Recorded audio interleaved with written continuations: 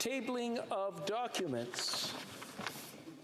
It is my duty to lay upon the table, pursuant to subsection 23(2) of the Electoral Boundaries Readjustment Act, a certified copy of the report of the Federal Electoral Boundaries Commission for the province of New Brunswick, conformément à l'article 32. Pursuant to Standing Order 32.5, this report is deemed permanently referred to the Standing Committee on Procedure and House Affairs.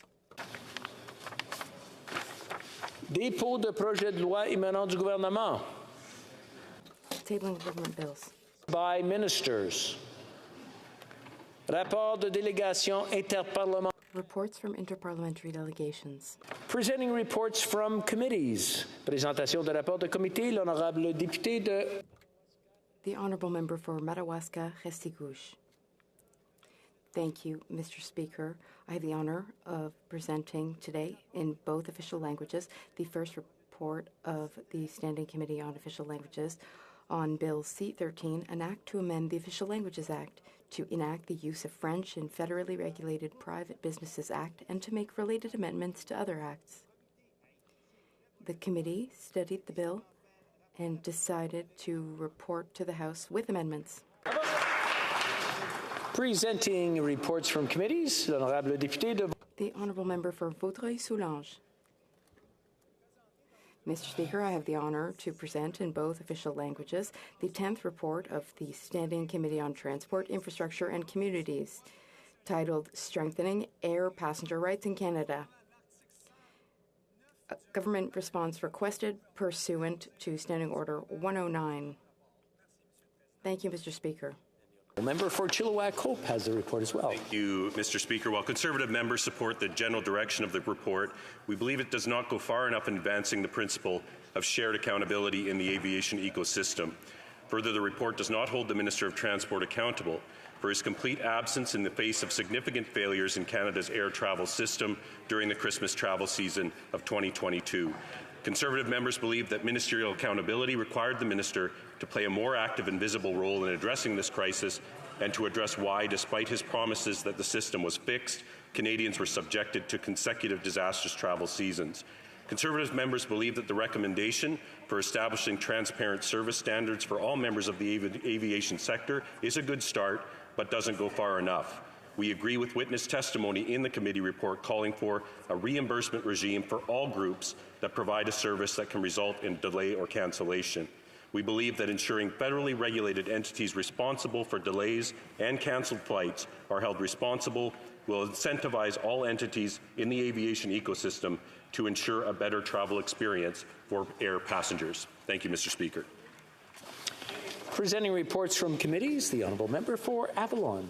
Mr. Speaker, I have the honour to present in both official languages the 10th report of the Standing Committee on Fisheries and Oceans, entitled Protection and Coexistence of the North Atlantic Right Whale in Canada. Pursuant to Standing Order 109, the committee requests the government table a comprehensive response to this report. And while I'm on my feet, Mr. Speaker, I'll thank all the members of the committee for their work on this report, and as well the clerk, analysts, and the translation team and all the support staff that make our meetings possible. Thank you. Presenting reports from committees, the Honourable Member for Kings Hants. Mr. Speaker, it is my honour to present in both official languages the 8th report of the Standing Committee on Agriculture and Agri-Food, a report entitled Feeding the World, Strengthening Canada's Capacity to Respond to Global Food Insecurity. The committee requests that the government table a comprehensive report, and like my honourable colleague from Avalon, let me thank all members on our committee for their tremendous work, for the witnesses who appeared before us, and indeed to our administrative staff and translation team for their continued excellent service. Thank you. Presenting reports from committees, the Honourable Member for Scarborough Centre. Thank you, Mr. Speaker.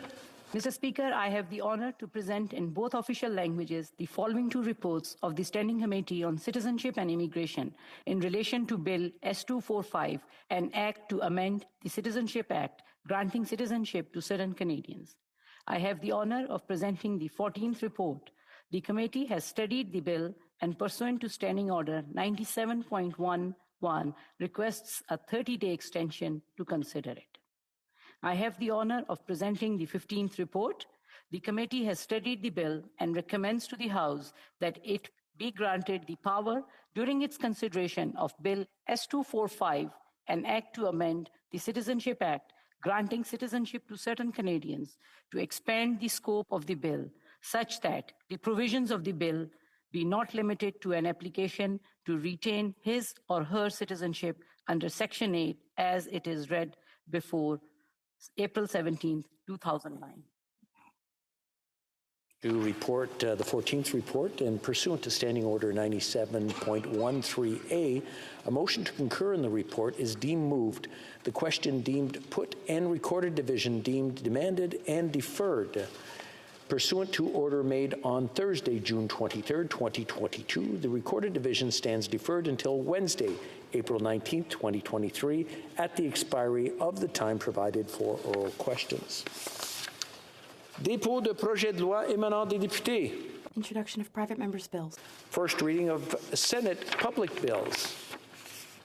Première lecture de projet de loi d'intérêt public émanant du Sénat. First reading of Senate public bills. Motion. Motion. Presenting petitions. Présentation de pétitions. The honourable member for Mission Matsky Fraser Canyon. Thank you, Mr. Speaker. Today I rise to table a petition signed by residents of Lytton, British Columbia. On June 30th, 2021, wildfires engulfed the village of Lytton and surrounding areas, destroying the town and displacing hundreds of residents. With building yet to begin, the businesses in Lytton who accepted CEBA loans have no means of reopening and repaying those loans. Residents of Lytton are calling on the Government of Canada to recognize these extraordinary circumstances and forgive any amounts owed by Lytton area businesses on Canada Emergency Bank Account loans. This is an exceptional circumstance, and these petitioners are calling for the Government of Canada in good faith to forgive these loans. They really do not have the ability to pay that back. They want to pay it back, but they can't, Mr. Speaker, so I present this petition on behalf of my constituents. Thank you so much. Presenting petitions, the Honourable Member for Barrie Innisfil. Thank you, Madam Speaker. I have two petitions to present today. The first, I'm very proud to present a petition that was brought to me by the organization Youth for Lake Simcoe, spearheaded by Zoe Bistroff, who was driven to launch the petition after paddle boarding on the lake and seeing waste floating and accumulating along the shoreline. In 2021, Zoe was awarded the Ernie Crossland Young Conservationist Award from the Lake Simcoe Region Conservation Authority. Petition E4278 was signed by 835 residents many of whom live within the Lake Simcoe watershed, and it calls on the government to follow through on the promises made by the Liberals in 2019 and 2021 election campaigns to provide new direct funding for the Lake Simcoe Cleanup Fund. I support this petition and thank Zoe and Youth for Lake Simcoe for their tireless efforts in their campaign to gather signatures for this petition. Madam Speaker, it's my hope that the government does finally keep its promise to support the work of many organizations and stakeholders and those who generally love Lake Simcoe to maintain it for the sustainability and health for generations to come. The second petition I have, Madam Speaker, I'm proud to stand to present petition E4221 from Barrie Innisfil resident Bob Dowdall that asks the government to withdraw the amendments that were tabled in committee in November 2022. The petition was signed by 13,964 Canadians that agreed the amendment and the evergreen definition was an overreach and unfairly made law-abiding firearms owners, sports shooters, criminals, and infringed on the treaty rights of Indigenous firearms owners. Mr. Dowdall was very concerned with the definition of prohibited firearm definition, as it is an item currently contained within a federal court case concerning the order in council in May 2020.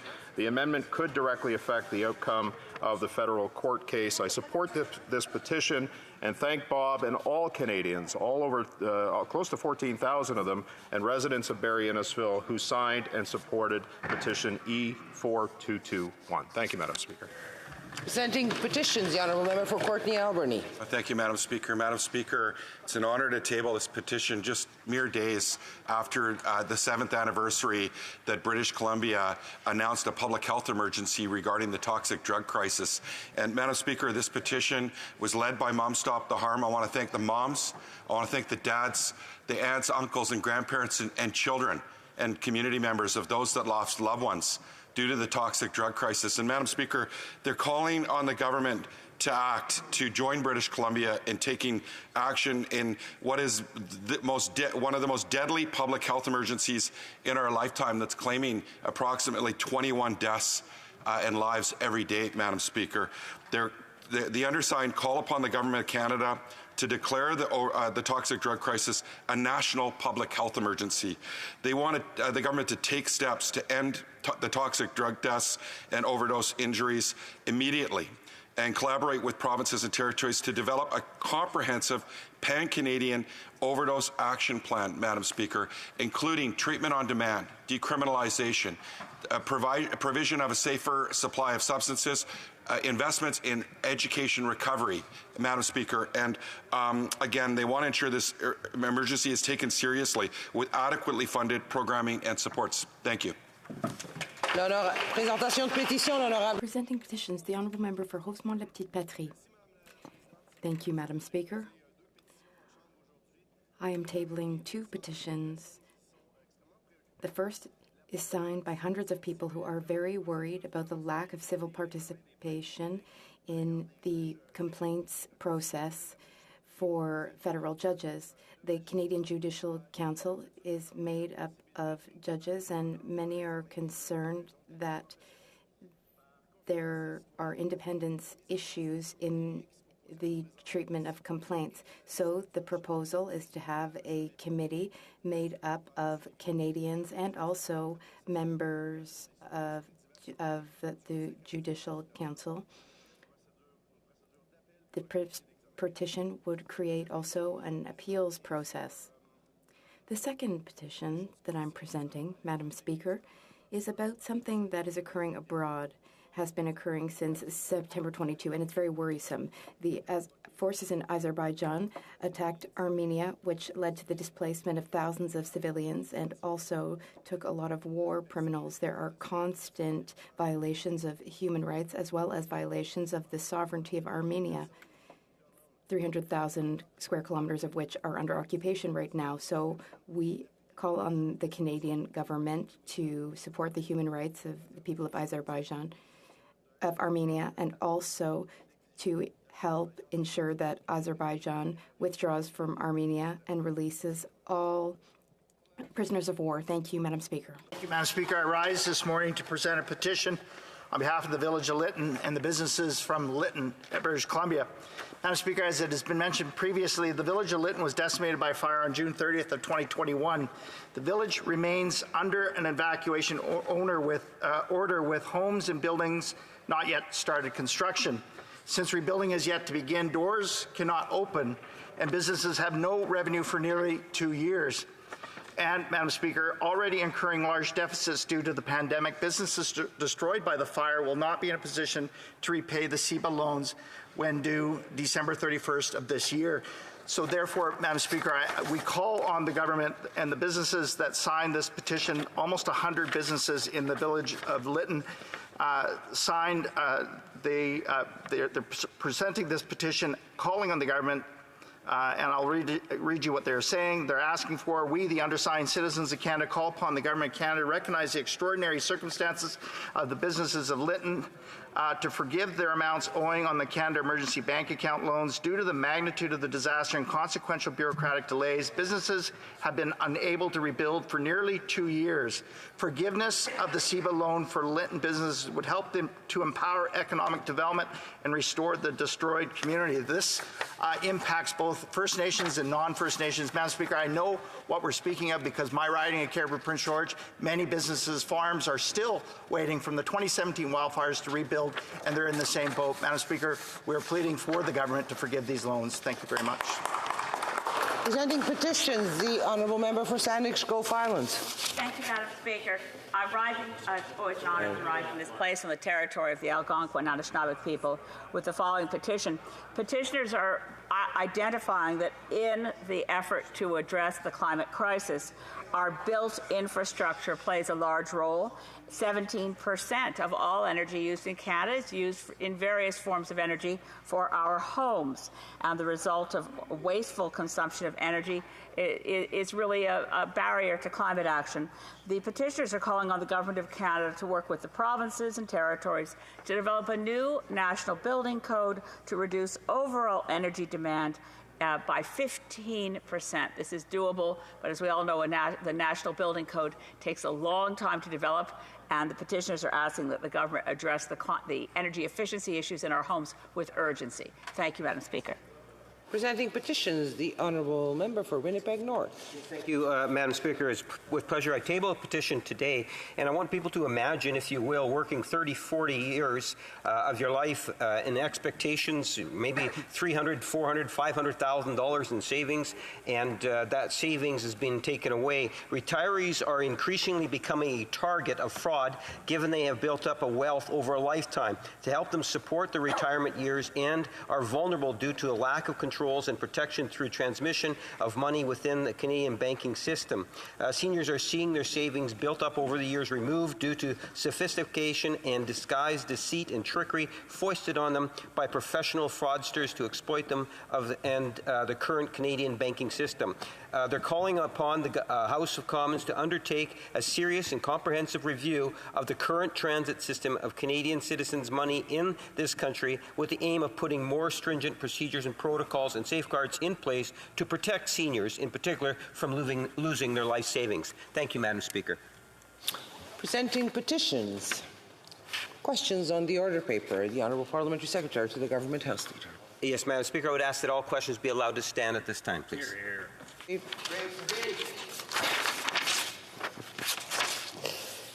hear. Requests for emergency debates. Orders of the day. Orders of the day, government orders, consideration of Ways and Means Motion Number 10, budgetary policy, resuming debate on the amendment moved by Mr. Poilievre. Resuming debate, the Honourable Member for Edmonton Riverbend. Thank you, Madam Speaker. It's always a pleasure to rise in this place and the House of Commons and particularly speak to Budget 2023 today. Before I start talking about the budget, Madam Speaker, I'd like to just first bring some good news to the House. They're one of our very good friends, Carl Brown and Veronica Dubac, just recently had a little baby boy, Sterling Vesely Dubac Brown, on March 17th. And I look forward to spending lots of time with him. He's happy and healthy, and we couldn't be more happy for them and their family. Very nice. Answered notes the applause, Madam Speaker. And also on a bit more of a somber note, Madam Speaker, this is the first time that I've been able to rise in this House since the tragedy that's hit Edmonton, and even more recently, where we've lost now 3 first-line police officials. And it's, first of all, it was Constable Travis Jordan, Constable Brett Ryan, and more recently, Constable Harvinder Dhami. And it is, I can't imagine the amount of grief that their families are feeling right now. And I wanted to make sure that send my condolences out to them. It certainly has gripped our town and Edmonton very strongly as we come to terms with the loss of 3 lives in our community, and those that put their life in the way of fire every single day. I do want to get to the budget, Madam Speaker.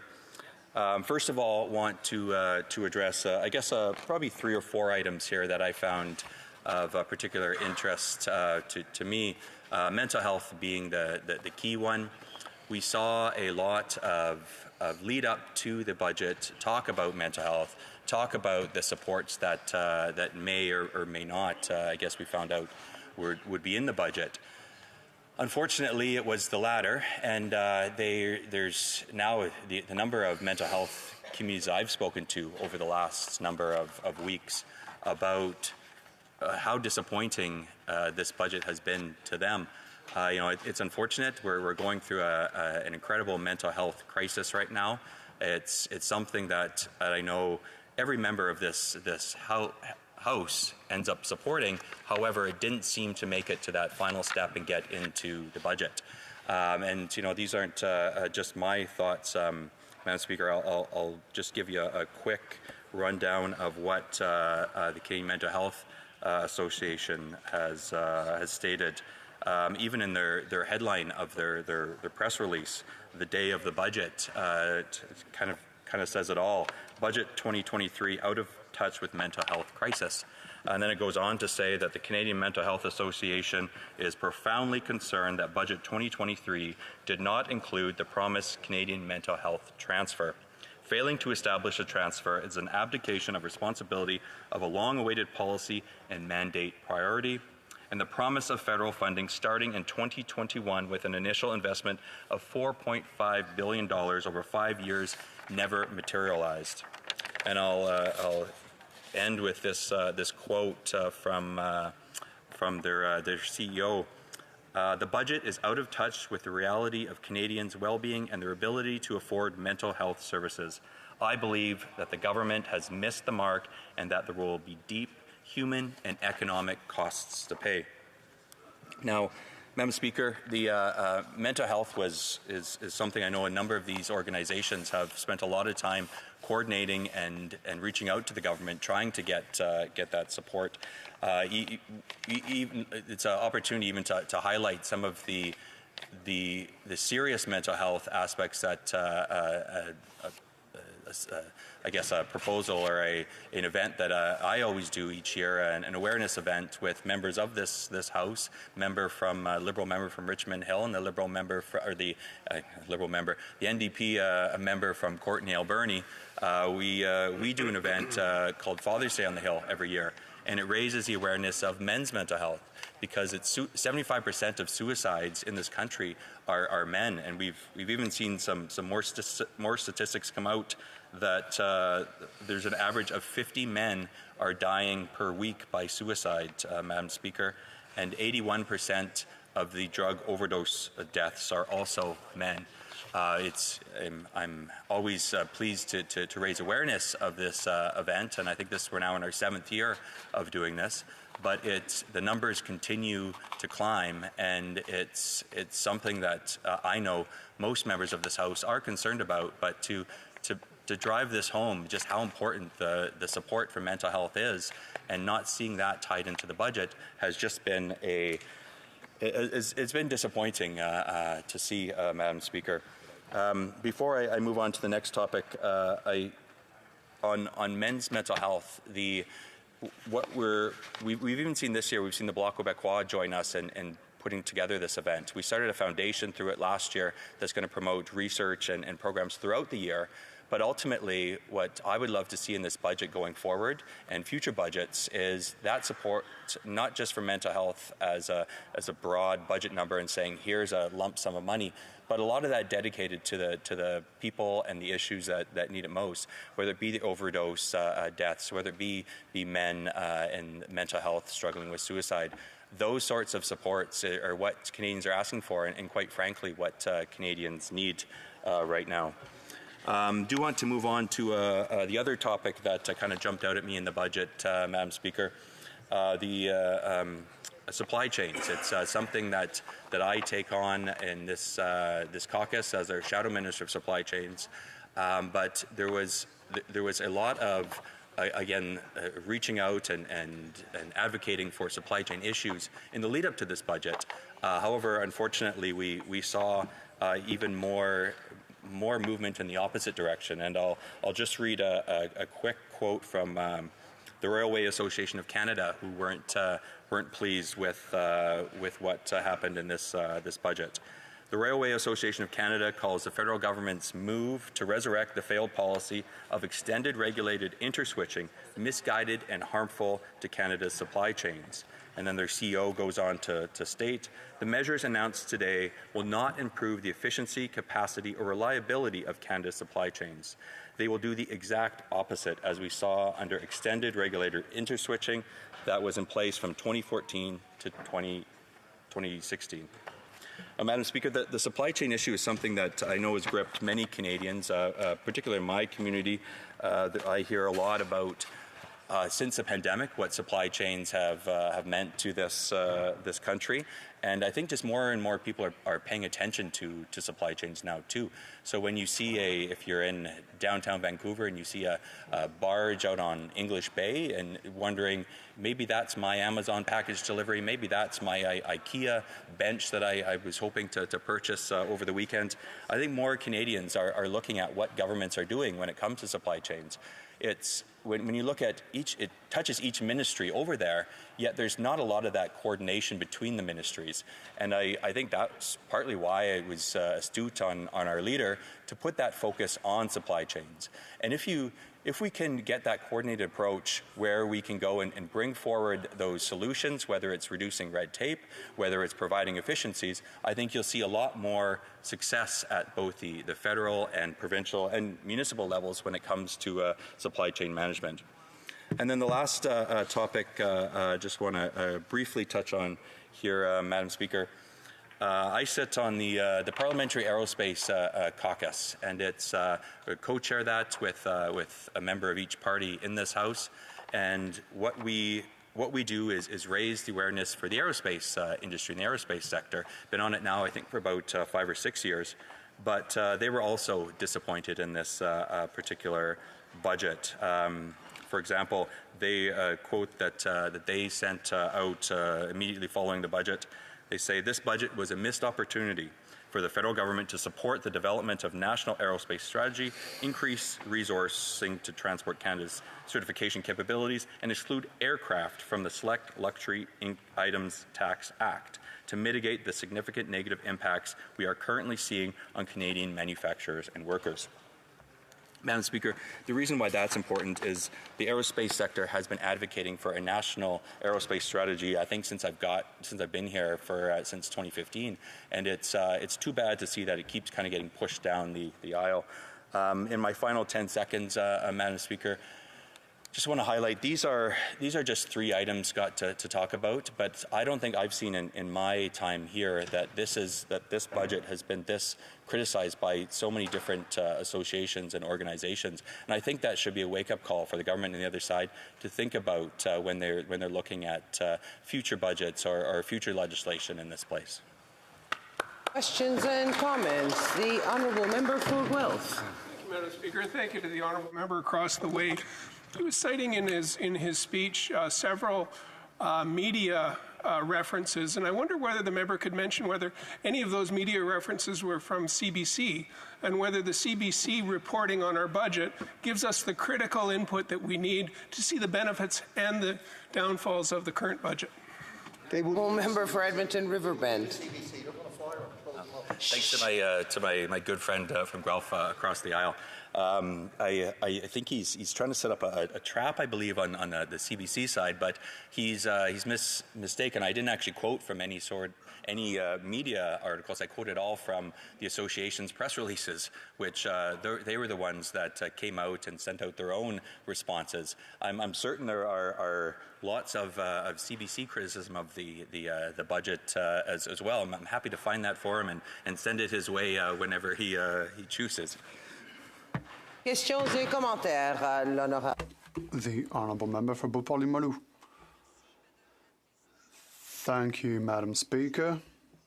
The budget has a number of important elements in it. However, the fact remains that it comes to play in Quebec and other provinces' jurisdictions.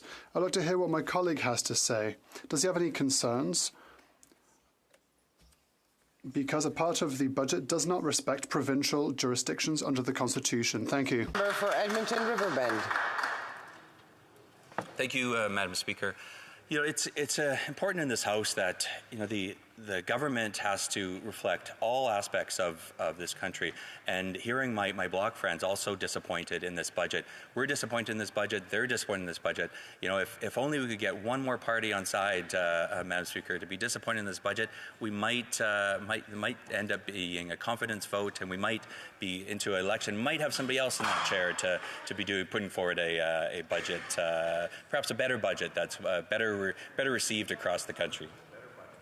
Questions and comments. The Honourable Member for Courtenay Alberni. Speaker, I really want to thank my colleague for his speech, and I work with my colleague on many different items, mental health, on working around pensions and whatnot. Madam Speaker, we know that 1/3 of single women in this country are living in poverty. It's completely unacceptable. We know that pensions need to be increased. But one thing that he talked about in his speech was around British pensioners that retired in Canada. So public servants that worked in Britain that receive a pension are restricted. They don't get the rate of inflation increase that Canadians get when they retire in Britain, for example. It's basically pension theft, Madam Speaker. And it's leaving many British patriots that live in Canada, expats, vulnerable to the cost of inflation. So maybe through you, Madam Speaker, I'll ask my colleague if he could speak about the importance of Canada and the British government working on a collective agreement so that when we come to head forward with a trade deal, Madam Speaker, that we ensure that those conversations are part of it so that we don't leave British pensioners here in Canada in poverty, and that we call them out for abandoning their own citizens here. Thank you. Member for Edmonton Riverbend. Thank you, Madam Speaker. A very timely question, too. Thank my friend from Courtenay Alberni for raising it. The British pensioners are actually here in Ottawa this week. There's over 150,000 members who aren't receiving their proper British pensions, and this isn't a partisan issue. My friend from Courtenay Alberni, there's members from the Liberal side as well that have been advocating for this for years. I think it even goes back to former Prime Minister John Chrétien and Tony Blair sitting down and discussing this. It's unfair treatment to Canadian citizens. They're here this week to push this issue. They're here this week to raise the awareness, and they're also here this week to flag the issue with the Minister of International Trade and making sure that she's aware of the urgent need to see a change and see this reflected in the pensioners of many people who are being unfairly untreated in this country. Resuming debate, the Honourable Member for Regina Wascana. Thank you very much, Madam Speaker. I'm very pleased to have the opportunity this morning to participate in the budget debate. It's been 8 years now that this Liberal government has been in office, and that is ample time for people to step back and take things into perspective. Imagine for a minute a typical Canadian family who is driving an 8-year-old car.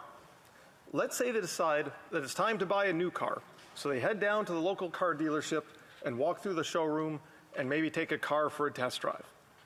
What are some of the new features that they would notice in a 2023 car that weren't there in 2015?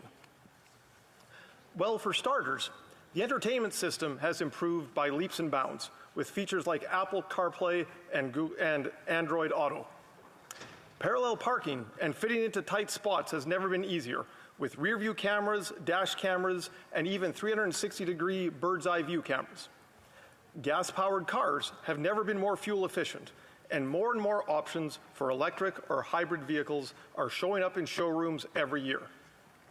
Safety features have improved immensely as well, with motion sensors to tell you if another car is in your blind spot or if you're following the car in front of you too closely. Madam Speaker, with all of these improvements in cars that we have seen over the last 8 years, I can't help but wonder if we have also seen any similar improvements in the federal government. What does the federal government do today that makes the average Canadian pause and say, wow, that's a big improvement from 8 years ago? Well, for starters, let's look at the passport office. I remember just a few years ago when I had to renew my passport, I was in and out of the passport office in maybe half an hour, and then my passport arrived in the mail in a couple of weeks. But, Madam Speaker, the passport office over this past year has been a national embarrassment, with people camping out in front of passport offices for days, only to be turned away because their travel plans had not yet been finalized. Madam Speaker, to this day, my constituency office still gets phone calls and emails from people asking for advice about how to apply for a passport so they don't have to cancel their vacation plans or camp out in front of a passport office for days on end. How about Immigration, Refugees and Citizenship Canada, the IRCC? If someone wants to sponsor a friend or family member to come to Canada, that person needs a visitor's visa or a permanent residency card. It used to be a relatively simple process of filling out and rubber stamping a few forms. Now it takes many months or even years of waiting.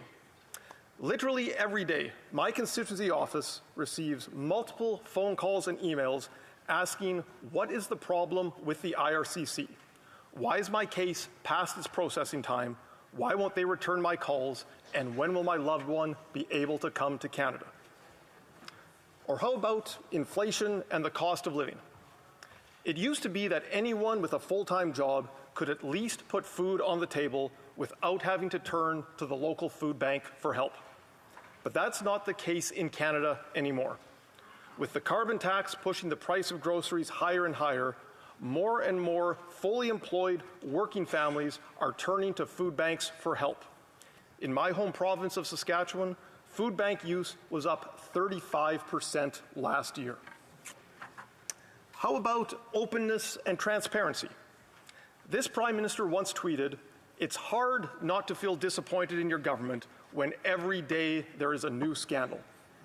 Today, this government has been found in violation of Ethics Commissioner rules on 5 separate occasions and counting. Although that will probably slow down a bit now that the sister-in-law of a Liberal cabinet minister has been appointed to be the new Ethics Commissioner. Has this government at least made our streets safer? Are dangerous criminals being kept behind bars, or are tougher penalties deterring these criminals?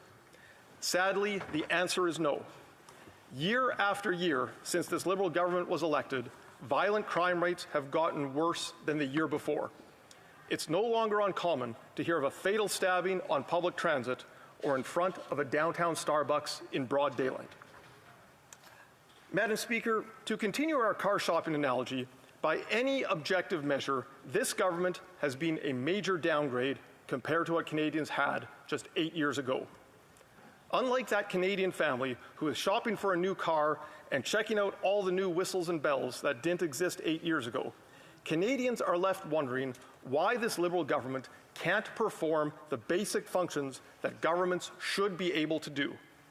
How is it that Canadians traded in a safe, reliable, dependable vehicle for a lemon that is always breaking down? Well, Madam Speaker, I think it's fair to ask, if we are consistently getting so much less from this government, then are we at least getting what we paid for? Is the deterioration in government services the result of massive spending cuts and massive tax cuts? If one takes a closer look at the numbers, that is not the case at all. Indeed, this Liberal government continues to raise taxes higher and higher. The carbon tax was raised yet again to $65 per ton and will continue to increase up to $130 a ton by the end of the decade. The excise tax on beer, wine, and spirits was raised again by 2%. And as if that weren't enough, in this budget, the government has also decided to implement a global minimum corporate tax, a share buyback tax, and a tax on dividends held by financial institutions. Madam Speaker, in addition to not getting taxes under control, this government is not getting spending under control either. Total expenditures for this budget will be just under $500 billion. That compares to a budget of just under $300 billion only 8 years ago. This means that annual spending by the federal government has increased by nearly 2/3 over the past 8 years. When one looks at the details of where exactly these expenditure increases are coming from, the picture becomes much more troubling. This year, $44 billion, or almost 10% of the government spending, will go towards interest payments on the federal debt. In the past, the Liberals have said that the government's massive debt burden was nothing to worry about because of record low interest rates. Sadly, the days of record low interest rates are over, and Canadians are left paying the bill. What is also troubling is the ever-growing size of the federal civil service. During the last term of Stephen Harper's government, a consistent focus on efficiency was able to gradually reduce the size of the federal civil service by 25,000 employees. Since coming to power 8 years ago, this Liberal government has hired back more than triple that number. Perhaps if this government weren't so obsessed with regulating social media newsfeed algorithms, confiscating hunting rifles and shotguns from law-abiding firearms owners, restricting fertilizer use by farmers, or sending COVID checks to dead people, then maybe we would not need this small army of federal civil servants. Madam Speaker, while these times may be difficult, it's important to stay optimistic. To the 1.5 million Canadians who had to use the food bank last year, to the thousands of Canadians whose vacations were ruined because they couldn't get their passport renewed, and to the hundreds of thousands of Canadians who are trying to sponsor a loved one to come to Canada, I say to you, don't lose hope. This latest Liberal budget shows that it's time to trade in this old, broken down, rusted out, clunker lemon of a Liberal government and trade it in for a shiny, new, reliable, dependable, conservative government that people can depend on. Thank you very much, Madam Speaker. Questions and comments. The Honourable Parliamentary Secretary to the Government House Leader, Senate. Thank you very much, Madam Speaker. Thank the member for his intervention today. Towards the end of his speech, he talked about the size of the public service and the individuals that work for the federal government to deliver the services that we provide to Canadians. I'm wondering, he talked with great pride about Stephen Harper's legacy of reducing the public service size. I'm curious if he could inform the House as to where he would think would be the best places to start eliminating jobs within the public service. Member for Regina Wascana. Thank you very much, Madam Speaker. Yes, I would say Bill C-11 and this new government policy of regulating social media news feed algorithms. I think that is a very clear example of something that the government has no need to do and no business doing and doesn't need to even contemplate doing. I think that if we were not so focused on Bill C-11 and social media news feed algorithms, there would be a lot more federal civil servants who could focus on issuing passports and doing the things that government should be doing. I would also add the confiscating and buyback of hunting rifles and shotguns. I would also add the fertilizer restrictions on farmers as well. Lots of things that the government does that it doesn't really need to do. The Honourable Member for Repentigny. Thank you, Madam Speaker. I'd like to thank my colleague for his speech. Now, he's been criticizing government expenses and spending. There is one we've criticized, and I'd like to hear from him. The billions of dollars that are being spent on hydrogen and carbon capture. Regarding carbon capture, many projects in the world have been abandoned, and the U.S. is canceling incentives for this. So, why not try to cut that out of the Liberal budget? For Regina Wascana. Thank you very much, Madam Speaker. I'm of the view that the natural resource sector is best left to provincial governments. The Constitution in this country is very clear under sections 91 and 92 that natural resources are the jurisdiction of the provincial government. And I know in my home province of Saskatchewan, the natural resource sector is actually a major generator of revenue for the provincial governments. It seems like a good idea, and it would make sense to me if the provincial governments in this country were allowed to take the lead on managing their resource sectors, and the federal government can help best by staying out of the way. Questions and comments. Questions et commentaires. The Honourable Member for Avalon. Thank you, Madam Speaker. I want to go back to a question from my colleague from Kingston and the Islands because he really didn't get an answer on the question.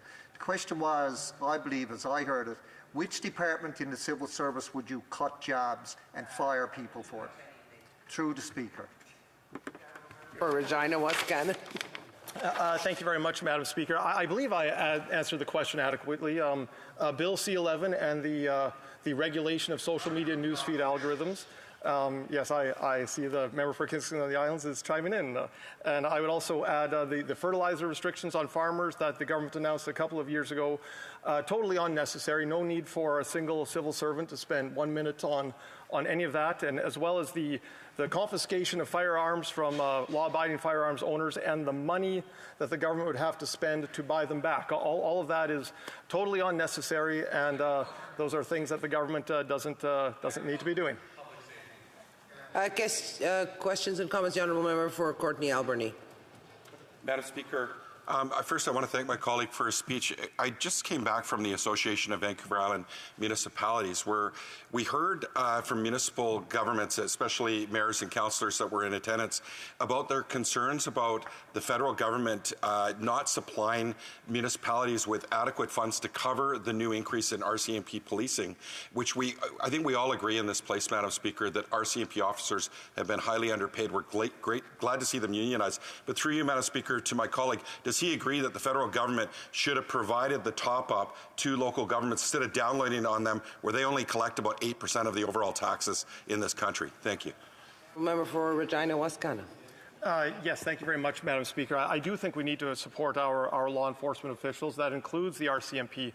And I would also add that, as we've seen with the Mass Casualty Commission's report as a result of the Nova Scotia shootings, we do need to improve police training in this country and RCMP training in this country. And I would also add that the RCMP depot in Regina is the best place to do that. I think that the proposal in the Mass Casualty Commission's report to shut down depot in Regina is misguided, and we should be proud of our RCMP officers. Thank you, Madam Speaker. Prise du débat. Resuming debate, l'honorable député de Laval-les-Îles. The Honourable Member for Laval-les-Îles. I will be sharing my time with my colleague. Thank you, Madam Speaker. This is a period of uncertainty, full of dangers. We know that within liberal democracy, according to some thinkers, there was the specter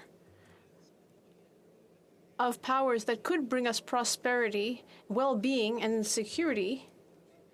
That was considered the progress, the end of progress, the end of history, and that things would go on in an endless day with no night. But we can now see that this type of thinking is no longer matching reality. We have seen the startling rise of authoritarianism in many parts of the world. And we know that the progress and the wealth that was promised to us has actually occurred to the detriment of sustainability on our planet.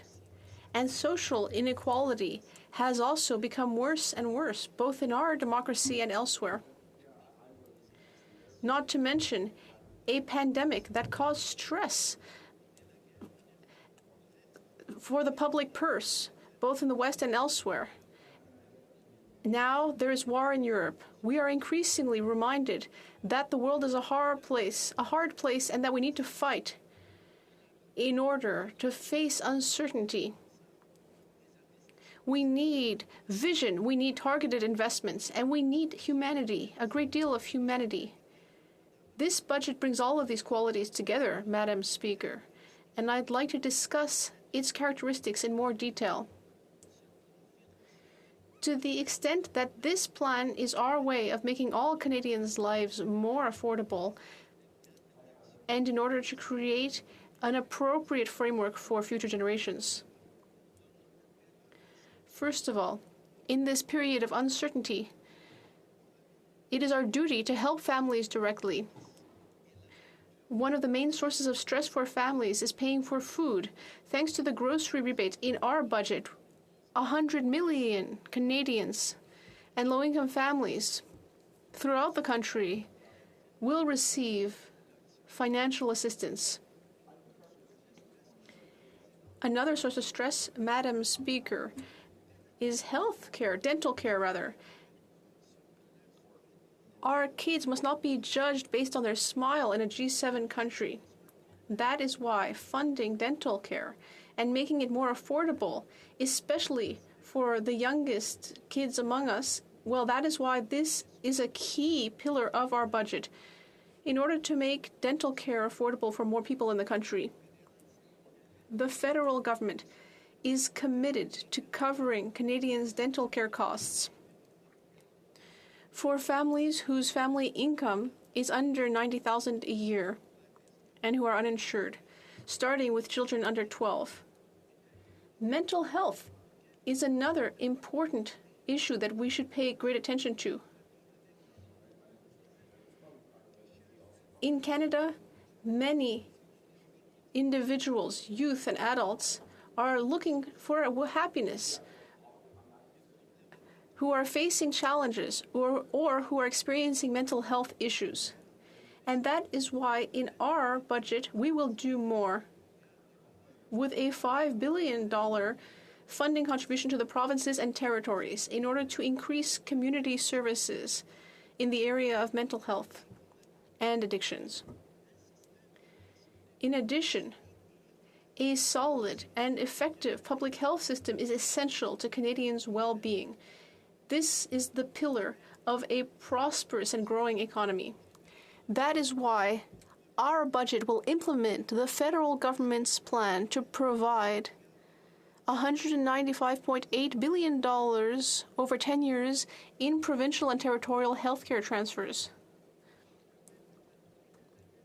This is to enable all Canadians to receive appropriate health care. And now, I would like to discuss our housing policy.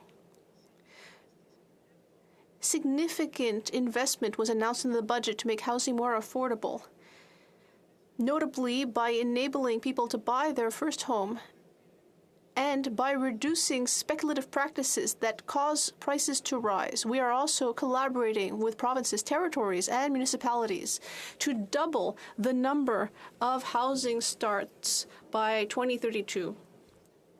The budget proposes new measures to move forward with this.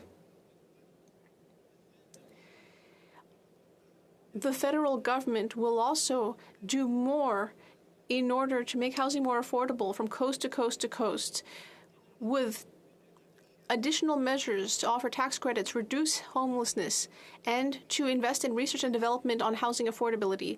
The budget also announced that the government will carry out consultations on what changes are to be made to reduce or eliminate regulatory barriers that are faced by buyers from various communities who would like to access financing. This budget also offers thoughtful answers to international issues that affect both Canada and other countries to address climate change. This budget is an even more ambitious continuation of our climate policy. To illustrate my point, Madam Speaker, the G7 summit that took place in Cornwall in 2021 already bore witness to the fact that we need to implement internationally, that we need to bring forward concepts by researchers at Cambridge University. That institution has stated that we need to invest in our natural capital in a sustainable manner in order to generate sustainable prosperity. And that is what our Budget 2022 offered and what Budget 2023 will continue to do. We also need to go into a phase of strong action to promote the long-term resiliency of public finances in order to meet future structural challenges. We need resilient and inclusive growth. Thus, we will be able to respond flexibly and sustainably to issues facing the public sector. The key to all this is that specialists have stated that nations need to adopt macroeconomic tools in order to manage the temporary increase in the debt, which is what we are doing. In the months and years to come, Canada should seize the remarkable opportunities that are occurring in the global economy. We know that there will be pivots. For example, the green pivot, as well as countries' effort to promote friendshoring by collaborating with democracies like Canada. Madam Speaker, I don't know whether we have really reached the end of history. I doubt it. We must recognize that we are part of a long global march towards democracy by ensuring that our government always be there for its citizens. We must be there for children who need dental care, for single mothers with 2 jobs, or for a firefighter who can't go to work because they have a disease related to their work. For all these people, we must be there. We must stand for them. I myself have 2 amazing granddaughters, Livia and Leia. I want to be able to look at them, to look them in the eye in a few years and tell them that we did everything we could to fight climate change. That we invested before it was too late, that we have taken targeted measures, that we did not try to avoid these colossal challenges, and that our government did what it could. That Canada can remain a light in the darkness, a haven in the storm.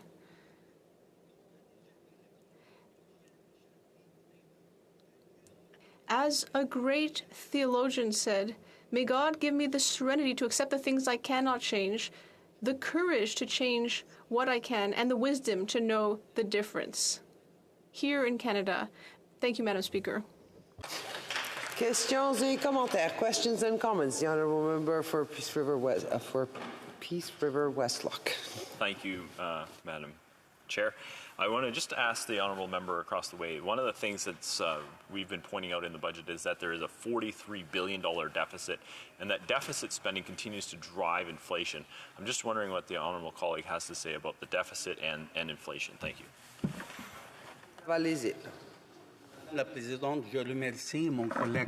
I'd like to thank my colleague for his question. And I can say that we are not considering this a deficit. We are considering it an investment in Canada's well-being. If we look at what happened during the pandemic, this government helped all Canadians from coast to coast. So this is an investment. If we let Canadians down during a difficult period like the pandemic, that means that half the country could have gone into bankruptcy during the pandemic if we hadn't been there. But our government didn't let anyone fall through the cracks. That's what we did, Madam Speaker, and we will continue to do so, to serve Canadians from coast to coast. Commentaire, l'honorable député de Terrebonne. Ah, pardon. Madame la Présidente. Sorry, the honourable member for Thérèse de Blainville. Thank you, Madam Speaker. How are you? Doing well? Great. I thank my colleague from a riding not too far from mine for the speech. But I have a question for him. My question is about his government's will to help Canadians. As we know, the federal government has social programs which it manages, which belong to it. An example would be old age security. Another example, employment insurance. Can my colleague please explain? Because I often talk to seniors, but how can he explain that there's nothing for seniors in the recent budget? Then, when it comes to employment insurance, despite his government's promise to take care of workers in 2015, 2019, 2021, they made that promise, but there's nothing for EI in the recent budget.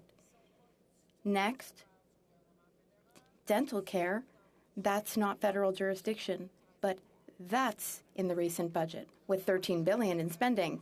Can he explain that? Thank you, Madam Speaker. The honourable member for Laval-Les-Îles. Thank you, Madam Speaker. I thank my colleague for her question.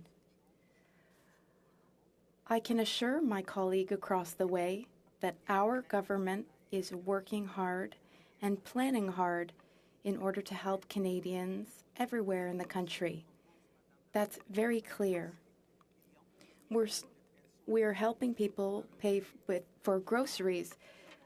11 million Canadian families with low or modest income will benefit from the grocery rebate. There will be up to $234, for example, for Canadians living alone.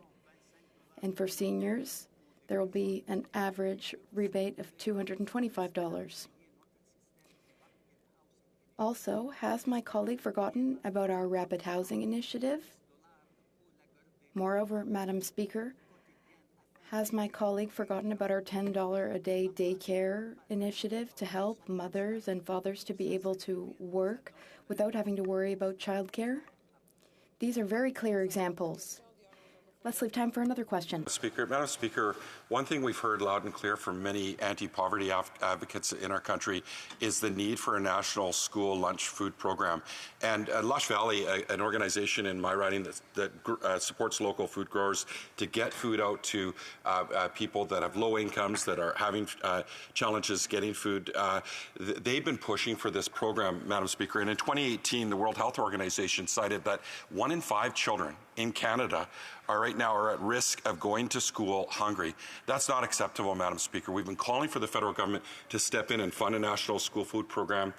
We need federal funding so that school lunches is something that can help also take pressures off a family right now. Through you, Madam Speaker, will my colleague speak about the important need, and when will his government answer the call to action so that children aren't living in poverty and they get the best start in life? Thank you. The Honourable Member for Laval-Les-Îles. Thank you, Madam Speaker. I thank my colleague for his question. Government of Canada financial support is helping people everywhere in Canada. Budget 2023 contains new investments so that Canadians can benefit from targeted, quick action and real help, real services. Canadians will receive support. The Honourable Member for Aurora, Oak Ridges, Richmond Hill. Merci, Madame la Présidente. Thank you, Madam Speaker. It's a real honor to rise today to speak on Budget 2023. As representative of... And ask her to take the phone from near the mic. It is very disturbing for the interpreters. Sorry. Same time. Because there's much I want to say, and it really is my honor to rise as the representative of the people of the great riding of Aurora, Oak Ridges, Richmond Hill, and address Budget 2023, a budget that will benefit those living in my riding and all Canadians, I believe. And it's a budget that defines the middle way. We've heard a lot this morning already from people who want more in the budget, things we've missed, people who'd like us to spend less, many members who criticize what we have. And it's easy to do that. It's easy to point out things that could be there. And I listened to the member from Port Alberni and agree that a school lunch program is very important. However, we find ourselves at a time where we are facing serious challenges. You know, we're still in the post-pandemic economy, as is the rest of the world. We're facing high inflation. We're facing high interest rates. And we are trying to address serious issues that have been made clearer through the pandemic. And so we can talk about maybe new bells and whistles on a car, how perhaps we'd like to have Apple Play or a better sound system. And I think perhaps that's what defines the difference between the Conservatives and ourselves, is that we're more concerned with every Canadian having a way to get to work than having bells and whistles on a car. I think that this budget addresses the very important needs that are facing us today, while at the same time trying to contain spending and be aware of the fact that our deficit has been large throughout COVID and we have to bring it down. So, as I said, you know, we are in a post-pandemic economy.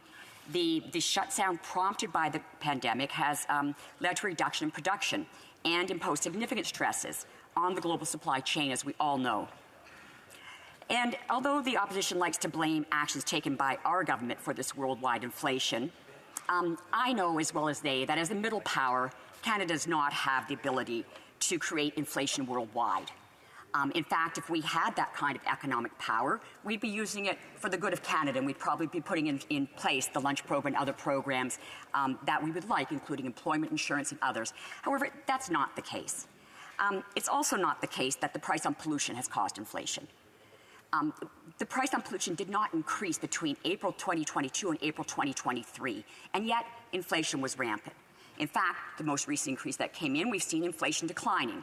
So even on a simple basis of correlation, it doesn't stand, never mind causality. And, you know, rather than talking about opting out of inflation through cryptocurrency and other things, or cutting programs, we're investing in Canada. We're trying to build the economy to continue on a program that has been in place since 2015 to make sure that our economy is green, that it's inclusive, and that includes all Canadians. You know, speaking of crypto, just in the last 2 weeks, I have received emails in my riding from people who have lost their life savings, trying to invest and using crypto as the way to do it. No way, no redress, no way to follow it, and they are out their life savings. In one case, almost $1 million. In another case, $8 million, Madam Speaker. So we can't just opt out through programs like that. We have to be serious, not reckless, and follow this path. So we're not only dealing with global inflation, the COVID-19 pandemic also underscored fault lines in our society, in particular around health care. And we know that the problems that were there before were exacerbated through the pandemic. And so this budget focuses on health care. It is the largest part of the budget. It is much needed. And provinces have been asking for increases in the Canada Health Transfer. We've included bilateral negotiations with provinces to respond to their needs, and $25 billion in there for mental health in those bilateral negotiations. And the provinces can spend the money where they see is most needed. So healthcare was one of the very important things that we had to address. And given that, the affordability crisis is ongoing. As I said, we're in a post-pandemic economy. So we needed continued supports. The new grocery rebate, but that is in addition to ongoing programs that have been instituted since 2015, Madam Speaker. Programs like the Canada Child Benefit, the dental plan, which is now expanded under Budget 2023 to people living with disabilities and seniors. It also is programs in place like the Canada Child Benefit, which this government put in place and has been helping bring people out of poverty. So when asked, you know, what difference, how is this better if we're comparing a 2008 model or 18 model to a 2023 model? Well, Canada is much better in that we have decreased poverty among children significantly and among seniors. To me, that is far more important than the bells and whistles. Those basic things that we have done are making a difference to Canadians across this country.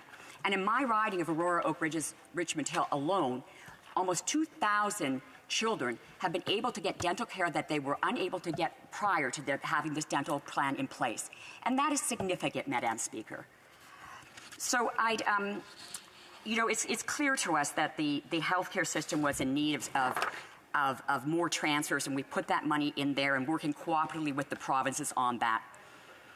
The other area that we knew we had to continue with is the greening of the economy, Madam Speaker. Programs that are in place to ensure that we do our part as a country to move Canada forward. You know, countries around the world are recognizing that things have changed, and we have to change with it. We cannot be left behind. We know that the price on pollution is the most efficient market mechanism to try and make some of these changes. And we're investing in clean tech. This budget has significant investments in clean technology to encourage businesses to invest. And through the Canada Infrastructure Fund, we're working with the Canada Growth Fund, rather, we're working with the Public Sector Pension Investment Board to attract additional private capital to Canada to green and clean our economy. So we're laying the foundations for a made-in-Canada solution to tackle climate change. And this is a federal responsibility. You know, members can say that we should leave these things to the provinces. I was in a Environment Committee meeting yesterday, listening to First Nations in the region around the Cairns Lake, the Cairns tailing pond spill. It was heartbreaking to listen to them and to hear witness after witness talk about the provincial regulator that had not done its job, that had not protected these communities from these spills, from these tailings ponds. And this continues. And as a federal government, we have an obligation to protect Canadians, their health and safety. And I'm not okay with leaving it to the provinces when it is, in fact, a federal responsibility. So, cutting back our spending by exempting ourselves from our responsibilities, from stepping back, is not okay with me. Neither is slashing programs. Madam Speaker, we have to live up to our responsibilities, and we're doing that in this budget. So we know we can't afford to maintain the status quo when the world around is changing due to the climate crisis and the response of most advanced economies to it. We're making significant investments to ensure that Canada does not fall behind. And we know that the Canadian economy will be stronger when all Canadians are able to fully participate in it and benefit from it. So we're continuing to ensure that Indigenous communities, women, people living with disabilities, the 2S LGBTQA plus community, and other underrepresented minority groups are participating fully in the process of shaping policy priorities that support them. Budget 2023 continues to implement the plan that was set out in 2015 by this government, and we need steady progress on these goals, not knee-jerk reactions that slash programs and go to alternative methods. We must continue to do this, and it's only by continuing on this path that Canada will reach its full potential, achieving greater prosperity and fair and responsible economic growth. We are well positioned as a country to capitalize on the many advantages we have, and they're numerous. If we continue to support one another and work together, we will build an economy and society that will be second to none, one which will be shared by all Canadians. So at a challenging time, in a challenging world, there's no better place to be than in Canada. Thank you, Madam Speaker. Questions and comments? The Honourable Member for Barrie Innisfil. Thank you, Madam Speaker. One of the areas that I want to focus on in the budget is specifically with respect to Lake Simcoe. Now, I know that the government has allocated a multi-million-dollar fund for freshwater lakes and watersheds across the country. One of the things that we're focused on locally, and the member is part, I would consider her part of that, is Central Ontario, is specific funding for Lake Simcoe, specifically the reinstatement of the Lake Simcoe Cleanup Fund. As you know, Madam Speaker, previous Conservative government invested close to $60 million. We saw measurable improvements in phosphorus. Fish habitats were coming back. Why would the government not consider, and there were numerous councils around the Lake Simcoe watershed who passed motions asking for direct funding to Lake Simcoe, why would that not have been specifically indicated in the budget as a direct funding mechanism for Lake Simcoe? Lake Simcoe, Madam Speaker. Thank you. The Honourable Member for Aurora Oak Ridges, Richmond Hill. I thank the member opposite for that question. And in fact, the Lake Simcoe watershed is in my backyard. I do live in that area, and I'm very concerned about it. And like I said, there were many things that weren't included in this budget, but we have funded a clean water agency the first time in the history of Canada, and have put significant money into clean water. But it's up to that agency to determine how that money is spent. And there are many individual requests that were not met. I would like to add, however, that the provincial government's decisions to build on farmlands and wetlands and greenbelts and continue to build highways across farmlands that specifically affect Lake Simcoe is adding to this problem, not helping. And so we have to work together. The Bradford bypass was a disastrous decision, and 413 is going to follow in its steps. Thank you, Madam Speaker. Questions and comments. The Honourable Member for Repentigny. Thank you very much, Madam Speaker. I thank my colleague, who I work with in the Environment Committee, and I appreciate the work that we do together. But when it comes to the budget, we have divergent opinions, especially when it comes to environment. When it comes to carbon capture and utilization, this is just a way to help the oil and gas industry.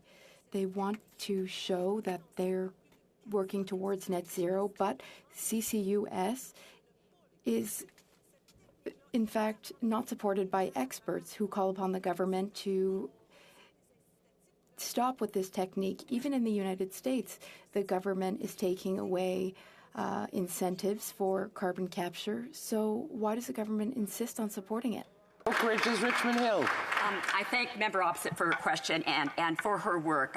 We share a passion for the environment. And I would say what we are trying to accomplish is to meet our targets, our carbon, the reduction in CO2. And we're using many, many different ways to do that. So, we've been working together on a study to end fossil fuel subsidies. And I'm not a great fan of the fossil fuel industry, but I also recognize that we are going to continue to need fossil fuels in the transition. And putting in place carbon capture, utilization, and storage that will help make that cleaner is a step towards meeting our international goals. Thank you. The Honourable Member for Churchill, Coatinucasky. Thank you, Madam Speaker. And as many of us in the NDP have indicated, we are very proud that certain key commitments are made in this budget around dental care and other key areas. However, one area that requires much more support and certainly with greater urgency are the investments needed in Indigenous housing. I represent many First Nations that are facing a housing crisis. There is a housing crisis that particularly impacts Indigenous peoples in urban centers. And while this budget commits funding, much of that funding is flowing in the back end of the commitment, so not on a urgent basis as is required. Does the member agree that urgent investments are needed to deal with the housing crisis in Indigenous communities? Member for Aurora Oak Ridges, Richmond Hill. Thank you, Madam Speaker, and thank you for the member for her question. Yes, there is a dire need for housing in Indigenous communities. And I would say that in addition to what is in the budget and has been allocated for Indigenous housing, there are also ongoing programs. Again, this is the first time we've had a national housing strategy in Canada, and much has been accomplished through it. We have continued programs such as the Rapid Housing Initiative, the Housing Accelerator Program, and all of these have funding for Indigenous housing as well, Madam Speaker. So as I said, there are many things that I wish we could have funded in the budget, but the fiscal constraints led to a more limited scope. So I thank the member for that question, and I agree. Thanks. Resuming debate, the Honourable Member for Courtenay Alberni. Thank you, Madam Speaker. It's a huge honour and privilege to be here on behalf of the residents of Courtenay Alberni to bring their concerns and thoughts around the budget, Madam Speaker. And there are some things that are important in this budget to help relieve the pressure on Canadians and people in my riding in particular. Of course, the largest expansion of healthcare in our country in over 50 years in the expansion of dental care. Of course, the importance of continuing with childcare for $10 a day for affordable, accessible, and quality childcare, which is going to ensure that every child has the best start in life, and certainly very important to the small business community, Madam Speaker, because it helps with the labour market challenges that many people are facing. The GST rebate that's going to help support people right now as we see inflation skyrocketing, especially at the grocery store. Merchant fees, and I look forward to more details on the merchant fees issue, Madam Speaker, but a promise that there's going to be a reduction on merchant fees, something that I've worked really hard on for the last 7 years, as well as my NDP colleagues. I hope we see that, Madam Speaker, come to fruition, because it's been a long journey. Also, the investments in clean energy, a clean job centre, something my colleague from Timmins James Bay has worked tirelessly around, Madam Speaker, and of course, removing the interest on student loans and increasing the grants of up to 40% for students. These are things that New Democrats have prioritized, Madam Speaker, that we were able to secure for Canadians in this budget. Some areas where we were able to get some success was getting $4 billion for rural and urban Indigenous housing over 7 years, but it's so far from what's needed, Madam Speaker. We needed that per year over the next 10 years just to make any headway. So obviously there's many things that are missing. I'm not going to get into the long details around that. But one thing I will say, Madam Speaker, is that they really missed it on an opportunity to go after an excess profit tax on the oil and gas sector, on increasing the tax that they put on the financial sector, and of course, Madam Speaker, on grocery stores, the big chains that have had excess profits. You know, Madam Speaker, this is where there isn't a lot of difference between Liberals and Conservatives, is that they continue this pathway of corporate welfare. We even see Conservatives in Britain, Madam Speaker, that have stepped forward with an excess profit tax on oil and gas, but we can't get the Liberals to do that here. Now, I hear colleagues say that they can't do everything, that there's too many bells and whistles. Well, I'll tell you, a school food program and sending kids to school 1 in 5 hungry is not acceptable in a country where we have excess profits, record profits in an oil and gas sector. That is unacceptable, Madam Speaker. This could have been dealt with in this budget. But, Madam Speaker, I'm going to really focus on 2 things that are absolutely really critical that are missing in this budget, that are impacting every colleague in my House and their constituents and all Canadians. And that is around affordable housing, Madam Speaker, and mental health. And so I'm going to tell just a quick story about where I grew up. I grew up in a co-op housing complex in Victoria, Madam Speaker. My dad was a transmission mechanic. My mom worked for the federal government as a clerk. They were they were lower middle class, but they were higher income earners in the co-op that I lived in. And the co-op had a 30% threshold of your income went to rent. So it was geared to income, the rent of the co-op. But we had many people in the co-op. We had single parents. We had seniors, we had people living with disabilities, we had other families. And Madam Speaker, one thing that we all had in common in the co-op is we had safe, secure, and affordable housing.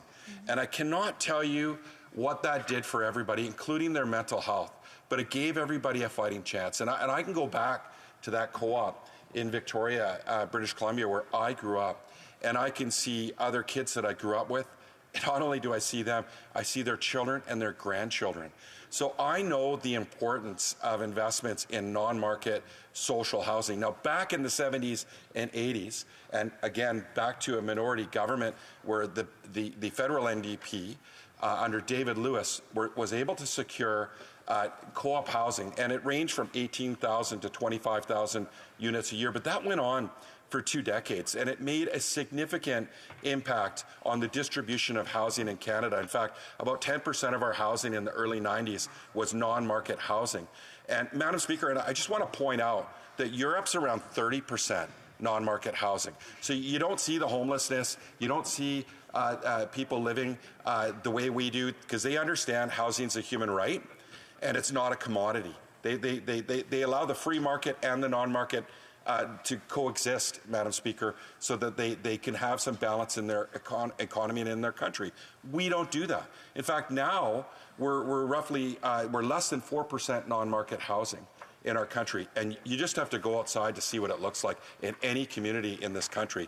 And I do want to remind Madam Speaker that I will be splitting my time with the member from Nanaimo, Ladysmith, and I'm really grateful for her work, because we live side by side, Madam Speaker, and in her riding, she's seen this crisis around affordable housing, just like everybody else, but it has certainly been exacerbated by many people moving to Vancouver Island. And we're seeing an increase of our population and the pressure forcing people out on the streets. And there's so many stories that we're hearing about, and when it comes to that. But there are many solutions, Madam Speaker. I was just at the Canadian Mental Health Association. They had their advocacy week, and I actually frequent them very often on many different occasions. But Katrina Kiefer, the president, CEO of the local CMHA branch in Port Alberni, took me on a tour of some of their non-market housing units, and they had low to medium barrier housing. And the changes in the lives of the people that were in their housing, it was transformational.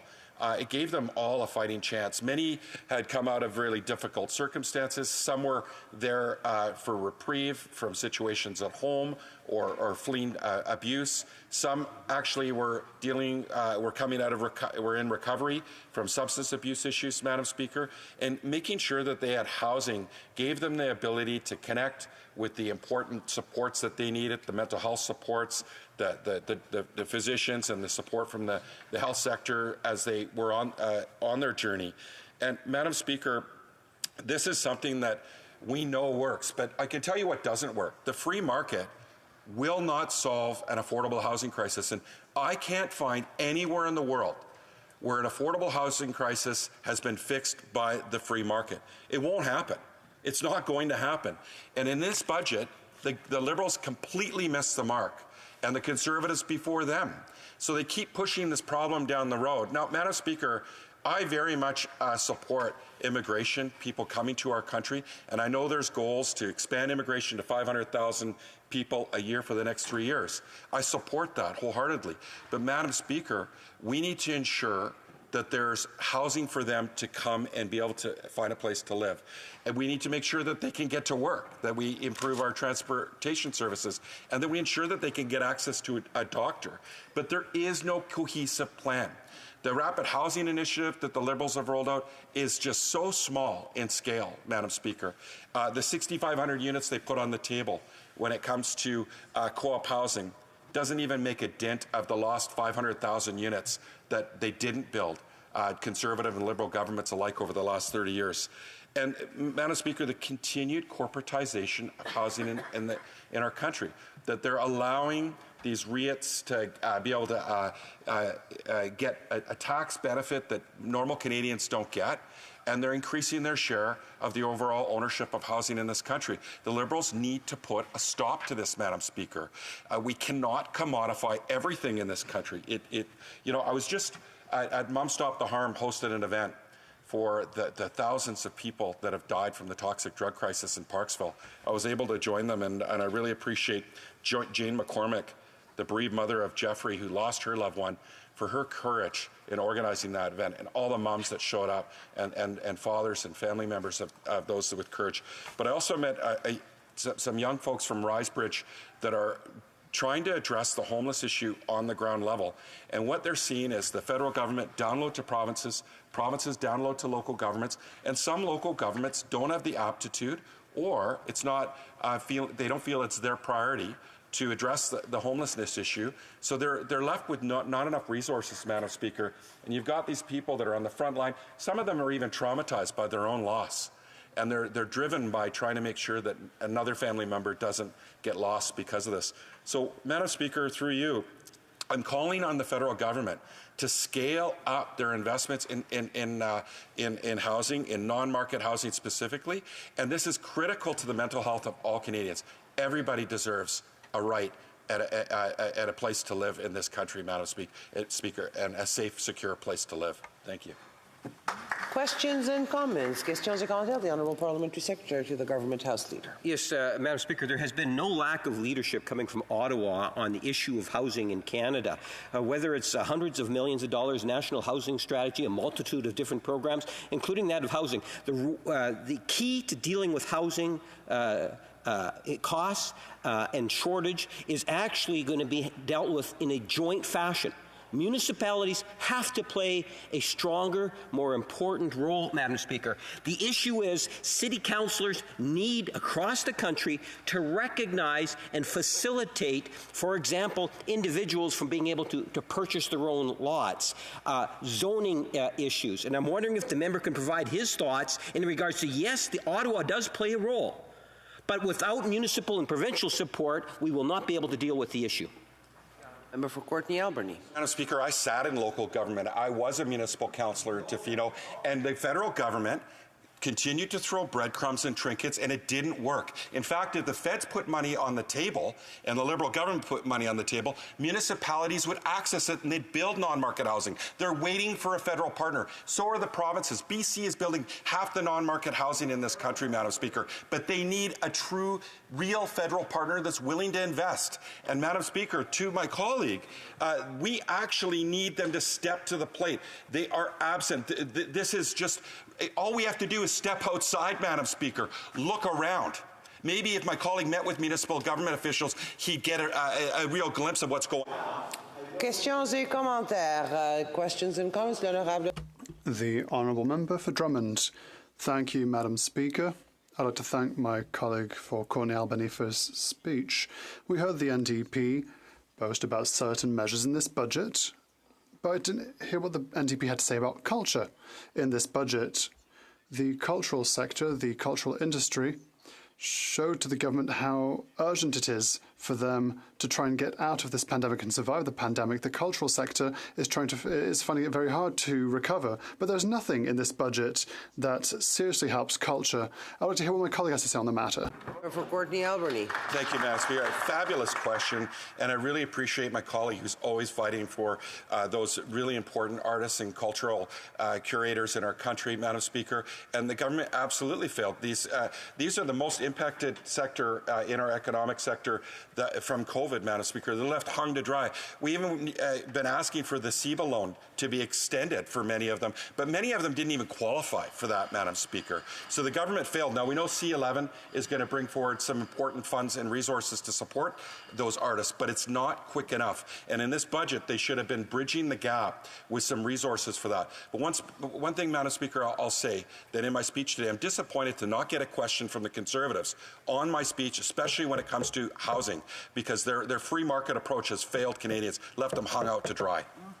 Questions and comments. The Honourable Member for Peace River Westlock. Well, thank you, Madam Chair, and I just couldn't let that go by, that saying the free market approach would not work.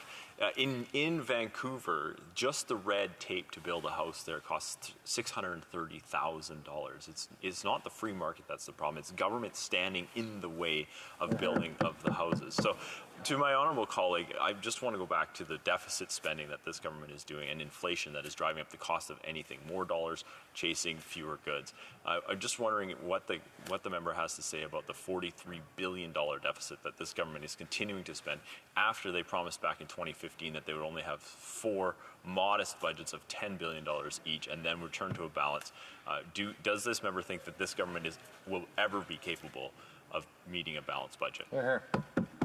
The Honourable Member for Courtney Alberni. First of all, Madam Speaker, all my colleague needs to do is go and get a development application in Vancouver, and it will not cost $625,000 in red tape. It's, again, more false information.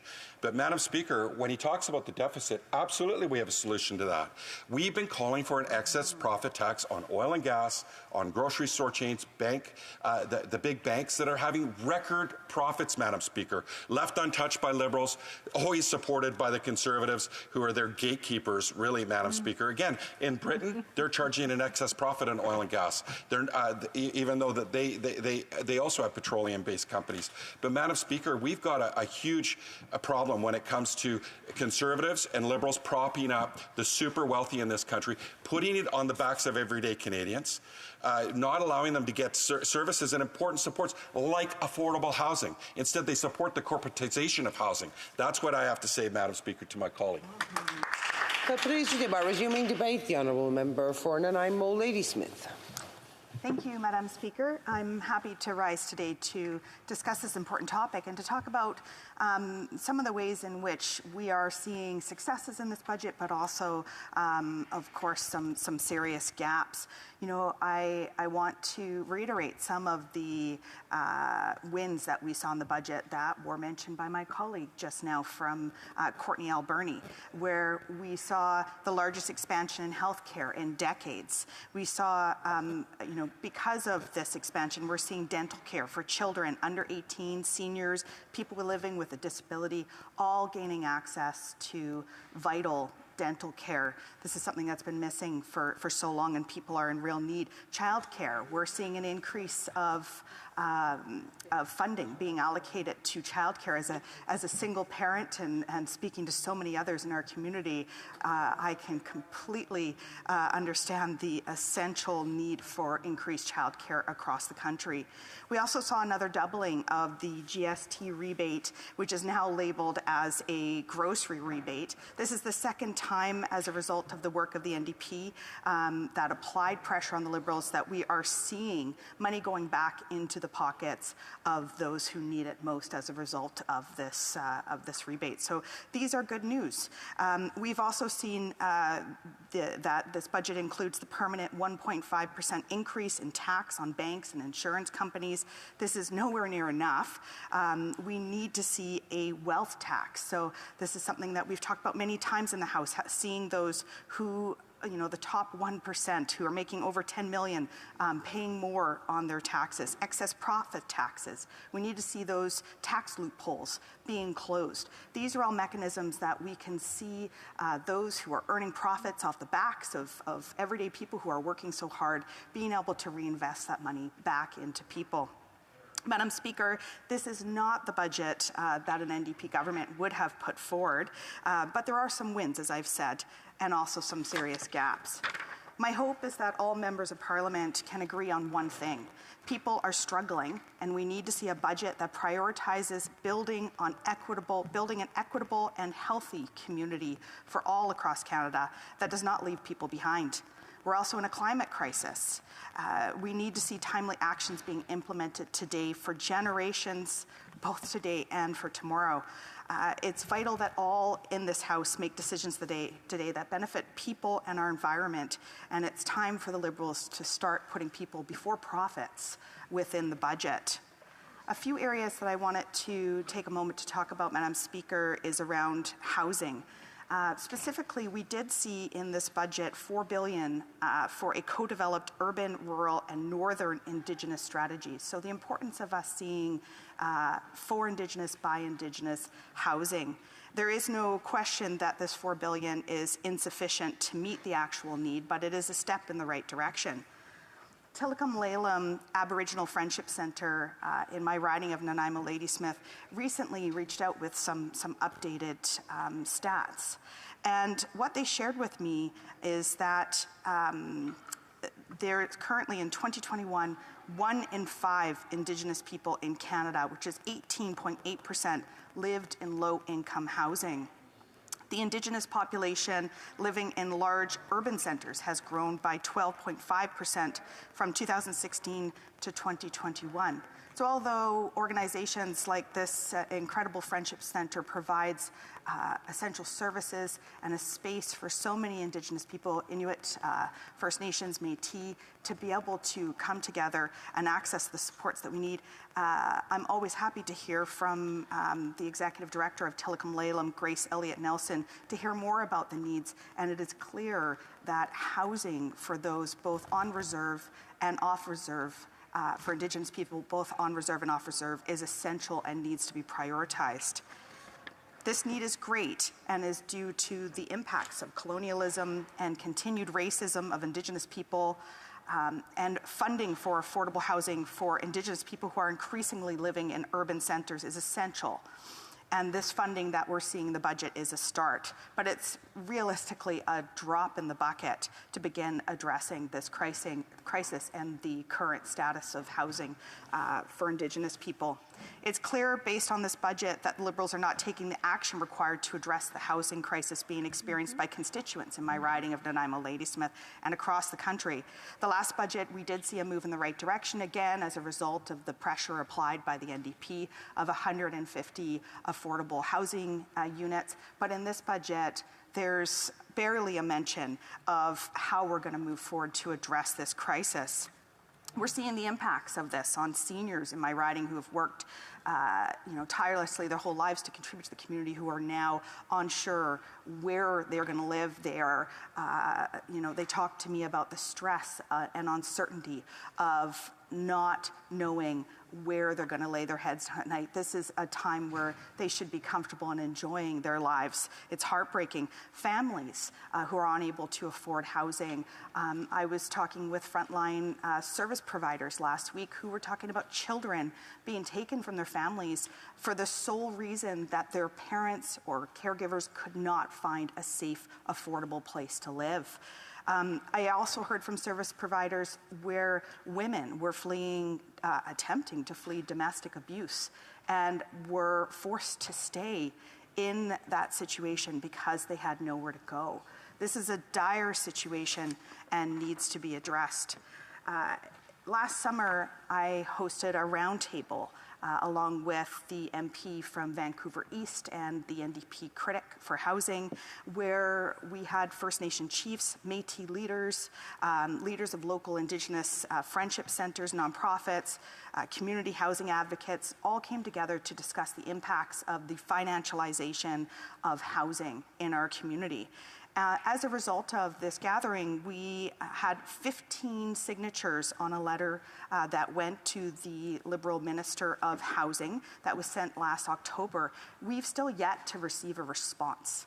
Not even a response to the constituents in my riding of Nanaimo Ladysmith around what actions are being taken to address the financialization of housing and to address this crisis that so many are experiencing. I'm unsure how that is justified.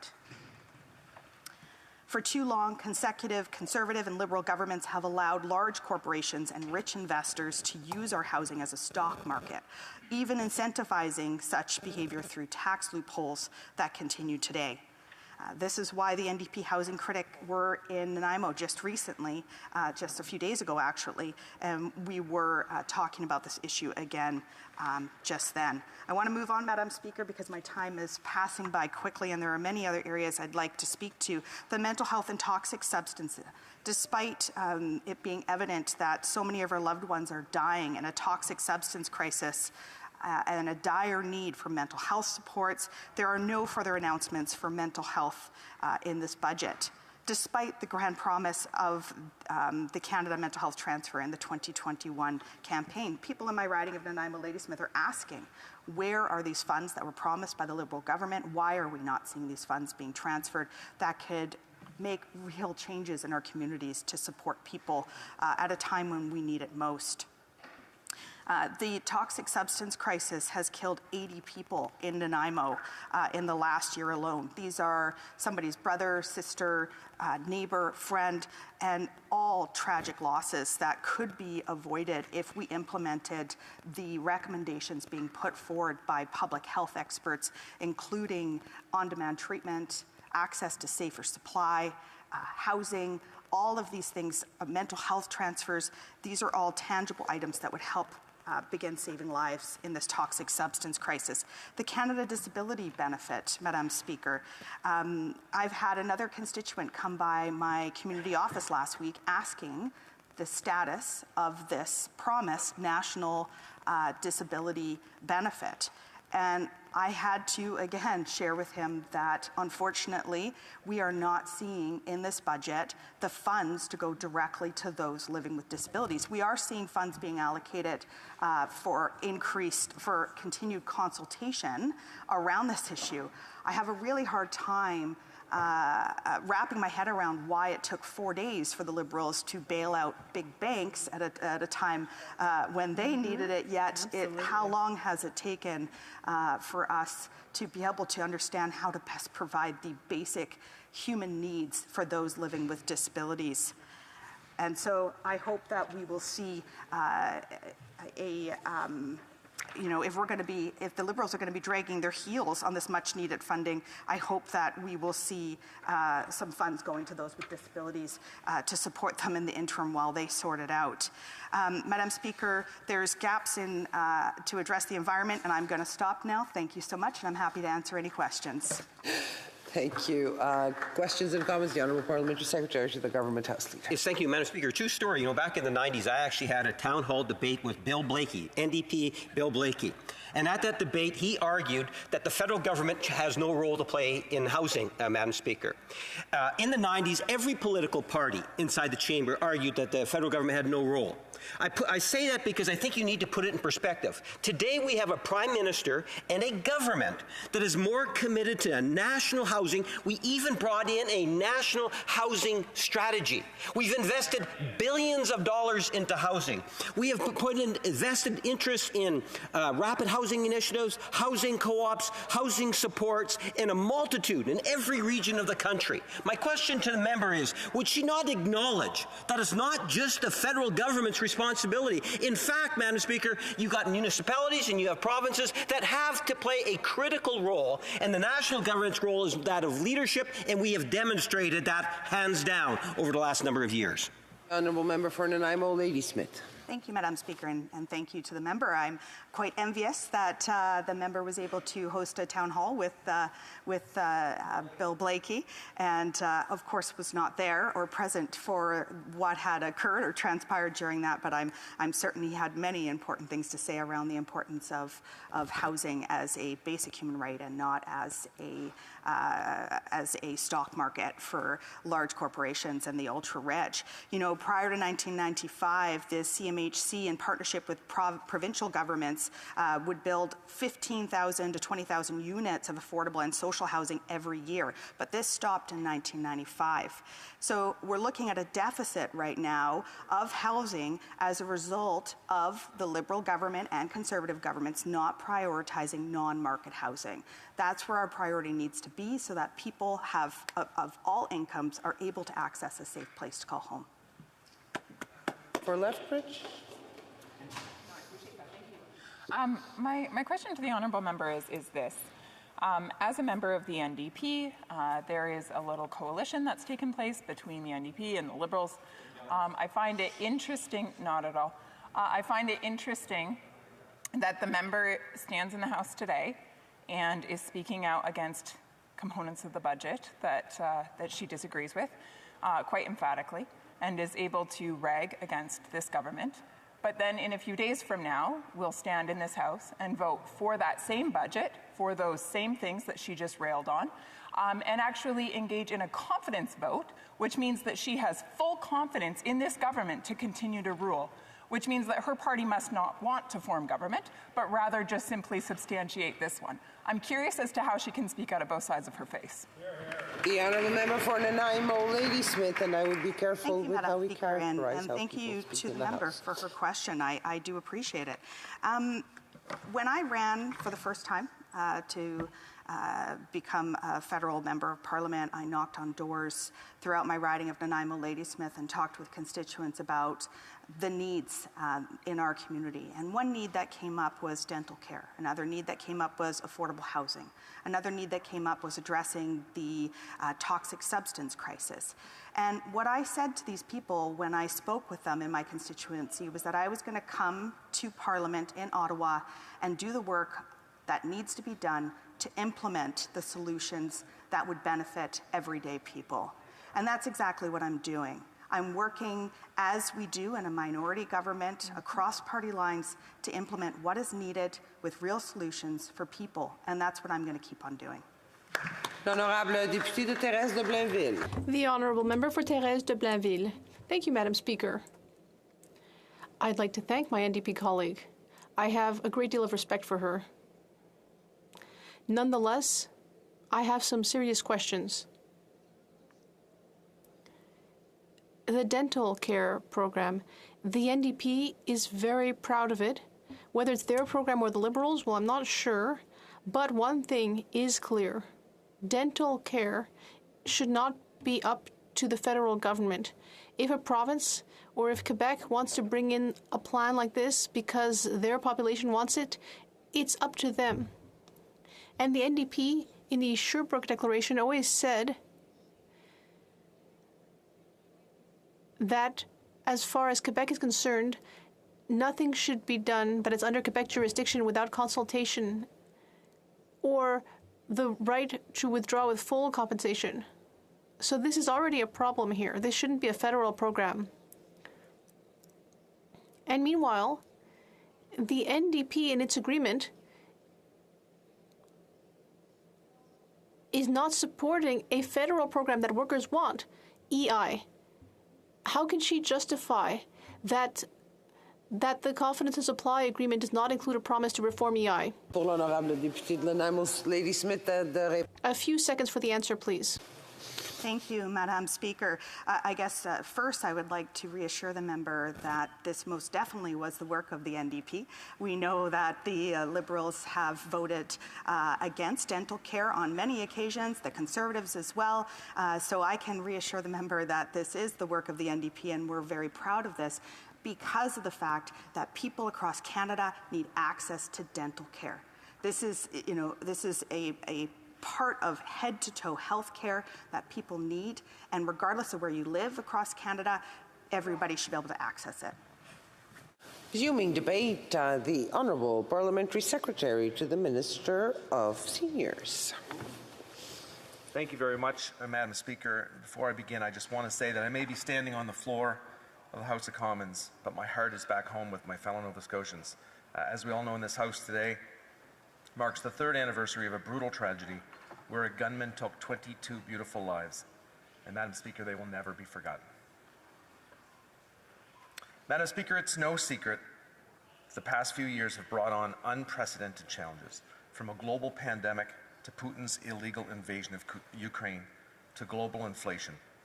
As a government and as a country, together, we have tackled these challenges head on.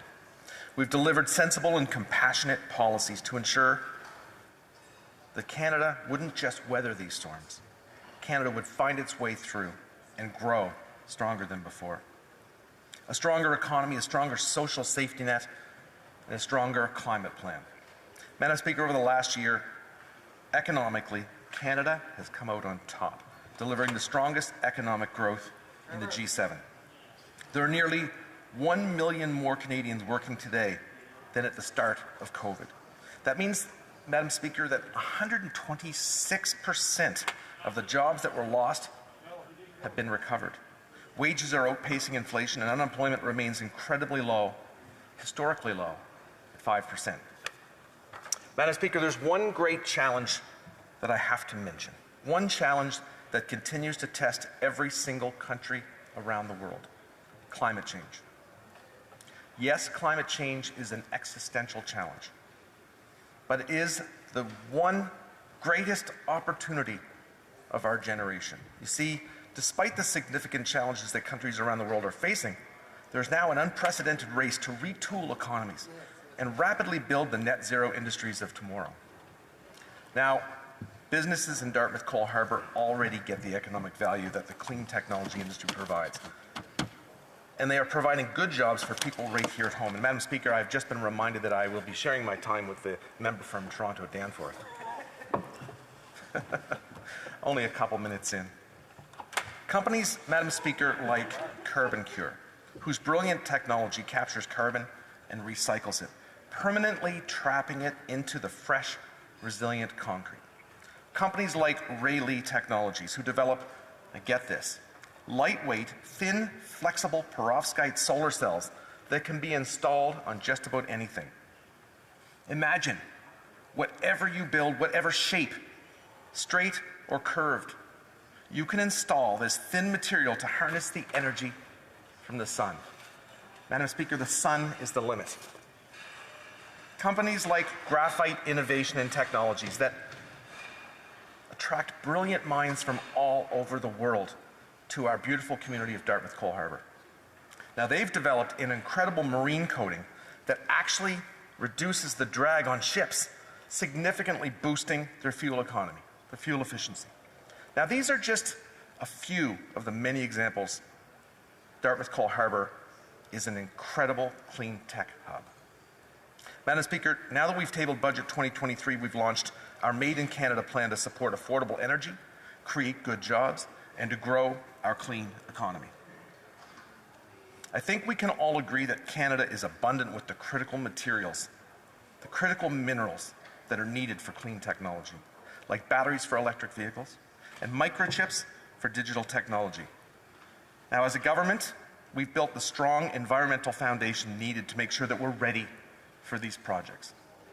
And since we've strengthened federal legislation for impact assessments and environmental regulations, we are ready and showing that we can lead the way, sustainably, to handle the full life cycle of this new technology. Another great example in Dartmouth Cole Harbour, a brilliant company called Novonix, developing cutting-edge technology for electric vehicle batteries. We can develop the technology, we can provide the critical minerals required, we can manufacture the batteries, and we can recycle them, all here in Canada. And again, Madam Speaker, this is just one example of many. Through Budget 2023, we're making the sound investments needed to ensure that a clean Canadian economy will deliver prosperity, middle-class jobs, and more vibrant communities all across our country. With smart measures like expanded clean technology tax credits.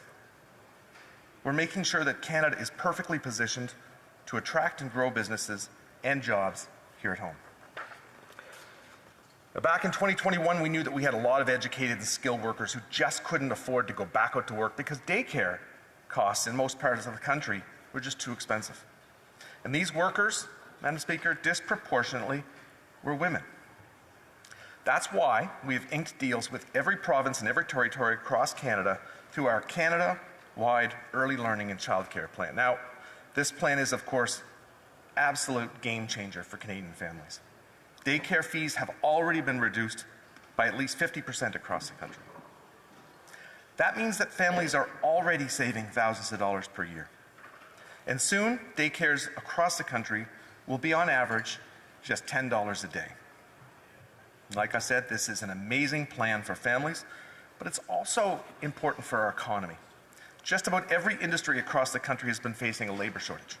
And I'm so proud to say that the new stats say that 85.7% of women aged 25 to 54 are working. That means that since we launched our plan, almost 20% more women are working in Canada. And I know that when the Nova Scotia government meets their commitment to increase the childcare spaces in our province of Nova Scotia, we will see even more women back to work in our home province. Now, what I've shared today is exciting and positive news, but we know that global inflation has deeply impacted those most vulnerable in our communities.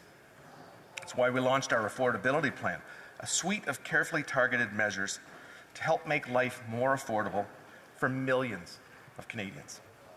From enhancements to the Canada Workers Benefit to a 10% increase in the old age security, rent support, dental care, extra support through the GST credit, these supports are helping people make ends meet. Budget 2023 builds on these measures by introducing a new grocery rebate for those who need it most. Carefully targeted to provide inflation relief for 11 million low and modest income Canadians. The rebate will provide eligible couples with 2 kids with up to an extra $467. Single Canadians without kids, up to an extra $234. We're also introducing automatic tax filing for low-income Canadians to ensure that they get proper access to the benefits that they are entitled to. And we're cracking down on hidden junk fees and predatory lending.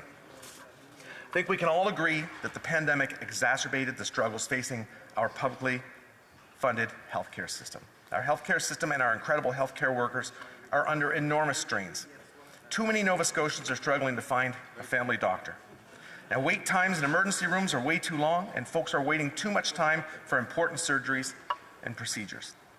Yes, healthcare delivery is provincial jurisdiction, but it is up to all of us to uphold the Canada Health Act. It's up to all of us to make sure that every Canadian can access health care when they need it. Budget 2023 delivers an extra, get this, $195.8 billion to the provinces and territories for health care. Now, this additional funding is incredible news. However, I firmly believe that more funding alone is not enough. That's why our government is requiring the provincial and territorial governments to provide proper data to measure and report progress in provincial healthcare systems. We will uphold the Canada Health Act and use new federal spending to strengthen Canada's public healthcare system, because every Canadian deserves to get the healthcare that they need when they need it. More than 250,000 children under 12 years old across Canada have received the dental care that they need from the Canada Dental Benefit. However, we know that too many Canadians, especially seniors, are struggling to access the dental care that they need. Now, I've heard from some seniors who are struggling to choose between paying their rent and bills or paying for the dental care that they need. By the end of this year, Madam Speaker, we aim to improve access to dental care for Canada's seniors, people with disabilities, children under 18. Budget 2023 will launch the Canadian Dental Care Plan, a plan that by the end of 2025 will deliver dental care to uninsured Canadians with a family income under $90,000.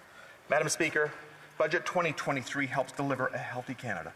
A healthy Canada is where the clean technology industry thrives and smart businesses are figuring out ways to protect our environment while growing our economy. Madam Speaker, a healthy Canada will leave no one behind. Thank you. Questions and comments? Questions et commentaires? The honourable member for London Fanshawe. Thank you, Madam Speaker, and I want to thank my honourable colleague for his speech. We work together on the Defence Committee, and it's a good committee, and we work together well, I think.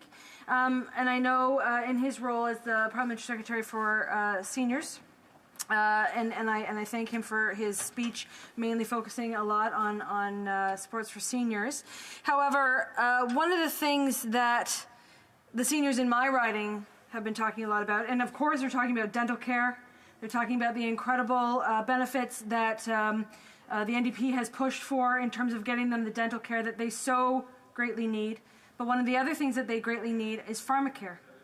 And the government hasn't moved on that yet. So when seniors are splitting pills between themselves because they can't afford their prescriptions, when seniors are skipping their much needed prescription medications because they cannot afford it, when will this government actually fulfill promises that they have made to Canadians in the past during election campaigns on the provision of a nationally delivered pharmacare strategy? Thank you. Parliamentary Secretary. Thank you, Madam Speaker. And as the member said, we work together in the National Defence Committee, and this is a member that I work very, very well with. I want to take a moment. A lot has been said when we hear the Conservatives talk about, this coalition. Canadians that I talk to, people in Dartmouth Cole Harbour that I talk to, when I ask them what they think of cooperating with an opposition party, they say, we send you to Ottawa to work with all the parties to do the important things that Canadians need. And this budget shows that parties can work together. And Madam Speaker, this member is speaking to the choir. We will get to the places that we need to get. We're seeing generational change in the last 7.5 years. With some of the things we've done with Canada Child Benefit, the daycare system, the things that we are doing are changing Canada for the good, and we will continue to work with any party in this House that is willing to work with us to get to where we need to get on behalf of Canadians. The Honourable Member for Beauport-Limoilou. Thank you, Madam Speaker. For over 30 years, deficits in healthcare have been growing. My question is about healthcare transfers, which should account for about 50% of the province's costs, but currently they only account for 18 to 22%. Thus, it's not surprising that provinces have to make cuts.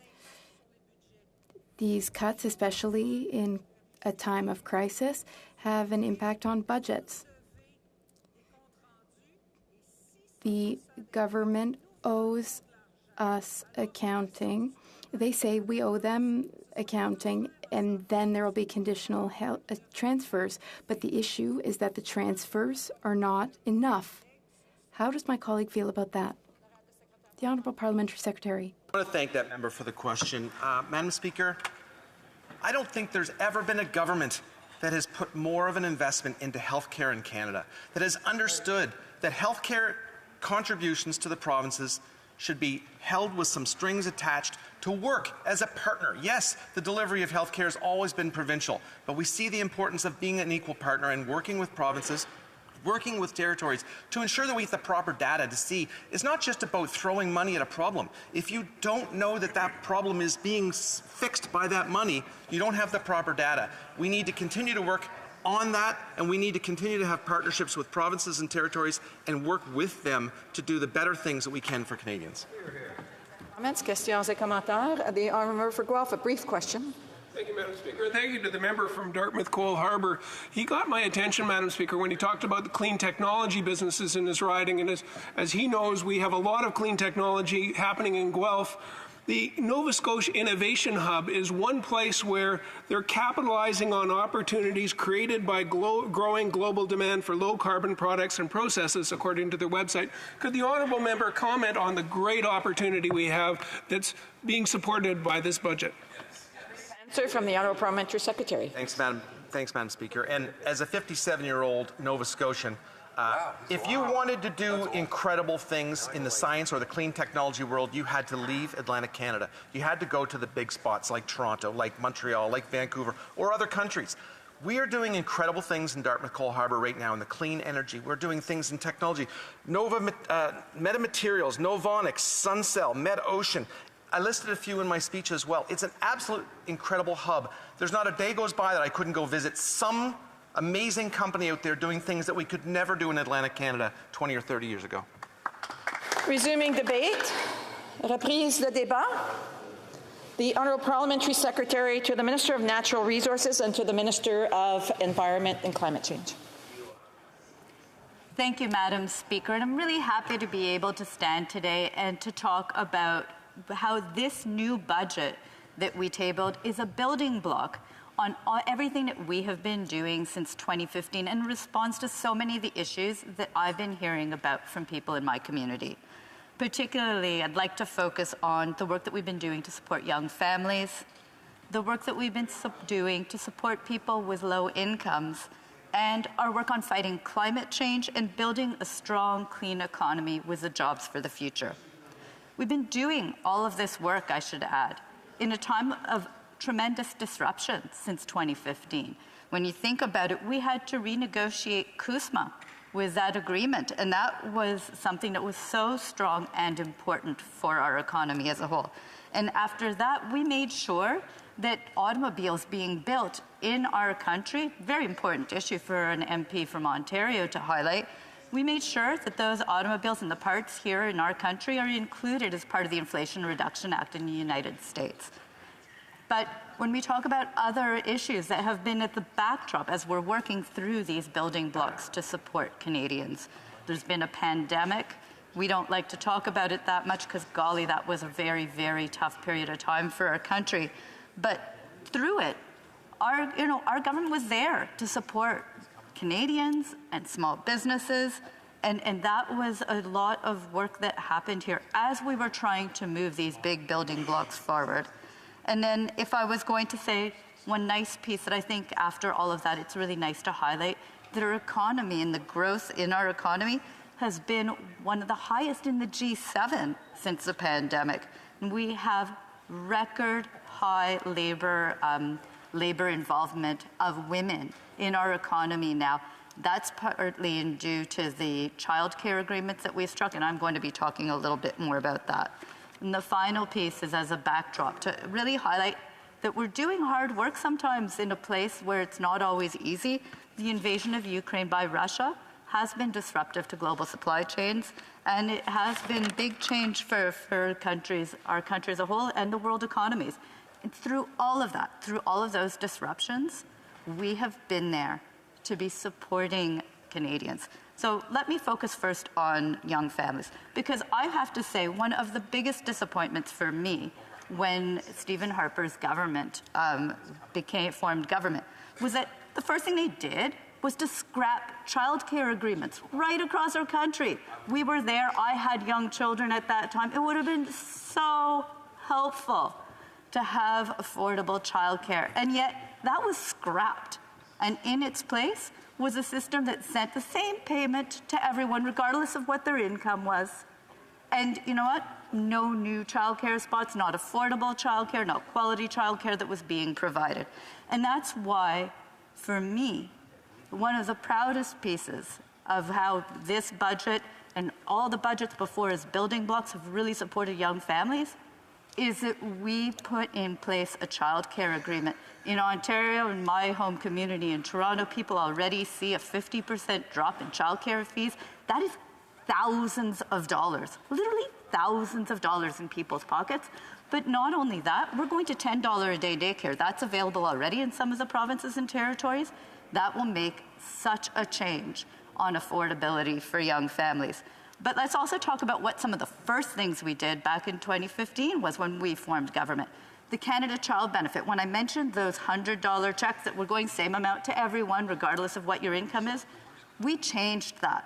So not only did we put in place, again, childcare agreements with $10 a day childcare coming across our country, but we also helped to create essentially a guaranteed income for children by making sure that instead of sending the same amount to everyone, we provided support for children who had the greatest need. It's a means-tested system, And according to Statistics Canada, they found that child poverty rates now are less than half of the levels they were in 2015. That's an amazing change. That is supporting our future generation, supporting children, and I think that it's something that really needs to be highlighted. The next step started again with dental benefits and supporting children under the age of 12 with being able to access dental benefits. We put that was in place as of last year. This budget goes one step further. We are making sure that dental benefits will extend to all Canadians in stages, but we will be at a point where we are going to have, when you're thinking about where a young family was before we formed government in 2015 and where we are now with childcare agreements, with the Canada Child Benefit, with the dental benefits, those are a lot of important changes. And it is something that I see and I hear about when I talk with people in our community. Now, I talked about young families a lot, but in fact, it wasn't just about young families. It's also been a priority of mine to make sure that we are supporting people who have lower incomes and are in greater need right across the community. The dental benefit, as I mentioned, will expand to cover not just children, but the entire community with people with income eligibility rules and whether or not they have insurance. But that will be a big piece. We doubled the GST support during the pandemic. We did it again to address inflation. And now we have a grocery rebate, once again, that will be helping people with affordability issues. We are there to continue to be providing these supports. Let's talk about housing. Just last week in my community, I was at a Wood Green location at Bowden. We are creating, through the Rapid Housing Initiative, 50 units to support seniors who are at risk of experiencing homelessness or who are experiencing homelessness right now. This is in addition to right nearby in my community, at Cedar Vale, another 60 units with the same profile, all with supportive services to help these seniors to be aging in place in their new homes. In fact, Rapid Housing has created over 1,000 new homes for people who are experiencing homelessness or are at risk of experiencing homelessness in Toronto. L'initiative pour la création rapide de logements. The Rapid Housing Initiative has had a huge impact in our communities. The goal is to build new, affordable, permanent housing units for those who are vulnerable. We can succeed with the help of our partners in the not-for-profit sector that we are able to build these housing units, which are so needed in our communities.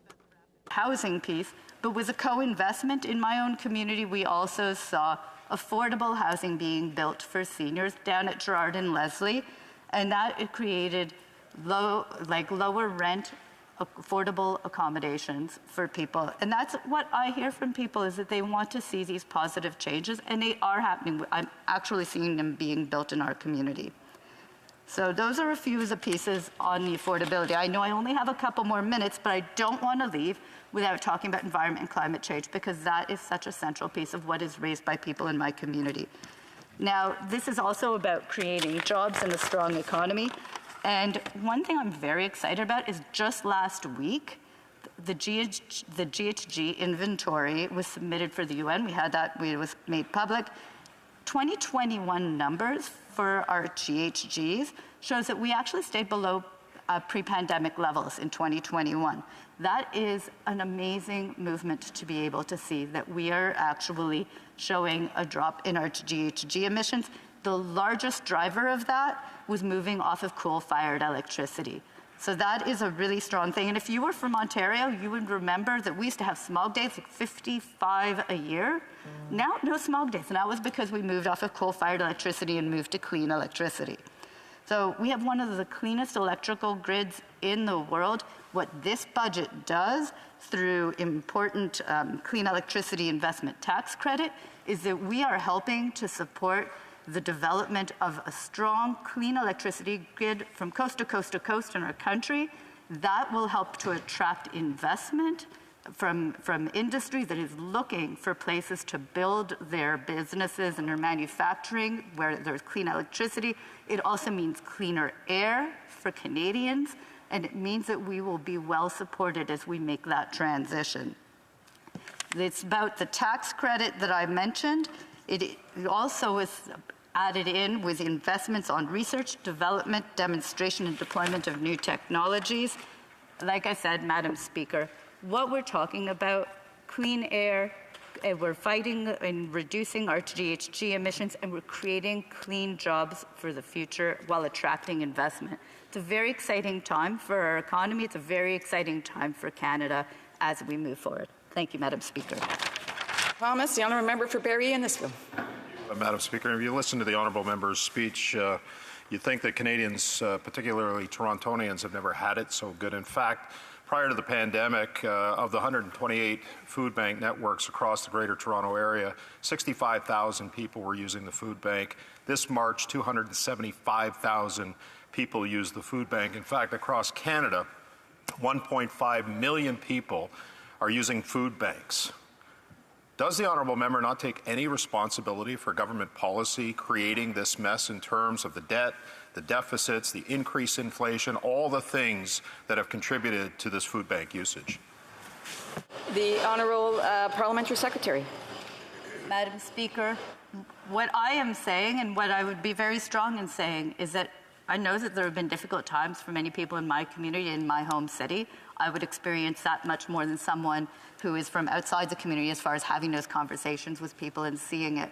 But what I do think is the most important is to be providing income supports, like the Canada Child Benefit, like increasing the GIS, and making sure that we have the wraparound services for Canadians.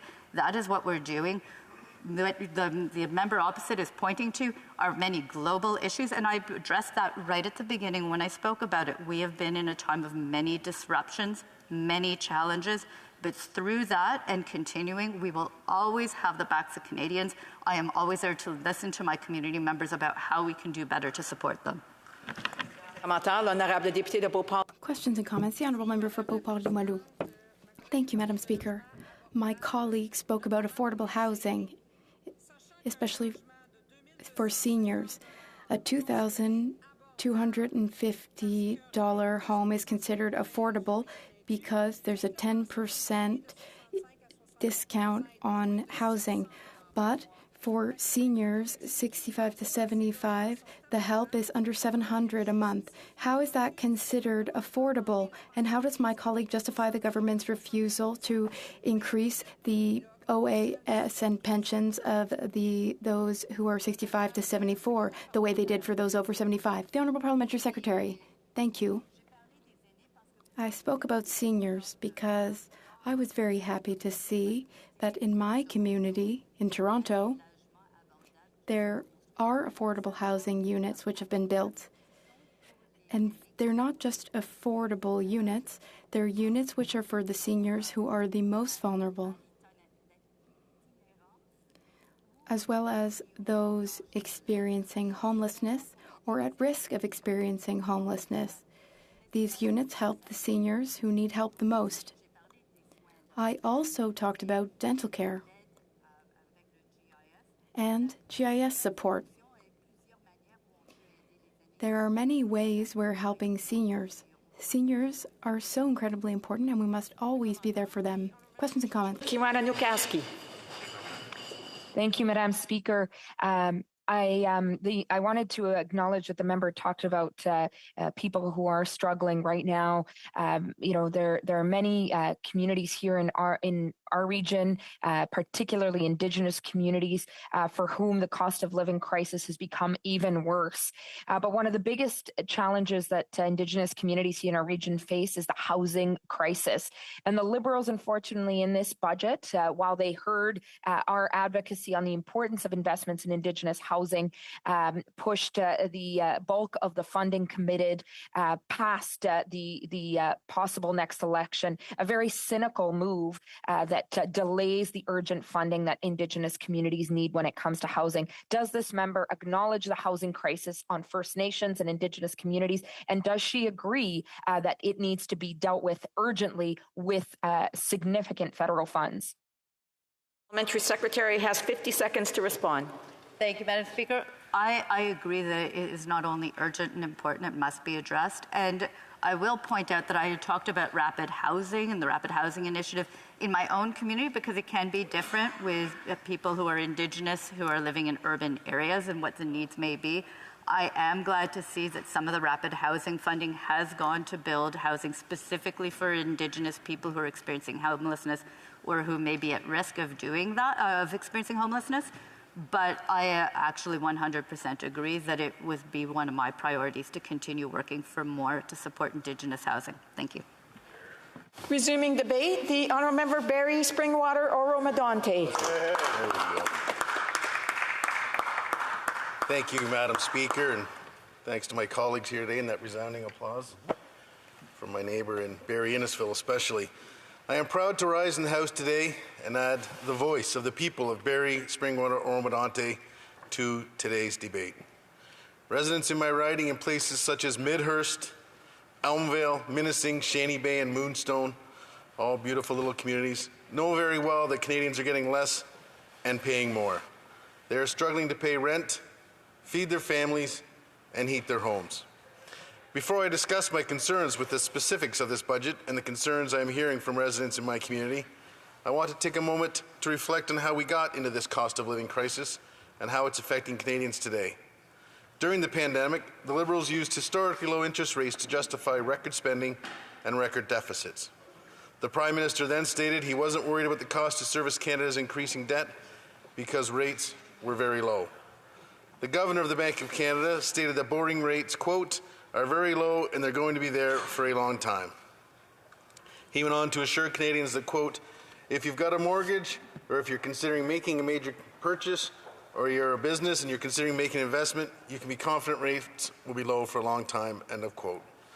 Thousands of Canadians locked into their mortgages at a variable rate, believing that when the government and the Bank of Canada said rates would be low for a long time, they meant it. Flash forward to today. We've seen the Bank of Canada raise their policy interest rate 8 times to 4.5% in less than a year. Families who bought a typical home 5 years ago with a typical mortgage that is now up for renewal will pay an additional $7,000 more per year. This is thanks to the Liberal government's inflationary spending. How has this government responded to the crisis they've created? In this year's budget presentation, they've responded by recklessly adding $4,300 in new spending and debt for every household in Canada. They're driving up inflation, they're raising taxes, and they're harming Canadians. Last year, the Finance Minister stood up in this House and stated that the debt-to-GDP ratio was her government's fiscal anchor. She promised that our debt-to-GDP ratio would decline and that our deficits would be reduced. We see plainly now that promise to Canadians has not been kept. In fact, our debt-to-GDP ratio will increase from 42.4% this fiscal year to 43.5% in 2023-24. Furthermore, the cost to service Canada's debt is up. This year, the government will spend almost $44 billion to service our debt, which is double the cost from last year's fiscal year at $24.5 billion. The more that this government spends to service our debt, the less money it can spend on programs that actually help Canadians. To put this number into perspective, the Defence Department's budget is currently $27 billion, and this year's budget includes just over $30 million of new defense spending over the next 5 years, at a time when our country is under pressure from our allies to increase spending. Leading up to the tabling of this year's budget, Conservatives had 3 clear demands in order to lend our support to the government's fiscal plan. Number 1, lower taxes for workers and end the inflationary deficits that are driving up the cost of goods, and the removal of red tape that prevents homes being built for Canadians. We were hopeful that the government would listen to Canadians and move into an era of fiscal prudency. However, the Liberals have presented us with yet another irresponsible deficit, and they plan to keep us there until at least 2028. The assertion from this government that they are showing any fiscal restraint is demonstrably false. I'd like to take some time to point out to what's missing from this document. Namely, the budget fails to deliver any measures that will meaningfully address the rising cost of housing, groceries, and home heating. It fails Canadians who desperately need a break. First, one of the top concerns for residents in my community is housing affordability. Make no mistake, we are in a housing crisis. Since this government came into power, rents have skyrocketed. In 2015, the average rent for a one-bedroom apartment was $973 a month. As of last month in my riding, a one-bedroom apartment costs almost $2,000 a month to rent on average. Under this government, Canada has the fewest homes per capita in the G7. A recent report by RBC found that we need over 300,000 new rental units in the next 3 years to restore normal vacancy rates. Canadians need bold leadership in this sector. Amid sky-high housing prices and increased immigration numbers, we need to do everything we can to increase housing supply. Home ownership is completely out of reach for most Canadians. A recent survey found that 9 out of 10 young Canadians who do not own a home think they never will. On average, those who do have a mortgage are spending 62% of their income on monthly payments on the average house. While the government's previously announced First Home Savings Account offers Canadians the ability to save $40,000 for their first home, the Liberals have failed to acknowledge that most Canadians will be unable to put money into that account. Thanks to the government's inflationary spending and taxes, young and new Canadians are spending most of their hard-earned paychecks on rent and groceries and nothing left over to save. The housing crisis is policy and leadership failure from the federal government. They've had 8 years to address this issue. Unfortunately, this budget offers no new support for Canadians who feel that their dream of home ownership is further and further out of reach. I will go on to an issue that is directly affecting families in my community, which is the rising cost of groceries. The high cost of groceries is exacerbating food insecurity, and many Canadians are turning to food banks to make ends meet. It's heartbreaking to see how many families are using food banks in my riding and across Canada. In March 2022, there were nearly 1.5 million visits to food banks in Canada. That's a 35% increase from 2020 and a 15% increase from 2021. 1/3 of those food bank clients are children. Locally, the Barrie Food Bank is supporting close to 4,000 individuals every month, including 1,300 children. They've seen the number of families with children accessing the food bank rise by 56%. Sharon Palmer, the executive director of the Barrie Food Bank, which serves residents in my riding, told a local newspaper that she is seeing residents who historically donated to the food bank are now using it to feed their own families. Despite the government's inaction, Canadians are finding innovative ways to attempt to tackle this issue and help their neighbours who are struggling during this cost of living crisis. For example, Leah Dick, a resident in my riding, launched a community initiative called Fresh Food Weekly to tackle rising food insecurity in our community. Fresh Food Weekly partners with local farmers and businesses to deliver fresh meal boxes to community members in need. Canadians simply cannot afford 10% yearly food inflation.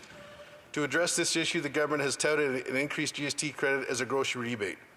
The grocery rebate will give a one-time $467 payment to a family of 4. To put that number in perspective, it amounts to roughly $39 a month. Canada's Food Price Report for 2023 predicts a family of 4 will spend up to $16,000 on food this year, or over $1,300 a month, which is $1,261 more than the rebate they'll receive. We know that this top-up does not actually address the food insecurity that Canadians are facing. The fact that this year's budget has no financial commitments to food security initiatives is unacceptable at a time when 6 million Canadians, including 1.4 million children, are food insecure. I urge the government to act swiftly to address this issue. Finally, I've received countless calls, emails, and letters from residents in my riding who are concerned about the inflationary pressures they're facing. One area that families and businesses are feeling the pinch the most is due to the government's costly carbon tax. On April 1st, the Liberal carbon tax increased to $65 a tonne, increasing the price of gasoline, home heating, and other fuels. This tax disproportionately affects our agricultural sector. Canada's Food Price Report from 2023 found that by 2030, a typical 5,000-acre farm could see taxes over $150,000 a year, which will definitely hinder the owner's ability to make a profit.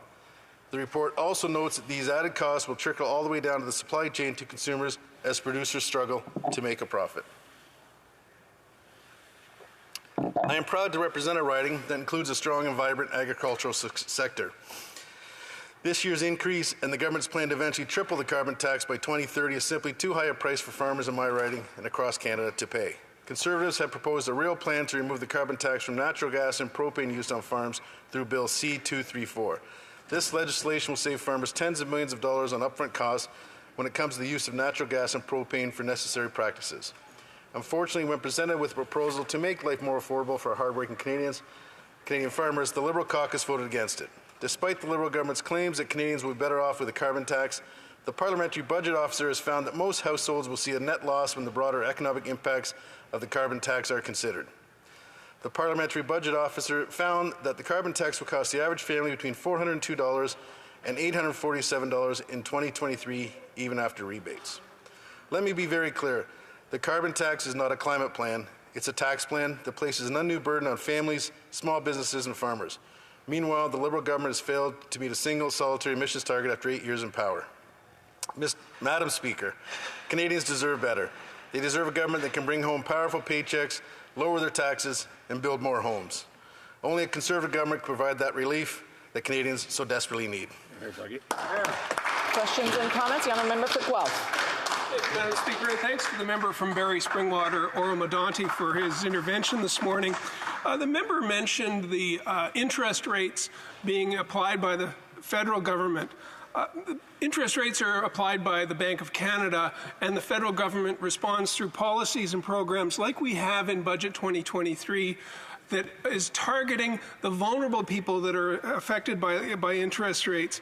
And in fact, this morning we had a great news coming that our inflation rate is down to 4.3%, which is down from 8.1% last June. And even more impressive was that gasoline prices have actually fallen year over year for the second consecutive month. Could the member mention back to the House how targeting programs working with the Bank of Canada to get inflation under control is precisely what this budget is doing? The honourable member for Barrie Springwater, Oro-Medonte. Thank you, and thank you for the question from my member opposite. The biggest concern is, quite frankly, people did listen and believe the Prime Minister when he stood in front of the country and said that inflation rates would remain low for a very long time. It should be someone that Canadians can look up to and believe and respect. Obviously, this case didn't happen there, and they've gone drastically up. People are now struggling. In my community, they've locked in on those rates. I personally spoke with our bank manager, who there are many, many families right now on the verge of losing their homes because they didn't think rates would go up that much.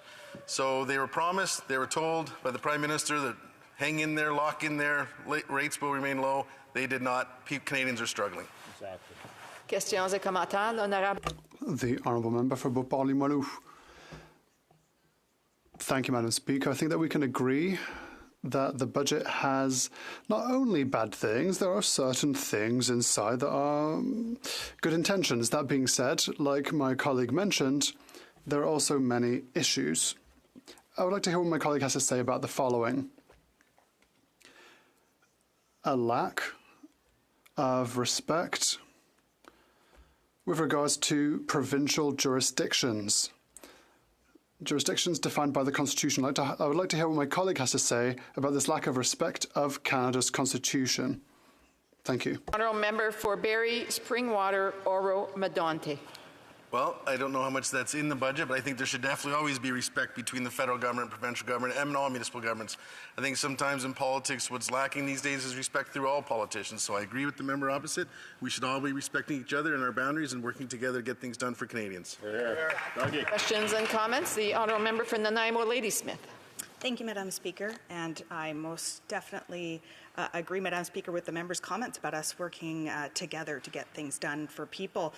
The member mentioned in his speech the many Canadians who desperately need a break, and I wanted to ask the member if he can speak to the implementation of a windfall tax so that those who are earning excess profits at a time when many are struggling the most. I heard about those struggling to purchase groceries in the grocery store.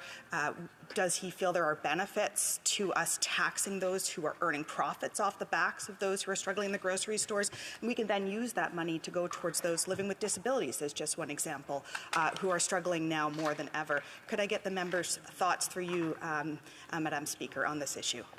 Honourable member for Barrie Springwater, Oro-Medonte. Thank you, and thank you, the honourable member, for that question. I don't think we have a tax problem in this country. I think we have a spending issue. I think taxing more really doesn't solve a lot of issues. You could perhaps drive people out of the country, and we need good people to create good jobs, good businesses, good economic situation. So I really do think raising taxes is never a good idea, unless it's absolutely necessary. But I think really what we need to do is rein in some spending, not increase taxes. We have time for a brief question. The Honourable Member Calgary-Midnapore, a brief question. Thank you very much, Madam Speaker. As someone who is currently in the role of Shadow Minister for the Treasury Board, I'm always very interested in the public accounts and how we can show more transparency to Canadians. With his experience as a municipal councillor, can the member please express to the House what he would like to see in the budget and how he would like to see more transparency for Canadians in the budget? Thank you very much, Madam Speaker. A brief answer from the Honourable Member for Barrie, Springwater, Oro-Medonte. As we've seen many, many times over, this government ran back in 2015, the Liberal government, on being open and transparent in sunny ways. I've heard many times from many of my residents that it's anything but that. They're having troubles getting access to many documents, many institutions, many facts along the way. So hopefully we can correct that as we go forward. And someday soon we'll be on that side and we'll be open and fair and let people know what's going on. We will.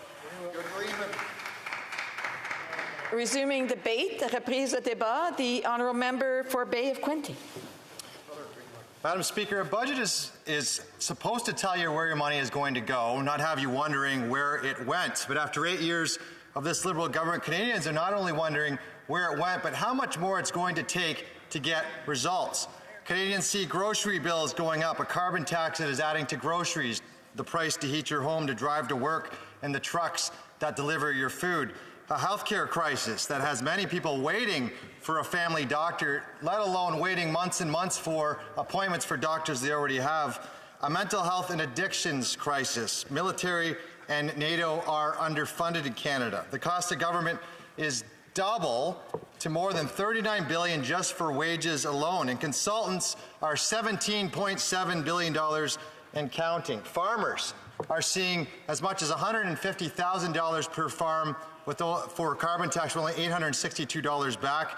A lot of farmers are wondering if they should keep their farms or sell them.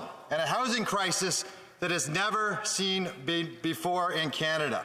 It's a housing crisis I want to focus on today, as it, bar none, is the biggest legacy this Liberal government is going to leave for my generation. It is, bar none, the biggest issue that Bay of Quinte residents are seeing in our riding. We focused on it last week alone at 2 summits, one a homelessness summit in the city of Belleville put on by the municipality of Belleville, and another housing summit by the Quinte District of Realtors.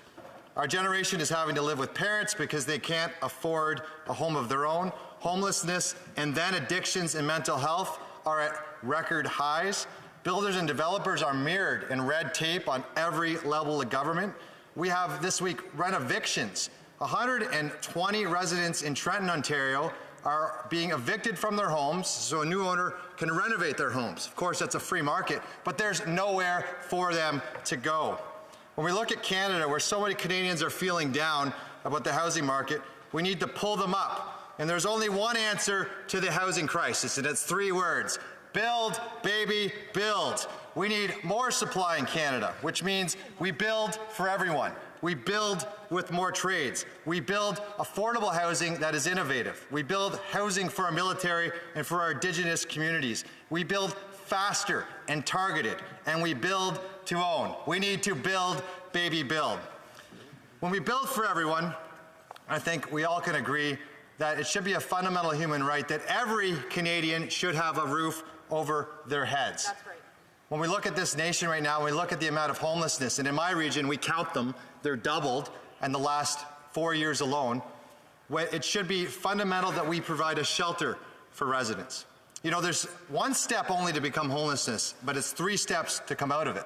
So when we talk about homelessness, a lot of people lose their homes for a lot of reasons. The myth is that it's because of mental health and addictions. People don't lose their homes because of that. A lot of times it's because of a domestic dispute, a missed paycheck, many missed paychecks, the fact that it costs more to live, a family matter, or just lack of supply. And when people lose homes, it is devastating to hear their stories about what happens on the street. You know, you and I have one thing that many people don't when we have a home. We're able to lock our stuff away. We have security, meaning that we have a secure place in order to call home, which means of security. If you're on the street, you don't have that luxury of security, which means oftentimes you have to turn to drugs. And why drugs? Why is that important? Because if you're up all night and you're trying to protect your stuff, look after maybe, God forbid, a child or a pet, a lot of times you turn to a drug because it numbs the pain and it keeps you alert because you don't have that luxury of locking your door. When we look at the 3 steps to get out of homelessness, 1 step to become homeless, 3 to get out of it, Number one is to have a shelter. Number two is to have transitional housing. Transitional housing is the most important because that moves people from shelter into programs where they get mental health and addiction counseling. They also get supports with keeping a job and life skills. They get a place to lock their stuff, right? And the third part, which is really important, most important, is affordable rental housing. If you're on the street and the cheapest apartment you can find is $1,800, you're going to end up probably back on the street. So affordable market rent is about $700 or $800 or $900, and that's really important. But, you know, we build for everyone. We've heard members today talk about building for our Indigenous, absolutely. Building for our military, but building for every kind of person that lives in this country. It should be an absolute human right. This government has 3 programs for that. And something I'm going to get into is we're not targeting on that. Yeah, there's the $40 billion National Housing Strategy. There's the $1 billion Rapid Housing Initiative. There's the $1.5 billion for homelessness. Of all of that combined over 10 years with other programs, we're looking of the 1.8 million homes that were needed last year in Canada, 300,000 homes. So of all of the money, and the government talks about $89 billion, but for 300,000 homes. And when we look at what just happened last year, and we look at, and we're a great nation, and we need lots of immigration, especially for our skilled workers. But we brought 955,000 immigrants in last year, and again, that raises the number of homes now to 2.8 million homes we needed. When the government touts that they spent $89 billion, and yet that's for 300,000 homes of 2.8 million. It's a dismal number. When we talk about homes, we need 300,000 rental units, so affordable rental units. When you think about what our most vulnerable need in society, they need a place that they can rent, that they can call home. That's 300,000 rental units. We're building 70,000 a year.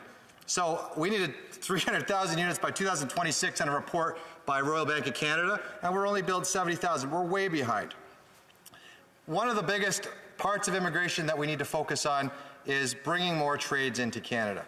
We have a lot of new immigrants, but we need to focus also on trades. We need home builders, we need drywallers, we need framers, we need well drillers.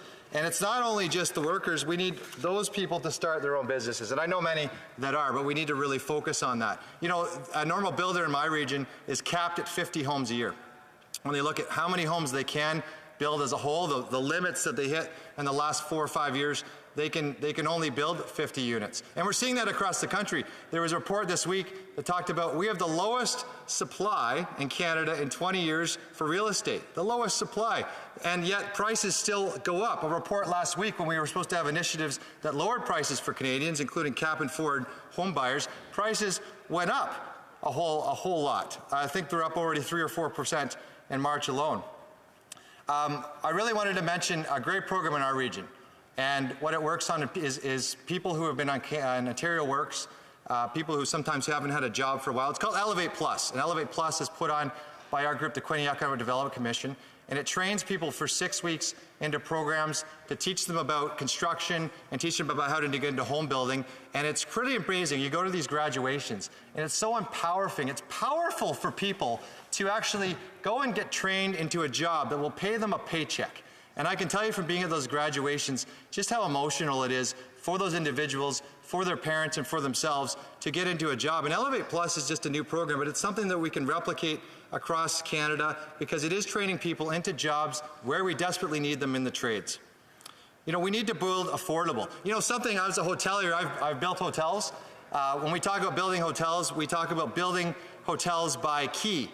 So what's the price per door? The average house price for affordable housing in Canada is $465,000 a unit.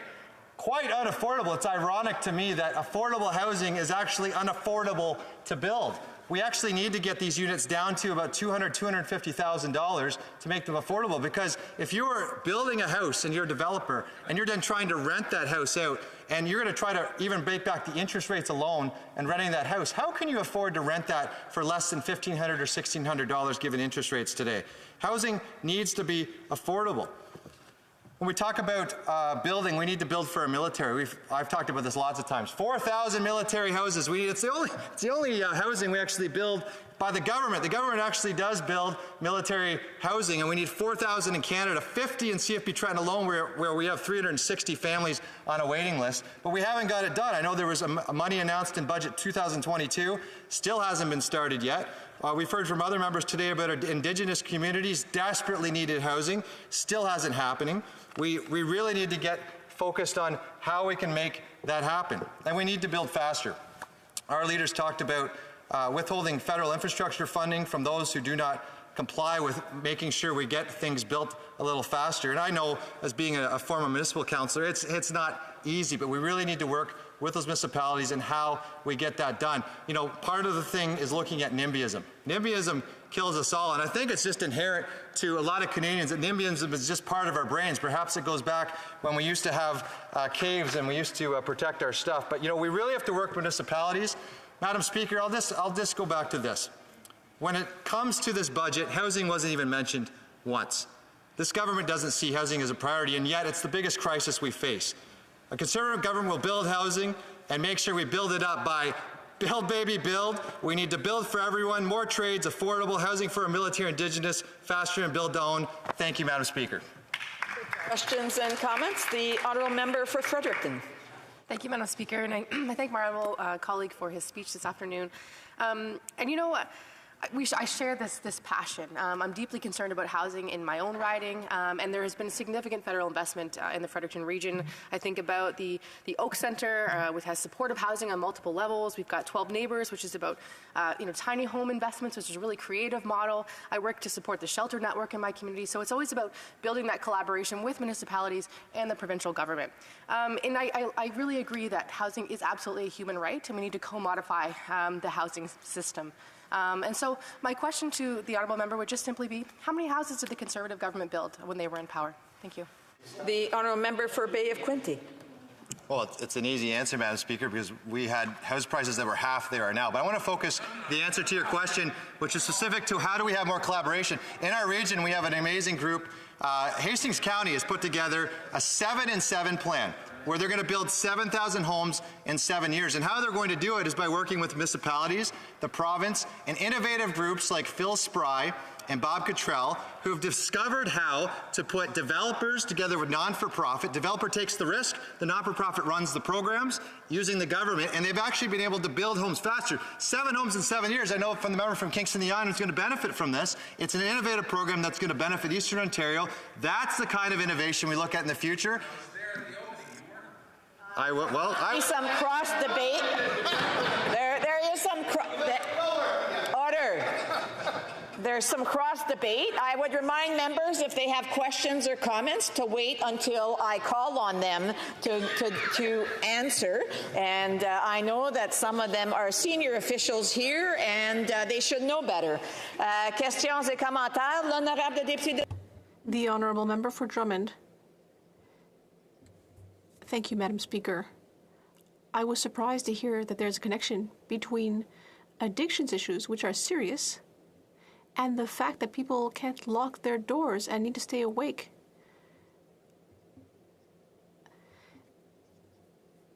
I would have thought that there's more of a connection with mental health issues. It's all a bit confounding. But in any case, let me move on to the topic of housing. I thought that part of the speech was interesting. What does my colleague think of the fact that despite the emergency of the urgency of the situation, this government hasn't proposed reforming EI? Thank you, Madam Speaker, and thank you to a member from the Belle Province for his question.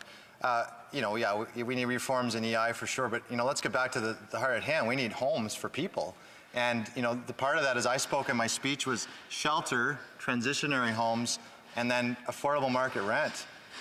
Those are the three answers to housing. And when we talk about mental health and addictions, what's nice about transitionary home is actually providing those supports to residents to overcome addictions, to deal with mental health. We talk about everyday residents who have to wait sometimes 6 months just for one appointment with one counselor for mental health. We have a mental health crisis in this country, there's no question. But let's talk about when it comes back to the street. All of that is compounded, especially because you don't have a place of your own. More supports, focus on the 3 answers. Thank you, Madam Speaker. Questions and comments? The honourable member from the Niagara Ladysmith. Thank you, Madam Speaker, and thank you to the member. The member said build, baby, build many, many times, and I just want to acknowledge it does have a good ring to it, but I'm concerned it's another Conservative slogan that isn't actually based on fact. I'm wondering if the member could share his thoughts around the fact that we are seeing developers building all around us. We're seeing new units popping up, but the problem is we're seeing more unaffordable homes, more unaffordable units popping up around us, and it's not going to resolve the issue that we're currently experiencing with the ongoing commodification of housing that has happened over the last 30 years by consecutive Conservative and Liberal governments. Would the member agree that in order to ensure that those that he was referencing, including military, veterans, seniors, have access to the affordable housing that they need, that we need to see more social housing put into place, more affordable housing put into place so that everybody can have a place to call home? The honourable member for Bay of Quinte has 1 minute to respond. Thank you very much, Madam Speaker. I did answer that in my speech. Build, baby, build means for everyone. So we need affordable housing. We need market rent. We need transitionary housing. We need to make sure we're building housing for our military and our Indigenous. We need housing every stripe, which means we need more. 2.8 million units is what we need today. And that only happens if we build them, not by wishing that they came in, that actually making that happen. And it's going to take a lot of work. Conservative government will make sure it happens at the end of the day. Resuming debate, the honourable member for Nepean. Thank you, Madam Speaker. Canada has made remarkable recovery from COVID recession. Economic growth, Canada's economic growth is best among the G7 countries. About 830,000 more Canadians are employed today than before pandemic. And inflation has been falling for the last 8 months, and the unemployment is at the record low. And we have got labor force participation from women aged 25 to 54, a record high at 85.7% in February. But we also face many challenges. Globalization, as we knew, is on the way downhill. We see a sort of Cold War era returning to the world now. The unipolar world is no more there, is bifurcating to bipolar or even tripolar world. Multilateral agreements that were the basis for the global trade, that is also taking a backseat with WTO. The WTO appellate body is almost not functioning, with vacancies not getting filled up due to some issues by some major countries. What we are seeing now is more of a bilateral trade agreements or the free trade agreements among a block of countries, and we are also seeing more of a friendshoring. In fact, this concept of friendshoring is just starting up.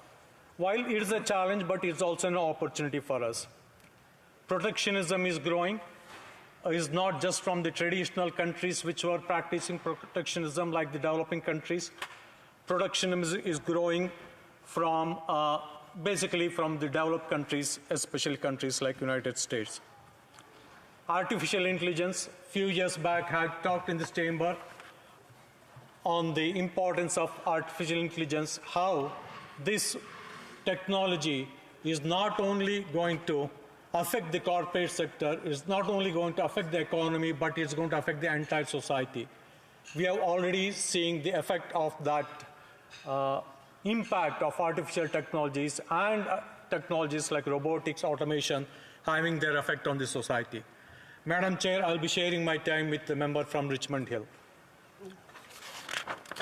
And Chair, talking from the budget, which talks about transforming challenges into opportunities, it mentions that there's a need for investment to manage the structural changes which will not be limited to one sector or one aspect of the economy. Broad-based investment will be required to grow our economy and create good middle-class jobs in the years to come. The scale of required investment is massive, and the private sector alone is unlikely to mobilize the level of capital required in Canada at sufficient speed. Though we say that the private sector alone cannot mobilize, it is expected that the private sector will invest about $100 trillion between now and 2050 in the global clean economy. $100 trillion, Madam Speaker, that is going to be invested by private sector between now and 2050 in the global clean economy.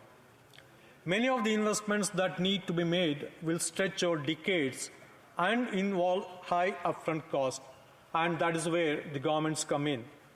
Moreover, key sectors and technologies will have a significant spillover effects by driving development of related industry. For example, fundamental inputs to clean production and the production of clean technologies such as electricity, critical minerals, and carbon capture, utilization, and storage will provide foundation for an expanded clean economy. For related sectors such as hydrogen and clean manufacturing, this will boost productivity and support resilience and help generate new middle-class jobs. Private investment decisions may not take full account of these spillovers, which increases the risk of underinvestment.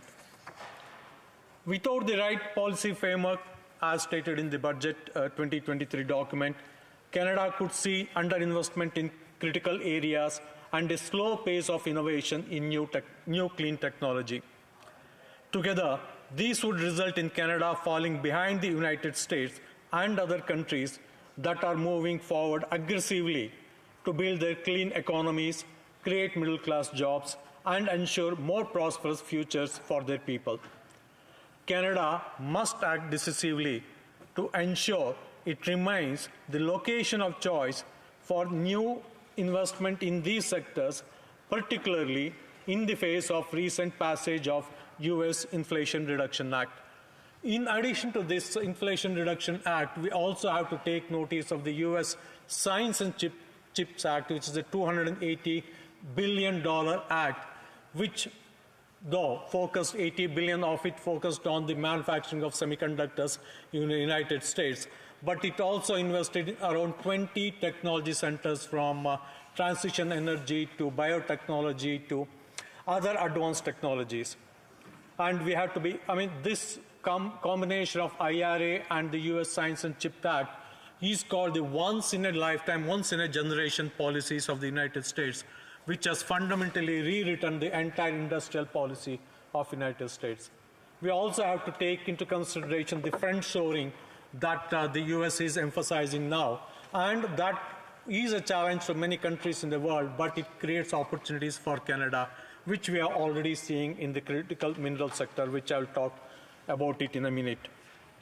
Budget 2023 proposes substantial measures as the next steps in the government's plans to crowd in new private investment by leveraging public investment and government policy. The goal of this approach is not to substitute government for private sector, nor supplement market-based decision-making. It is to leverage the tools of government to mobilize the private sector. This approach is not about government picking individual corporate winners in an effort to engineer preferred vision for the economy in 2050. That approach did not work in the past and is even less likely to work in today's environment of rapid technological change.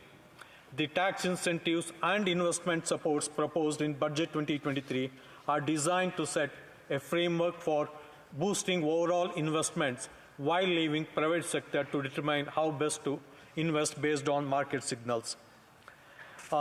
Madam Speaker, Canada has been rich, prosperous due to the natural resources we have and the hard work of several generations of seniors, several generations of Canadians, including present-day seniors. However, the future is changing. Future is changing with the digital economy and with the new technologies that are coming up, and we have an opportunity in these challenging times to invest and grow. And one growth aspect there is the critical minerals, which are very key, which are very important for the clean economy that is being envisaged all across the world. Before touching on that, I just want to mention that the two fundamental challenges which I said. First, many of the investments that will be critical for the realignment of global supply chains and the net zero future are large-scale, long-term investments. The second challenge I've already mentioned is the US IRA and the related Science and Chips Act. Budget 2022, last year, we committed $3.8 billion for Canada's critical mineral strategy. March this year, last month, the government launched Critical Minerals Infrastructure Fund, a new fund announced that will allocate $1.5 billion towards energy and transportation projects needed to unlock priority mineral deposit. In addition to this funding, federal government is entering into bilateral agreement with various provinces. Recently, we signed an agreement with Ontario, what we call as Ontario Table, where the federal government and the province committed to align, to work together to align the resources on the timelines and have a common regulatory approaches in promoting the critical minerals required for the clean economy. At this point, I also have to mention that though we have critical minerals, though we have announced investments, though we have already attracted investments in the battery manufacturing, electrical vehicles manufacturing, we still have the stumbling block of the long regulatory process that are required to see a critical mine start becoming operational. Thank you, Madam Speaker, and I'm here to answer any questions that may. Questions et commentaires. The Honourable Peace River Westlock. Madam Speaker, one of the things that I'm concerned about is the $43 billion deficit that is projected by this budget this year. Back in 2015, when the Liberals took power, they promised that they would run 4 consecutive deficits of only $10 billion, and after that they would return to a balanced budget. I'm just wondering why this member continues to support deficit spending, and if he does not, and what does he think that this has an impact on inflation? Thank you, Madam Chair. The Honourable Member for Nepean. Thank you, Madam Speaker. Deficit of $43 billion, we have to look from the angle. Let's take the way I look at it personally. For me, as a working Canadian, loans I don't like. I don't like credit card loans, but I do like the mortgage because that helps me invest in my long-term future, in my long-term assets. The deficit that we are having here is basically going towards the long-term investments that are required for Canada, for us to continue to be competitive in this world, for us to improve the long-term transportation network, for us to invest in long-term things required for the clean energy growth. So these are the kind of long-term infrastructure-related investments that are required, and those are the things that primarily are contributing to the deficit we are having today. Thank you, Madam Speaker. Questions and comments. The Honourable Member for Repentigny. Thank you very much, Madam Speaker. I thank my colleague for his speech. In his speech, he mentioned the Inflation Reduction Act more than once. That's an act from our neighbours to the south. In the supporting document to the budget, it's called Repercussions on Quality of Life and Gender, and there is a page about offshore drilling in the Arctic. So are we doing drilling in Alaska because the United States is doing so? Are we following in their footsteps? This is an unacceptable activity of resource exploitation, especially when you think about the future. Madam Speaker, when we were discussing the Inflation Reduction Act in our International Trade Committee, one union leader put it very neatly and simply.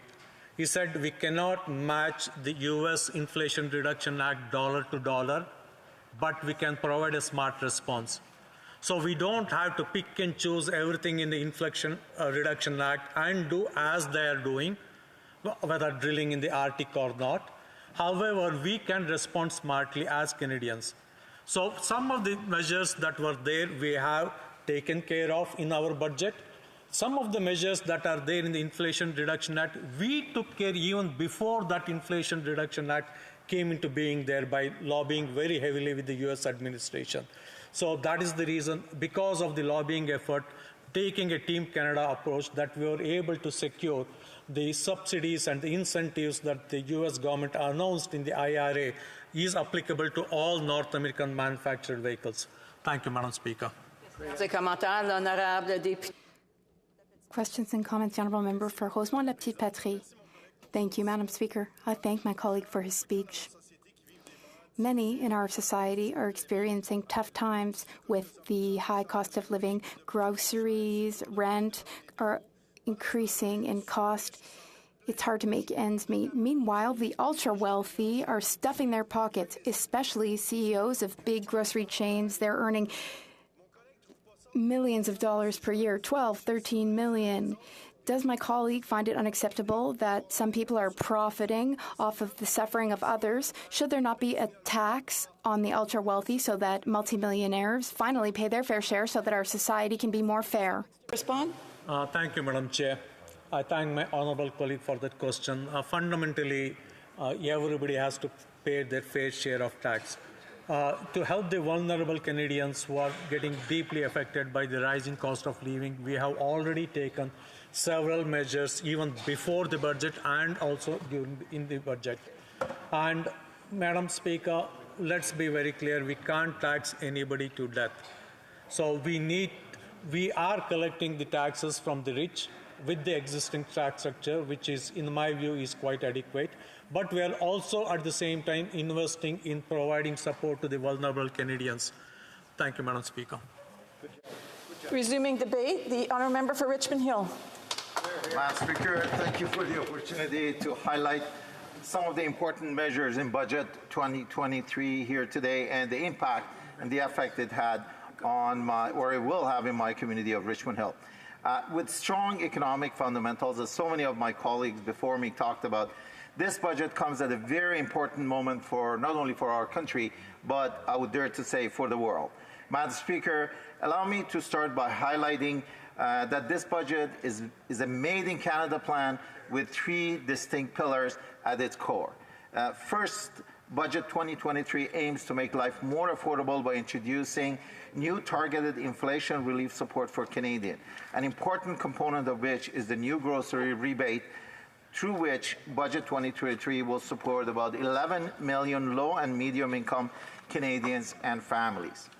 Second, with a historic investment of $198 billion to strengthen our public health and introduction of a dental health care plan, Budget 2023 will help reduce backlog, expand access to family health services, and ensure that the high quality and timely health care that Canadians deserve. This includes a $46 billion investment in new funding to provinces and territories through new Health Canada transfer measure that will support seniors, people with disabilities, and minority groups. Finally, Madam Speaker, Budget 2023 ambitiously invests in growing a clean and green economy while creating hundreds of thousands of middle-class jobs, providing the energy that will power our daily lives and entire Canadian economy, and providing more affordable energy to millions upon millions of Canadian homes. All three of these pillars are of grave importance to Canadians. They are of great importance to the passionate and dedicated constituents from Richmond Hill as well. Madam Speaker, just 2 weeks ago, over 50 community representative organizations and leaders from across our 5 community councils, which focuses on affordability, health, environment, seniors, and small businesses, gathered in our Affordability Roundtable at the Richmond Hill Public Library to hear about their budget consultation and recommendation that manifested themselves in Budget 2023 in a discussion with the Minister of Indigenous Services and Federal Economic Development Agency of Northern Ontario. We heard from key Richmond Hill community leaders about ongoing collaboration between the federal government and the provinces as it relates to healthcare. We heard about the strategic economic development and promoting learning and business opportunities for our Indigenous population and members of minority groups. We talked about supporting affordable housing, our seniors, and youth. We also heard from Ted Pickles on Budget 2023, who said, "The message I'm hearing today is leadership, calling out where there are gaps and taking responsibility and doing something about it." Madam Speaker, Ted's message resonates with many of the constituents and Canadians. Making affordability, healthcare, and greening the economy core priorities, Budget 2023 is more than just government financing. It is a smart and a strong investment in our country's future. Having said that, Madam Speaker, I would like to shift the focus in the remainder of my speech to the third pillar of the Budget 2023, growing a green economy. We know that climate change is real and the path forward is clear. Budget 2023 builds on the foundation of the government has been laying since 2015 by delivering a series of major investments to ensure Canada's clean economy can deliver prosperity across Canada. With new investment in clean electricity, the driving force of a clean economy, we will build a national electric grid that connects Canadians and delivers cleaner, more affordable electricity to Canadians and Canadian businesses. We will deliver investment to put Canadian workers and Canadian businesses at the heart of an essential global supply chain. And we will become a reliable supplier of the goods and resources that the net zero world will need. Our Made in Canada plan is centered on 3 tiers of federal financial incentives that will attract new investment, create new middle-class jobs, and build Canada's clean economy. Those include an anchor regime of clear and predictable investment tax credit, low-cost strategic financing, and targeted investment and programming were needed to respond to the unique need of sectors or projects of national economic significance. Together, they will incentivize businesses to reduce their emission, become leaders in the global clean economy, and create new middle-class jobs for Canadians. Madam Speaker, the accelerating transition to net zero has started a global race to attract investment as our friends and allies build their clean economies. Canada has so much potential and a strong competitive edge, and Richmond Hill's brightest minds are contributing to it. They are paving the path forward for a greener and cleaner transition in our country. Over the past 2 weeks in my own riding of Richmond Hill, I was delighted to have the opportunity to see firsthand the knowledge, the passion, dedication, and innovation that Richmond Hill entrepreneurs offer their community and our nation in parallel with Budget 2023 goals, and to see how this budget will further support their innovation. In my visit to Matrix with the Minister of Public Services and Procurement, I learned that Daniel Hadizadeh, the CEO of Matrix, alongside his executive team, are revolutionizing the solar panel industry by offering building integrated photovoltaic systems with the vision of generating solar energy from all surfaces. With their hard work and ambition, not only have they transformed into one of the largest facilities in Canada that carries out innovative cladding and paneling system, but they have also created more jobs toward the vision of cleaner Canadian economy and a day that every building in Canada becomes green. In Daniel's words, making every building its own power plant is his vision.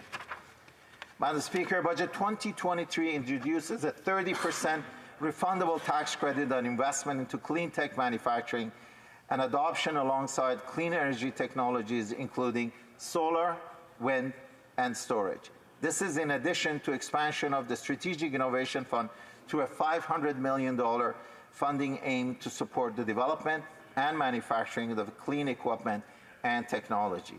This is not only support, but incentivize the work done by organizations like Matrix.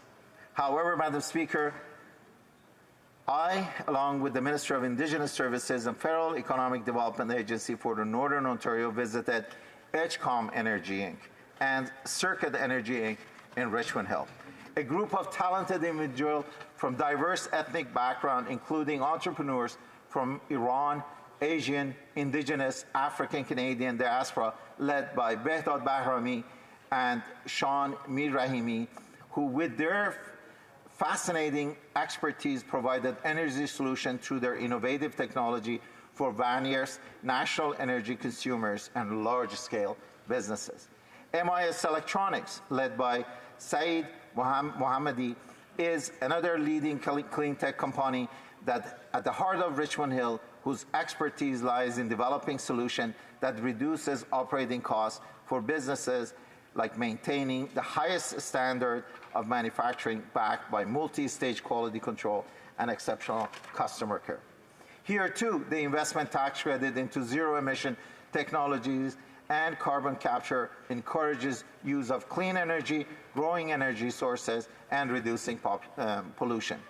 Madam Speaker, Canada is the future of clean energy and green economy, and Richmond Hill offers the facilities it needs in hitting these important targets.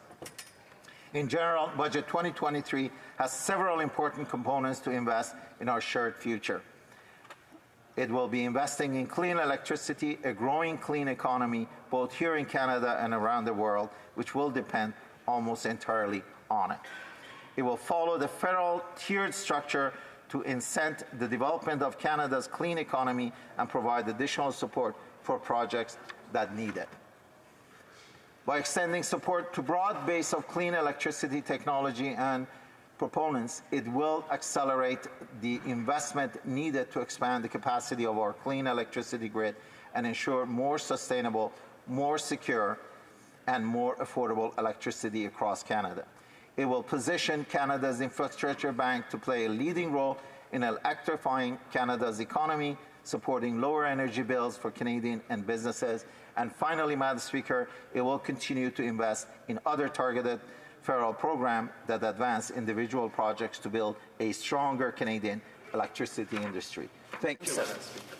Questions and comments? The Honourable Peace River Westlock. Thank you, Madam Speaker. And I just wanted to note that the member never talked at all about the 40-year highs in inflation, nor about the $43 billion deficit that's projected by this particular budget. I'm just wondering if the honourable member has any concerns about the inflation that's happening in Canada and whether deficit spending is what this country needs right at this moment. Thank you, Madam Chair. Honourable member for Richmond Hill. Thank you, Madam Chair, and thanks to my colleague Cross for asking that question. We are all concerned about inflation. We are all concerned about affordability, and that's why the measures, not only in Budget 2022, but also in Budget 23, has clearly focused on the most vulnerable who they are impacted by the rising cost of food, as well as issues with affordability.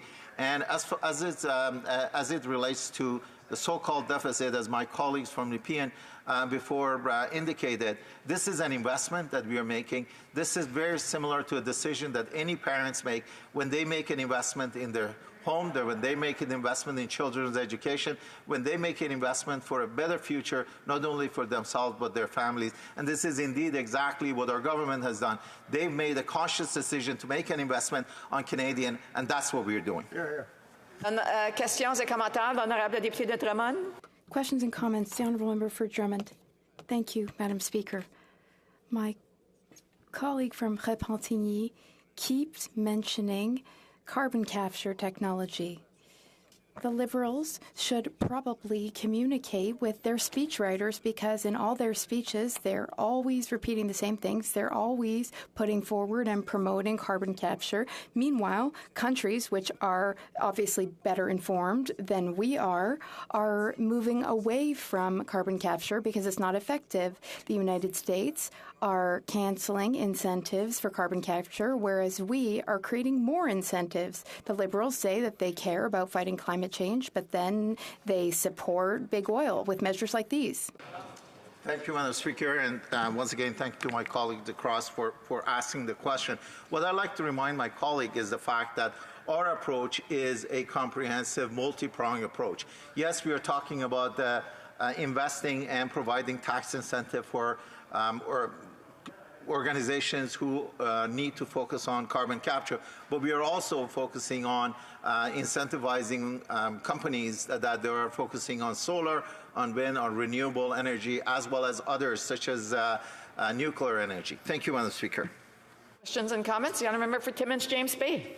Madam Speaker, Joe Biden has just announced a dramatic shift in EV investment, that they will have 67% of American cars run electrical within 9 years. That is extraordinary. But what that's also going to mean is that if Canada doesn't keep up, we'll be left behind. But this government continues to put massive investments into Trans Mountain Pipeline, over $30 billion. When we're talking, if we're looking at 67% of vehicles in the United States going to electric within 9 years, we're going to have a lot of stranded assets. I want to ask my colleague why the government continues to subsidize Trans Mountain when it has been proven to be a money loser. This is taxpayers' money that we are not going to get back, and we're now $30 billion plus rising on Trans Mountain. The honourable member for Richmond Hill. Thank you, Madam Speaker.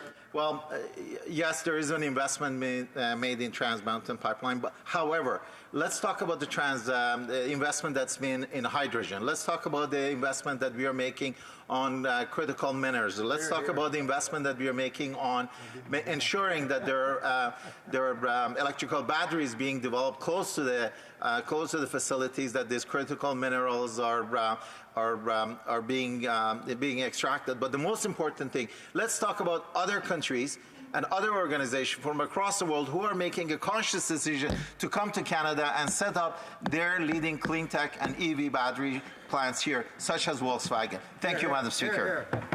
Resuming debate, the honourable member for Simcoe Grey.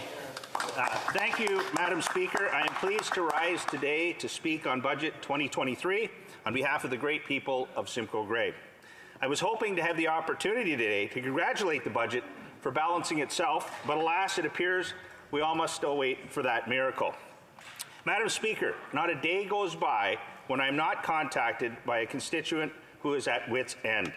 Their mortgage has gone up by thousands of dollars a year.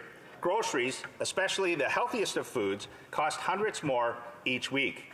Gas, which most people outside the major cities have to rely on to get to work, costs hundreds of dollars more per month.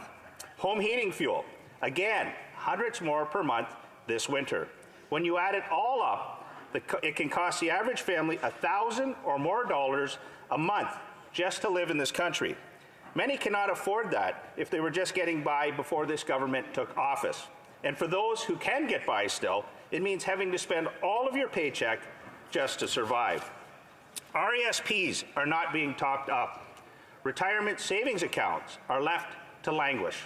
Family emergency funds are being used to pay for the carbon tax and inflationary spending of this Liberal government.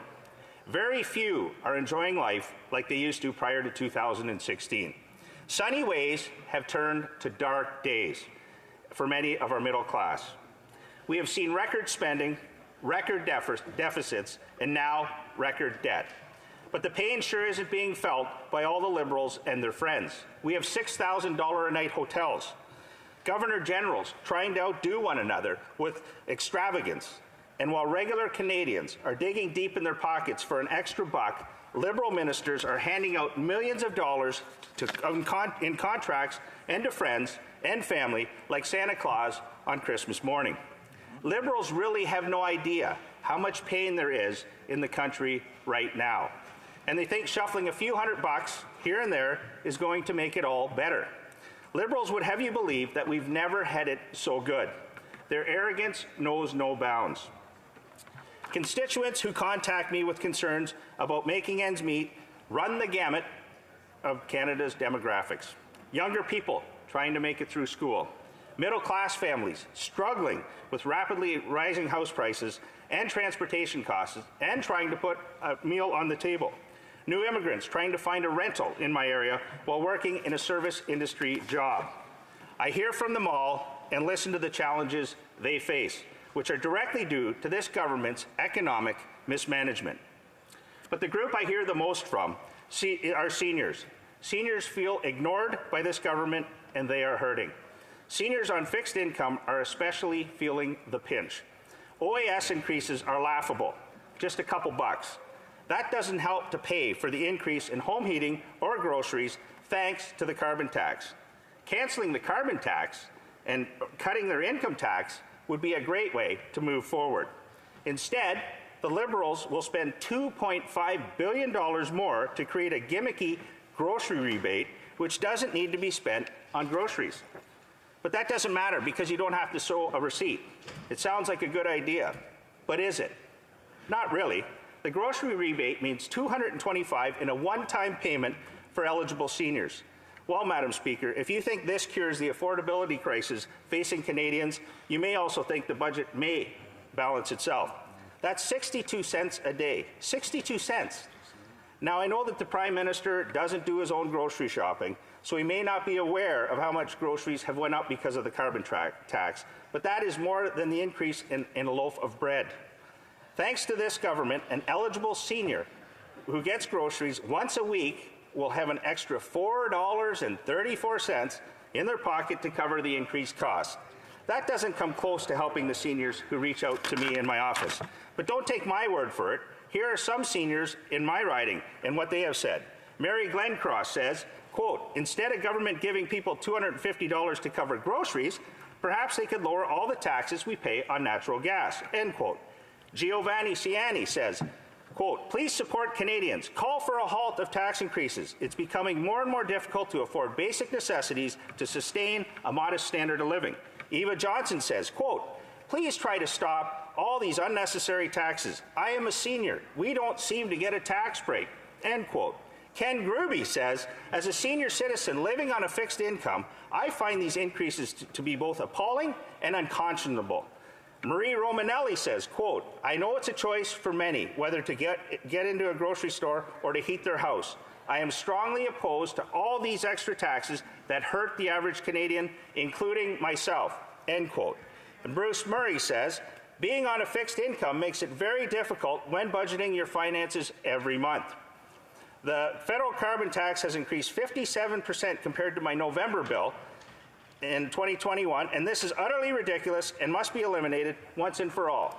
And Brian Rosecrans says, quote, the Liberal government keeps insisting they are helping Canadians, but for some seniors, the many years of waiting for a decent rise in their OAS payment, the government's insistence to go ahead with all the increased taxes at this period in time is putting some in jeopardy, end quote.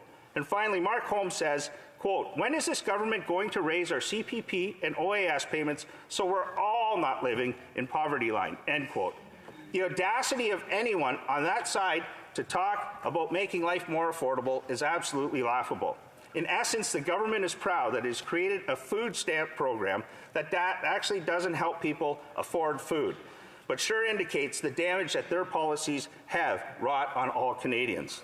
Madam Speaker, when this government was elected, it talked about modest short-term deficits. We in the opposition were skeptical, and we said so. The deficits continued and continued, with no plan to balance the budget in sight at all. Then the pandemic hit and people panicked. The government took some action. It wasn't always successful, and it was death to concerns from the opposition about the poor design of many programs. We all remember the rental assistance program, in which the landlord for a business needed to approve their tenant's application so that he or she could get no money. That program lasted for months without being corrected. But overall, most Canadians were prepared to let the government spend some money to help Canadians get by. But small deficits turned into record deficits pretty quickly with this government in charge. The pandemic is over. It has been for a while. Yet the government keeps spending. In fact, gross costs of all new spending in this budget work out to $4,300 for every single Canadian family. $4,300. This is 10 times what an eligible family of 4 will get via the new grocery rebate. But put another way, the Liberals are spending 10 times more on their own priorities than what they are putting back in the pockets of working families, and 20 times what they are providing to seniors. Often, when I say that the government needs to eliminate the deficit and start paying down the debt, people will ask me, well, what about health care? Well, the cost of servicing Canada's enormous debt continues to grow and will continue to do so as long as we have this Liberal government in power. In fact, the current Prime Minister has added more debt than the previous 22 Prime Ministers combined. Canada's federal debt is now expected to be $1.22 trillion this year.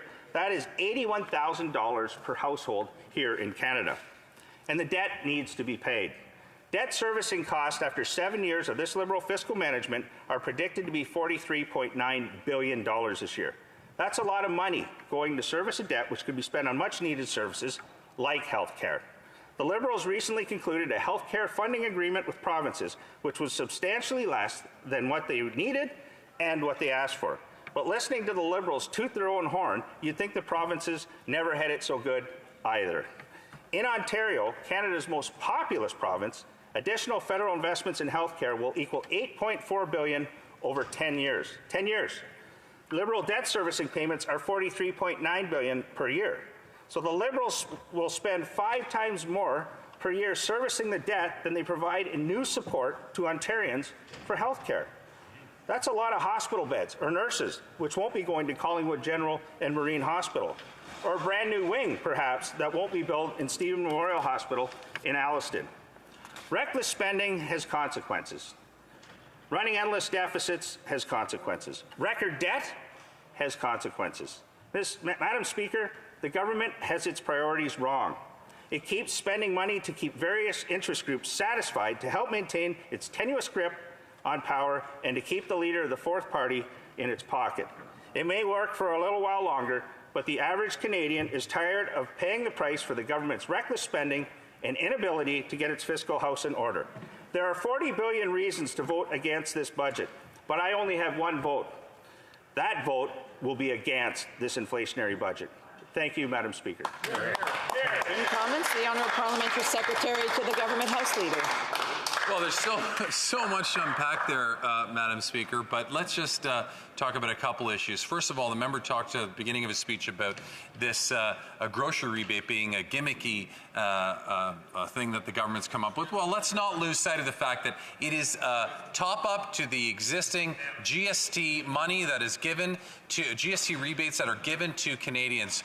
We know what the Conservatives did last time we introduced that. First, they said they wouldn't vote for it. Then maybe there was some pressure, and they backpedaled a bit on it, and they said, okay, we will vote for it. So if the member wants to call it a gimmick, fine.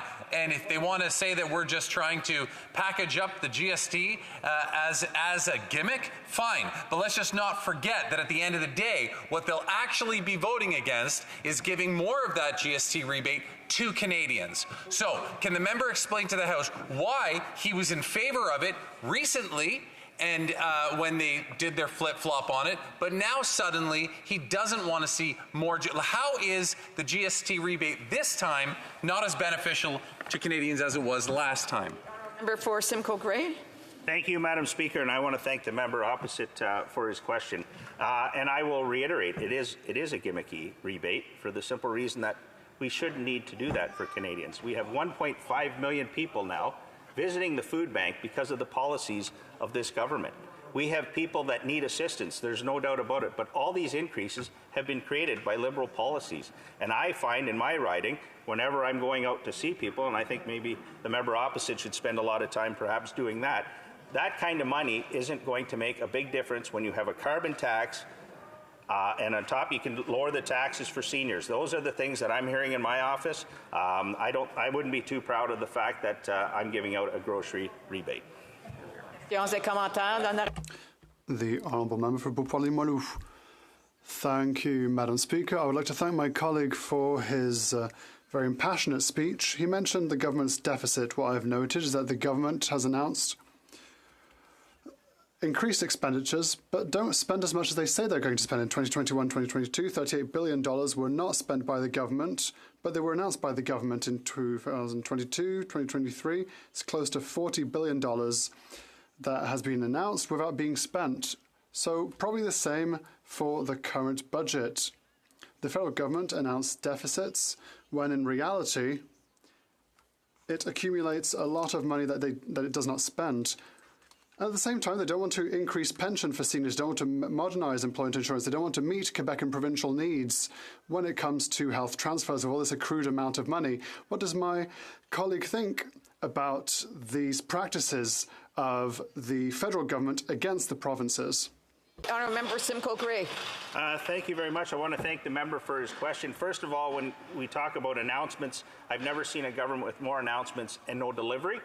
It happens all the time. My office gets bombarded whenever they make an announcement, and then my staff is busy because there is no meat to what they're saying. But and I want to certainly agree with the member that a lot of money that's not spent. You look at different departments each and every year. I'm on Veterans Affairs. All that money is being earmarked and not spent for programs. And also, I think that we need to respect provinces. I think if we can do a lot better if we work together, and we'll be able to accomplish a lot more to solve a lot of the problems that we have here in Canada, from housing to healthcare. And I think we need to work together and have open discussions, but respect one another. But once again, we have a Prime Minister that likes to create division in all things, and even with the provinces. Thank you. Before I go to the next question, I just want to maybe ask the member if he has, to make sure his phone is on silent mode, and I want to remind all members to do that as well. The phone actually dinged a while ago and was problematic for the interpreters, and we want to make sure that we prevent any hardships for them. The honourable member for Timmins James Bay, question. Thank you, Madam Speaker. It's always quite entertaining to listen to the Conservatives tell us how much they care about seniors and veterans and single moms and working people. It's like being invited down to the riverbank to have a picnic with a crocodile. Yeah, maybe they've changed the way they do business, but if you have any historic record, you know it's not a good idea. So let's talk about his love for seniors. Remember Stephen Harper? He announced this big transformation of Canada, and he was going to transform, he was going to go after the public funding of seniors' pensions, and he was going to raise the seniors' pension age. Now, where did he do that? He didn't talk to seniors. He went to Davos. Stephen Harper went to the World Economic Forum to announce that he was going after Canadian seniors. So will my honourable member explain why Stephen Harper thought it was better to tell Davos that he was targeting seniors than have the guts to talk to senior citizens to their face? The honourable member for Simcoe Grey, a brief answer, please. I just want to thank the member for the question. I don't know if the member still watches a black and white TV, but there are color TVs now, and we've moved forward. As a country, I believe that seniors are extremely important, and like I said, we have never seen during Harper days either 1.5 million people at a food bank. So quite frankly, I'm not sure why we're talking about the past. Let's solve the problems today for all Canadians. I just also want to remind members that if they want to have some discussions or some cross-talk, they should take that out into the lobby to allow the respect of the person who has the floor. Resuming debate. Reprise de débat. Reprise de débat. The honourable member for Thornhill. Madam Speaker, today I'd like to add a voice that I think's been missing from this debate. We talk a lot about what's happening right now, what's going on in our modern political world, what the Prime Minister said yesterday, or what was in the headlines this morning. But there's another perspective that we need to consider that's equally important. More than just thinking about the present, we need to think about the future once in a while. Because the choices that we make here directly impact the country that you pass on to the next generation, the nation that they will grow up in, that they will live in, that they will inherit. And in many ways, the biggest job isn't making the decisions that will impact us in the next 10 days, but rather the ones that are going to affect this country in the next 10 years, because our most sacred obligation is to build a country that is stronger than the one that we have today, to build a future that is bright and that is prosperous, and to leave the next generation unencumbered by bad decisions. And to that end, the budget is one of the most important documents that we consider in Parliament because it sets out the long-term trajectory, or at least it's supposed to. But it's clear that this is no plan for the future. It's clear that they're not even thinking about it. Because what do we see under this Prime Minister? We see record high projected debt. We see record lows in projected growth, the lowest in the G7, the lowest in decades. We see record inaction in protecting our environment through some bizarre obsession of punishing the consumer. Inaction on building new housing, preserving the most basic of freedoms, the freedom to work hard and get ahead. Our own finance minister had a brief epiphany months before presenting what was seemingly the opposite of what she presented weeks ago. Last year, she said this, I quote, "Our economy will slow. There will be peoples whose mortgage rates will rise. Businesses will no longer be booming. Our unemployment rate will no longer be at record lows. That's going to be the case in Canada," end quote. So, okay, I got it. We agree. And then the budget happened, which the reasonable prescription for this slowing growth would, of course, be smaller deficits, lower taxes, more competition, less regulation, and without the massive subsidies. What we got, however, was bigger deficits, higher taxes, more regulation, more subsidies than this budget has pages. Mr. Speaker, less than a year ago, the fall economic statement projected a deficit of $36 billion for this year, falling steadily over the next 5 years. There was even supposed to be a small surplus. Fast forward, the deficits are exceeding $40 billion over the next 2 years. There is no return to balance in sight. I get it. They don't think that balance is their responsibility. So instead, they used the declining debt to GDP ratio is the measure for success. But we didn't even get that either. That's going up. 1 in 5 Canadians are skipping meals because food inflation is in the double digits. The average down payment needed for a home has doubled. Same for the average cost of rent and the average cost of a mortgage. All have doubled. The cost of heating a home went up by 100% in some parts of this country. 1 in 3 Canadians say they are struggling financially. 67% say they are cutting back and making sacrifices. 9 out of 10 young people in this country don't ever believe that they will own a home. People are out of money and they are out of hope, and that's after 8 years of this government. The government is putting its hands even deeper into the pockets of Canadians. That's what Budget 2023 is. More taxes on pensions and EI, more taxes on beer, on wine and spirits, more taxes on gas and groceries and home heating. And it's painfully clear that this government doesn't understand the struggles of the middle class. Even the simple principles that govern this country's economy, because their response is more of the same. It's more of the reckless, misguided, ineffective ideas that got us in this mess in the first place. So forgive me if I don't think that they can fix it. We have the most unaffordable homes in the OECD. We have the second biggest real estate bubble in the world. The theme of this budget is Made in Canada. It's right on the front page. And you know what the Liberals have made in Canada, Madam Speaker? They have a Made in Canada cost of living crisis, a Made in Canada housing crisis, a Made in Canada opioid and addiction crisis, and a Made in Canada violent crime crisis. That is their record over the last 8 years. And we can't afford to spend billions of dollars with no plan to pay it back. Never in the history of this country has there been a prime minister who has been in that chair for 8 years who has spent so much money to achieve so little. We cannot afford to pay the interest that the Liberals are racking up on the taxpayer credit card. This year, our debt will cost nearly $44 billion. In 5 years, it'll be $50 billion. We can't afford the cost of spending on consumption instead of spending on investments. We can't afford to not build new homes. We can't afford to have an environment plan that is a tax plan that doesn't even lower emissions. Because what happens in 10 or 20 years when the bill comes due for the decade or a decade and a half of Liberal debt and deficit? What's going to happen when we've had 20 or 30 years of building 4 homes for every 10 new people in this country? And what's going to happen when we've had 10 years of a carbon tax that keeps going up and emissions that have so far followed suit? And more importantly, who's going to pay? I don't have the answer to that question, but because I honestly don't know. But what I do know is it's not going to be this prime minister.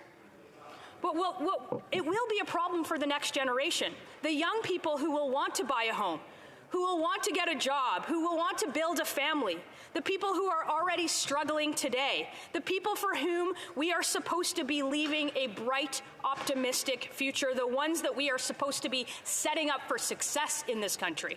8 years of this prime minister, and the Liberals are leaving them with no hope, no money, and no opportunity.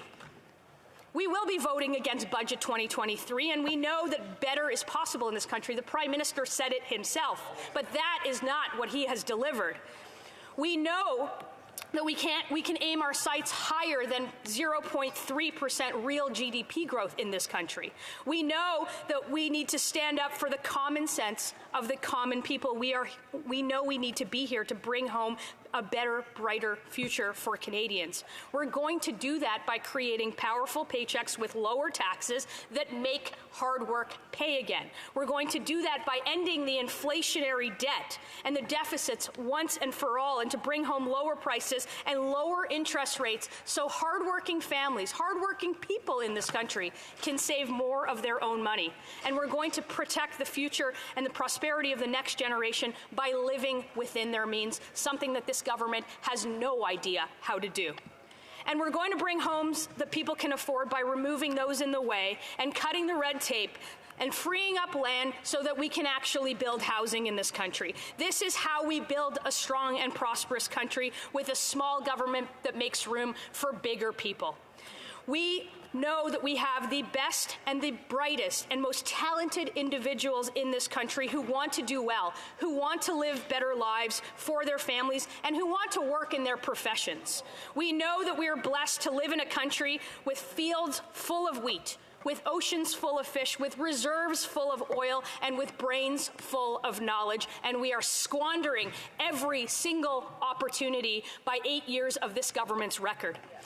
We know that we live in the best country on earth, and we think that it's time for Canadians to have a government who also believes so. And it's time for change, and it's time for a government that thinks about a budget focused on the future, focused on growth, and not just focused on staying in power. Questions and comments? Questions et commentaires. The honourable member for Aurora, Oak Ridges, Richmond Hill. Thank you, Madam Speaker, and I appreciate the comments made by the member opposite. I'm just confused, though. The program we have in place to fight climate change, the price on pollution, which is shown to be the best market mechanism to actually combat greenhouse gas emissions. This is about the future, as is investing in clean tech. And I'm wondering why the member opposite believes that we're not focused on the future when this budget is all about the future. Thank you, Madam Speaker. The honourable member for Thornhill. Let me clear it up for the member. The carbon tax doesn't work. Emissions have gone up in this country. Canadians pay more than they get back, so their claim that it is revenue neutral was both the parliamentary budget officer and her own Minister of Finance said the same thing. The carbon tax doesn't work. In fact, this is a government that reveres the Prime Minister of the President of the United States, who stood here and talked about a climate plan. They revere his climate plan, which has no consumer carbon tax. They should take a lesson from him. Questions et commentaires. L'honorable. The honourable member for Repentigny. Thank you, Madam Speaker. I'd like to thank my colleague. She started by saying that we need to think about the future, and yet at the same time, she's blaming the government for taking environmental measures. We here in the Bloc Québécois feel that the future and even the present should be a healthy planet, breathing healthy air, protecting biodiversity, and not getting sick because of pollution. We don't have more than one planet. We only have this one. And yet, my colleague ended her speech by saying that though we want the oceans to be full of fish, then we should also produce more oil. And yet we're seeing, for example, that in Alaska, fish are dying because of oil leaks. And we also know that climate change is killing ocean biodiversity. I'd like to hear from her on that. To the Thornhill. Not sure there was a question there, Madam Speaker, but I will certainly speak. This government doesn't have an environmental plan.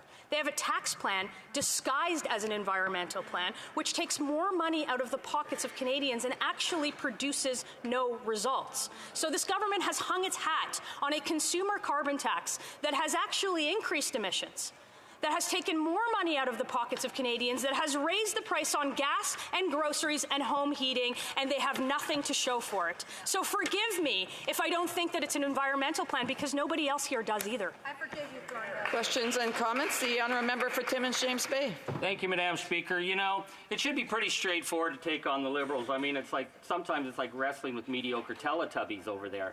But for the Conservatives, they have to claim that everything's propaganda because they are offering nothing. The idea that the Conservatives care about a housing crisis is ridiculous. I was here for all the years of Stephen Harper, who did nothing. The idea that Pierre Elliott Trudeau's son caused the Oxy crisis when Stephen Harper did nothing on it, we know that that is false. It's not propaganda. It is false. And then, of course, a climate plan. It is ridiculous to even hear the Conservatives talk about a climate plan when half their backbench believes the Earth is flat. So I'd like to ask my honourable colleague, why is it that they have to come up with the so-called gatekeepers and misinformation when the fact is that to build housing in Canada requires investment, it requires money, and it is something that they refuse and have always refused to put in, which is why we have the extent of the crisis we do now. The honourable member for Thornhill has just a little over a minute to respond. Well, Madam Speaker, when I was a young staffer here, I used to watch that member actually oppose a government before he decided to check his principles at the door, stop representing his constituents, and join this government in making sure that life is unaffordable for Canadians. That member used to be a part of an opposition before he joined the government. So in terms of environmental plan or housing plan, that member opposite has not brought an idea to the floor on it. In fact, he's decided to support the government in everything that they do, including voting against making sure that this government is actually held accountable at committees, in this House of Commons, for all of the scandals. That government, the member opposite that has joined that government can join into the scandal-ridden government that we have today in this country. Resuming debate, the honourable member Humber River, Black Creek. Thank you very much, Madam Speaker, and I'm pleased to find a few minutes to join my colleagues. It's always interesting following my colleague from Thornhill, who is my riding's representative. And I think we're all here for the same reason, is we want to make a difference in the lives of many people. And we may come from different sides of the equation on a variety of issues, but other than that, outside of the House, I think all of us get along quite well and are actually working at trying to get along better, in spite of all of the things that get said within the House here. So I'm pleased to have a few minutes to comment on the budget and the importance of this budget. And I will be sharing my time with the member from Parkdale High Park. So when the Deputy Prime Minister and Minister of Finance introduced the budget in 2023, called a Made in Canada plan, strong middle class, affordable economy, and a healthy future. I think those are the words that talk about all of us Canadians and what we want, where we want to go, the kind of Canada we want to see. And Canadians are clear. They want to have good jobs. They want to have clean air. And they want to have a strong economy where everyone has a fair and real chance of success. And our government, I believe, is doing just that. In the months and years to come, we need to seize on the remarkable opportunity that is before us.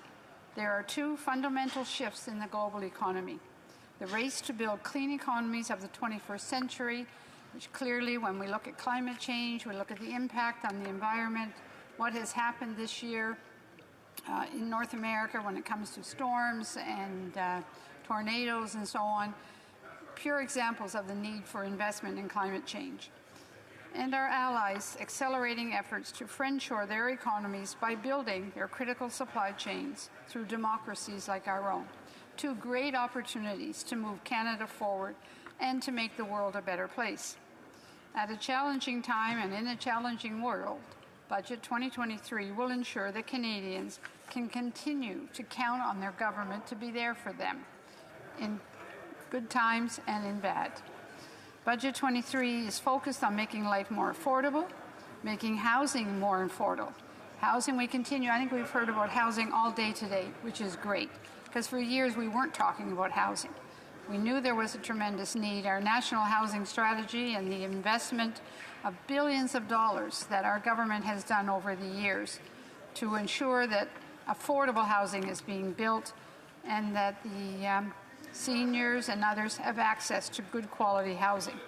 So focusing on making life more affordable making life more affordable for middle class as well, includes investing in growing the economy, and also strengthening Canada's social safety net, which I'm very proud to have seen what our government has done through the difficulties with the pandemic and so on. Budget 23 is also delivering new measures for support for the most vulnerable Canadians and the cost of living. Particularly, Budget 23 offers a one-time grocery rebate. Now, it's a bit of an interesting name to call it a grocery rebate, as my colleague pointed out earlier, but that's what it is. It's to help offset a few dollars off of the cost of living that many people who are in limited income, seniors, are struggling with. So the budget provided, again, $2.5 billion. It may sound a little bit of money when you talk about a grocery rebate, but when you're looking at the overall cost to the tax envelope at $2.5 billion, it's a considerable amount of money. And that's targeted inflation assistance for over 11 million low and middle income Canadians and families. Even more so, this year's budget introduced an automatic tax filing for low-income Canadians. My office, for I guess about the last 15 or 16 years, provides for four Saturdays to provide income tax support for low-income constituents in Humber River Black Creek. This coming Saturday will be the fourth one that we've been doing, and my staff come in those 4 Saturdays, spend the day along with registered accountants that come in and volunteer their time as well.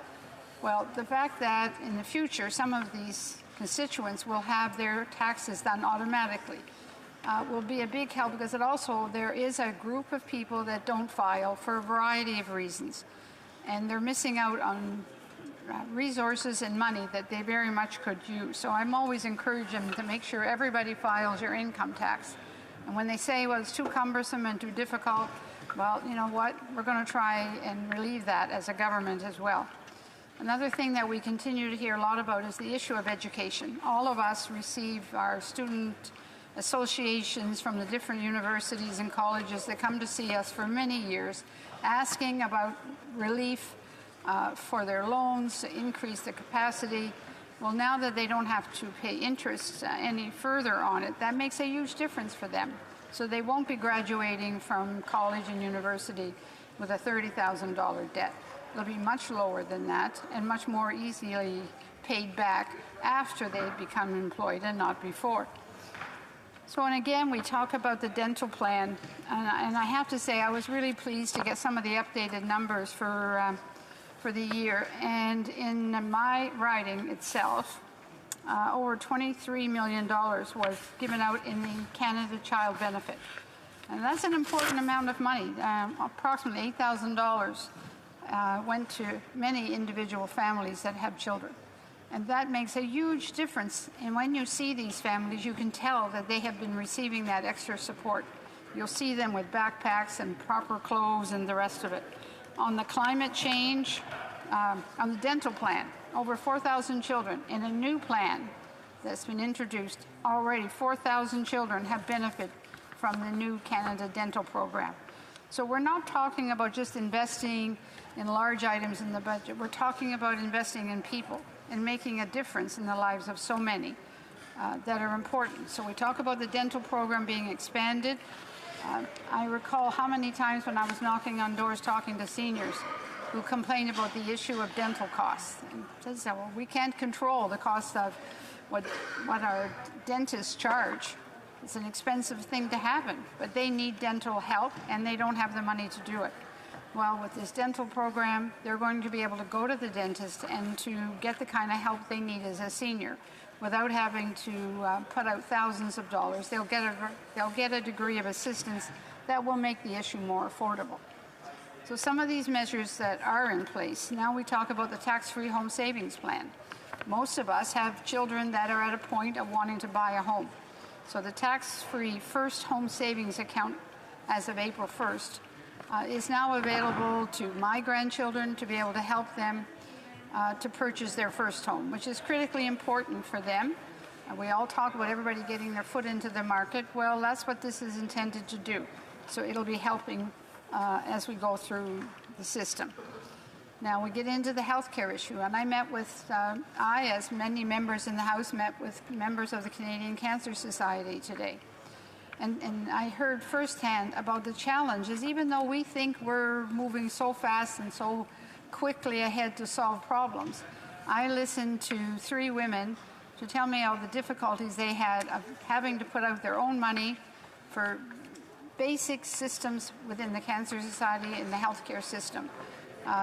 Didn't have sufficient income. They had to rely on being able to go to work in order to be able to keep their healthcare system because there wasn't the resources around that was necessary for them to have to give them the support. Whether we were talking about mental health support or you were talking about the length of time that they had to wait in order to get treatment, the issue of genetic testing, which we know is out there available today, but wasn't available to many of these people for many years before they would have the chance to get that, which would probably be very late.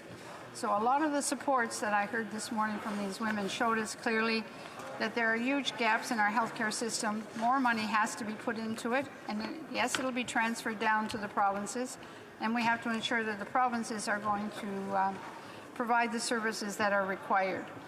But at the federal level, we have put in an additional $198 billion over 10 years, including $46 billion in new funding for provinces and territories that we want to see gets transferred over into our hospital system and our healthcare workers. Thank you very much, Madam Speaker. The honourable member will have 5 minutes of questions and comments after question period when this subject is back before the House. Statements by members. Déclaration de député. The honourable member for Halifax West. Madam Speaker, in the heart of Halifax West is a pristine piece of nature that calls to visitors from near and far, the Blue Mountain Birch Cove Lakes Wilderness Area. Long before I became an MP, I would hear about how significant this natural gem is to residents in my community. Back in October 2021, Friends of Blue Mountain Birch Cove Lakes was my very first meeting as a Member of Parliament. We pored over maps of the area and talked about the exciting opportunity for a national urban park that lay ahead. Since then, Parks Canada has worked with stakeholder groups, other levels of government, and the Mi'kmaq to conserve nature and support reconciliation at Blue Mountain Birch Cove Lakes. I thank everyone whose advocacy and partnership has helped us get to this today. I'm looking forward to sharing more on our progress soon as we work towards making Blue Mountain Birch Cove Lakes the first national urban park in Atlantic Canada. Merci. The honourable member for Central Okanagan, Similkameen Nicola. Mr. Speaker, cancer is a life-altering experience that, unfortunately, too many Canadians have gone through. It remains the leading cause of death in Canada. In April, the Canadian Cancer Society runs the Daffodil Campaign. Let us not forget to recognize and support their admirable work for patients, survivors, and loved ones affected by cancer. We, in this place, have joined forces with the Canadian Cancer Society through an all-party parliamentary caucus so that parliamentarians can better address this disease that affects 1 out of every 4 Canadians. Many of my Conservative colleagues are excited to be part of this caucus and will firmly support the Society's goal to increase access to palliative care across Canada. This is just one example of how we can take further action. Lastly, let's thank the many researchers, patients, survivors, donors, and volunteers who assist in the fight against cancer and preventing the disease. Many are here in Ottawa today, and we thank you for your efforts. As Canadians, let's work together and make a difference for everyone. The honourable member for Vancouver Grenville. Speaker, this April marks the beginning of the Canadian Cancer Society's Daffodil Campaign, which raises awareness and funding for Canadians who have been diagnosed with cancer, as well as cancer research. We all know someone who has been affected by cancer, a friend, a parent, a child, a neighbor. Almost 50% of Canadians, young or old, from all backgrounds. This is why it is so important to make sure that we do all that we can to support preventative care, research, and treatment in the fight against cancer. The Daffodil Campaign's impact can be felt from coast to coast to coast as it supports nationwide support systems and helps to support world-class research right here in Canada. Across Canada, Canadians are stepping up. In my own community of Vancouver this weekend, the Canadian Cancer Society hosted the Daffodil Ball to raise money in support of cancer research in BC and across Canada. This year, they raised $3 million. I urge all my colleagues to support the Canadian Cancer Society's Daffodil Campaign, wear your daffodil pin, and continue the fight against cancer. Thank you. The Honourable Member for Salaberry-sur-Roi. Thank you, Mr. Speaker. Today, I'm happy to recognize the talent of an artist from Salaberry-sur-Roi, Claude Tivierge. His most recent achievement speaks for itself. Mr. Tivierge created a coin featuring a grey wolf struck in black and gold in a design which evokes the yin and the yang. This majestic coin was awarded the International Mint of the Year prize. What an achievement! In his creative process, the artist from Rivière-Baudette is inspired by wildlife. He is driven by the duality of our wild and human nature. Mr. Tivierge is very prolific and does not hesitate to share his talent. With his colleague, Madeleine Turgeon, he recently unveiled 9 colorful works of art that brighten up the Sur-Roi Hospital's pediatric ward, much to the delight of patients, their loved ones, and healthcare staff. Congratulations to you, Claude Tivierge. This new accolade is a tribute to your talent. Congratulations.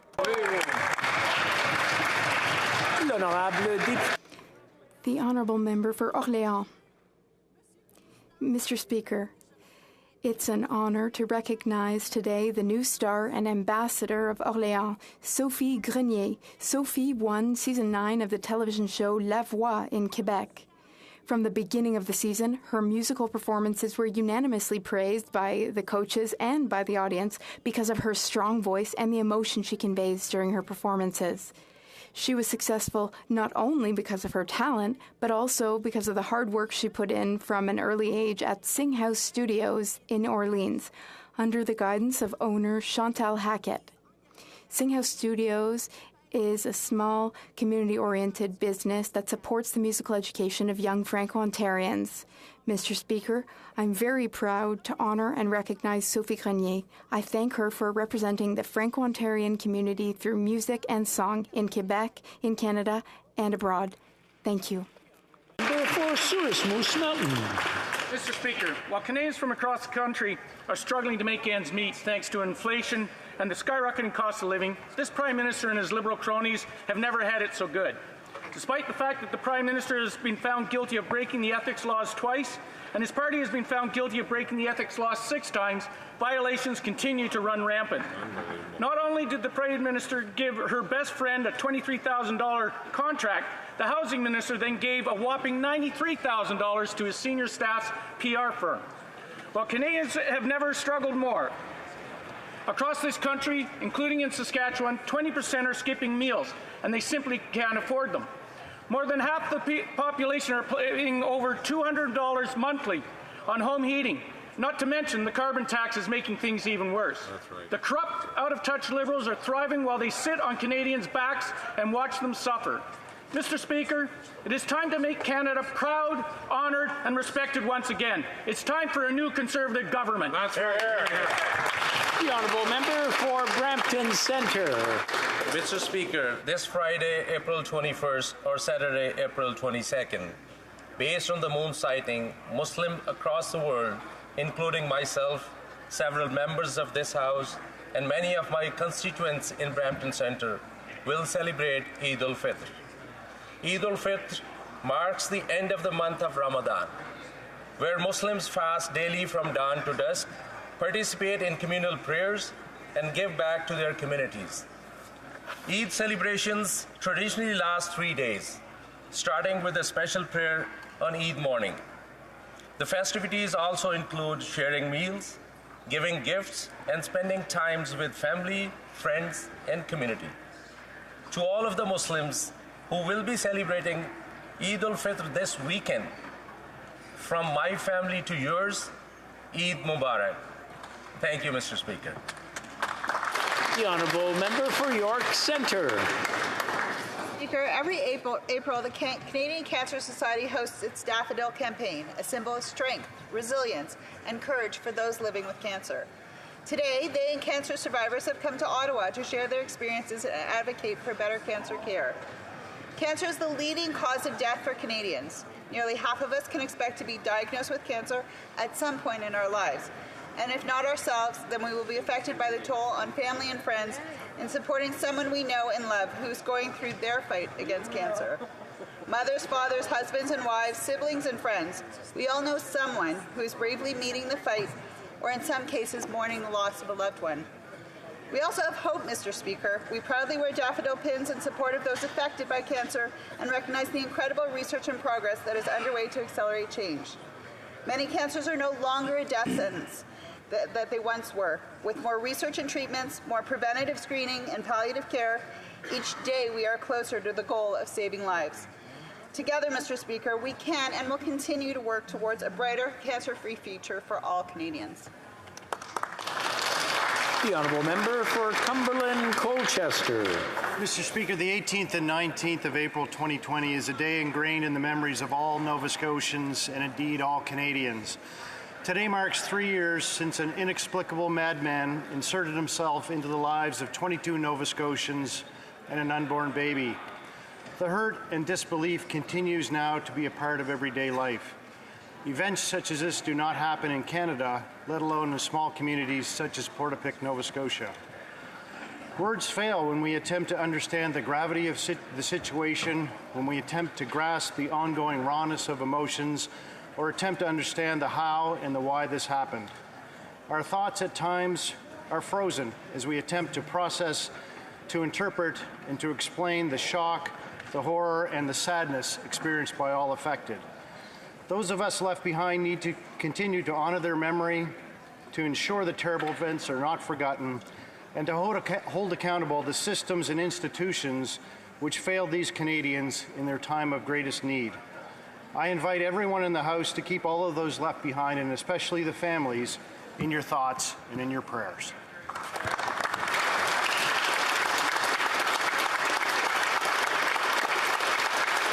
The honourable member for Toronto Danforth. Mr. Speaker, what is over 27,000 kilometers connects us from coast to coast to coast, travels through urban, rural, wildlands, and waterways? Well, it's a Trans-Canada Trail. It's a beautiful pathway that connects us all. It's something where we can all go out, no matter what our ability, and explore the world around us. Last year, we made the largest single investment in the Trans-Canada Trail. It goes towards enhancements, maintenance, expansion, and it's something that we can all enjoy together. My favorite part is in the ravines around the Don Rav Valley and along the waterways. But you know what? In all of our backyards, there's a place for us to be able to explore. So I invite everyone, check out the Trans-Canada Trail. Let's celebrate this wonderful network that connects us all. Bravo! The honourable member for Mission Matsky, Fraser Kenyon. Mr. Speaker, just this past Christmas, the Prime Minister and his family holidayed at a luxurious estate in Jamaica belonging to a wealthy family that just so happened to have recently made a large donation to the Trudeau Foundation. Who would have thought? While 1 in 5 Canadians are skipping meals, this Prime Minister's lavish and luxurious family trip cost taxpayers $160,000 for security and staff accommodations. 9 in 10 youth believe they'll never afford a home. Our national debt has doubled. This morning, gas prices in the Fraser Valley hit $1.85. Inflation is at a 40-year high. After 8 years of this Prime Minister, Canadians can't catch a break, let alone pay for a vacation. When will this Prime Minister show some respect to Canadians, show some respect to our conflict of interest law, and stop wasting our taxpayer dollars on trips with wealthy donors? The honourable member for Peterborough Kawartha. Some residents in Vancouver are resorting to dumpster diving to combat high food prices. That's today's headline in the Globe and Mail. Here's another shocking stat. Food banks and other programs serving vulnerable Canadians are expected to serve 60% more people per month in 2023. So it's fair to say we have a cost of living crisis, Mr. Speaker, in this country. And where is our Prime Minister? during this pain and suffering and increase in financial anxiety? Well, he's taking luxurious and extravagant vacations to Jamaica that cost taxpayers $162,000. He's staying in a $6,000 a night hotel room. He's surfing in Tofino in an $18.5 million rental property. This Prime Minister has a permanent pass on out-of-touch island. It is gross, it is insulting, and it is time for a new leader who respects Canadians and their money. The honourable member for Cambridge. Thank you, Mr. Speaker. Last Sunday marked the 106th anniversary of the Battle of Vimy Ridge. On April 9th, 1917, Canadians from coast to coast joined together on the beaches of Vimy Ridge to fight one of Canada's most decisive military victories. Thanks to the strong leadership of General Sir Arthur Currie and the use of innovative tactics such as the creeping barge and leaping frog to advance across no man's land, Vimy Ridge was taken in a day. But the battle came at a great cost. Nearly 3,600 Canadians lost their lives, and over 7,000 more were wounded. On the event of Vimy Ridge Day, I encourage all members and all Canadians to reflect on their sacrifices and honor their bravery. Let us never forget their stories, their character, and their place in our great history, Mr. Speaker. Thank you.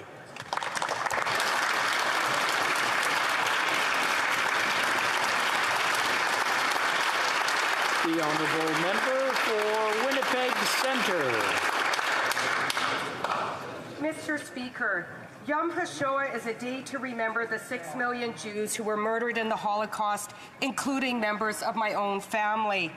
All of my relatives were killed by the Nazis except for 5, my grandparents, father, and 2 uncles. My father, Albert Gazan, was 2.5 years old when the Germans invaded Holland. He spent the entire war in hiding, being sheltered by Dutch families. His mother, my grandmother, Gina Gazan, spent time in a concentration camp. Miraculously, they survived, but 3/4 of Dutch Jews did not. It was over a year until my father was reunited with my grandmother, and my other several months with my maternal grandmother. He became an advocate for peace, justice, and human rights. Their stories must be told and retold. We are seeing a rise of Holocaust denial and revisionism, and I fear this will get even worse after the last survivors pass away. We must not let their stories die and confront denial with truth. Today and every day, we remember, and we must also say never again.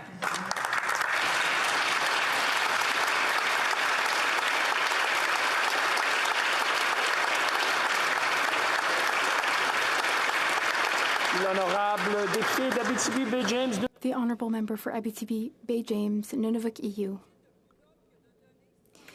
What could be more noble than giving freely and selflessly? What's more noble than the kindness of a person who makes the conscious decision to use his or her strength to lift up their entire community? That is what over 2 million Quebecers do every day as volunteers. On behalf of the Bloc Québécois, during this 49th edition of National Volunteer Week, I would like to thank them. The theme this year is Volunteering Together in Unison. Under this theme, let us pay tribute to those who work every day with seniors and with our children. Let's honor these individuals who are active in our community organizations as well as in our care facilities and learning environments. These people, sometimes discreet but always generous, use their light to help others shine. This week, let's do the opposite. Let's make our volunteers the stars. Let's shine the spotlight on their essential role in Quebec society. The honourable member for Cypress Hills Grasslands. This Liberal government has close ties to the Trudeau Foundation, but the Prime Minister doesn't seem to care about accountability or transparency. First, he chose a special rapporteur who was previously a member of the same foundation to be investigated for foreign interference. And now he's making a desperate attempt to attack Conservatives. He wants to make it sound like the Trudeau Foundation is similar to an ordinary charity that's been victimized by partisanship from the opposition. but that's quite a stretch. This is an organization that is listed under a government department's portfolio. The Foundation's annual report also states that it reserves spots for the Minister of Innovation to appoint directors and members. Now, although the Prime Minister has officially divested his interest while holding public office, his name is still listed as a succession member. Sadly, the NDP have sold out their principles for a coalition with the Liberals and are not supporting our efforts for transparency. But even if the NDP Liberal coalition votes against it, Conservatives will demand nothing less than a fully independent inquiry. The honourable member for Brampton South. Mr. Speaker, in April we celebrate Sikh Heritage Month, which is a time to recognize and appreciate the rich history and culture of Sikhs in Canada and across the globe. We celebrate our heritage as a time of joy, the start of a vibrant harvest season, and the founding of the Khalsa Panth in 1699 by Guru Gobind Singh Ji. Mr. Speaker, Canada is a home to one of the largest Sikh population globally, and there are many organizations who are working hard to help the community, like Seva Food Bank, Khalsa Aid Canada, and many others. In fact, last week I saw a true example of selfless service as Aval Technologies founder Dara Singh Nagra donated $1 million to the Sikh Kids Foundation. There are true values of Sikhism and are shared with Canadians as well. Mr. Speaker, on behalf of the residents in Brampton South, I wish everyone in Brampton and around the world happy Sikh Heritage Month and a very happy Vaisakhi. Waheguru Ji Ka Khalsa, Waheguru Ji Ki Fateh.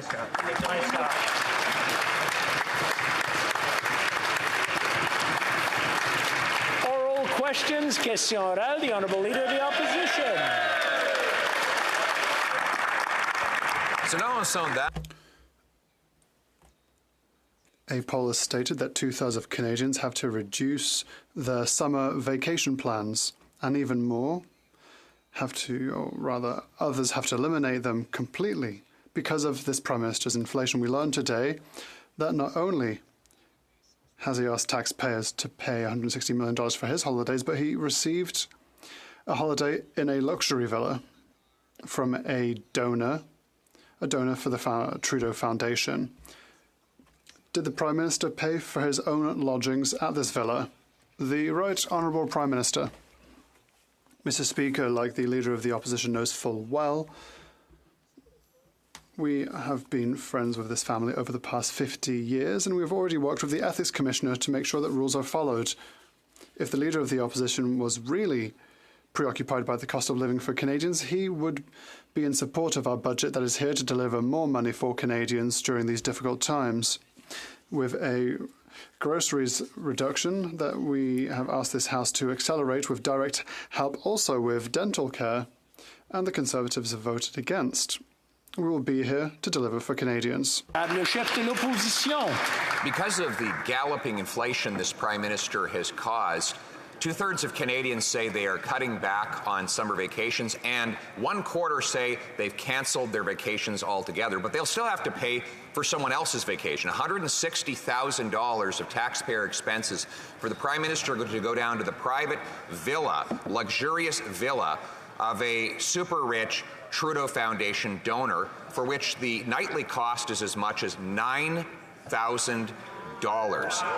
How much did the Prime Minister pay for his accommodations at this luxurious villa? Prime Minister.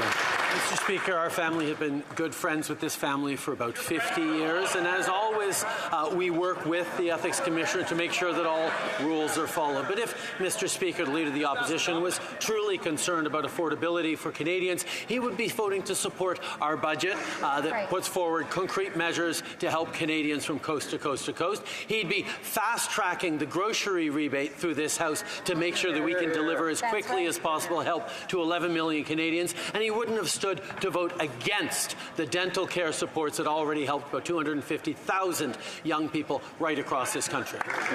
Honourable Leader of the Opposition.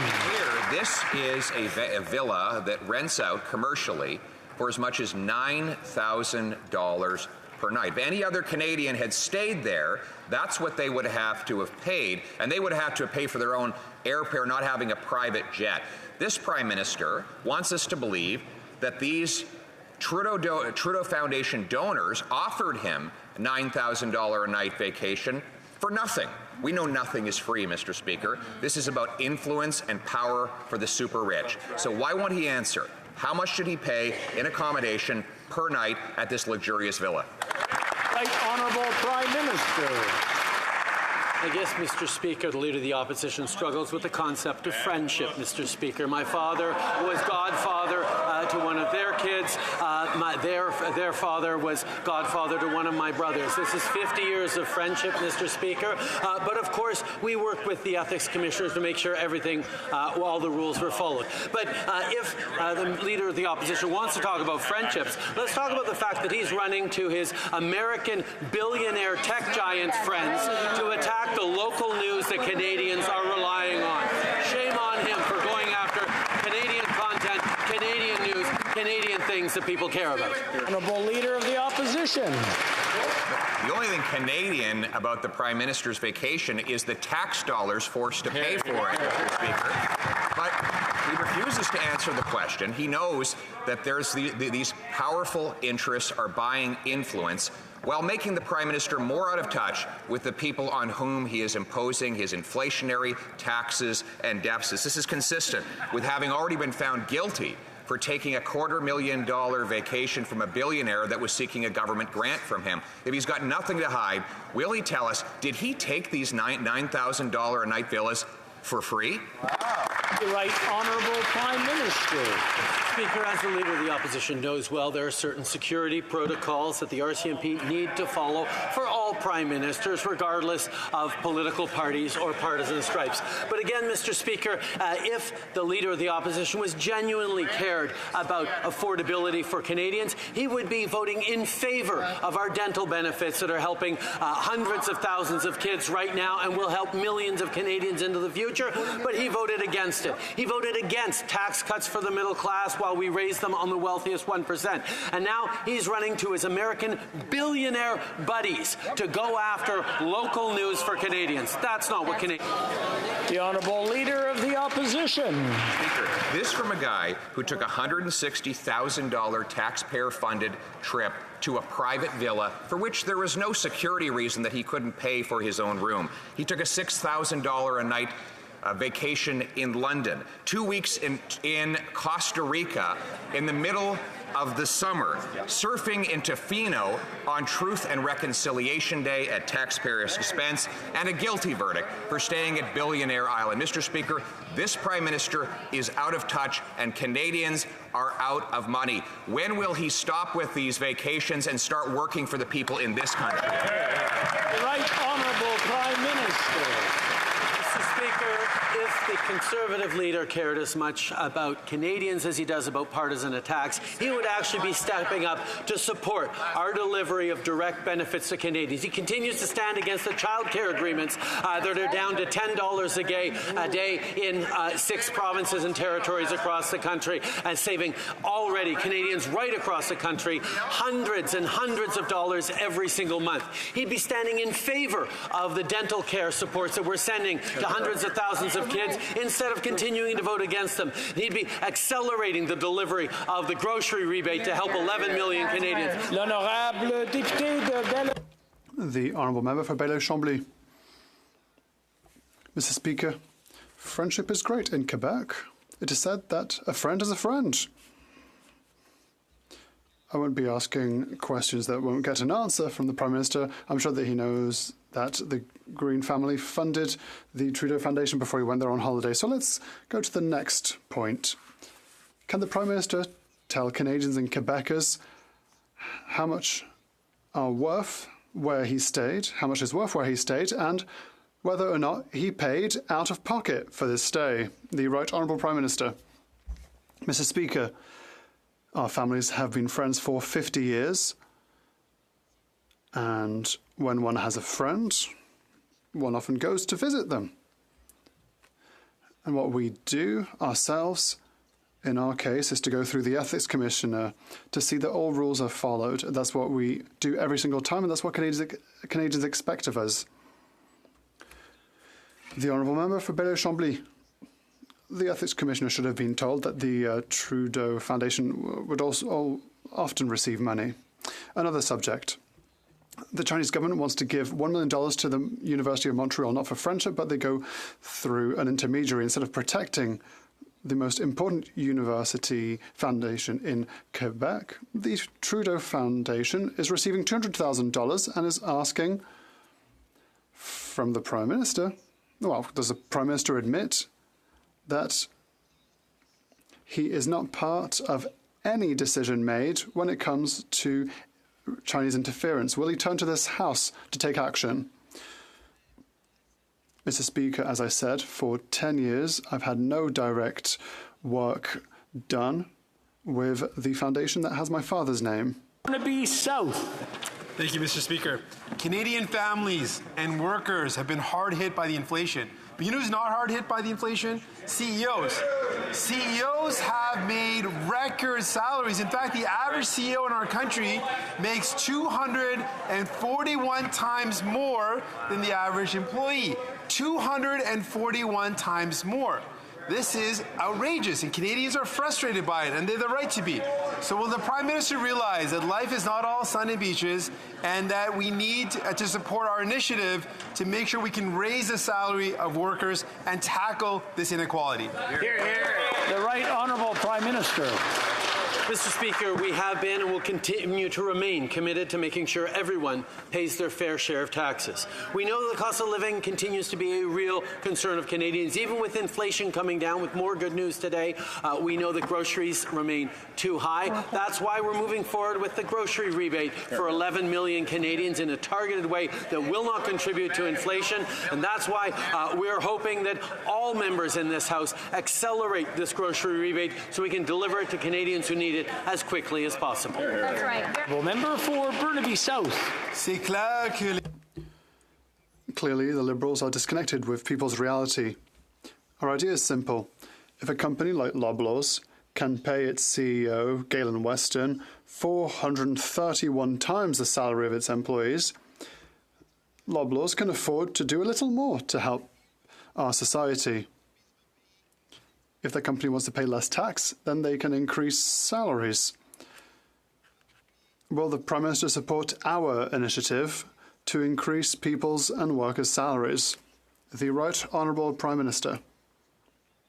Mr. Speaker, one of the first things we did was to reduce taxes for the middle class and increasing taxes for the richest 1%. We've continued to deliver measures that help those who need it by making sure that benefit checks are not being sent to millionaire families. We will continue to be here to help people, also through the grocery rebate, and we ask everyone throughout this House to contribute in the acceleration of the delivery of these benefits through the approval of our budget, and I hope that all parliamentarians will work so that Canadians who need it receive this rebate as quickly as possible. For Calgary, Forest Lawn. Canadians got sky-high heating, grocery, rent and mortgage bills this holiday season, while this Prime Minister was sky-high in a private jet to another rich Liberal crony's private estate in the Caribbean on taxpayer dime, who happens to be a massive Trudeau Foundation donor. This out-of-touch trust fund Prime Minister doesn't understand or feel the pain that his inflation caused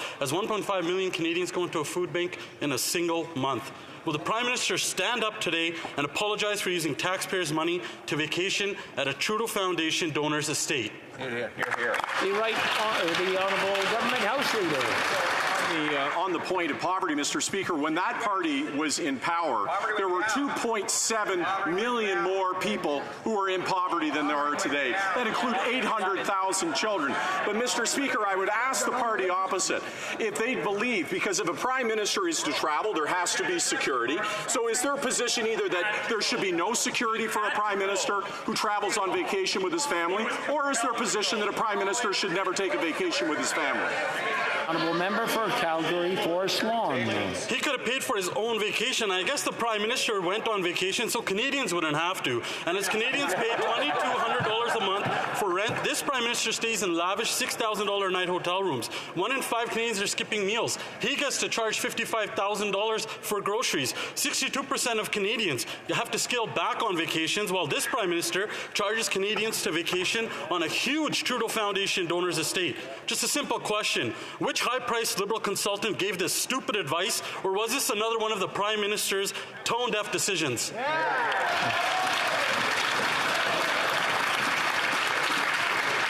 I just want to point out that maybe be judicious on the language that is being used in the chamber on both sides, whether you're asking the question or answering it. Order. The Honourable Government House Leader. Mr. Speaker, as the honourable member across is well aware, this government has taken a series of measures to help those that are dealing with the global impact of inflation, and the party opposite has voted against every single one of those measures. It continues to oppose measures like the important grocery rebate that we put forward. Mr. Speaker, however, I would say to the party opposite, I get that they don't like the Prime Minister. I get that they have personal animosity and partisan attacks that they want to level against him. But I would ask them again, do they believe a Prime Minister should not be able to at Christmas with his family travel, or do they believe that he should not have security when he does so? Well, member for Regina Capel. Mr. Speaker, all we're saying is that he should pay for his own vacations and not stick the bill to taxpayers. While Canadians were experiencing the chaos that his mismanagement of the airport system caused, the Prime Minister got to skip the queues and jet down on yet another Caribbean vacation. You see, the Prime Minister never has to pay for the terrible policies that his decisions make. Other Canadians have to pay for the higher costs of fuel that they put in their cars. He doesn't. He also doesn't have to pay for his own home heating fuel, and now we're finding out that he doesn't even pay for his own vacation. Treasury Board guidelines say he should reimburse at least the commercial cost. Did he? The Government House Leader. Yes, Mr. Speaker, I can absolutely confirm that he did cover that cost, and I can also confirm to the member across that yes, absolutely. And I would ask him to step away from the idea of attacking this Prime Minister and from his partisanship, and ask about a future Prime Minister, and ask if that future Prime Minister would be afforded the opportunity to take a vacation with his family. And if he believes that that is the case, does he believe that Prime Minister should be afforded security? And if he does believe that, which is the vast preponderance of these costs, then certainly he would see that the actions taken were reasonable. The Honourable Member for Regina Capel. Well, Mr. Speaker, if the Government House Leader is going to answer specific questions, the Prime Minister dodged this question 5 times. Now, the Government House Leader just answered that yes, he does pay. But the specific question is, did the Prime Minister reimburse or pay for the commercial value of the accommodations? The accommodations for this luxury villa runs as high as $9,000 per night. Specific question, did the Prime Minister pay for it? The Honourable Government House Leader. Mr. Speaker, the Prime Minister taking a vacation with his family over Christmas with his friends is a preoccupation.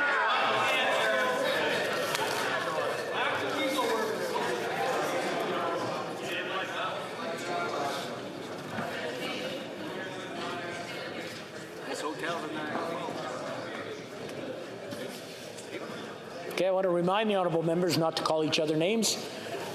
The Honourable Government House Leader.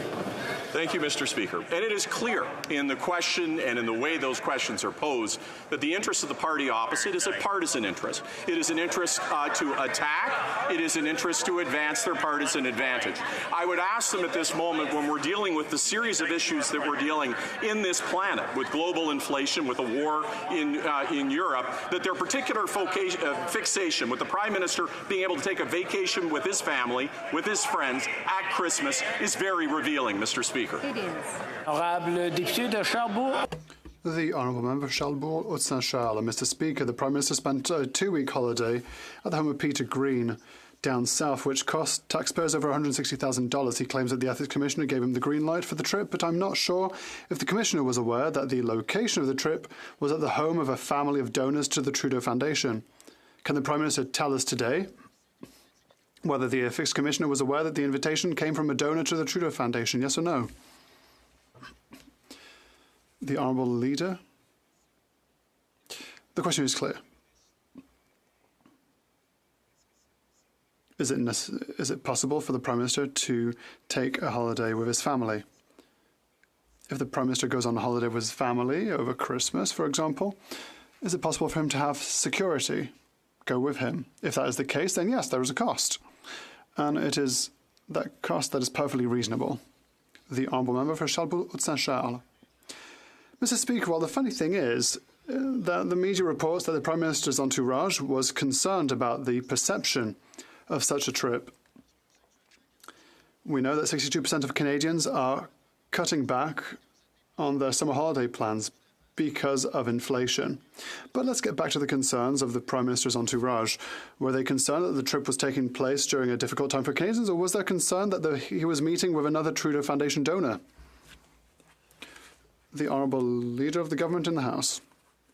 It is evident that the concerns of the party across the way is a partisan concern. Now, there are many issues that are much more serious in Canada, like affordability, the cost of living, and these are issues that the budget that is being discussed today deal with. The Conservatives could vote for measures that will help people, but no. Mr. Speaker, they, once again, would rather be partisan. The Honourable Member for Trois-Rivières, Radio-Canada. The Liberal propaganda antenna, according to the Conservative Party, tells us that the Prime Minister went to spend his Christmas holidays with friends, major donors to the Trudeau Foundation Childhood Friends, one of whom is Pierre-Elliott Trudeau's godson, major donors to a foundation mired in suspicious donations linked to the Chinese regime. And it was to their home that the Prime Minister chose to go on holiday. In addition to the lack of judgment and ethics, how can the Prime Minister continue to claim that he has no connection with the Trudeau Foundation? The Honourable Leader of the Government in the House. It is possible for the Prime Minister to say that because it is simply the truth. Over the last 10 years, the Prime Minister has not been involved with the foundation. The Honourable Member for Trois-Rivières. Well, that was a short answer. Mr. Speaker, there is reality and then there's the perception of reality. The Trudeau Foundation has received money from Chinese donors. Reality. The Prime Minister went on holiday to the home of major donors to the Trudeau Foundation. Reality. Marsh Rosenberg, commissioned by the Prime Minister to assess foreign interference in the elections, was CEO of the Trudeau Foundation. That's also a fact. David Johnston, the Prime Minister's Special Rapporteur on Chinese interference, is a member of the Trudeau Foundation. That's a fact. What is there to think except that the Chinese government is using the Trudeau Foundation to influence the Prime Minister, and that it is working?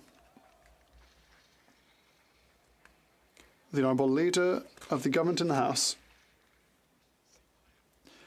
It is clear for every member here, on this side and the other side, we are all very much committed to Canada. Foreign interference, Chinese interference or other foreign interference, is here to try and destroy our democracy. This is something that is absolutely serious for us, and that is a reason for which we are acting in order to protect our country in all instances.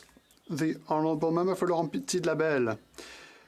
Mr. Speaker, the problem is that we get lost in all of these distractions. The Trudeau Foundation is concerning, but what is even more concerning and worrying is foreign interference in our elections. Mr. Speaker, there is a foreign power, China, that is interfering in the democratic process, and that affects the confidence of the people.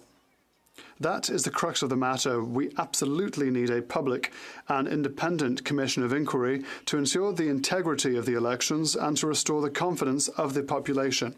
What are they waiting for? The Honourable Leader of the Government in the House. Mr. Speaker, our system of democracy, our elections, our independent election system is essential not only for us, not only for the government, but for every single member of Parliament. And that is the reason for which we are making sure that there's a very reasonable person, a very well-known person, Mr. Johnson, former Governor General. That is the reason why we appointed him, to make sure that our system is protected. Member for Leeds, Grenville, Thousand Islands, and Rideau Lakes. Everyone agrees that a Prime Minister should be able to take a holiday. And everyone agrees that the cost of security is reasonable.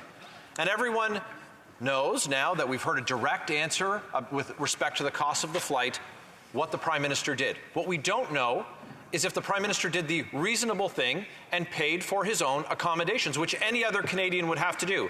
Did the Prime Minister pay the cost of a $9,000 per night villa when he went on that donor's trip? The Honourable Government House Leader. Now, Mr. Speaker, one could ask the question when the party opposite now is deep into question period, asking only questions about the Prime Minister's trip over Christmas with his family, to see that their interest is partisan in nature and that their interest is to advance their own interests rather than the people that we're all elected to represent, Mr. Speaker. There is a budget in front of us right now of which they're asking no questions, which has absolutely critical measures to help those that are in need in the country right now. So I understand their particular fixation. I'm glad they agree with me the Prime Minister should take a vacation. I'm glad that they agree that the costs of security are reasonable, Mr. Speaker.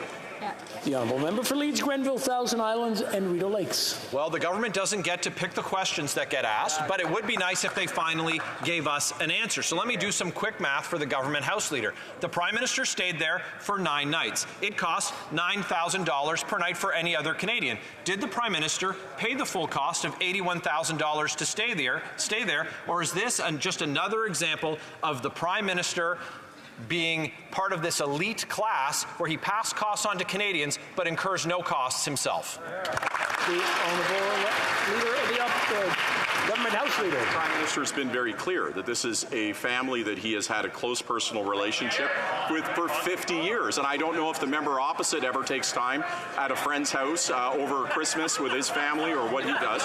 But what I would say, Mr. Speaker... I'm sorry.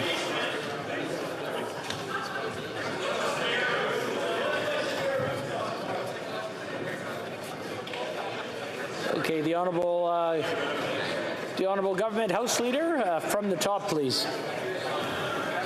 Let's start from the top, Mr. Speaker, which is that the Ethics Commissioner was consulted on this trip. The Ethics Commissioner cleared this trip. The Ethics Commissioner made it clear that this trip was appropriate. The member opposite has agreed that a Prime Minister should be given the opportunity to have a vacation. The member opposite has also agreed that security costs, because he's the Prime Minister, are reasonable. He spent Christmas with his family and close personal family friends of over 50 years. Yes, that's what happened, Mr. Speaker. The Honourable Member for Mégantic-L'Érable. The Prime Minister's brother is a member of the Trudeau Foundation, as is the Prime Minister himself. The Trudeau Foundation received a cheque from the communist regime in Beijing through 2 military officers who will be reimbursed. Mr. Alexandre Trudeau received the cheque in the name of the foundation, but the receipt was issued in the name of another company in direct violation of the income tax regulations. Will the Prime Minister let this further evidence of Beijing's influence on his government through the Trudeau Foundation pass, or will he allow his brother to testify in a parliamentary committee? The Honourable Leader of the Government in the House. Mr. Speaker, like the Prime Minister has clearly explained, there are no relations between the Prime Minister and the Foundation, and this for the past 10 years. And so it's not the Prime Minister's responsibility because there are no relations between him and the Foundation as it stands. Unfortunately, this is the case in a number of situations, Mr. Speaker. The party from the other side attacks the Foundation, attacks media, CBC, anyone they will attack, any kind of organisation they will attack. The Honourable Member for Mégantic-L'Érable. Well, Mr. Speaker, the Prime Minister's name is still in the Trudeau Foundation's annual report, and Alexander Trudeau wrote a book about his family's fascination with China. It's pretty clear that the Beijing regime has an influence on the Prime Minister. Not only did it use the foundation to increase its influence on the PM, but it did so illegally, with impunity, without caring about the CRA. Will the Prime Minister support a motion requesting that Alexandre Trudeau appear before a parliamentary committee? The Honourable Government House Leader. The question that is being asked is whether or not this government would ever allow a foreign government to dictate or to influence our decision. The answer to that is a categorical no. And that secondly, Mr. Speaker, that embedded within that is a question, I would say, of the loyalty of members of Parliament to their country, and they can call it sanctimony. I call it my entire life. And I know that other members on the other side do it as well, that they They have fought for our democracy every day of their lives. They fought to get here to be members of Parliament, and to have their patriotism questioned is unacceptable. The honourable member for Hamilton Centre. Episode of Lifestyles in the Rich and Famous, the Prime Minister and his family vacationed at the private Caribbean estate of the billionaire family friend and Trudeau Foundation donor. Mr. Speaker, the Prime Minister can't help himself from helping himself. Whether it's flying to the Aga Khan Island or the $6,000 a night hotels in London or his latest family luxury vacation, the Prime Minister keeps showing us just how out of touch he is with everyday Canadians. So, Mr. Speaker, when will this Prime Minister stop working for the billionaires and start working for the working class Canadians of this country? Hear, hear. The Honourable Government House Leader. Mr. Speaker, I'm deeply proud of this government and this Prime Minister who have, over the last number of years, fought to make sure that Canada is a leader in the world, both economically and on tackling poverty, on making sure that we're there in the budget and other measures. Yes, the Prime Minister did take a vacation with his family, with family friends over Christmas. Yes, there was security costs that were involved with that. If a Prime Minister is to take a vacation, those costs are inevitable. They cannot be avoided. And I think we as a House have to think, do we believe that a Prime Minister should be able to take a vacation with his family? I believe he should be able to. Yes, obviously. The honourable member for Edmonton Strathcona. Mr. Speaker, this government's joint environmental review process and oil sands monitoring program is a failure. It's causing a public health crisis in Indigenous communities. First Nation and Métis people are dealing with millions of liters of toxic sludge in their communities. The Alberta Energy Regulator, the UCP, Imperial Oil, and this government are to blame. And now, the Liberal government is suggesting a working group. It's not good enough, Mr. Speaker. When will this government meaningfully deal with the toxic tailings ponds? Hear, hear. Full Minister of the Environment. Thank you, Mr. Speaker. Since we've been made aware of the seepage incident at the Kearl oil sand mine, we have been working to get to the bottom of it, support Indigenous communities, and collaborate on improving the reporting system of these kinds of incidents. Last week, I sent letters to Indigenous leaders about the new notification and monitoring working group, which, in collaboration with them, Mr. Speaker, we'll hope will improve the notification process in cases of future environmental emergencies. Thank you. Well, member for Scarborough Agincourt. Mr. Speaker, April is Daffodil Month. We recognize that cancer is a health issue that impacts nearly all Canadians, either through a personal diagnosis or that of a loved one. I wear this pin in remembrance of my late husband, Arnold Chan.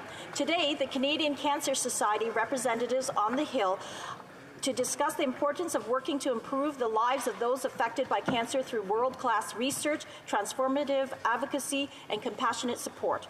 Can the Minister of Mental Health and Addictions please update this House on current efforts our government is making to fight cancer?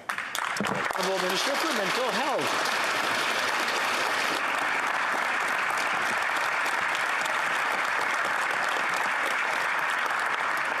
Mr. Speaker, I thank my colleague from Scarborough Agincourt for raising this important question and her heartfelt advocacy.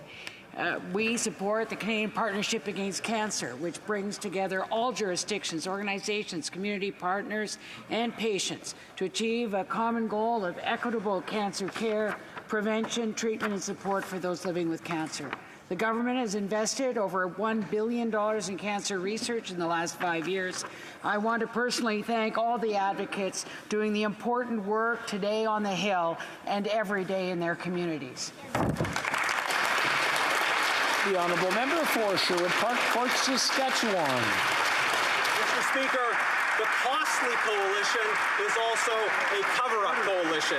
Yesterday at committee, the NDP voted with the Liberals to shut down debate on our motion to investigate the Trudeau Foundation. This family foundation has been bankrolled by taxpayers and also by the communist regime in Beijing. They said money had been returned to the communist regime. That turned out not to be true. So why is the Costly cover-up coalition currently covering corrupt conduct clearly concocted and conducted contrary to Canada's national interest? When will these hearings take place?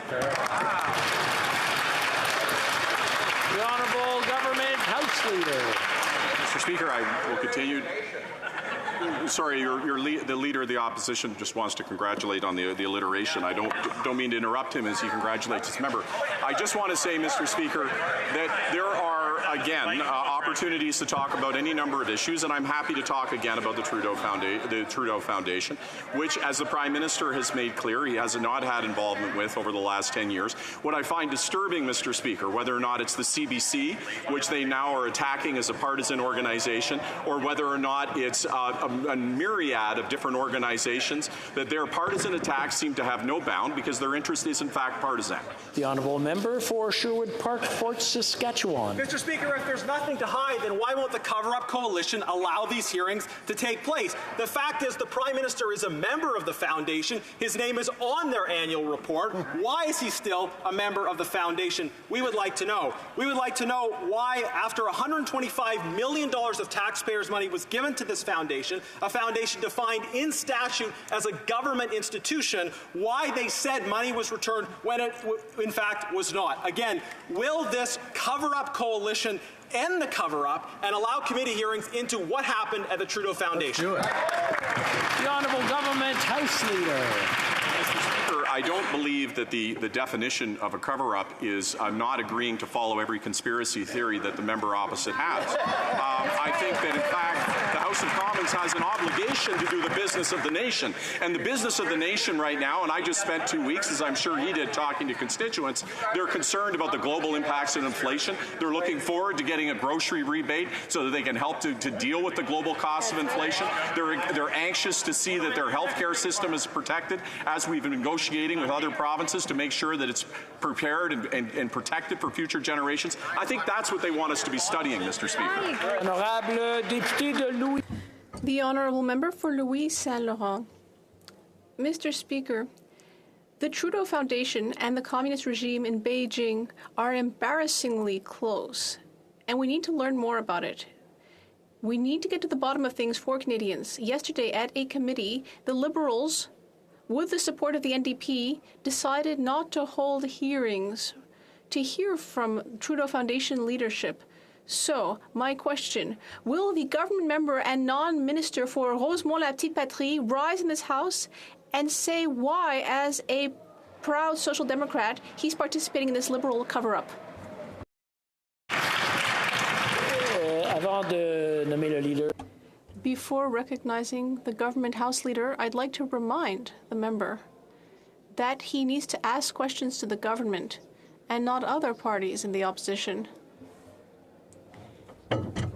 I would also like to remind everyone that it's not nice to make fun of each other. Du gouvernement à la Chambre. Monsieur le Président. The Honourable Government House Leader, we see that political games are continuing here. It's in the interests of the parties on the other side. It's a matter of partisanship. It's in their interest to ask a lot of questions about a bunch of things that don't have any connection with reality. That's what we've seen about the CBC. They're trying to attack the independence of the CBC, which is completely unacceptable, Mr. Speaker, to attack such an important, independent institution. It's shocking, Mr. Speaker.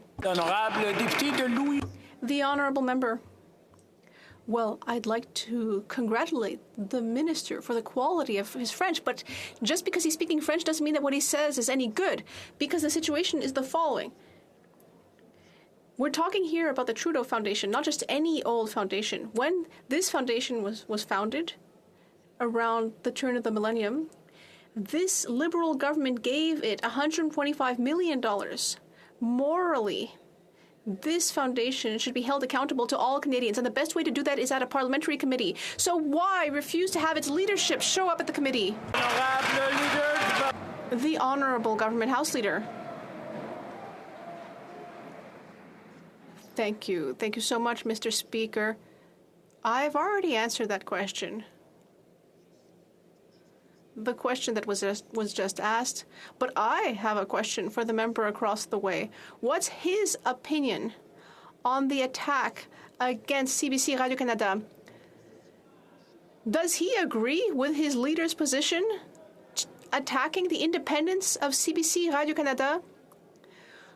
What does the member across the way think of that? Attends une minute, donne-moi 2 secondes. Just a minute.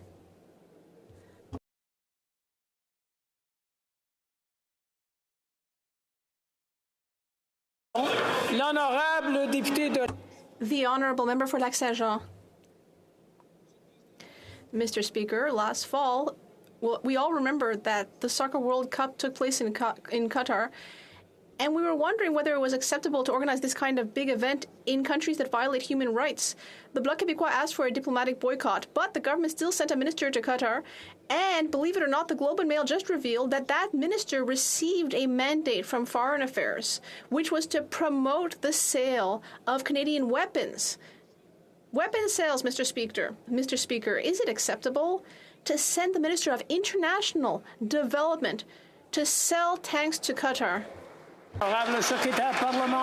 The Honorable Parliamentary Secretary. Always will be at the center of all of the work that we do. We will always hold the highest standards. The minister is regularly briefed and given advice by our officials. The talking points provided were not mentioned during this particular meeting.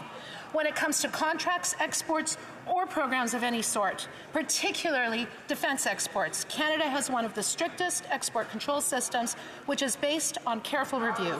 Human rights will always be protected, and that is exactly what we aim to do. The honourable member. Mr. Speaker, once again, this government said that it was sending people to Qatar to talk about human rights, but the briefing note provided by the department showed that the minister was there to promote the sale of armored vehicles. In fact, it was even in the key messages category. Armored vehicles are tanks, and I have a scoop for you, Mr. Speaker. Qatar will not use these tanks to promote human rights. How could this government ask the Minister of International Development? How could they ask that minister to sell tanks to Qatar? Minister of International Development. Mr. Speaker, as I mentioned, those particular talking points were not mentioned during that particular meeting. What we do know absolutely is that the minister, when he was there, raised on numerous occasions, raised human rights with his counterparts.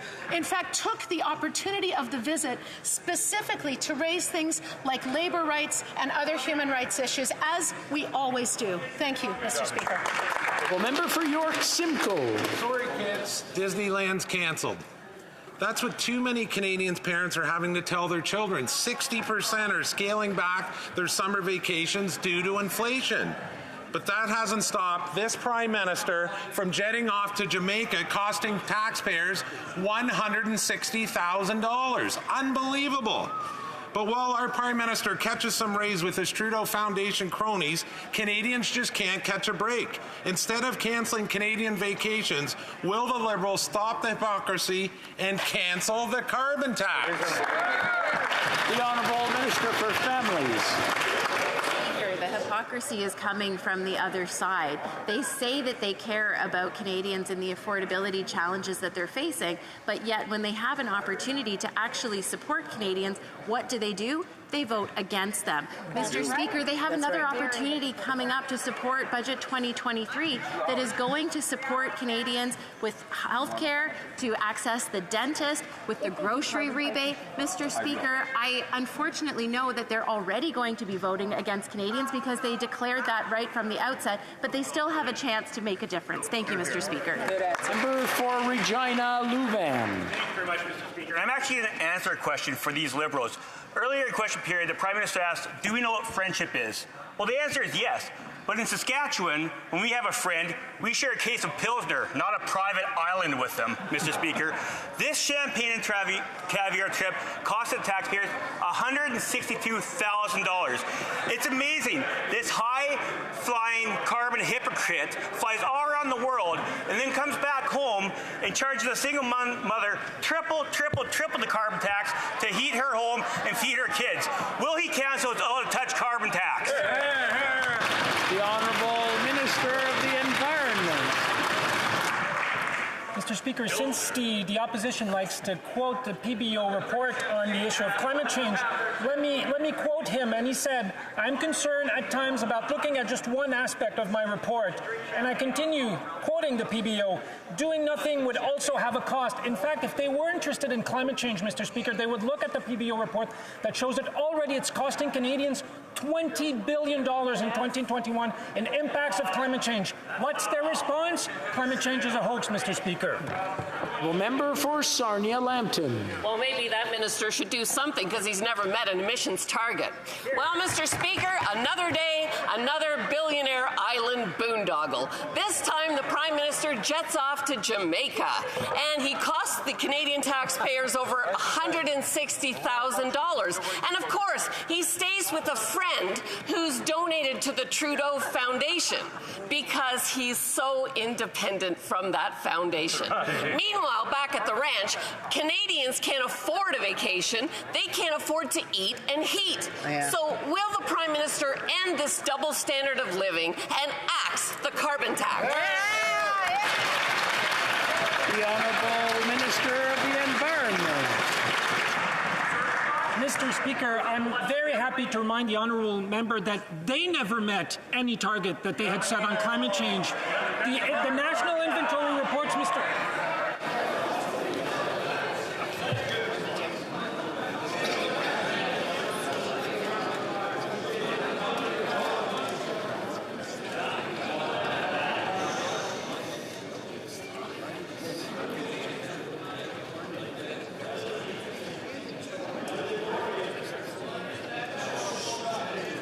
I'm not even sure if it's heckling anymore or just people talking to each other. Just try to whisper if you're going to talk to each other. The Honourable Minister of the Environment, please, from the top. Thank you, Mr. Speaker. So as I was saying, I would like to remind my honourable colleague that they never met any target that they set. And last week, Canada published a national inventory report which shows that between 2019 and 2021, we cut carbon pollution in Canada by 53 million tons, Mr. Speaker. 53 million tons. That's the equivalent of removing from our roads 11 million cars, Mr. Speaker. Our plan is working, and we are getting the job done. Thank you. The Honourable Member for Saint Laurent. Mr. Speaker, the Canada-Chile trade agreement was modernized 5 years ago, and the two countries have had diplomatic relations for over 80 years.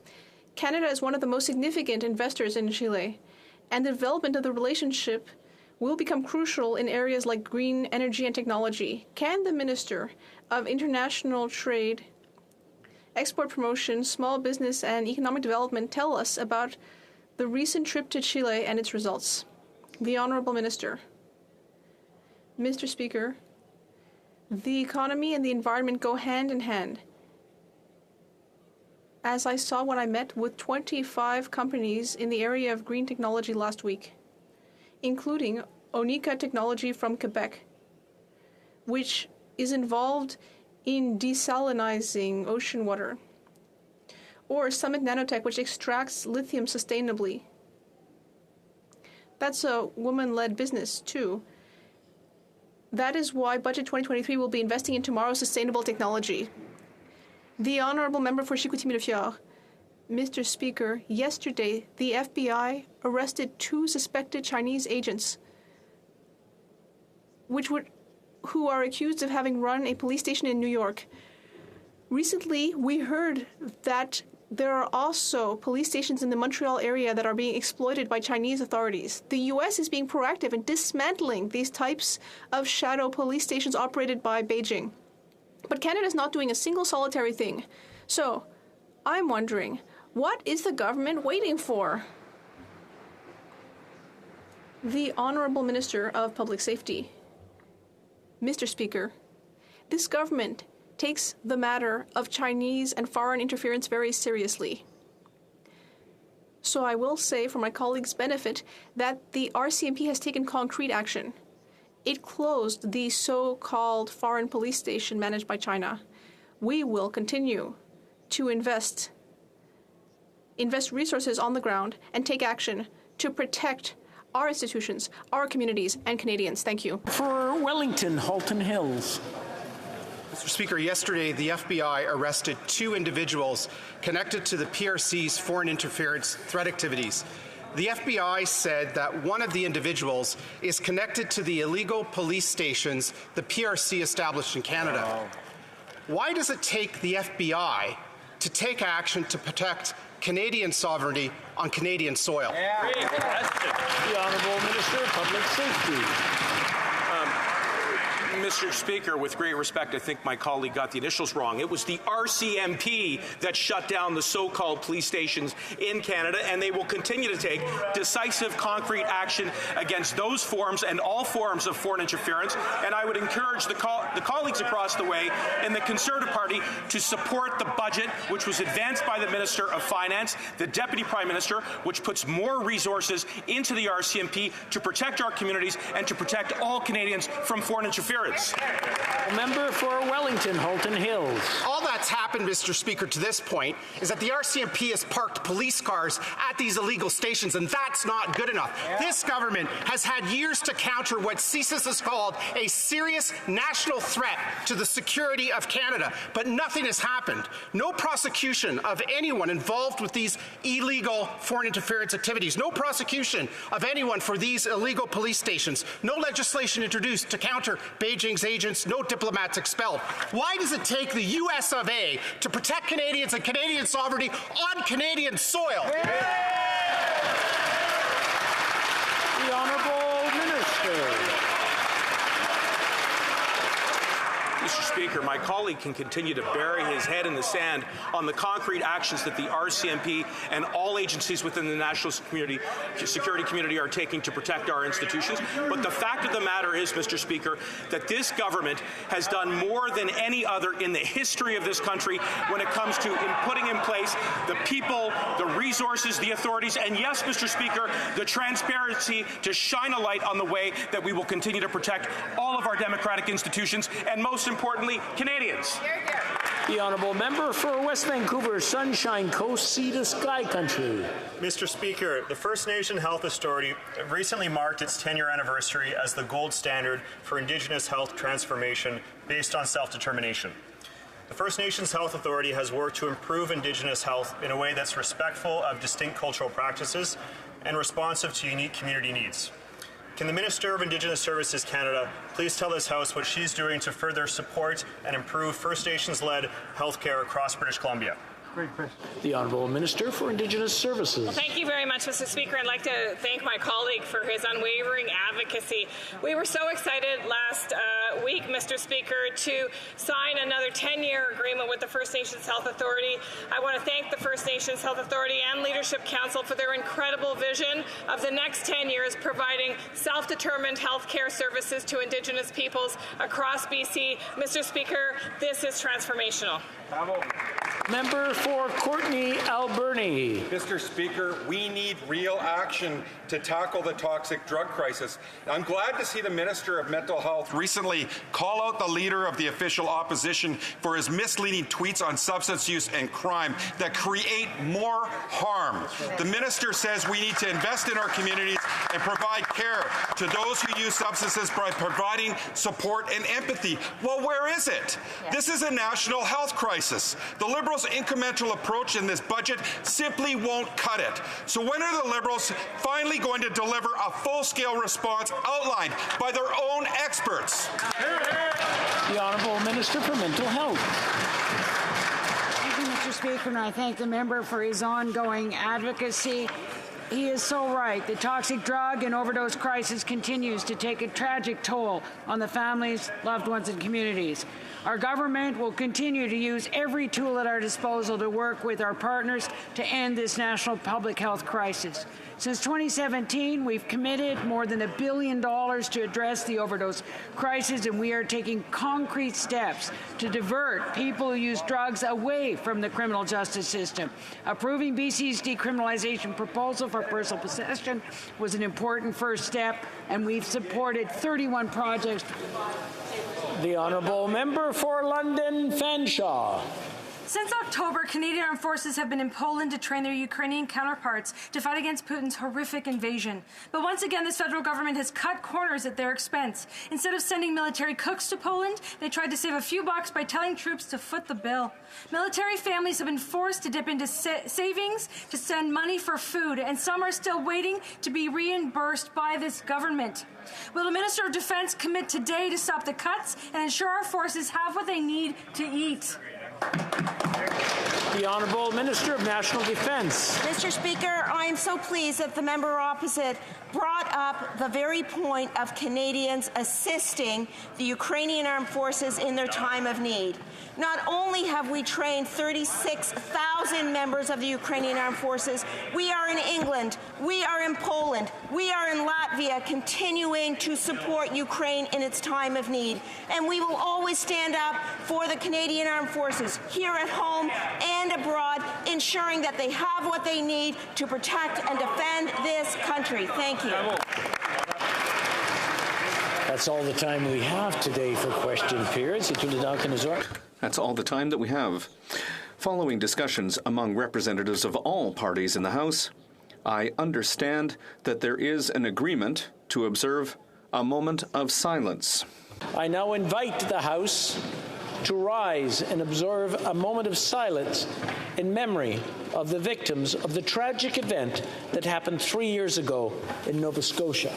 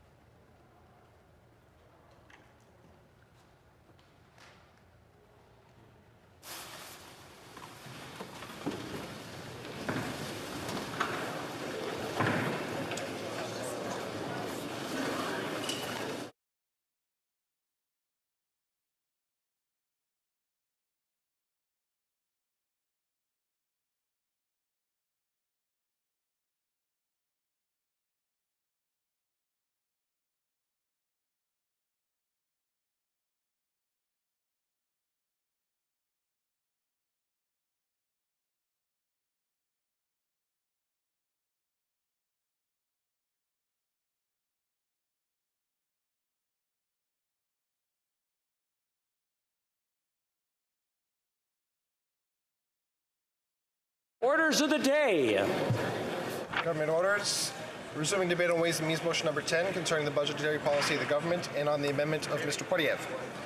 Resuming debate, the Honourable Member for Humber River Black Creek has 5 minutes remaining in questions and comments. Questions and comments. Questions et commentaires. The Honourable Member for Sherwood Park, Fort Saskatchewan. Thank you, Madam Speaker. I was at a trade show in my riding on the weekend, and the Liberal Party actually had a booth there, and they had in big letters, enter a draw, win a race car test drive. So many people were excited. They thought it was a race car, and they realized it was actually a test drive. And unfortunately, this is the approach of the government's programs in many ways. They're promising the moon, and they're not delivering. They're promising giveaways with money that's borrowed that we can't afford, programs that are not sustainable. Why is the Liberal Party in my riding and the Liberal Party here in the House continuing to overpromise and underdeliver? For Humber River Black Creek. I want to thank my colleague for that question.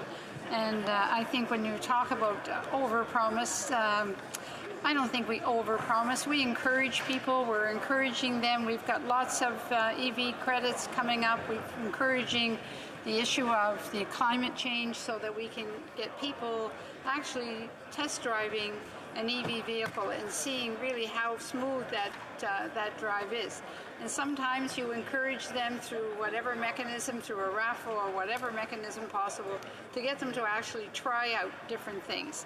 And I think the government is looking for innovative ways to promote all of the great things that we've got in the 2023 budget. Questions and comments? Questions et commentaires? If I can ask those who are not asking questions to sit down or leave the chamber so that we can figure out who is interested in asking questions. The Honourable Member for Saanich Gulf Islands. Thank you, Mr. Speaker. I know I apologize to the honourable member because I know she didn't touch on this in her speech, but I've been trying to get an answer to it for some time, and if she doesn't know the answer offhand, perhaps she can help me find the answer. But on page 117 of the budget, there's a reference to, and I quote, future Arctic offshore oil and gas development, close quote. Now, I've been pursuing this and trying to find out why there's $7 million for a future Arctic offshore oil and gas development when a moratorium was announced under the Canada Tiriuk Offshore Accord, which is supposed to be a moratorium. But that moratorium expired December 2022, and now in the budget we have this so-called future Arctic offshore oil and gas development. Are we to conclude the government is ending the moratorium and opening the Arctic to offshore oil and gas development, or well, that's my question. The budget puts forward a very clear statement of future Arctic offshore oil and gas development, which has not been announced as government policy. So perhaps the honourable member can help me understand this part of the budget. The Honourable Member for Humber River Black Creek. Very glad to see my honourable colleague here with us and asking questions about things that always matter immensely to all of us. And the future development in the Arctic is critically important. It's an area of our world that needs far more attention and protection. I certainly will see if I can. Page 117 is where you quoted the particular issue in the budget, and I'll try and find an answer for you. I just want to remind the honourable members that it's not for me, or speaking through the speaker, not to the speaker. Questions and comments. Questions et commentaires.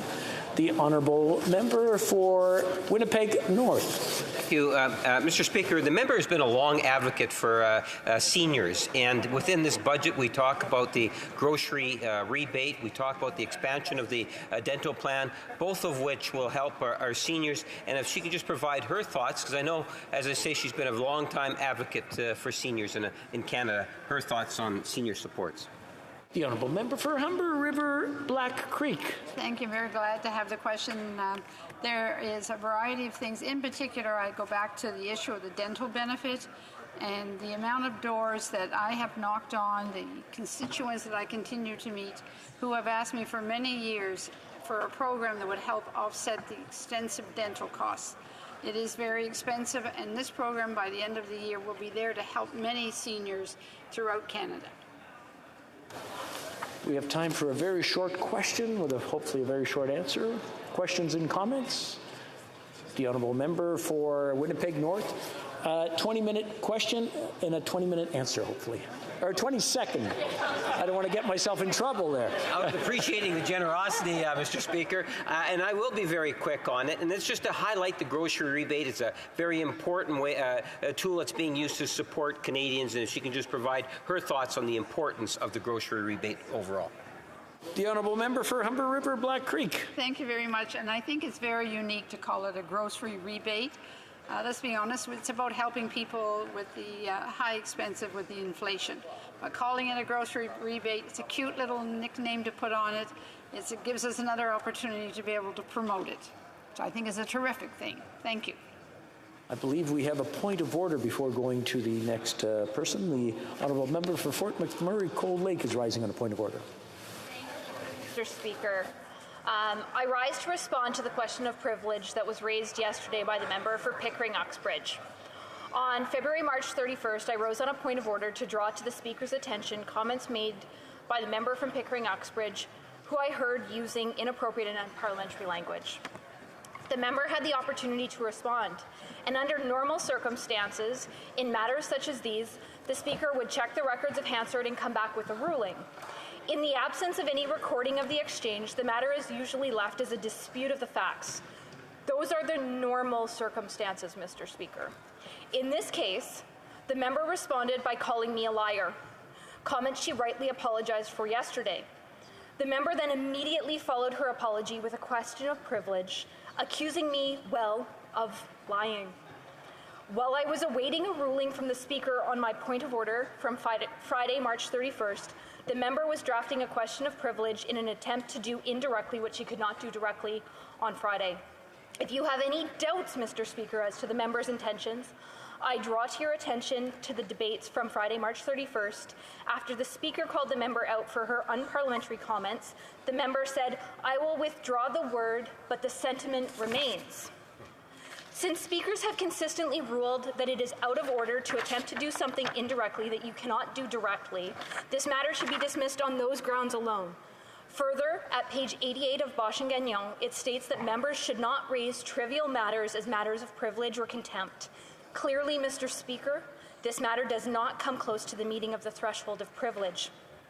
It is a well-established principle that in order to have a prima facie case of privilege in relation to a claim of misleading the House, 3 elements must be established. Firstly, it must be proven that the statement was misleading. In this case, the member only has her claim of the facts, and I have mine. Secondly, it must be established that the member making the statement knew it to be misleading.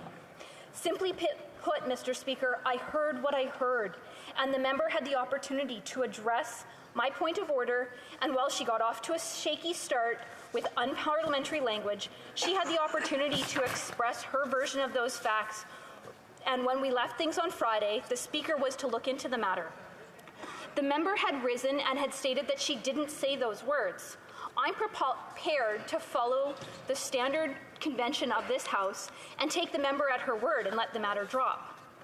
Thirdly, the misleading statements must have been presented with the intention to mislead the House.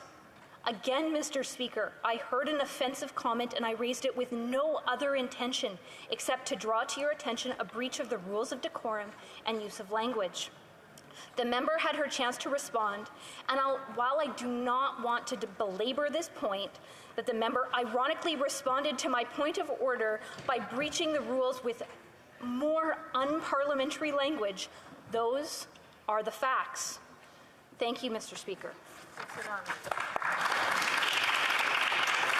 Yeah, we'll take what's been presented under consideration and make it part of my decision. Resuming debate, the Honourable Parliamentary Secretary to the Minister of International Trade. Thank you very much, Mr. Speaker. I rise today to participate in the debate about the budget of 2023 as presented by our government and what it means for my constituents and for people right across Canada.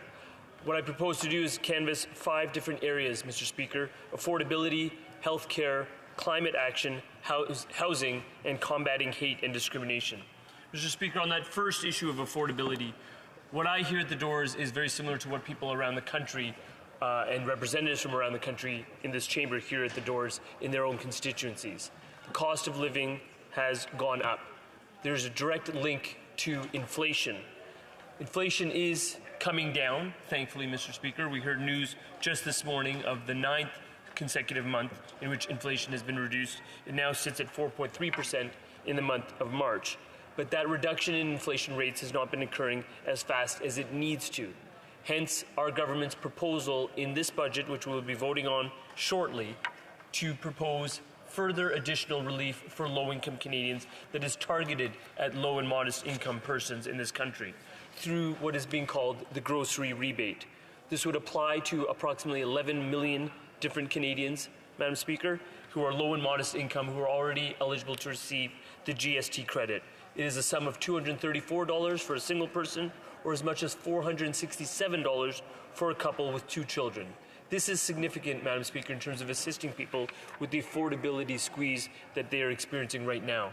But the initiatives that are outlined in the budget do not stop there. There are also initiatives that address students and their needs in times of rising tuition costs, rising expenses, while they're pursuing things like post-secondary education. This budget allocates 40% increase in Canada student grants, which means full-time students would be able to receive up to $4,200 more per year to pay for their studies, as well as an increase in the limit on the interest-free portion of a Canada student loan. Madam Speaker, the second point that I hear about a lot from my constituents is about healthcare. The pressures of not having a family doctor, the pressures about wait lists in our communities with respect to surgeries, wait lists at hospitals. This budget is a concrete response to that particular concern. There is voluminous funding in this budget for healthcare, to the tune of $195 billion, Madam Speaker, over the course of 10 years. That includes $46 billion of new funding that will help reduce backlogs, that will help expand access to general practitioners, and to help modernize the health system. For example, $2 billion, Madam Speaker, is allocated just to address urgent pressures in ER rooms. $1.7 billion, Madam Speaker, is addressed to support personal support worker wages. By addressing personal support workers, we help to alleviate the stress on hospitals and medical clinics. What we're doing is also working hard to ensure medical professionals, Madam Speaker, through this budget, we're helping to empower health professionals to work in more remote areas. There's nearly $46 million allocated in this budget for loan forgiveness for those medical students or nursing students who elect to practice in rural and remote areas, to incentivize them to do exactly that. Madam Speaker, the constituents of mine in Parkdale High Park speak to me repeatedly, not just about healthcare, but specifically about mental health. And I have heard those concerns, and I've continuously sought to advocate for those concerns in this chamber, in committees, and within the government caucus. This budget is a firm response to those particular concerns. $7.8 billion of the funding envelope for healthcare is dedicated to home care and to mental health and to long-term care. There is a 988 suicide prevention line committed to in this budget that will be operationalized by November of this year. There is aspects of this budget that also address the opioid crisis, which has had fatal consequences in my riding, much like every other riding in this nation. Through this budget, Madam Speaker, we are addressing issues like addiction. We are increasing funding to the Substance Use and Addictions Program, SUAP. That program in particular supports community-led, not-for-profit organizations in responding to drug and substance use issues across Canada. $144 million over 5 years is dedicated just to the SUAP program. That will result in improved access to harm reduction, to treatment services, and things like safer supply. In my riding of Parkdale High Park, this has a specific local impact. $1.27 million is being allocated to the Parkdale Queen West Community Health Centre in my riding for their Safer Opioids Supply program. That is new funding that allows the Parkdale Centre to continue very successful work in helping people who are experiencing severe opioid use disorder access pharmaceutical-grade medications and offer a wide range of fully wraparound services such as social programming, case management, mental health supports, and trauma counseling. The approach of the Parkdale Queen West Health Centre, Madam Speaker, is focused on harm reduction. That's an approach we wholeheartedly support as a Liberal government. Stigmatizing and even criminalizing those suffering from addictions does not work. Let me repeat that, Madam Speaker. There is no point in criminalizing and stigmatizing those who are suffering from mental health and substance use problems and addictions. Addictions are a health problem. They are not a criminal justice problem. Budget 2023 reflects that direct orientation and commits important funding to mental health care and addictions to help people heal. Madam Speaker, the envelope of care with respect to health care includes dental benefits. As you know, Madam Speaker, we launched the Canada Dental Benefit for children under 12 last year. Up to now, 240,000 young persons under the age of 12 who were previously uninsured are now receiving dental care that they didn't previously receive. That is a monumental change in the landscape for low-income families in this country. We are taking an already successful pilot and expanding it through the Canadian Dental Care Plan, which is entrenched in this budget. That is what we are voting about when we vote on Budget 2023, about whether we should be allocating $13 billion over the coming years that will help benefit up to 9 million low-income families who are uninsured access dental care as part of their health care. In my respective view, Madam Speaker, that is something that all of us should be supporting in this chamber. Madam Speaker, my constituents speak to me thirdly about climate change. They support initiatives we have taken, like the price on pollution and the corresponding climate action rebate, but they ask for more. What this budget does, it responds to the clean economy of the future in a way that keeps pace with what we're seeing with the Inflation Reduction Act in the United States. Through this budget, we are embracing the green economy, green jobs, and unionized workers across a number of sectors. One sector I want to highlight is the sector of nuclear energy.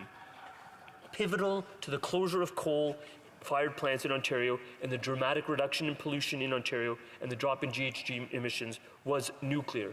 Today, Madam Speaker, the lights that are illuminating this chamber, the lights throughout the province of Ontario, on any given day, up to 60% of the electricity that keeps the lights on in Ontario is based upon energy that is sourced from nuclear energy on Ontario's electrical grid. The demands on that grid are only growing because of the much-needed electrification of the transport sector in this province and around the country. What this budget will do is aggressively support the electrification of that grid by supporting investments in clean electrical generation through things like non-emitting sources like wind, solar, hydro, and nuclear energy. That is undoubtedly a step in the right direction. Madam Speaker, on housing, this budget is something my constituents talk to me about housing. This budget reflects the need for people who are wanting to purchase their first home, giving them access to doing so by launching the tax-free first home savings account as of April 1st, so earlier this month. Madam Speaker, I just want to finish on the fight against discrimination and working to combat hate. In the wake of the Quebec mosque shooting, Madam Speaker, in 2017, I founded an entity called the Inclusion Network in my riding. And what we do with the Inclusion Network is we try and build dialogue and understanding amongst communities so that we can promote more dialogue, not just tolerance, but actually celebration of diversity. I've conducted many events in my riding over the past several years with respect to the Inclusion Network. We just had, literally 2 weeks ago, an interfaith walk going from a Tibetan temple to a United Church, to an Orthodox church, and then ending at a Jummi mosque, at the Jummi Mosque in my riding, the Friday Mosque in my riding. That is meant to promote understanding. Sadly, Madam Speaker, literally 36 hours after my event, in another part of the GTA, there was an attack on a mosque where someone used a car to try and run down a worshipper. This underscores the work that still needs to be done in this country. And what Budget 2023 does, among many other things, is support places of worship and their protection by dedicating $50 million more to the Security Infrastructure Fund that helps protect places of worship. That's something that all of us need to get behind in this day and age when we're fighting such penetrating issues such as combating hate. Thank you, Madam Speaker. Central Okanagan, Similkameen Nicola. Thank you, Madam Speaker, and I appreciate the member's contributions to the debate today. He specifically mentioned the first-time home buyers tax-free savings account. That was actually promised in the budget before, so I have two questions, very simple. When will this so-called tax-free savings account be available for people to use, and where will young people, particularly those that are hit hard by inflation and the cost of living, going to find the $8,000 amount that you can put into it? I'd like for him to explain to his constituents and mine where they're supposed to find that money for a home. Honourable Parliamentary Secretary. The budget document itself, I thank the member opposite for the question. The tax-free savings accounts, Canadian financial institutions, including the 5 major banks, are empowered to make that available as a product to their customers as of April 1st. So that is about 20 days ago. The second point, Madam Speaker, begs the question about economic growth. And what I would point to is the economic growth under our government. We've recovered about 120% of the jobs that we had prior to the pandemic. That is a pretty incredible record of economic growth. And what Canadians are doing is leveraging the benefits of that economic growth, including record low levels of unemployment, in order to assist with their savings. Savings will also be benefited from some of the affordability measures that I outlined at the start of my speech, including for low-income families, things like the grocery rebate. Thank you, Madam Speaker. The Honourable Member for Longueuil-Saint-Hubert. I'd like to thank my colleague for his speech. Unfortunately, one of the important issues today is the housing crisis, and he spent about 22 seconds on that, and that's like the budget too.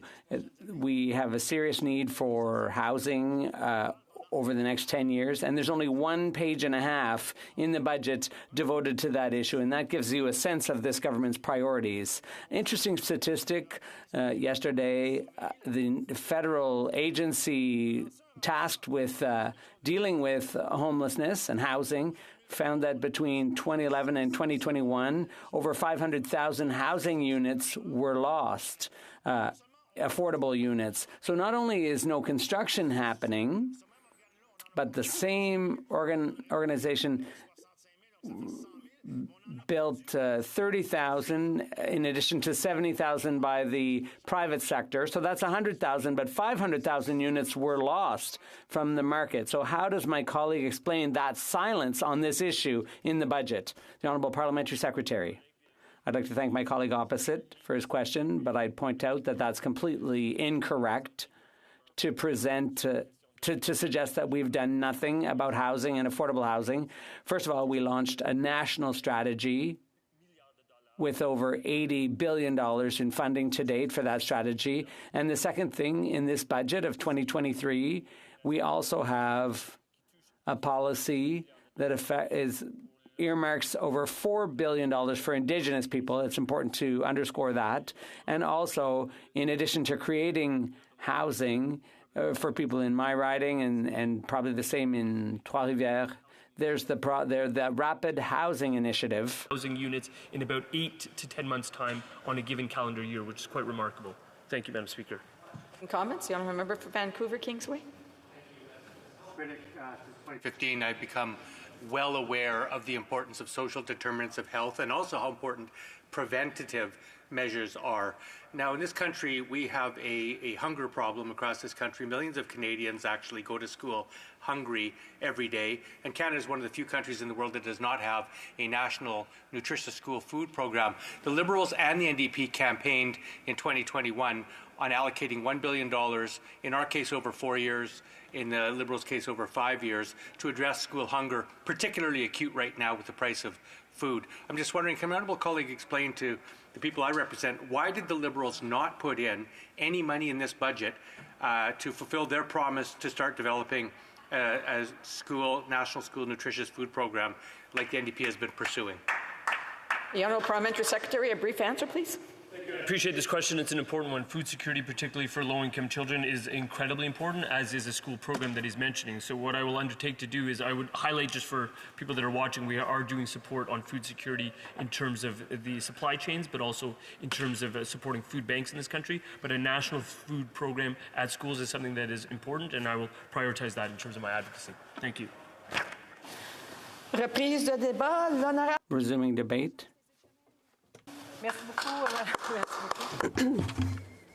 Thank you, Madam Speaker. I am happy to rise to speak about the budget today. The budget put forward 28th March. And it's not because the government seems to be priding itself on this budget. They could think it's an excellent budget, but I say quite the contrary. Now, people often say that, yes, the opposition always has to find fault with the budget. It's part of the parliamentary cut and thrust. But when this budget is carefully read, we can see that it has great shortcomings. So, Madam Speaker, if we look at the main points of this budget, unfortunately, what we have is a budget that is not at all balanced. And we can look at what the government finds important. This is a balance that is not balanced, and there has not been a balanced budget since 2015. And despite the fact that this government had clearly said in November in an economic statement, it said it intended to make sure that the government's budget would be balanced in 2027-28. But we now know that there'll be a $14 billion deficit. So this is hardly a balanced budget. And balancing a budget gives a country credibility, so we've lost on that score. Madam Speaker, $43 billion in new spending, and this in an inflationary context. We see a government that may have the wind in its sails but doesn't really have anyone at the helm. Now, I don't know if this is really what Canadians wanted, but there's been no talk of a balanced budget. But, Madam Speaker, we now have a debt that is stratospheric, that is increasing at quite a pace. Now I think about, is it $1,200 billion? This is an enormous amount of money. And the consequences of this for Canadians is that they will have to keep tightening their belts. This is tax season, and I am convinced that there are Canadians who are racking their brains to know how they'll be able to deal with all of this. Well, from my point of view and from the point of view of my party, this is an irresponsible budget, a budget lacking vision, and also a budget that is unfair. Now, to get an idea of the context we're in right now, do I need to remind you that we're dealing with a crisis of inflation, the highest rates of inflation in the last quarter of a century, more than a quarter of a century. For a family of four, this family will have to spend $1,600 more for groceries this year. That's more than what the government is promising to give them in order to soften the blow of the price of groceries. Now, in the Quebec City region, the price of milk has doubled since 2015, which I will remind you is when the Liberals came to power. Now it's $3,000 a month for groceries. Also, it's 1.5 million people who have to visit food banks. Now, 9 out of 10 Canadians say they can't even dream of becoming homeowners. We should be able to aspire to becoming homeowners. But now what's happening is that young people live in their parents' basements, or worse, they live in shelters because they can't find housing. We learned today, unfortunately, that some 60% of Canadians are reconsidering whether or not they're going to take a vacation. We also learned, Madam Speaker, that inflation, food inflation, is eating more and more of our budget. And the price of many things have increased by 10% over last year. As well, Madam Speaker, we're dealing with a government that spends like a drunken sailor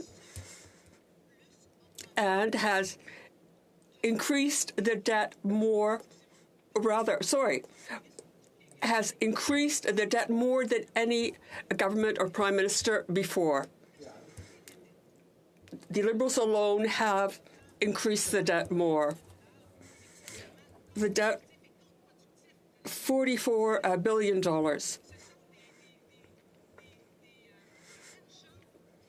This is money that is paid on the interest and does not go to services for citizens. Now, on the other side of the House, they are spending insanely. One of the elements that we have to bear in mind is this coalition between the Liberal government and the NDP. in order to remain in power and ensure a stable government, the Liberal Party is now bringing in the NDP program at a very high cost. Canadians did not vote for this. Canadians voted, 17% of Canadians voted for the NDP. That is not enough to support and deploy this NDP program. One of the highlights of the NDP program is dental care. Now, dental care was announced some months ago, and already it costs more than the double of what was announced. I think that Canadians are entitled to ask questions and to be indignant. Even the parliamentary budget officer, who is a man who holds a very an essential position on the Hill, is a person who is credible and who is independent, and he is asking questions about this program, this dental care program. He's saying it's going to cost an exorbitant amount. Let's say you have to have an appointment with a dentist to get a payment. This means that things will just go crazy. People will be able to be refunded for their appointment before they've gone to their appointment. Some people have coverage for dental care. It could be provincial, or it could be some insurance they've taken out. So here is a measure that's been brought in, which will cost about $13 billion, which is supposed to cost a lot less. And where does the bill go? The bill is passed on to Canadians. I see my time's going quickly. Madam Speaker, I will conclude here thanking you and saying that on this side of the House, we would hope to have a government that's far more responsible and accountable, where mothers and fathers can believe that when they pay $5, these $5 will have to be spent wisely. Thank you. Thank you, Madam Speaker. Merci. Thank you. And I've just asked for people to check on what's going on in the lobby, because we've been hearing a lot of noise. Questions and comments. The Honourable Minister. I beg your pardon, Parliamentary Secretary. Thank you, Madam Speaker. I listened carefully to my colleague's speech, and I have a great deal of respect for my colleague. Now, I appreciate the emphasis she puts on a balanced budget, but as a former journalist at Radio-Canada, I wonder if she would like to see us make cuts to Radio-Canada and or CBC, perhaps both, in order to achieve the balanced budget she'd like to see. Because as a former journalist, I imagine that she has a great deal of respect for her colleagues and would want us to have reliable information in Canada. The Honourable Member, I thank my colleague for her question. And I would put another question to her. She might ask the Minister of Finance, who had announced last November in the economic statement that we would achieve a balanced budget in 2027. Now we know that this balanced budget will not exist, that there will be a far greater deficit. And it would be difficult to get back to a balanced budget. I think the only question that really is of interest to Canadians is that one. Questions and comments. The Honourable Member for Lac-Saint-Jean.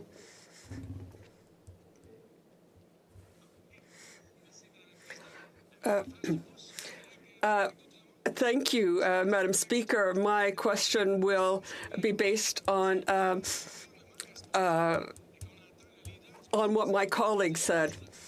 Now, with the government gives $2 billion and some dollars to Radio-Canada CBC, but they're going to be cutting. I'd like to ask my colleague, who was a journalist, is it responsible for this government to cut $1 billion from an institution like CBC Radio-Canada, which is there to bring us the news, to bring us reliable information in Quebec and in Canada? I think it's important that Canadians, Quebecers, know what the Conservative Party would do with the funding to CBC Radio-Canada.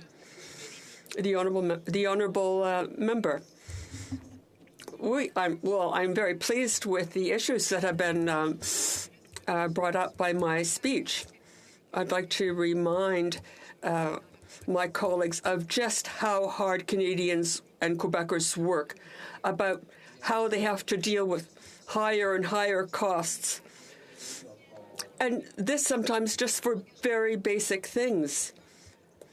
When we are in power, we will we will put forward a balanced budget.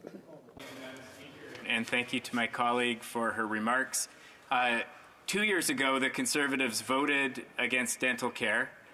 Now that we have a proposal in this most recent budget for a national dental care plan, they plan to vote against the budget and indicate their non-support for that policy. And that's fine. That's a difference of opinion when it comes to the oral health of Canadians and whether low and moderate income Canadians should have access to the kind of dental care that she has access to as a member of Parliament. My question, though, is whether a Conservative government, should we see one in the future, whether a Conservative government would cancel that program, whether they would take away a national dental care program that is established under the budget we have before us. Hear, hear. Une brève réponse, l'honorable. A short answer, the honourable member for Bellechasse, Richmond-Lévis. Well, I think this might not be the proper time to put forward a budget, but we will, when we are in power, we will balance the budget. Milkame Nicola. Thank you, Madam Speaker. During my time in this place, I have served as Parliamentary Secretary to the President of the Treasury Board when I sat on the government side of the House. And during my time on this side of the House, I've served in various roles, such as the Finance Shadow Minister.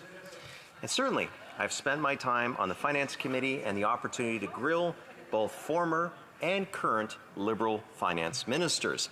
I mention that because, as we all know, the former finance minister, before he became known, Madam Speaker, as just another random Liberal, his comment became reported in the media on how budgets are really put together within this Liberal government, or really, should I say, within the Prime Minister's office, or PMO, because it's within the PMO where these things really occur. And as Bill Morneau stated, and I quote, "Calculations and recommendations from the Ministry of Finance were basically disregarded in favor of winning a popularity contest." End quote. Government by polling is and has always been what this always be spending Liberal government does. Now, let's recap the pattern, Madam Speaker, for a moment. It all began with the Liberals back in 2015 promising small deficits of $9.9 billion in 2016, $9.5 billion in 2017, $5.7 billion in 2018, and a return to a $1 billion surplus in 2019. Now, that Liberal promise to return to a balanced budget in 2019 was, and I quote, cast in stone, as the Prime Minister said at the time. For those in the PMO who may be watching, cast in stone means something that cannot be changed, something that is permanent, something that is absolute. But of course, we all know that was a lie, a fabrication. No doubt some polling was probably done at the time, and focus groups said some small deficits would be supported, providing there was a firm commitment to return to a balanced budget afterwards. And voila, there is the Prime Minister vowing a cast-in-stone commitment to return to a balanced budget in 2019. We all know how this Liberal government did not even try to honor the cast-in-stone promise they made to Canadians. Did not even try. Maintenant, je sais que certains d'entre vous vont... Now, I know that some of you will say that this is ancient history. Why are we talking about this today? Well, here's the thing. Not so long ago, in fact, in November, just 5 months ago, the Liberal government had its economic statement. And what did this Liberal government say in this economic statement? They told us that Canada should have a balanced budget in 2027. And now, only 5 months later, another Liberal budget has shown that this is not necessarily what's going to happen. Why has this Liberal government continued to try to mislead Canadians and make them believe that they will be able to balance the budget? Why can't they simply be honest and admit that they will never balance the budget? And they don't even think they need to. We know budgets balance themselves, right? Let's think for a moment about this level of spending in order to give you a good idea of the situation. In 2015, the last year where the preceding government was in place, there was, in 2019 and 2020, the last year that the majority Liberal government was in power, expenditures rose more than $300 billion. This was a significant increase a significant increase in new spending during the COVID pandemic, where federal expenses went even higher and reached a record level of $608 billion. Liberals last year... Retour à la réalité financière. That we return to financial reality. Last year, the Liberals proposed total spending of $434.3 billion. In the final year of the $billion. Last year, the Liberals' new normal was $434 billion. That's an increase of $96 billion. And now in this year's budget, the Liberals are proposing $496.9 billion. But wait, there's more. The budget projects that spending will reach $555.7 billion in 2027-2028. This is why I call it the SpendEP Liberal Partnership, because the outcome of this partnership is a out-of-control, always-be-spending Liberal government. Now, I know that there are members of the government and the fourth party side of the House who will say, who cares? We can afford it. But here's the thing.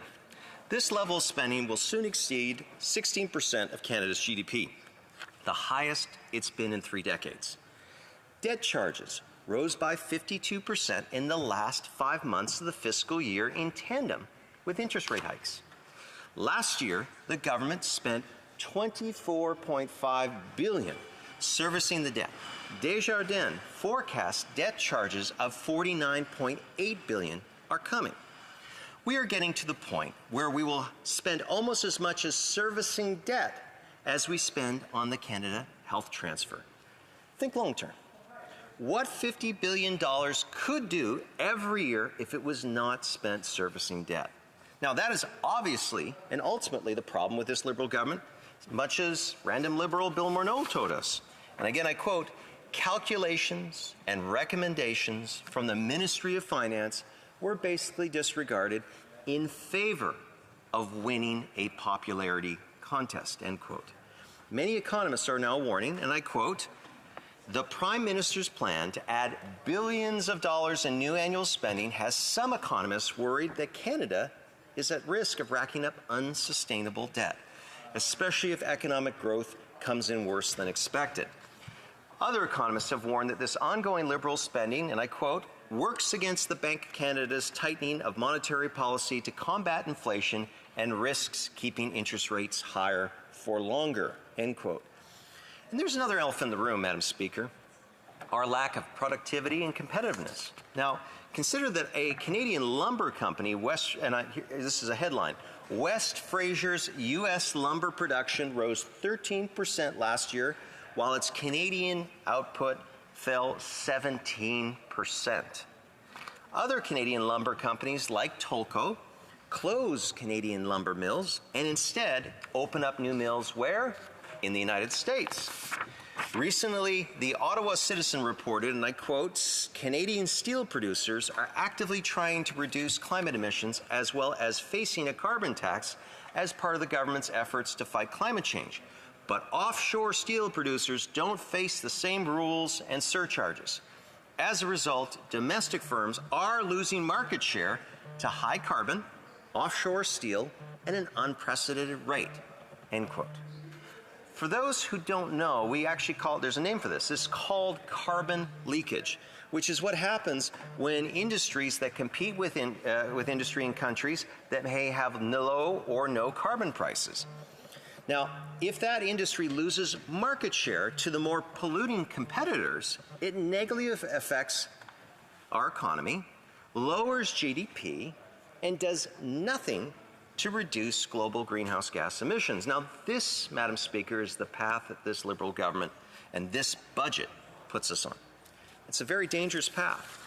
As a former Liberal finance minister recently stated, and again I quote, if Liberals don't want to face that kind of calamity, then it's way better to manage the growth of your expenditures and manage your revenue carefully. Again, it's way better to manage the growth of your expenditures and manage your revenue carefully. And before I close, Madam Speaker. Fortunately, the honourable member's time is up. I did, and that minute went by very quickly, huh? Yeah. All right, Madam Speaker. Maybe I'll work it into my questions. I'm sure the honourable member will have an opportunity. Questions and comments? L'honorable secrétaire. The Honourable Parliamentary Secretary to the Minister of Tourism. Merci beaucoup. Thank you very much, Madam Speaker. And I always appreciate hearing my colleague's speeches. Today he spoke about the importance of fiscal responsibility, and I certainly share that priority of fiscal responsibility, Madam Speaker. But I'd like to understand, because I was under the impression that the Conservative leader had confirmed that he was in agreement with the $2 billion that we invested in our healthcare system, and that the Conservatives would support that investment. Is that still the case? Could the member please confirm that in the House?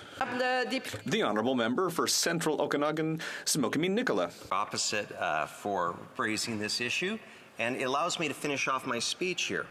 We're quoting John Manley, because otherwise there's a reckoning coming and someone's going to have to face it. Now, there's all sorts of spending in this budget. Things that we might agree on, lots of things we'll disagree on. But I don't think anyone on that side of the House will say that this is a fiscally responsible budget. And at some point, and Mr. Manley says, someone has to manage the growth of your expenditures and manage your revenue carefully, or guess what, Madam Speaker? It's going to be the young people of this country that are going to be saddled with it. And that's the problem we have here, Madam Speaker. We need to start focusing on the priorities of Canadians and only on those things, because we won't have the fiscal room if the economy shifts. Remember, this budget actually shows a recession in Q3 and Q4. Let's talk about those issues. Questions et commentaires. Questions and comments. The Honourable Member for Rivière-des-Mille-Îles. Thank you, Madam Speaker, and I'd like to thank my colleague for his speech and for his French, which is truly impeccable. It's always a pleasure to hear French from Anglophones here in the House of Commons, so congratulations to him. My question has two parts. First of all, we see that in the budget they're continuing to make investments in offshore drilling and in the oil sands. I'd like to know what my colleague thinks about that.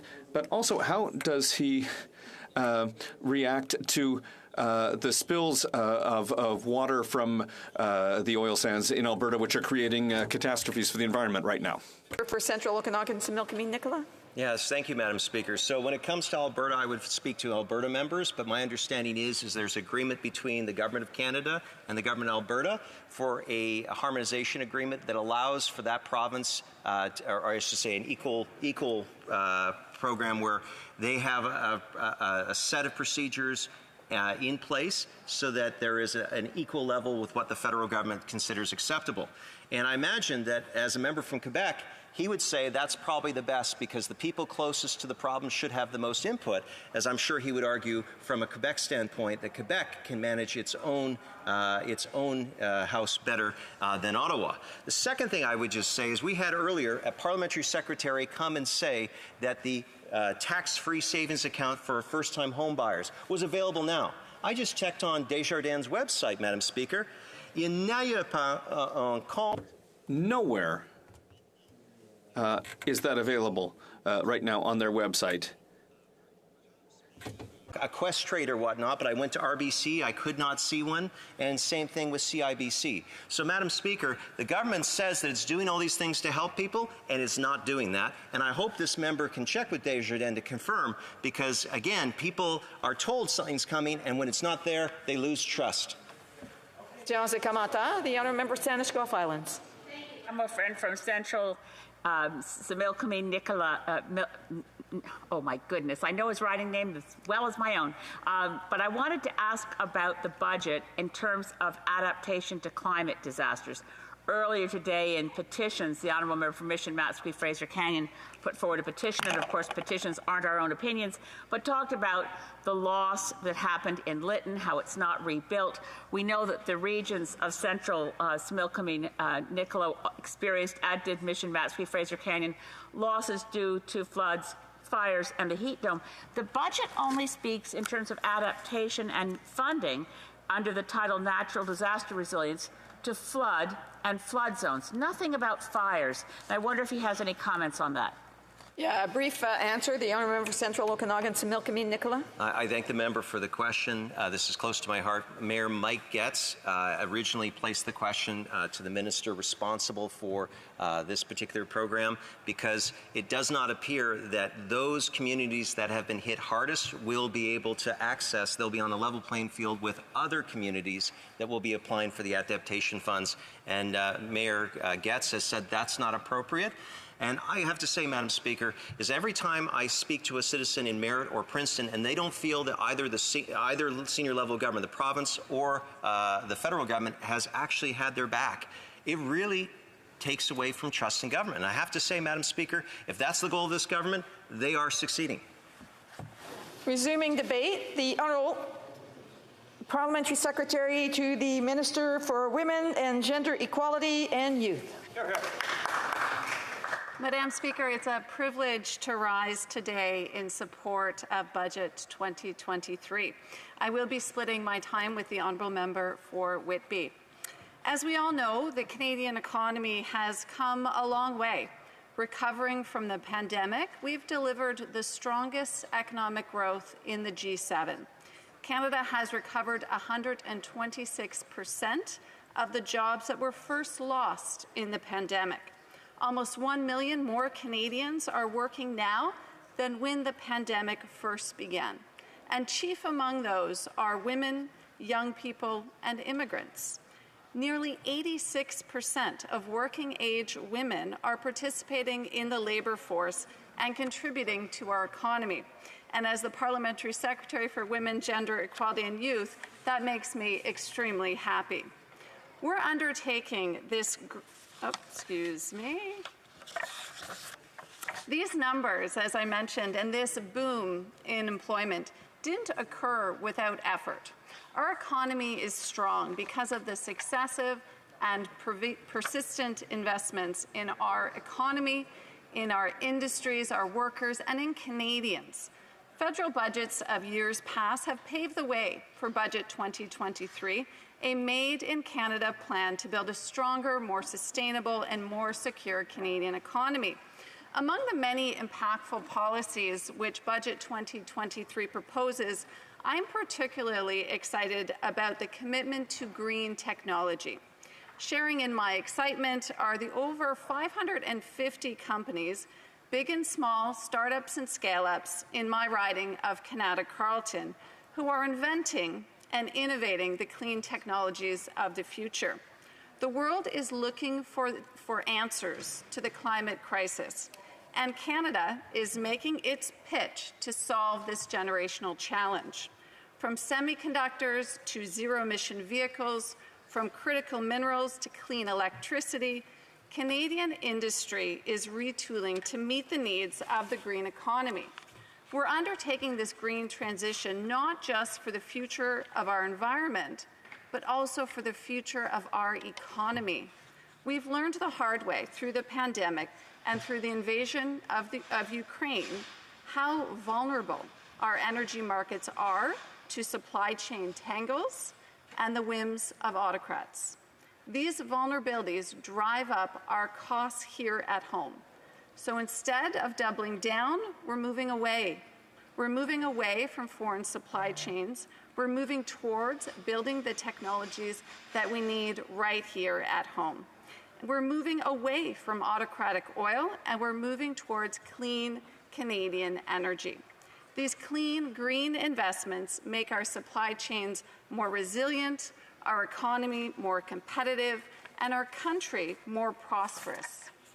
Already, Canada is a model nation for green energy and green technologies. And there's a number of examples of this in my riding of Kanata Carleton. For example, Ecospheres has become a leading supplier in aluminum powders and additive manufacturing, producing lightweight, high-performance metal powders for the electric vehicles of today, among other industries. The technology workers at Renovus design the world's most advanced semiconductors in a growing number of phones and interconnected devices. And their cutting-edge intellectual property enables them to do so while cutting electricity usage by 30%. Blue Wave AI is a Kanata clean tech company that uses AI to help utility companies manage their electricity grid as they integrate renewable energy sources, ensuring renewable energy is utilized first. They also leverage their AI to manage EV fleet operations while reducing energy consumption and carbon-emitting vehicles.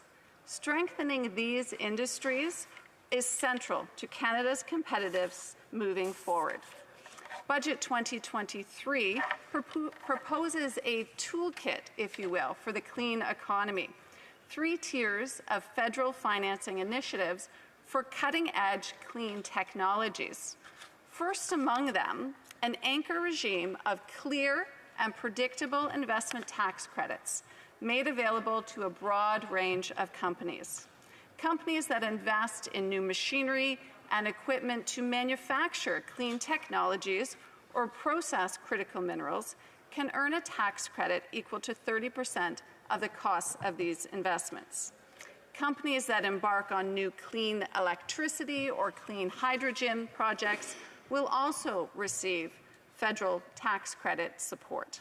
Through these clean technology investment tax credits, Canadian clean tech manufacturers will continue to innovate and produce the products needed to power the clean, green economy. And to ensure the workers, behind these companies see the benefits of our investments, we've made it clear. To take advantage of the tax credits, you must pay your workers prevailing wages. These efforts are coupled with a second tier which are low-cost strategic financing initiatives. I've heard from companies throughout my riding about the hesitation and uncertainty surrounding investing in proprietary clean technologies.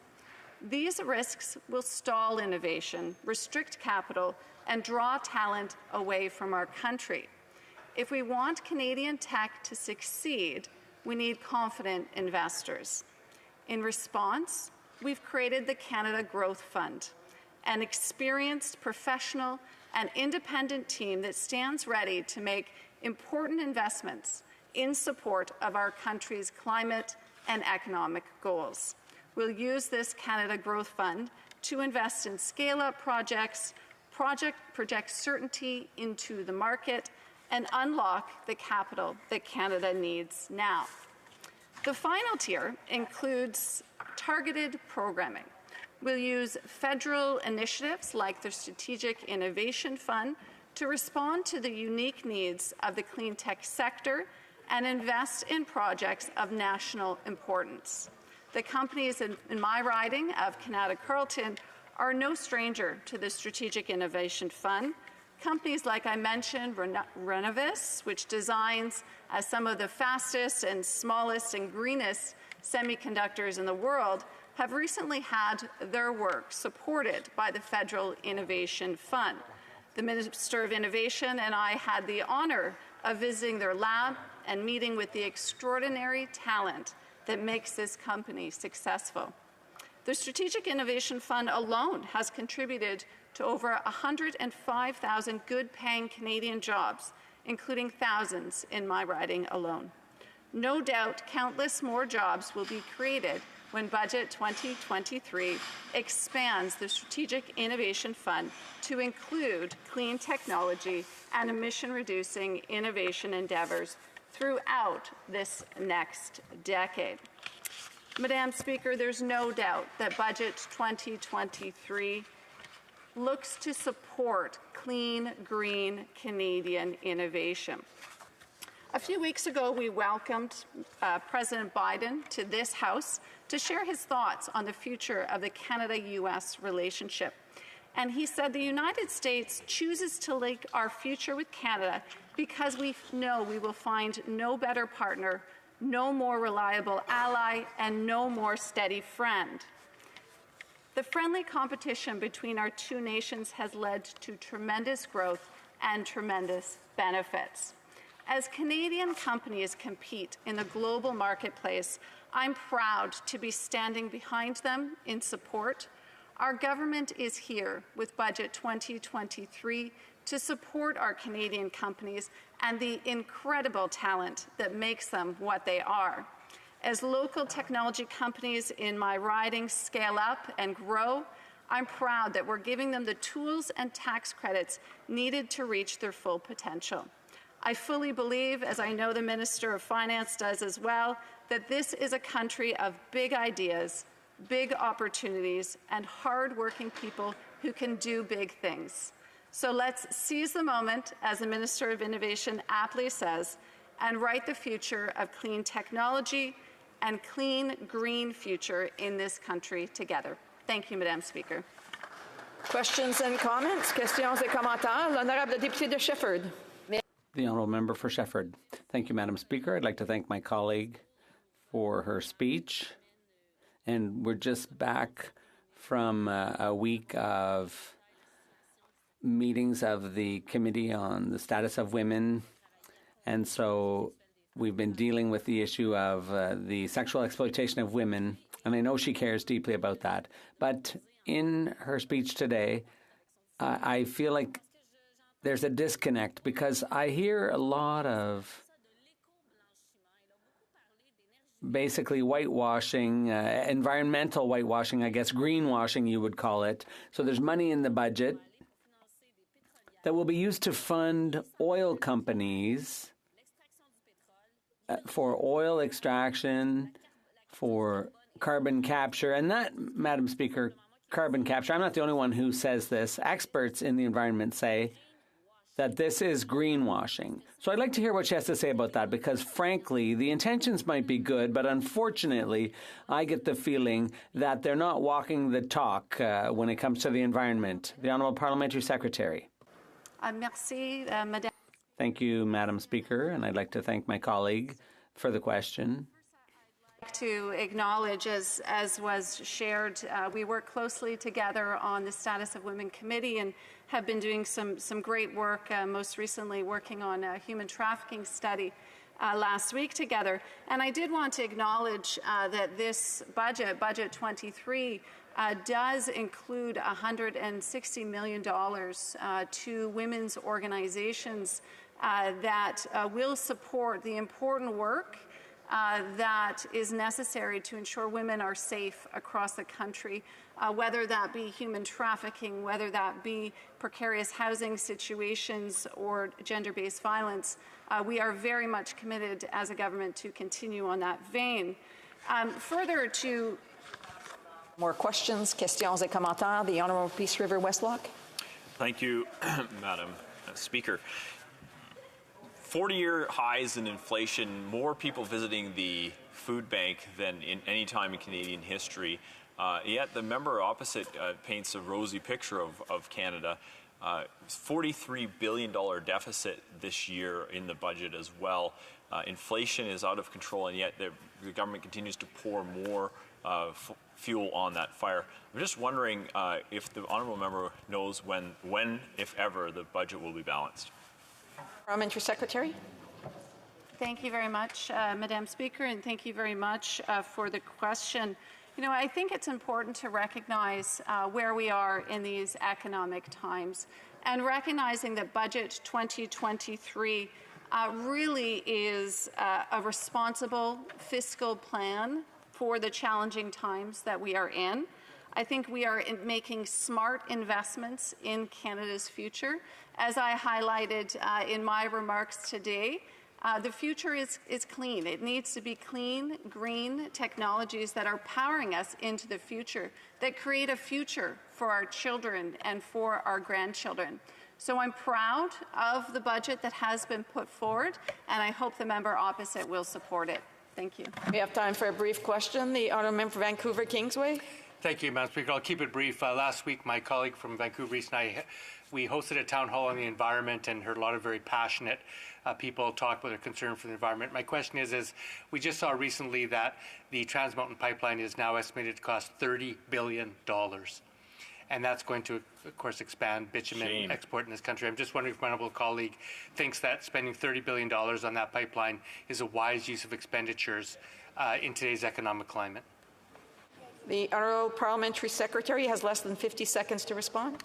Thank you, Madam Speaker. Thank you to my colleague for the question. I think it's important to recognize that when we look at our electricity needs and when we look at the investments being made in this budget, we are investing in clean, green energy and technologies. If we just look to cloud computing, AI, the rise of technology and 5G networks as an example, the energy that is being consumed in the world, frankly, not even in this country, is just multiplying.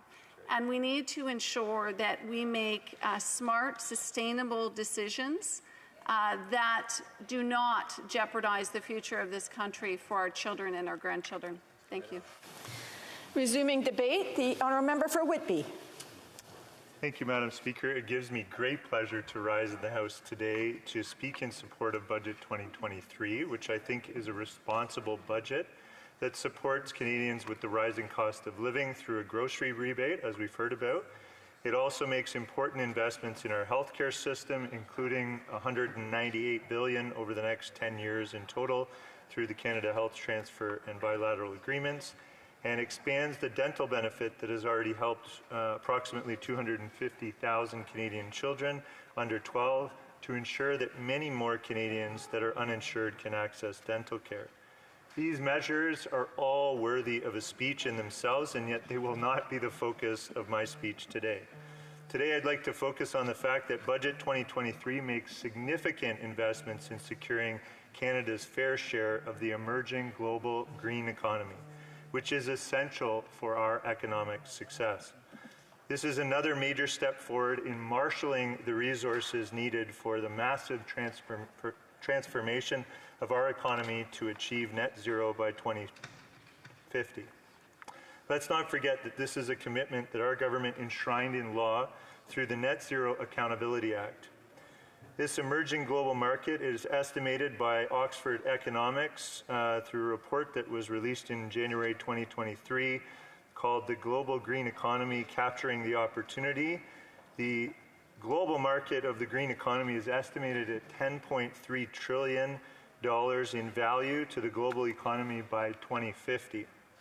With the largest opportunities that they identify in this report to include electric vehicle manufacturing, renewable power generation, clean energy manufacturing, hydrogen, biofuels, and even green finance. It's interesting if you look at our government's Chapter 3 in the Budget 2023, the investment tax credits and many of the other programs and strategic investments that are profiled there are closely correspond with these major global opportunities in the green economy that have been identified by experts. Budget 2023 has many merits, but I'd like to focus on the clean energy and green economy portion of the budget, which I feel will catapult our country forward in leading the world in the fight against climate change while ensuring prosperity for future generations. I'm very proud to say that I'm one of the advocates in our caucus constantly pushing for more ambition and action on climate change, and I wholeheartedly endorse our government's view that the path to net zero comes with massive economic growth opportunities that will, if we can create the enabling conditions. In short, the green economy provides a more prosperous and sustainable future for our country. This means good-paying jobs in many industries, whether it's in critical mineral exploration or extraction, clean hydrogen production, electricians installing new public transit infrastructure like those that I visited in the electrical workers training facility close to my riding, or the line workers in EV manufacturing like those at GM Canada, again close to my riding, installers of building retrofits, and many, many more. We know that the average wage for jobs in clean tech manufacturing is $90,000, which is well above Canada's economy-wide average, approximately $69,000. So that's 30% higher wages in clean tech manufacturing than Canada's economy-wide average. And most of these jobs don't require a university degree. Based on one of the latest reports from the IPCC, we are rapidly approaching the point of no return in terms of any hope of keeping average global warming to within 1.5 degrees Celsius. In fact, the report says we are on a trajectory as a planet to 3.2 degrees Celsius of warming. The cost of inaction, I would say, is great, and I would argue dwarfs the cost of making the needed strategic investments now. As one of my colleagues at one time said, you either pay now or pay more later. Based on the Canadian Climate Institute's report on climate change, which is called Damage Control, we can see that climate change is already costing Canadians billions, and that's just the tip of the iceberg. The Canadian economy will continue to be saddled with increasing costs as damages brought on by climate change continue to climb to $25 billion annually by 2025, which is equal to 50% of projected GDP growth.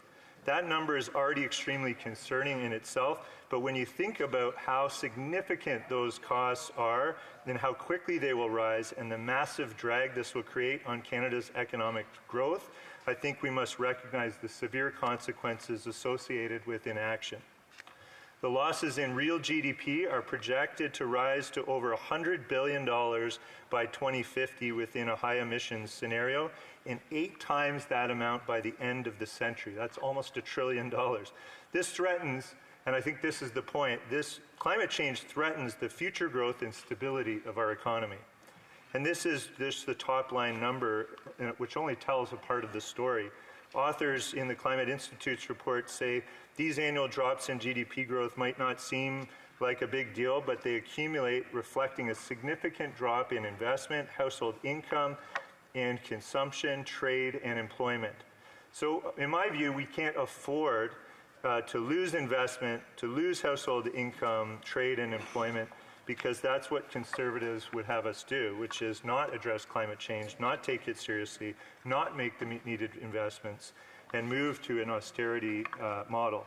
Waiting for climate disaster means the Canadians will pay for the repairs of destroyed assets rather than seeing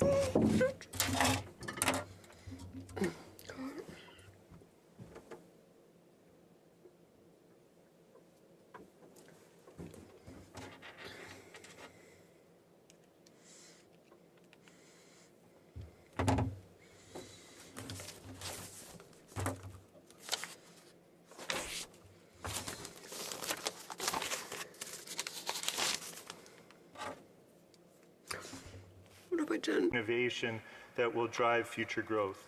Let's not forget that the damage caused by climate change hits the household and hits it hard as well. Climate change makes life more expensive, and the solutions make life more affordable. Climate change can be felt at the household level by lowering income and increasing expenses. So if you want to alleviate the cost of living pressures that Canadians are under, we must fight climate change. Our government knows that the economics of climate change necessitate action and strategic investments.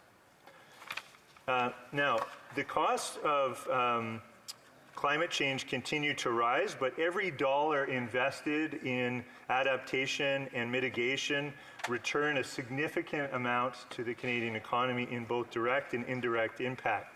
For every dollar invested, the Climate Institute of Canada estimates that $13 to $15 of total benefit is accrued. So that's for every dollar invested, $15 are coming back to the Canadian economy. And we're decreasing the cost that the economy will be saddled with in the future as well. So again, when you consider the costs and project them out into the future, you realize how important it is to act and make those investments now. Now, we based, I think in Budget 2023, really builds on a foundation, a really strong foundation of significant investments. I can name a few: the Net Zero Accelerator Fund, the Low Carbon Economy Fund, Canada's Critical Minerals Strategy, the Zero Emission Vehicle Purchase Incentives and Charging Infrastructure, the Canada Infrastructure Bank, the list goes on and on. There's over $112.2 billion, by my calculation, of climate-related investments that will help us get to net zero. But they're only part of the picture. In fact, the Climate Institute estimates Canada will need to make between $125 and $140 billion investment per year in order to get to net zero. Now, obviously, the government can't make all of those investments itself, but will need to leverage the power of the market. What the Oxford Economics report that I mentioned earlier, I'll just quote. They look at what's called the net zero transformation scenario, and they say that, and I quote, "In addition to innovation, this net zero transformation scenario assumes that governments introduce policies that encourage private sector investment, measures such as R&D tax credits, co-financing, and risk guarantees. All have the potential to spur faster private sector investment and generate R&D spillovers. These can be thought of as carrots to incentivize private investment, in addition to the stick of carbon pricing." So I think this highlights why this budget is so important, is because the significant investment tax credits and the strategic financing that's outlined and the key priorities are really going to drive private investment into the key areas of our economy to fight climate change. Thank you, Madam Speaker. Questions and comments? The honourable member for Peace River Westlock. Well, thank you, Madam Speaker, and I want to thank the honourable colleague for his speech. I would just note that we are living in times of 40-year highs in inflation, more Canadians visiting food banks than any time in Canadian history, and yet the government of Canada continues to tout this, that its life has never been better in Canada. There's a $43 billion deficit in this budget, and yet back in 2015, the Liberals said they would balance the budget in 2019. I'm just wondering if the honourable member has any comments about the $43 billion deficit and how this is contributing to inflation. Thank you, Madam Chair. The honourable member for Whitby. Thank you to the honourable member for the question. As we know, inflation is a global issue that everyone can acknowledge is a product of supply chain disruptions left over from COVID-19 to the war that Russia has waged on Ukraine and the supply chain disruptions associated with that. There's many factors associated with global inflation, but I think what we have to acknowledge is that fighting climate change is a part of the solution to combating inflationary pressures in our economy. That's exactly why our government is saying we can't really fight inflation without fighting climate change. Thank you. Questions and comments? The honourable member for Longueuil-Saint-Hubert.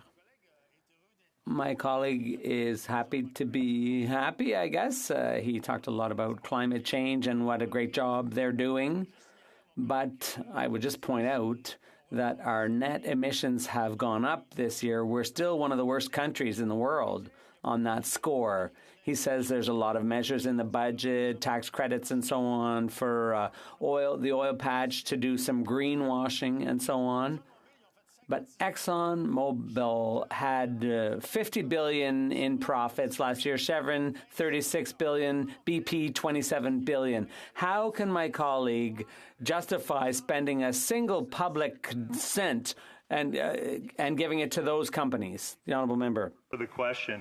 Obviously, we disagree. I think our government, and I'm very proud of the action that our government is taking on climate change, the massive investments we've made, the commitments that we've enshrined into law.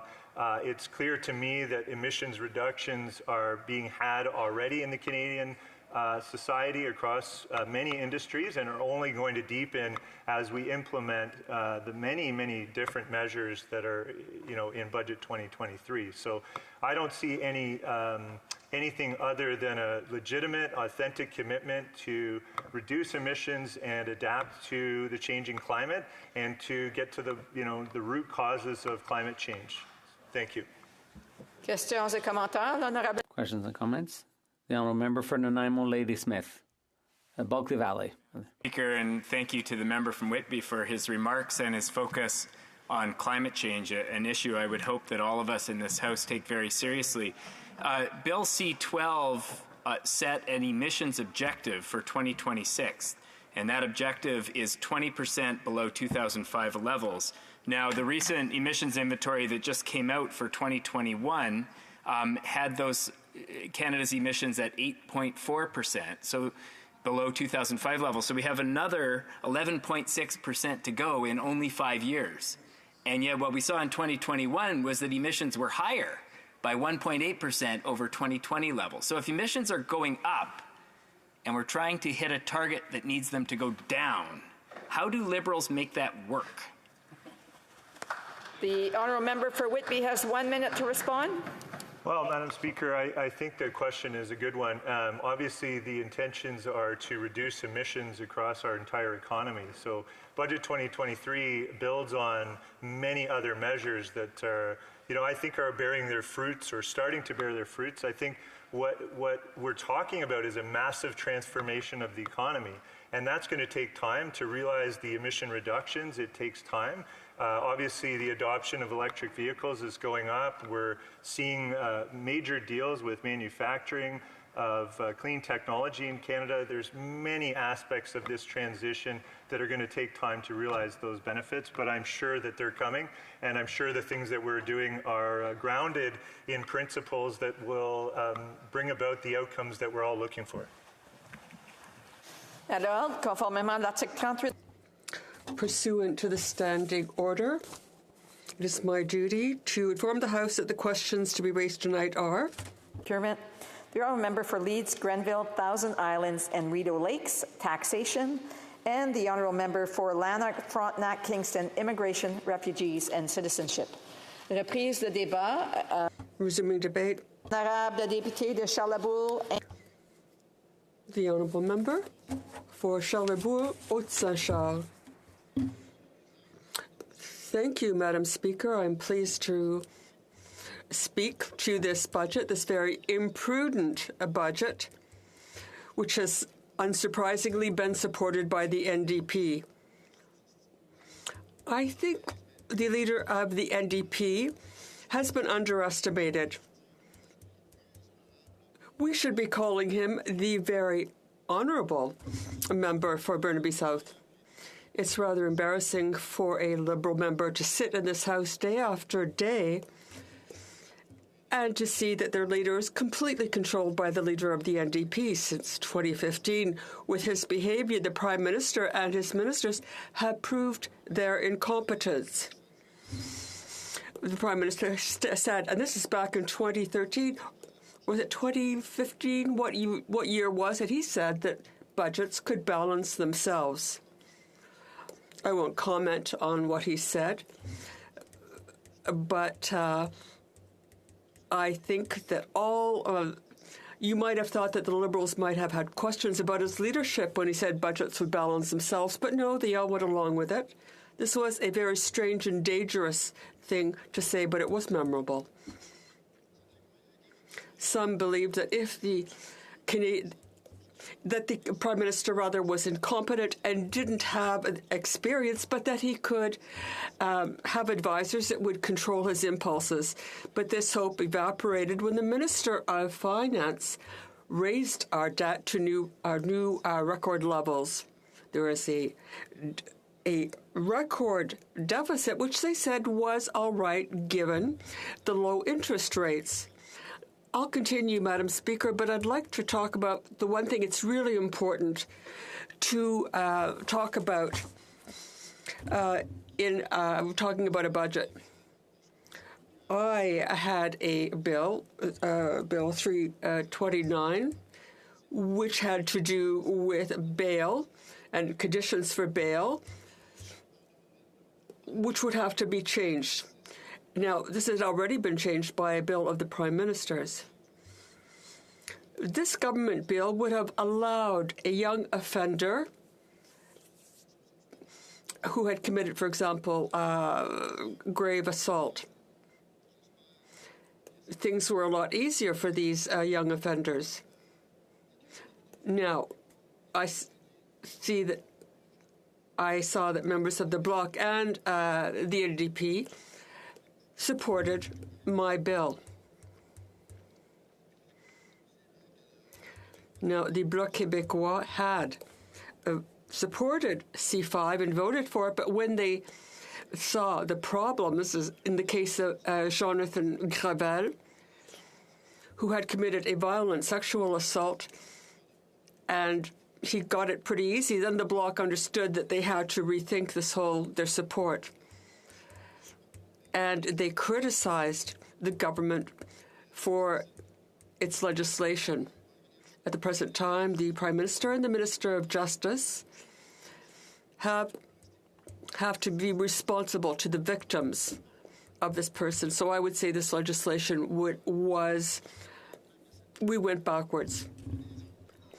There are men who have been convicted of grave sexual assault who are sentenced to prison, but at home, to a home sentence. They can serve their sentence at home after having pleaded guilty to having sexually assaulted 8 women. This doesn't make sense. There was also, they created an offense for hybrid offenses where, for example, a murder or somebody who had hurt children and who didn't respect their parole conditions, because at the present time there is no offense for having not respected your conditions of parole. Now, there was a case of someone who was released, and this person did not respect his conditions of parole, but when he reoffended, this lack of abiding by his conditions of parole did not count. This is a shortcoming in our legal system. And perhaps a case like Mérida Lévesque, who died, perhaps her life would have been saved. We have to maximize security for Canadians, but Bill C-5 made release easier. But let's get back to the budget, Madam Speaker. We can see that Canada is, and public finances are not toys for the Liberals and their rich friends. They shouldn't be allowed to destroy the living conditions, the quality of life of generations to come. Now, as the Prime Minister and Minister of Finance perhaps didn't really attend any economics courses, when the budget was tabled, there were different reactions. One of the reactions by Mario Dumont, who's a very well-known pundit in Quebec, former member of the Parti Québécois, who's a pundit on various programs, who discussed the budget. And what Mr. Dumont said straight away, and I quote, he said, the most amazing thing is over these months when the Canadian administration has been growing, its bureaucracy has been growing. But what have we got for it? Do I have to remind you all of the passport crisis? But there's only one conclusion.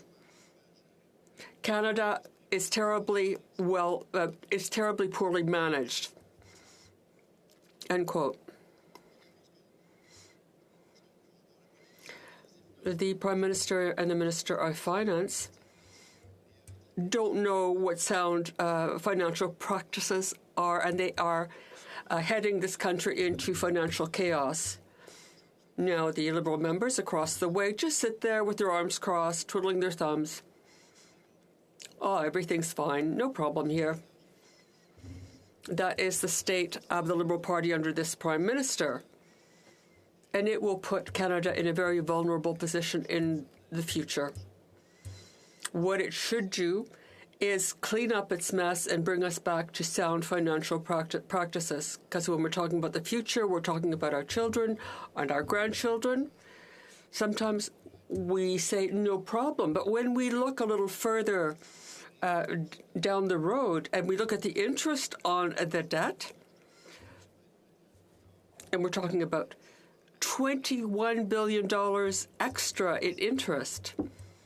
And we can easily imagine that this will continue on and that the funds for government operations won't be there. They'll have less money. They'll have to keep borrowing. So things will only get worse and worse. So, Madam Speaker, on this side of the House, we are asking to work reasonably in order to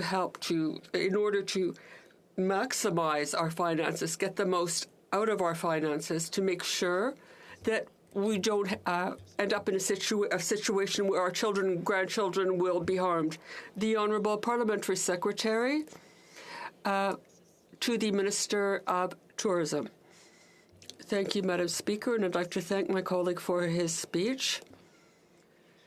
He talked about a great many things. He talked about how important it is to deal with the violence we see on our streets. It seems that the Conservatives have been opposed to all firearm control measures. But now, with respect to the budget, I believe that my colleague spent a lot of time denigrating the Canadian economy.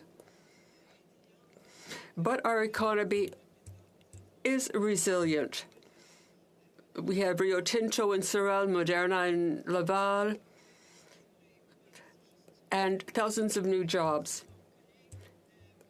When my colleague talks about the importance of making sure that we cut government spending, what about the $2 billion invested in health for Canadians? Because the Conservative leader... L'honorable député de Charlebourg-Haute-Saint-Charles. Merci, Madame la Présidente. Est-ce qu'il faut que je prenne le même temps que ma... Thank you, Madam Speaker. May I take as long a time as my colleague did asking the question to answer the question? Now, what a government should do is establish a list of priorities and decide on what to do. What the Liberal government has been deciding since 2015 is to add expense onto expense with no control, and that's the problem. Is everything a priority? Okay. At a certain point, you have to learn to control things. And here's an example of control. $21 billion to consultants,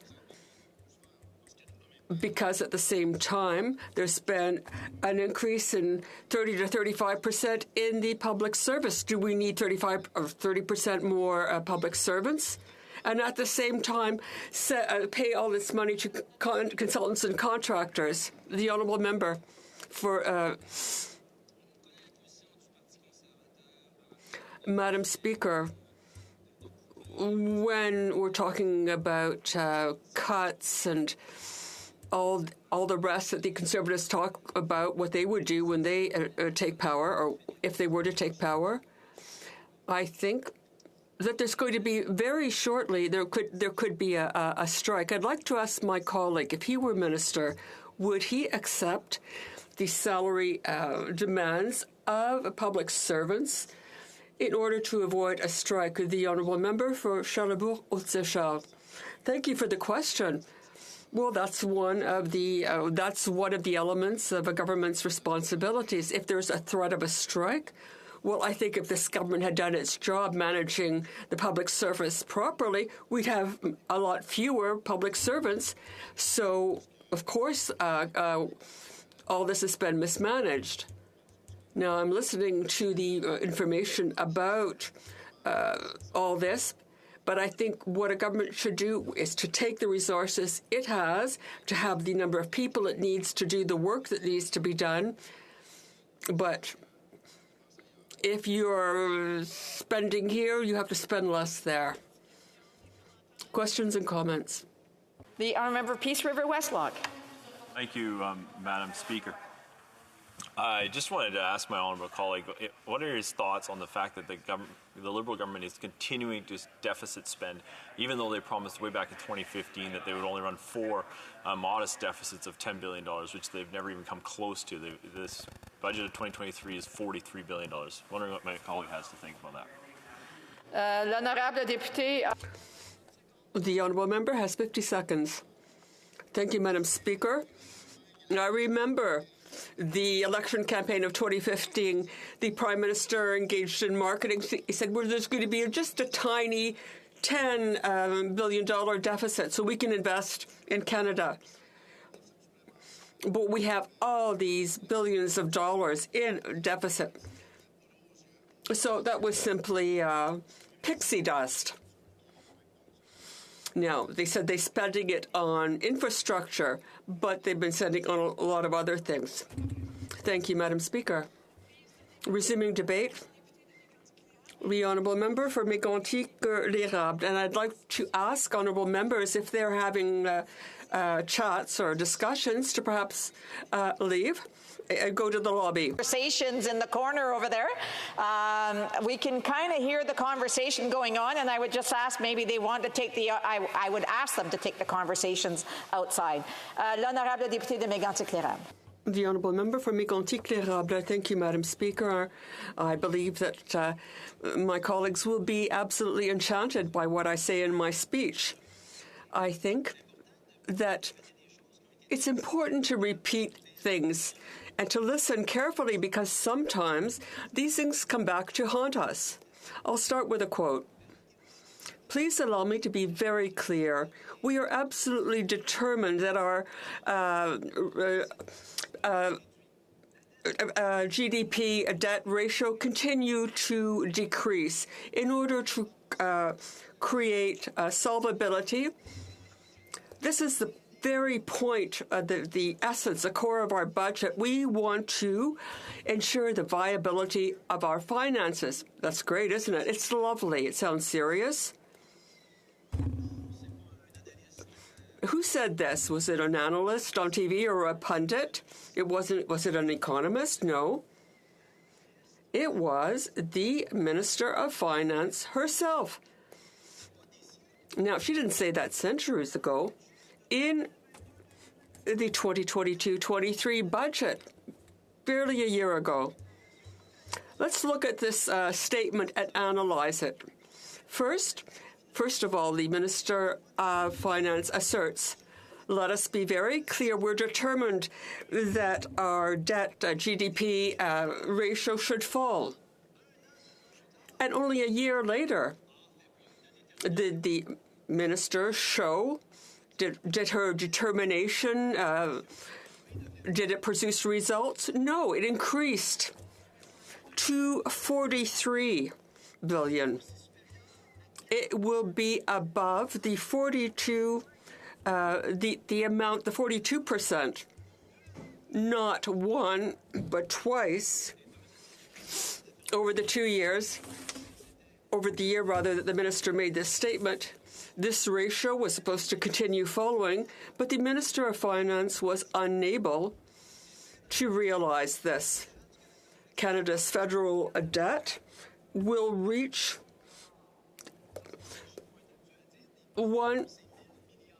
it's like a billion, so 100 million, so 122.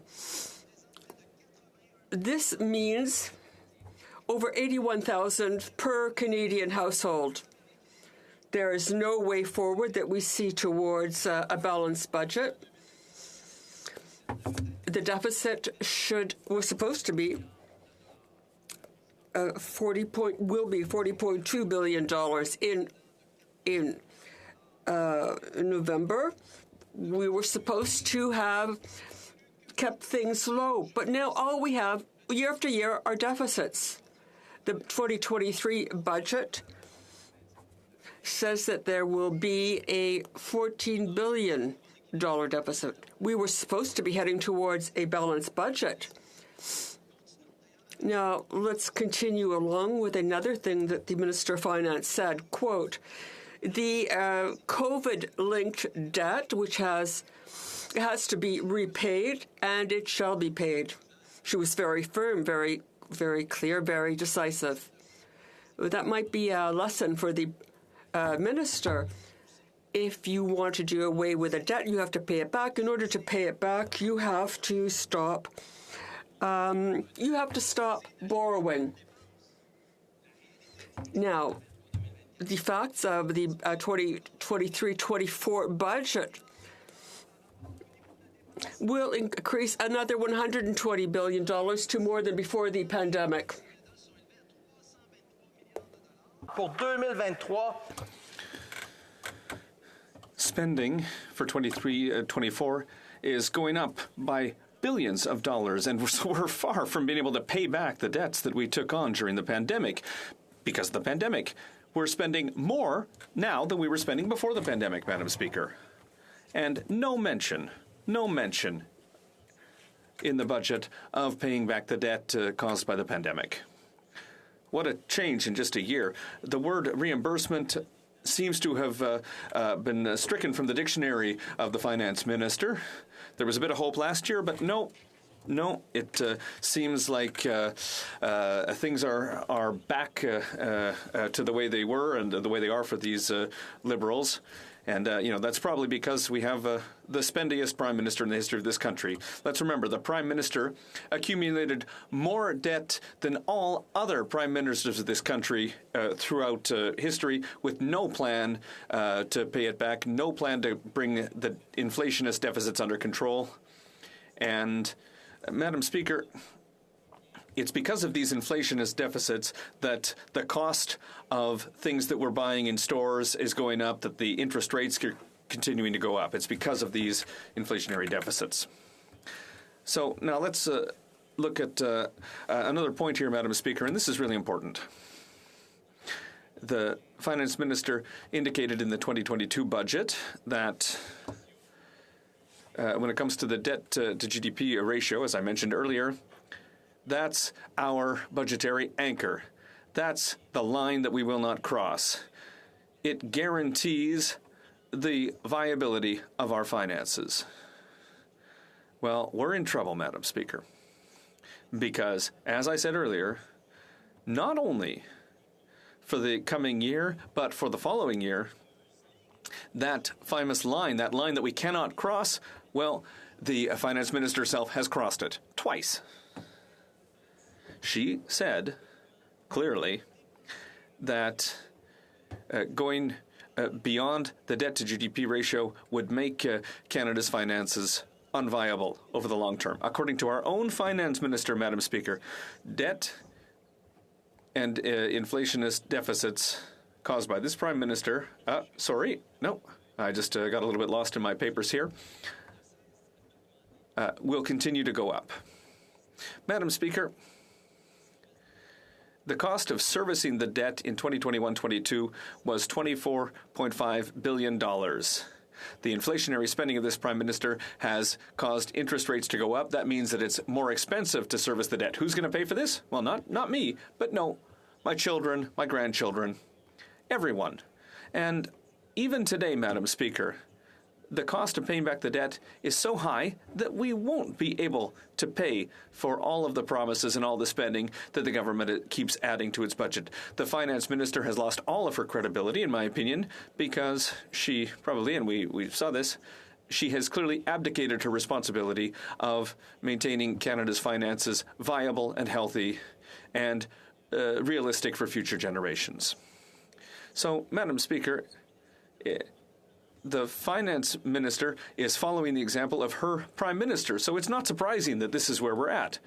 You know, we've talked about this a number of times. In 2015, you'll remember that when the prime minister was elected, it was with a promise of making tiny little itty-bitty deficits, Madam Speaker. Just little baby deficits. 10 billion the first year, and then we'll go to 6 billion, and then we'll get back to balanced budgets. Why did the prime minister make that announcement? Well, to be elected, obviously. He said that because interest rates were low. He said that, interest rates would never go up, that we're in a good situation. Everything's fine, Madam Speaker. So we can, borrow more. And the reality has been very different. And we'll remember that it was the Prime Minister who said that budgets balance themselves. So, probably the finance minister imagined that a return to a balanced budget would happen, by itself. And unfortunately, reality has shown otherwise. And so, finally, I think the worst thing that the Prime Minister has said recently, Madam Speaker, before a group of young people, the Prime Minister tried to justify his borrowing by inciting young people to invest in their rent, in their studies, by using their credit cards at 19% interest. That was the Prime Minister's advice to a group of young people who came to speak to him, Madam Speaker. So it's not surprising that today the Finance Minister has put us in a situation where Canada's finances are no longer viable, and the only thing that's left to do to fix the situation is to elect a responsible Conservative government in the next election. Thank you, Madam Speaker. Before we go to questions and comments, I would like to ask the members who are speaking to make sure that the volume on their headset is lowered, because I think that that's the problem. We're hearing the interpretation through the speakers, and I think that when somebody speaks, if their earpiece is too close to the microphone and the volume is too high, then we can hear the interpretation through the speakers. We think that's the problem, but we're not sure. So, questions and comments? The Honourable Parliamentary Secretary. Thank you, Madam Speaker. And so I'd like to attempt a fourth time to get an answer to my question. Now, we see this pivot from the Conservatives. Everyone agrees, all the Conservatives agree, that they won't touch the $2 billion that we're investing in healthcare, Madam Speaker. We've also put in this budget very clear and specific measures to cut $15 billion from government spending. That includes contracts, subcontracting. That also includes cuts to the public service, Madam Speaker. So, given those facts, I'd like to ask my honourable colleague this question. What would the Conservatives cut? What would you like to cut to meet your austerity goals? The Honourable Member for Mégantic-L'Érable. Well, it's ironic, Madam Speaker, to hear a question like that. The member has just said that in the budget there's $15 billion in cuts, without having identified anywhere where those $15 billion are coming from, Madam Speaker. So right now the finance minister, well, she's leading the country, and she is asking me to do her work for her. Well, I'd be happy to do her work for her, Madam Speaker, and our Conservative team would be happy to do the good work of controlling in a fiscally responsible way this country's finances when we will be elected and when we will have the opportunity when we'll have the opportunity and the luck to be on that side of the House, Madam Speaker. Questions and comments?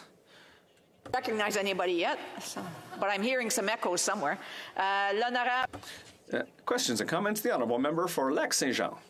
Thank you, Madam Speaker. I greatly enjoyed listening to my colleague's speech. And what's interesting is that he's saying that the Conservatives will be a responsible government and that they'll be the next government. And, you know, my colleague hasn't specified exactly which proposals they want to make to get to a balanced budget, but I heard one from his leader, a proposal from his leader earlier. He was quoting the Vice Prime Minister, but I'll quote his leader, who during the Conservative leadership campaign said that he was going to cut $1 billion from the CBC Radio-Canada budget, which is currently $1.2 billion. And there's not one Conservative member from Quebec who has wanted to answer the question that we're asking, and that we've been asking for 2 days now, Madam Speaker, and I'd really like to hear an answer to this. Does my honourable colleague agree with his leader's proposal, and when a Conservative government might take the reins of power here in Ottawa, will he support his leader's proposal to cut $1.2 billion from CBC Radio-Canada out of their $1.2 billion budget? The Honourable Member for Mégantic-L'Érable. Yes. Questions et commentaires, questions and comments. L'honorable. The Honourable Member for Lévis, Les Etchemins, Lévis. Thank you, Madam Speaker. I appreciated my colleague's speech, and I'd like to ask him how he qualifies the NDP Liberal coalition when we know that the NDP received in the last election just 17% of the vote. And we know that the Liberals are currently applying the NDP's election platform. The Honourable Member for Mégantic-L'Érable. Well, it's a very good question, Madam Speaker. And I think that if I was a Liberal right now, I would be asking myself some serious questions as to who is really directing the finance minister when it comes time to write a budget. Because what we see when we read the budget is that there's $67 billion in new spending, in new programs, Madam Speaker. And it's not just me who's saying this. You know, we've read the budget. The Parliamentary Budget Officer has said, Madam Speaker, that $67 billion in spending. What does that mean? Well, it means even more borrowing. It means even more challenges. It means even more inflation. And ultimately, that's going to cost more for who? Well, for all Canadians, all Canadian workers, everyone, Madam Speaker. That's the reality here. And this is what happens when a Liberal government is associated or allied with the NDP in a coalition. It means that at the end of the day, Madam Speaker, everyone pays, and unfortunately, we can't trust anyone to deliver, Madam Speaker, because we know very well that when it comes to delivering results and programs, this government has shown a lot of weakness over the last few years. Passports, for example, EI, and I could keep talking until I sit down. Resuming debate, the Honourable Parliamentary Secretary, the Government House Leader, and I'll give him a notice right now that I'm going to have to cut him off at one point, and he'll be able to continue later on. The Honourable Parliamentary Secretary to the Government House Leader. Yes, thank you, Madam Speaker. And, you know, I think what I'll try to do here in a very short period of time is amplify the contrast between the Conservative opposition and what it is that we've been doing here in government, Madam Speaker. We recognize when you think of the budget, you need to recognize, from my perspective, I would suggest to you that the budget in its entirety is a reflection based on what I had mentioned the other day of a great deal of consultation, a great deal of effort that has been put together in order to ensure that this is a budget that serves every Canadian from coast to coast to coast, Madam Speaker. And it's very clear in terms of the manner in which it does it. No matter how many times the Conservatives will say, well, there is no plan, there is a detailed plan, Madam Speaker. It's there in front of all of us. All one has to do is be prepared to do a little bit of reading, Madam Speaker. There are many aspects of this budget that will continue to support Canadians and build our economy and build our society in a direction, Madam Speaker, that I believe ultimately a vast majority of Canadians would in fact approve of. The Conservatives seem to be of the opinion that when government spends money, it's not a good idea. And I want to be able to amplify the issue of childcare. Because you'll recall in the last election, the Conservative Party said that they don't support the national childcare program that the Liberals were talking about. We now have all provinces and territories that are on side. We are investing in childcare. And the Conservatives oppose that, Madam Speaker. When you think of childcare, yes, it means government is spending money. But as a direct result, you know, it was interesting in the February report that came out that said that the participation rate for women between 25 and 54 is at an all-time high of 85.7%. I would suggest to you, Madam Speaker, that that is the highest in North America. At the end of the day, a child care program that provides $10 a day child care, what the Conservative Party opposes, will ultimately provide more opportunities and enhance the lifestyles of all Canadians as a direct result, Madam Speaker. That's investing in Canadians. We can talk about the $198 billion over the next 10 years, a genuine commitment to financing our healthcare system, not only for today, but for future generations. It shows that the federal government does have a role to play, whether it's in terms of long-term care, mental health, issues that Canadians are concerned about, Madam Speaker, reflected in this budget. People understand and appreciate that health care is at the core of what our Canadian identity is all about. And it's a budget that reflects that desire, Madam Speaker. We can talk about the inflation rate. The Conservative Party always seems to want to forget that it's a worldwide inflation situation. In Canada, we're doing so much better than many of our peer countries, virtually all of our peer countries, Madam Speaker, including the United States. But we know we can do more. And that's why we have the grocery rebate, Madam Speaker.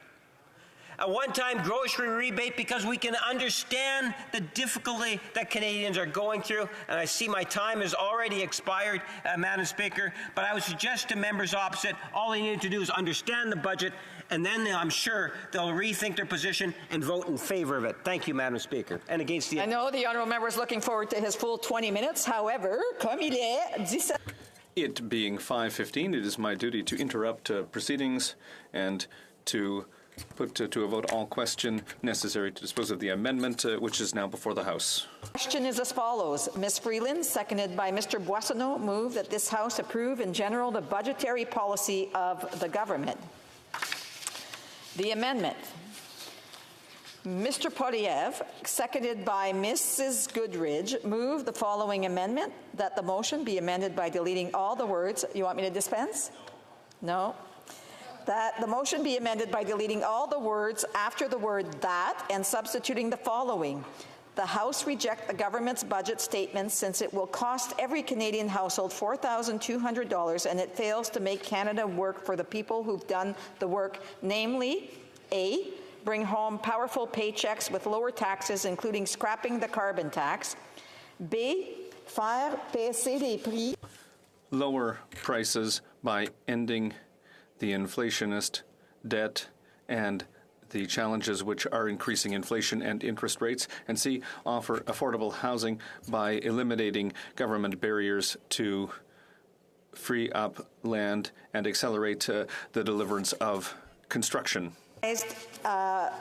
Of a recognized party present in the House wishes that the amendment be carried or carried on division, or wishes to request a recording division, I would invite them to rise and indicate it to the chair. The honourable member for Peace River Westlock. Madam Chair, we request a recorded division. Call in the members.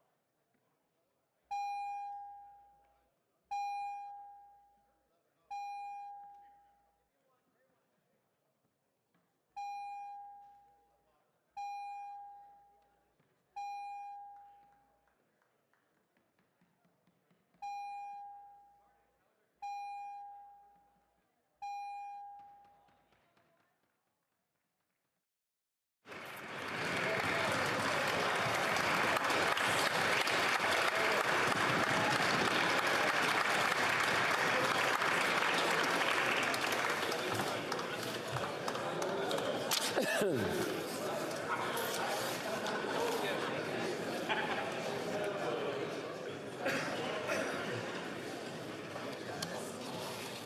question on the amendment, question as follows.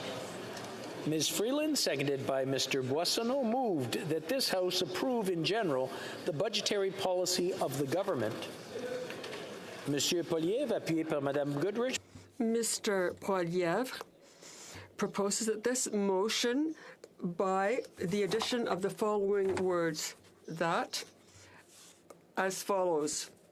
Budget statement, since it will cost every Canadian household $4,200, and it fails to make Canada work for the people who've done the work, namely, A, bring home powerful paychecks with lower, may I dispense? No, you want to hear it all. Very good. A, bring home powerful paychecks with lower taxes, including scrapping the carbon tax. B, faire baisser les prix en... Reduce prices by putting an end to the inflationary debt, and 2, the deficit, which is driving up inflation and interest rates. Home people, bring homes people can afford by removing government gatekeepers to free up land and speed up building permits. La période de 10 minutes pour les The period of 10 minutes for those voting hybrid. We will now move to the vote of members voting in person. Please rise. Of the amendment, will please rise. Mr. Bazan. Mr. Bazan. Mr. Kimmich. Mr. Kimmich. Mrs. Thomas. Mrs. Thomas. Mrs. Stubbs. You guys get up on this one. Mrs. Stubbs. Monsieur Paulus. Monsieur Paulus. Mr. Workington. Mr. Workington. Ms. Latzman. Ms. Lansman. Mr. Strahl. Mr. Strahl. Mr. Barlow. Mr. Barlow. Mrs. Gray. Mrs. Gray. Mr. Moore. Mr. Moore. Mr. Baldinelli. Mr. Baldinelli. Mr. Mazer. Mr. Mazer. Mr. Jennis. Mr. Jennis. Mr. Seaback. Mr. Seaback. Mr. Richards. Mr. Richards. Monsieur Berthold. Monsieur Berthold. Miss Finley. Ms. Finley. Mr. Abultaif. Mr. Abultaif. Mr. Chong. Mr. Chong. Mrs. Kuzi. Mrs. Kuzi. Mr. Barrett. Mr. Barrett. Miss Ferrari. Ms. Ferrari. Mr. Vidal. Mr. Vidal. Mr. Perkins. Mr. Perkins. Mr. Davidson.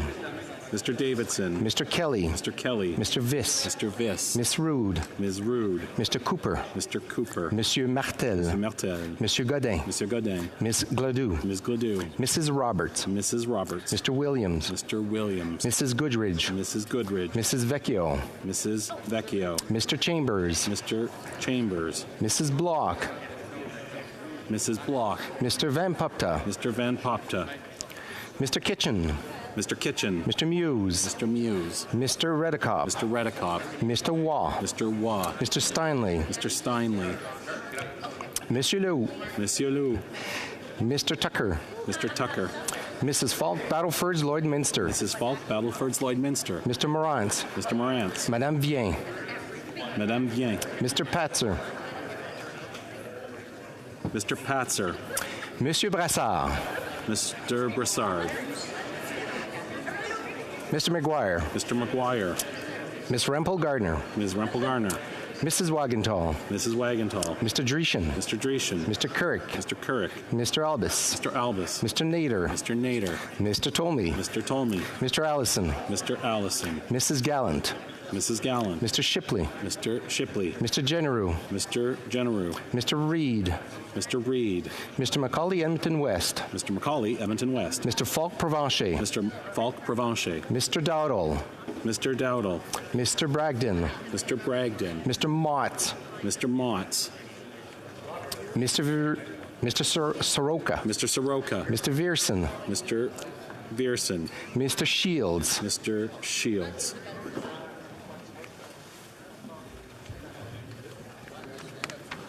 Que tous ceux qui s'opposent à l'amendement.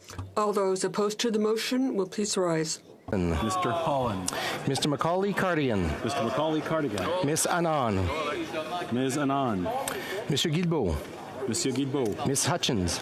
Ms. Hutchings. Ms. Tassi. Ms. Tassi. Ms. Jazik. Ms. Jazik. Ms. Chager. Ms. Chager. Ms. Scrow. Ms. Scrow. Mr. McGinty.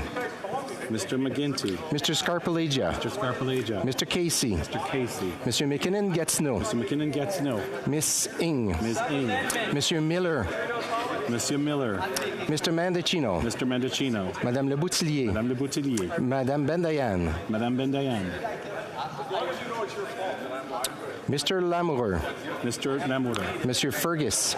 Monsieur Fergus. Mr. Ananda Sangare. Mr. Anna de Sangare. Mr. Duguid. Mr. Duguid. Ms. De Brusen. Ms. De Brusen. Mr. Assassi. Mr. Assassi. Mr. Hardy. Mr. Hardy. Mr. Kellaway. Mr. Kellaway. Miss Suds. Ms. Suds. Mr. Fragiscatos. Mr. Fragiscatos. Monsieur Drouin. Monsieur Drouin. Mr. Chang. Mr. Chang. Mr. Long. Mr. Long. Mr. Longfield. Mr. Longfield. Mr. Maloney. Mr. Maloney. Mr. McLeod. Mr. McLeod. Mr. Sobera. Mr. Sorbera. Mrs. Zaid. Mrs. Zaid. Mr. Rogers. Mr. Rogers. Mr. Aldag. Mr. Aldag. Mrs. Atwin. Mrs. Atwin. Mr. Lewis Kitchener-Conestoga. Mr. Lewis Kitchener-Conestoga. Mr. Van Bynen. Mr. Van Bynen. Madame Mendez. Madame Mendez. Mr. Shahal. Mr. Shahal. Mr. Collins, Hamilton East, Stony Creek. Mr. Collins, Hamilton East, Stony Creek. Mr. Gahir. Mr. Gahir. Madame Lapointe. Madame Lapointe. Mr. McDonald Malpeck. Mr. McDonald Malpeck. Mr. Miao. Mr. Miao. Monsieur Terrien. Monsieur Terrien. Monsieur Brunel Duceppe. Monsieur Brunel Duceppe. Monsieur Simard. Monsieur Simard. Monsieur Garon. Monsieur Garon. Madame de Bellefeuille. Madame de Bellefeuille. Madame Michaud. Madame Michaud. Madame Desbiens. Madame Desbiens. Madame Larouche. Madame Larouche. Monsieur Plamondon. Monsieur Plamondon. Monsieur Savard-Tremblay. Monsieur Savard-Tremblay. Monsieur Désilet. Monsieur Désilet. Monsieur Trudel. Monsieur Trudel. Mr. Julian. Mr. Julian. Mr. Massey. Mr. Massey. Mr. Johns. Mr. Johns. Mr. Green. Mr. Green. Miss Barron. Ms. Barron. Mr. Backrack. Mr. Backrack. Madame Hughes. Madame Hughes. Miss Zarillo. Ms. Zarillo. Miss Matheson. Ms. Matheson. Mr. Desjarlais. Mr. Desjarlais. Miss McPherson. Ms. McPherson. Mr. Blakey. Mr. Blakey. Miss May, Sandwich Gulf Islands. May, Sandwich Gulf Islands. Mr. Morris. Mr. Morris. La Chambre attendra maintenant la fin. The House will now wait for the electronic voting period to end before resuming its proceedings.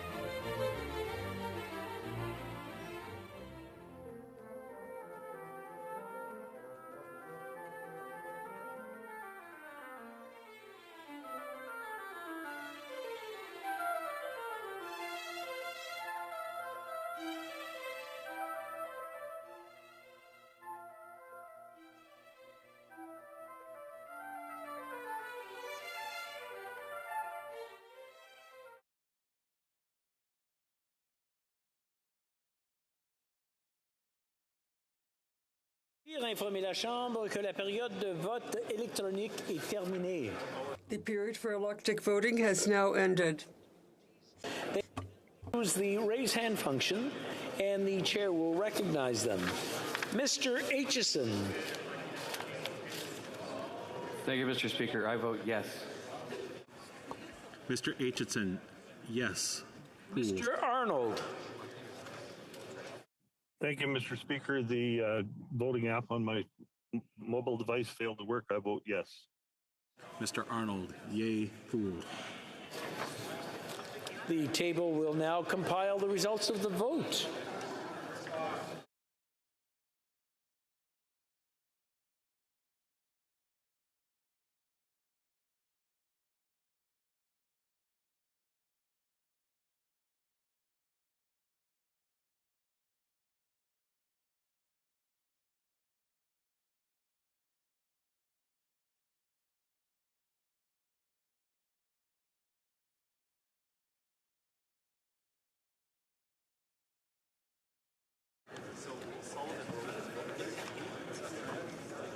Yeas pour, 104 sans cap.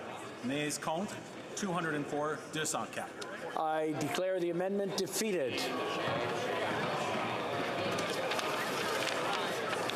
It being 6:02, the House will now proceed to consideration of private members' business as listed on today's order paper. Orders of the day. Private members' business, affaires émanant des députés, reprise du débat. Resuming debate at second reading of Bill C-239. An act to amend an act to authorize the making of certain fiscal payments to provinces and to authorize the entry into tax collection agreements with provinces. Projet de loi au nom de Monsieur. Standing in the name of Mr. Tallien. Okay, I'll just call. Attention, order, order. Shh. Good. We're just about to start debate, and I'm sure nobody wants to interrupt anyone who's going to be debating, so we'll start off. Resuming debate, the Honourable Parliamentary Secretary to the Government House Leader. Yes, thank you, Mr. Speaker. It's always a pleasure to be able to stand and rise and speak on what is a very important issue. You know, Canada Revenue Agency has demonstrated, in particular over the last few years, just how valuable it is to all Canadians from coast to coast to coast. I can understand why it is that the Bloc could be moving forward this particular piece of legislation, but it is legislation in which I personally could not support. Primarily because I think that the Bloc have underestimated what it is that the CRA actually does for all of us, no matter where you live in the nation. And all one really needs to do is you can take a look at every annually, whether it's your tax forms and other things that I'll get into shortly. But I would like to emphasize the pandemic. When the worldwide pandemic came upon us, Madam Speaker, CRA and those professional civil servants stepped up to the plate in a significant way. Through CRA, we were able to support Canadians at a time in which they needed to be supported. At a time in which, Madam Speaker, of a pandemic, something that was virtually unheard of in generations, and people needed to be able to get the funds that were necessary in order to pay for food on their tables, to pay utility bills, mortgage bills, and so forth. The role that CRA played in providing direct support to the people of Canada, Madam Speaker, is second to no other, I would suggest to you, nonprofit or government agency. And even today, we are looking to CRA to be able to continue to wind up what has taken place through the many different programs that it was ultimately responsible for. If it was up to members of the Bloc Party, and unfortunately even to some of the Conservative members that I've heard debate this issue, the CRA wouldn't be necessary. They would rather us have a system where if a province wants to be able to go independent on their own revenue collection that they would be allowed to do so. I don't think Canada needs that, Madam Speaker. I think of the people that are out in Shawinigan and that surrounding area, the thousands of jobs, good middle-class jobs that are being provided in that region. And I'm wondering to what degree members of the Bloc have even considered those individuals and the impact that this legislation would have on them from an individual point of view. From a national perspective, and we know that the Bloc, Madam Speaker, don't really care in terms of the whole idea of Canada as one nation. I believe that when you take a look at CRA, even today after the pandemic, you know, we're debating legislation. I talked a great deal about the budget 2022-23, and one of the initiatives in that budget is the grocery rebate. That grocery rebate is actually being administered to the CRA. So when you put it in the perspective of we come out of a pandemic and we were very dependent on CRA, we're virtually out of the pandemic now, but we're into inflation. And once again, it's CRA that we are turning to provide direct support for Canadians in every region of the country, Madam Speaker. It's enabling us to be able to alleviate some of the concerns that people have with respect to inflation. Not to mention the Canada Child Benefit. I've talked about the Canada Child Benefit and how Winnipeg North, I think it's somewhere between $9, possibly $10 million every month that's going through to Winnipeg North, Madam Speaker. That's an incredible amount of money every month that's going in there to support children, and the important role that the CRA plays in that. But for surely political reasons, and politics is the only reason, that is the reason why the Bloc want to get rid of the CRA footprint in the province of Quebec. Because those jobs in the Chicoutimi or Shawinigan area, Madam Speaker, do not matter to the Bloc. The programs and services that CRA has been there during the pandemic, post-pandemic, and even prior pandemic does not concern members of the Bloc. Madam Speaker, at the end of the day, whether it's international tax evasion, to providing services to Canadians, to providing good quality jobs, I would encourage all members to vote against this piece of legislation. Thank you, Madam Speaker.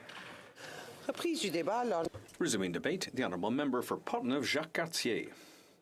Thank you, Madam Speaker. Today, Madam Speaker, I'm rising to speak about the merits of Bill C-239, an act to amend an act to authorize the making of certain fiscal payments to provinces and to authorize the entry into tax collection agreements with provinces. And, Madam Speaker, I'll be focusing on the second part of that. So the truth, Madam Speaker, is that it's the Conservative Party of Canada, which is the only party which truly respects provincial and territorial jurisdiction in Canada. At the beginning of 2019, I asked here in this House, in question period, why the Prime Minister insisted so stubbornly on saying no to a single tax return for the province of Quebec. And that time, one of my colleagues had tabled a motion in the interest of Canadians and Quebecers, which reads as follows, that whereas A, this House has a deep respect for provincial jurisdiction and great confidence in provincial institutions, B, Quebecers are required to complete and submit 2 tax returns, one federal and one provincial, and I would add, Madam Speaker, that it's the only province in Canada which has the requirement for its citizens to present 2 tax returns. C, the Chamber supports the reduction of red tape and of unnecessary paperwork in order to improve the quality of life for families. Therefore, the House calls on the government to work with the Government of Quebec to implement a single tax return for Quebec, in accordance with the motion passed unanimously by the National Assembly of Quebec on May 15th, 2018. So, Madam Speaker, we, the Conservatives, are working together in the interest of all Canadians. The arguments presented in that motion are still as valid today as they were then. It's about respect for the provinces, and it's also with the intention of improving the quality of life for Quebecers and all Canadians. Our leader at that time stated that there was no question of eliminating jobs for public servants, and that we need public servants to make sure that federal laws are followed and applied. He also said that we can also make better use of people who work for the federal government. And in 2021, during the campaign, the Conservative Party of Canada also supported the idea of a single tax return and campaigned on that. The sponsor of Bill C-239, the member for La Prairie, was inspired by our desire in the Conservative Party of Canada to do this. And it's gone back a number of years now, and this bill also reflects what the Quebec National Assembly has asked for. Now, certainly there are some concerns, which are coming from, among others, Canada Revenue Agency officials when it comes to their jobs. And I heard the member for Calgary, Winnipeg, the parliamentary secretary to the government House leader, my colleague across the way, say that public servants during the pandemic had done excellent work. And that's true, Madam Speaker. And they did that in every department. It's not exclusive to CRA and to the employees who work in Quebec. Out of respect for the public servants, we need to protect their jobs. And that's something that's absolutely possible when we move forward with goodwill. And that's something that is important to us in the Conservative Party of Canada. I'll remind you that the Federal Public Service has been negotiating with the Liberal government for over a year. They've been bargaining for over a year. And tonight at midnight, or 1 minute after midnight, if there's no agreement, there will be a strike in the Federal Public Service. So when it comes to treating federal public servants well, you know, these public servants did great work during the pandemic. We know there were some problems, but we need to show respect for our federal public servants. Madam Speaker, we're still facing a labor shortage. There's an economic crisis, but there's also a labor shortage crisis. So instead of overly contracting out, this government should trust its own employees. Now, I recognize that there are certainly situations where expertise is needed to accomplish specific tasks, and where contracting out is the way to go. But in many cases, there have been complaints from Canadian public servants who have noted that contractors were doing the same work as public servants were already doing. So the excuse of needing expertise to justify those contracts, well, it's not always there, Madam Speaker. Earlier this year, the Federal Public Service unions expressed their concern about this issue. The president of the Professional Institute of the Public Service noted that this leads to higher costs, lower quality of service, a lack of transparency and accountability, and a loss of institutional knowledge and expertise. And so, as the sponsor of this bill has said, Madam Speaker, on the one hand, you have a labor shortage, and on the other hand, you're paying two people to do the same job. And I agree with him that this is, it's a pretty ridiculous situation. Ridiculous and very concerning, Madam Speaker. The fact that in 2021, this government, this Liberal government, spent $11.8 billion on subcontracting. Now it's 2023, and I have no doubt that things have not gotten better. And, Madam Speaker, I only have to mention the word McKinsey. I won't go any further than that. I think that the people who are listening to us this evening are able to understand that there have been abuses, that there's been waste, and that there has been favorable treatment for friends of this Liberal government. The Conservative Party, Madam Speaker, is the only party that has the power to fix this situation, because history shows us that the current Liberal government does not necessarily respect the will of the majority of this House. There have been many private members' bills that, even if they've been passed by a majority member of this House, have still not been implemented by this government. That's a lack of respect for democracy, but that's what this Liberal government is like. Yet, Canadians would have benefited from all of these bills which were supported by members of this House. And maybe on another time I'll talk about the lottery, which allows us to table private members' bills. Conservatives, Madam Speaker, support a united Canada and are in favor of a fairer and simpler tax system for all Canadians. We want to simplify things for Quebecers, who are the only Canadians who are forced to submit 2 tax returns. Madam Speaker, it's April 18th. It's my daughter's birthday, Anne Frédérique. I'd like to wish her a happy birthday, but I would also thank you very much. I would also like to note that April 18th, Quebecers, Canadians from across Canada must submit their tax returns, and in Quebec, they have to do it twice.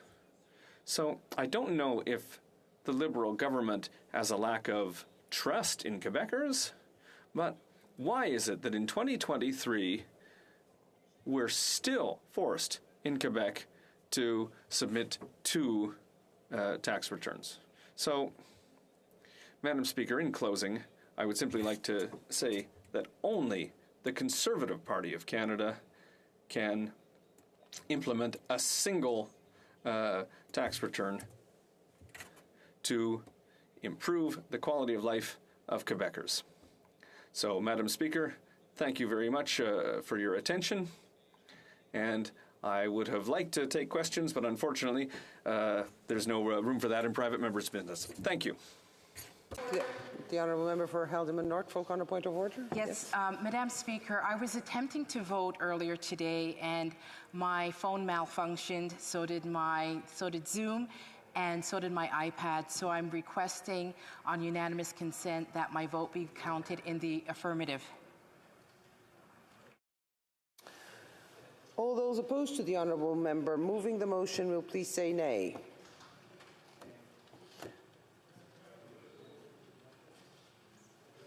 Is there a nay? No. It's all yeas. Perfect. Agreed. The Honourable Member. Thank you. Reprise du débat. Resuming debate, the Honourable Member for Saint-Hyacinthe. Madam Speaker, I enjoyed the Conservative member's speech previously, and I'd like to thank him for it, for his federalist perspective. But as you know, we're an independence, pro-independence party, and the power of taxation is crucial. It's inherent to the very principle of political sovereignty. And I won't surprise anyone by saying that it's high time we broke the chains that bind us to Ottawa, this foreign entity that drains our financial resources and imposes its centralizing vision upon us. We are stuck within Canada with paying considerable amounts of money to a country in which our political weight is constantly diminishing. It's time to take our destiny in hand. This bill would certainly not free us from the obligation to pay our share to this foreign state that is Ottawa and to pour billions of dollars into priorities that are not ours. But it would allow Quebec to manage its own taxes with a single tax return tailored to our own realities and needs. But Ottawa is digging its feet in and using bogus arguments to maintain its hold on our finances. The Liberals and NDP's alleged fear of job losses is just an empty excuse to justify their stranglehold on our money. The fact is, there are so many other places where there are other challenges facing the public service, like the Phoenix payroll system that was such a fiasco. And the delays in processing applications and appeals were commonplace before the pandemic even. And they only highlight the shortcomings of an outdated system. The delays have been numerous and frustrating. It's time for Quebec to take back control over our taxation system so that our distinct choices and unique characteristics are respected. The provincial income tax created in 1957 by Maurice Duplessis made history. And in this year of 2023, we must also make our own history by reclaiming a single tax return, our own single tax return. Quebec deserves a tax system that's adapted to its own reality, managed by its own democratic institutions. It's time to chart our own course towards a better future for our nation. It's high time we implemented a single tax return in Quebec because the advantages are numerous and undeniable. For almost 3 decades now, Revenu Quebec has successfully collected the Quebec sales tax and the federal goods and services tax. So why would this same agency be denied the opportunity to collect federal income tax on behalf of Quebec taxpayers? There's no reason. It's unfortunate that Ottawa has repeatedly rejected this proposal, making Quebecers the only taxpayers in Canada who have to file 2 separate tax returns. Don't forget, for those watching, that April 30th is the deadline. The situation generates considerable costs for individuals and businesses, not to mention the complications arising from the need to deal with 2 separate organizations. Let's scrap this administrative inconsistency and adopt a single tax return in Quebec, which would make life so much easier for taxpayers. But the benefits of a single tax return don't stop there. According to the Institute for Research on Self-Determination and National Independence, a single tax return would save $425 million. In addition, it would allow Quebec to gain direct access to foreign tax information, enabling Quebec to fight tax havens independently rather than simply copying the federal tax laws, which are often lacking. They're almost useless, the federal laws around tax havens. It's important to note that this proposal enjoys considerable consensus in Quebec. The National Assembly unanimously passed a resolution in favor of this in 2018, and the Legault government formally requested it during a meeting with the Prime Minister of Canada on January 17th, 2019.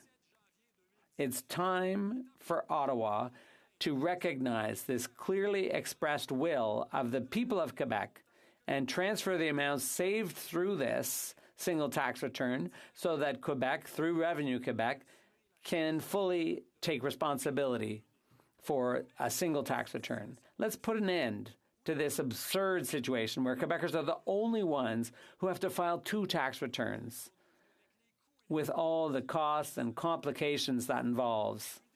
A single tax return in Quebec is a logical and beneficial step for taxpayers, for the economy, and for the province's taxation autonomy. Let's act wisely and adopt this proposal for the benefit of all. The entire Quebec business community, including chambers of commerce, management, independent business, the Order of Accountants, everyone supports this idea. In 2016, on behalf of workers, the Public Service Union of Quebec launched a campaign in favor of a single tax return managed by Revenu Quebec. And this was a campaign supported by the Bloc Québécois, the CAQ, the PQ, and Québec Solidaire. Revenue Quebec has the expertise to implement a single tax return. Currently, Quebec already has more information from its tax return than Ottawa. Quebec already collects much of the information that is needed to manage its social programs, and that's data that Ottawa doesn't have. And obviously, on the other side of the House, there's a single tax return, but it's based in Ottawa. We're talking about a single tax return based in Quebec City.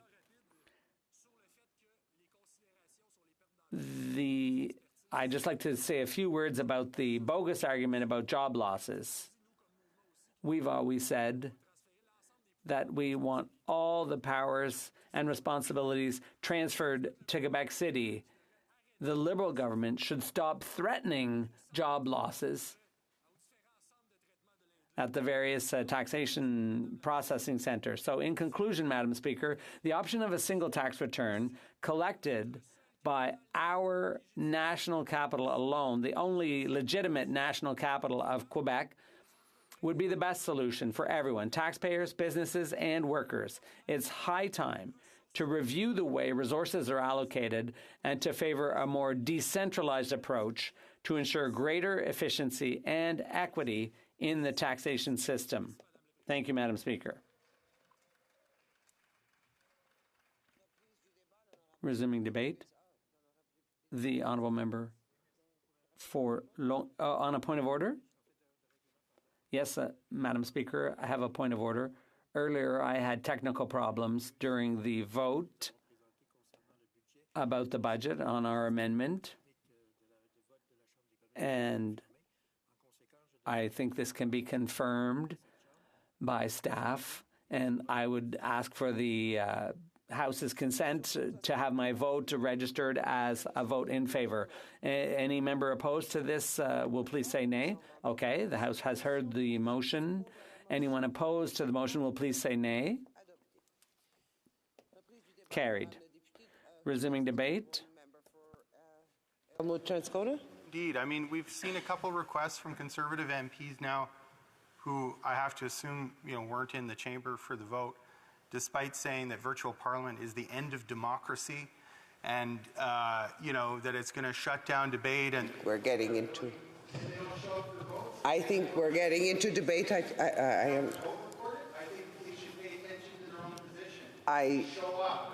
think that's getting into debate, and that's not the point of order. The point of order was to register a vote that couldn't be done electronically.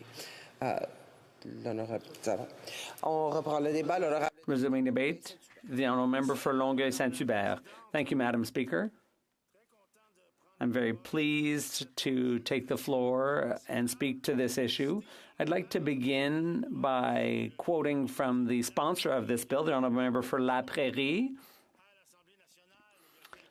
who a few years ago in the National Assembly in Quebec City brought this up and is now bringing it up here, this idea of a single tax return for Quebecers.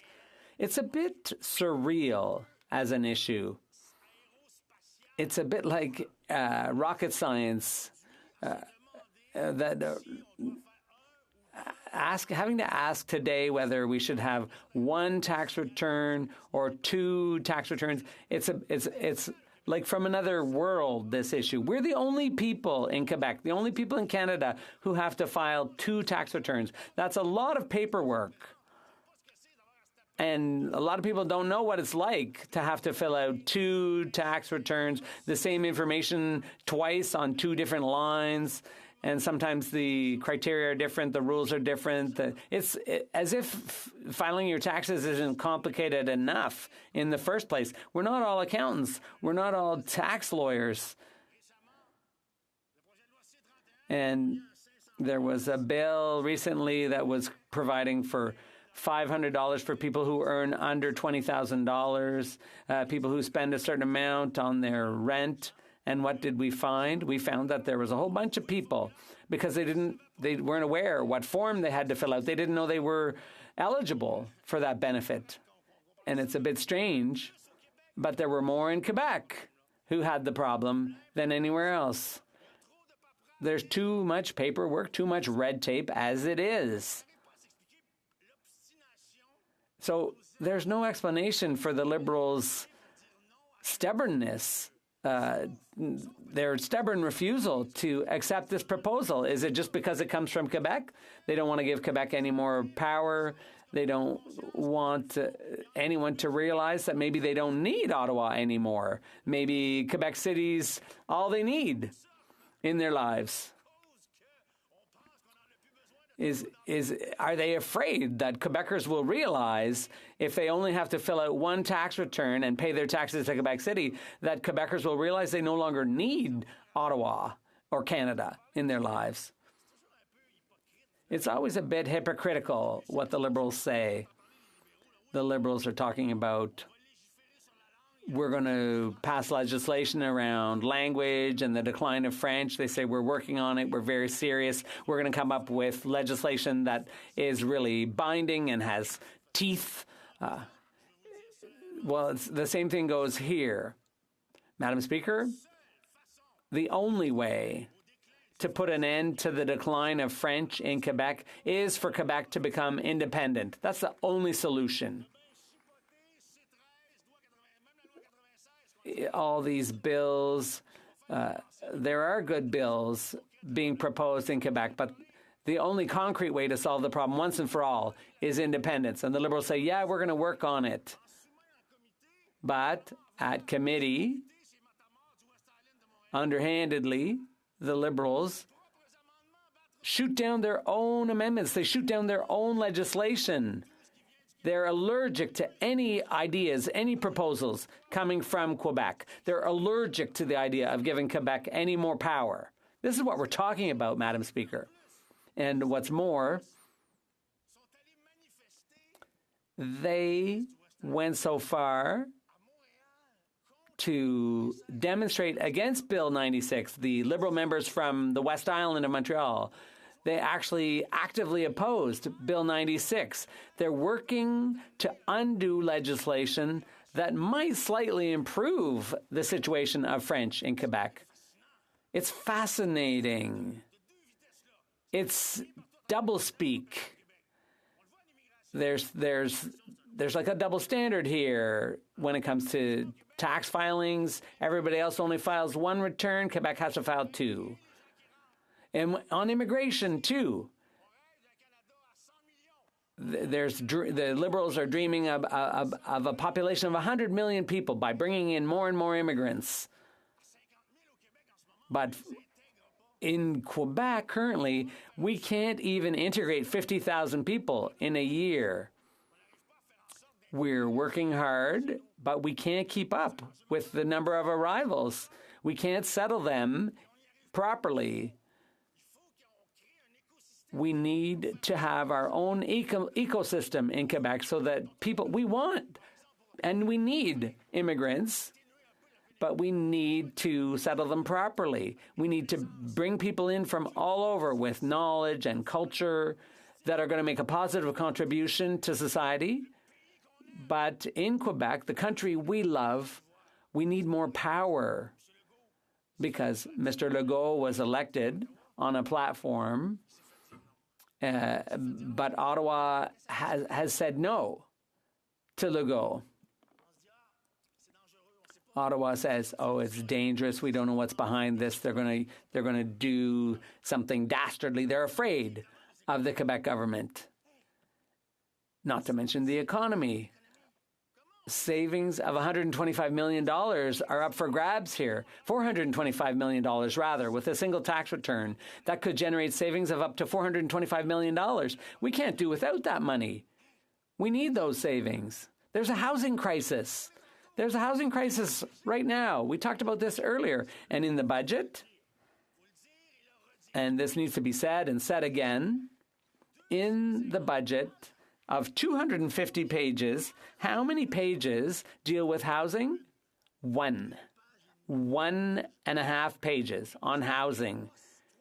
We need 3.5 million more housing units over the next 10 years in Canada. It's the major issue of this era along with the climate.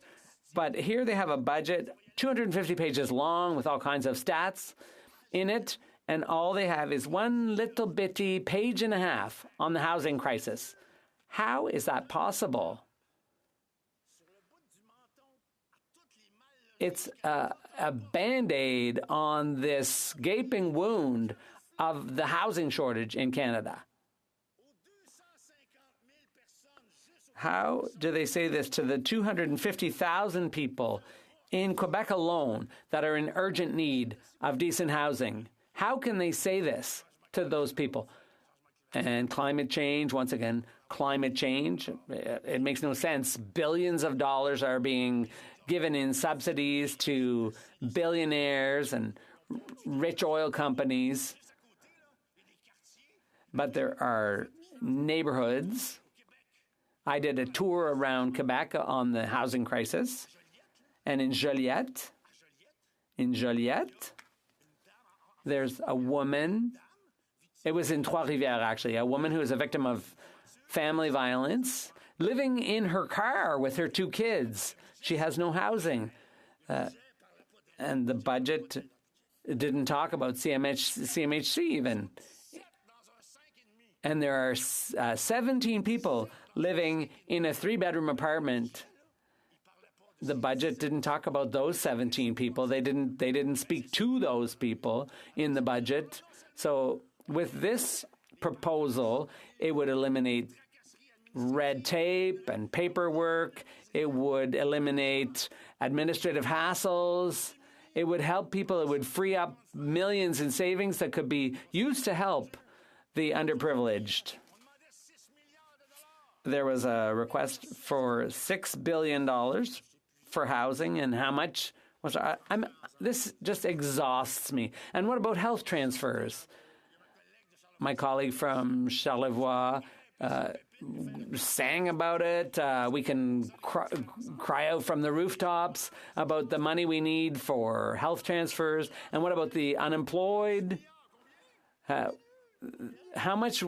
We asked for $6 billion. How much did we get? 4.5? No.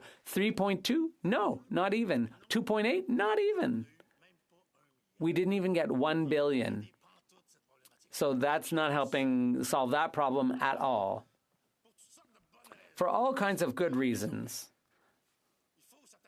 we need to deal with this issue. It makes no sense whatsoever. It's unreal. It's surreal what's going on here with tax returns. We're the only ones in Quebec who have to file 2 tax returns. Yes, we want more power. It's true. We don't just want a single tax return. We want all the powers there are. We want Quebec's independence. Thank you, Madam Speaker. Reprise du débat. Resuming debate. L'honorable député de la Prairie pour son droit de réplique. Merci, Madame la Présidente. Aujourd'hui, le Bloc québécois. The honourable member for La Prairie on reply. Thank you, Madam Speaker. I don't think I'm wrong by saying that all Quebecers are in favor of this. Le rapport d'impôt unique, là, il y en a qui vont dire c'est un thrill d'indépendantisme. Some people will say this is an independence party thing, this idea of having a single tax return. But that's not the case.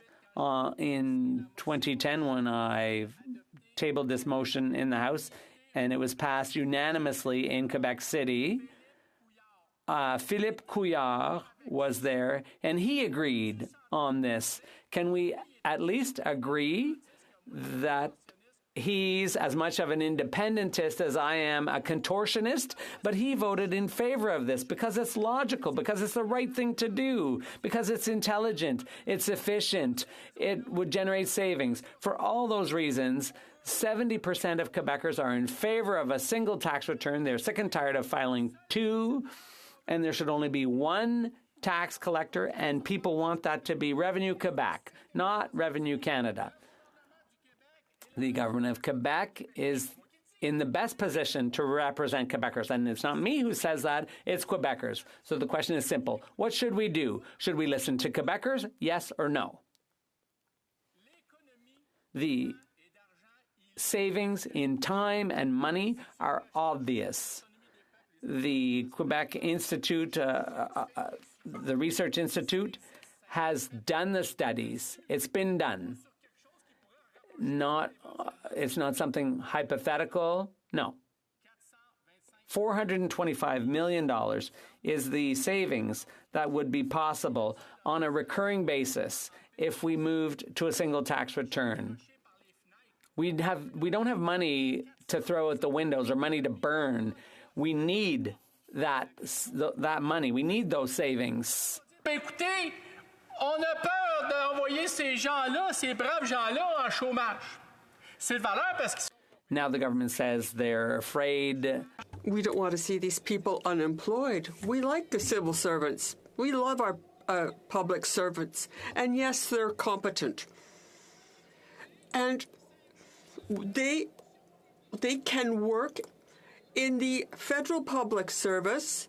We could take 3,000 people who could do that job. But the NDP is saying, no, we can't make people lose their jobs. They use their orange calculator. You have 3,000 jobs that are paid anyway to do a job that others are doing. That's efficient. Oh, un grand chef d'entreprise là-dedans. M'a dire une affaire, là, quelque chose aussi banal que ça, je pense. It's such a straightforward problem. It's so obvious. We know the Liberals get it. So it's just so obvious. It knocks you over the head. I don't know why the Liberals are so resistant. They don't like giving any powers to Quebec. So we're talking about 3,000 jobs that are already being paid for. And people have been waiting for passports, for other things. There's so many delays. Why don't those public servants simply be repurposed for immigration, for passport applications? There have been people waiting for years. And at CRA, there's a backlog. Don't they need some more staff? Doesn't EI need more workers? They need more workers because they're subcontracting an incredible amount of work. Why don't they use the public servants they already have, shift them over to doing these other things? In Quebec, people, and in Canada, there's an opportunity here to improve the efficiency of both public services. And the Liberals are using their petty politics, partisan politics. They can't come up with a single argument to defeat this undeniable logic behind having a single tax return. I've never understood, I've never heard a single thing that would explain why the Liberals are hesitant to adopt something that's so logical and so efficient, Madam Speaker.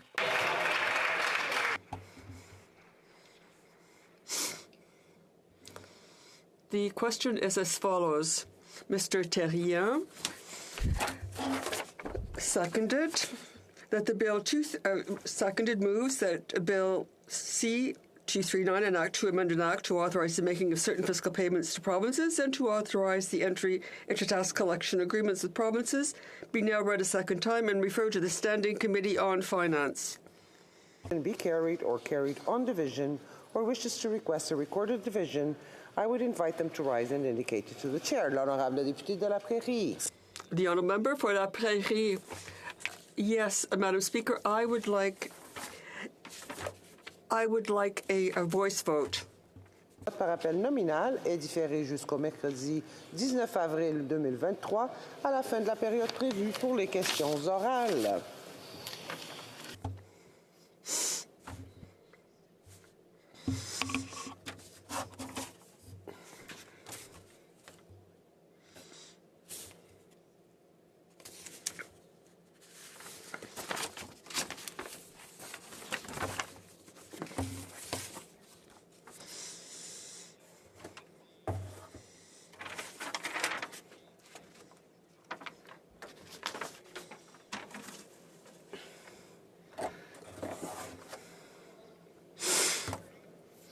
All the rules were followed. It just so happened they said that as they followed all the rules, these contracts ended up getting awarded to McKinsey. We see massive increases in spending on the public service, massive increases in spending as well on contracting out of public service. In other words, we have more public servants and we're contracting more work out of the public service at the same time. And when Dominic Barton, a friend of the Prime Minister, was leading McKinsey, we started to see this increase, and that increase has continued. Significant increase in contracting out, specifically contracting out to the McKinsey. And what's the government's response? They say, these were independent decisions, the rules were followed, and Dominic Barton's not really the Prime Minister's friend anyways. Well, actually, the Prime Minister and the Deputy Prime Minister have spoken previously about the significant close access they had to Dominic Barton and about that being a key factor in their decision to appoint him as ambassador to China. But in their dealings with this shady company, Madam Speaker, they said all the rules were followed. Until they said the rules weren't followed. This is new, Madam Speaker. You might not have heard it because they quietly released a press release on the day President Biden was here. Everyone was talking about President Biden's visit. They thought, hey, this is a great opportunity to release a press release quietly on a Friday in the middle of Biden's visit, saying, actually, we were misleading the public the whole time. Actually, the Treasury Board rules were not followed. I'll quote the press release. It says, however, there are indications that certain administrative requirements and procedures were not consistently followed. In other words, in response to my question and various other questions, the government House leader had been saying the rules were followed in the awarding of these contracts. You can rest assured that $100 million plus was given in contracts to McKinsey in accordance with Treasury Board rules. And now the government has revealed that the rules were not followed.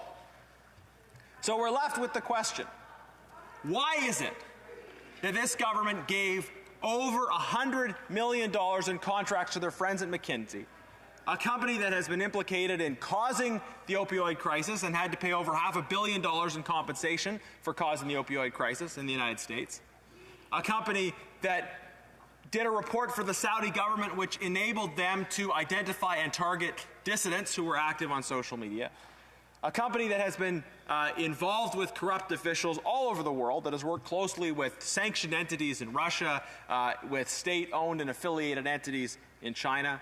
Why did this government give over $100 million in contracts, and why did they break the rules in the awarding of these contracts in the process? Why did, it's clear, administrative requirements and procedures not be consistently followed? So my question tonight is, will the government apologize? Will they apologize for having misled the House for weeks about whether or not the Treasury Board rules were followed? And will they come clean about why they broke the rules in awarding these contracts to this company with a terrible global reputation? Secretary, the government House leader. Yes, thank you. Madam Speaker, you know, it's interesting listening to my friend across the way whenever he has the opportunity to amp up the whole concept of something wrong or corruption or whatever it might be. He never puts a pass on that opportunity, Madam Speaker. You know, and it's interesting, like if you take a look, for example, and today's a good example. You know, you look at question period today, and here we are in the debates of the budget, and the Conservatives are looking at ways in which they can turn it into personal attacks. Why is that relevant? Well, the member himself just makes reference to Dominic Barton. And he tries to give the impression as if the Prime Minister is buddy-buddy with Dominic.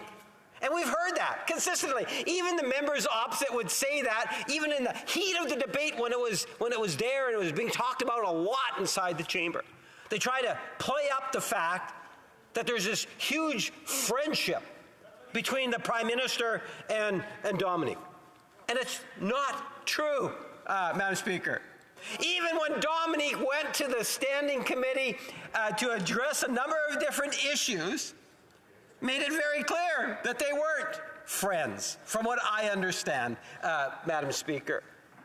You know, at the end of the day, there is a process. Madam Speaker, at the end of the day, there is a need for government at times to look at contracting out. You have to put the things in the proper perspective. And what I have found is putting things in proper perspective can be a very significant challenge for the Conservative Party because it goes against what they want to focus on.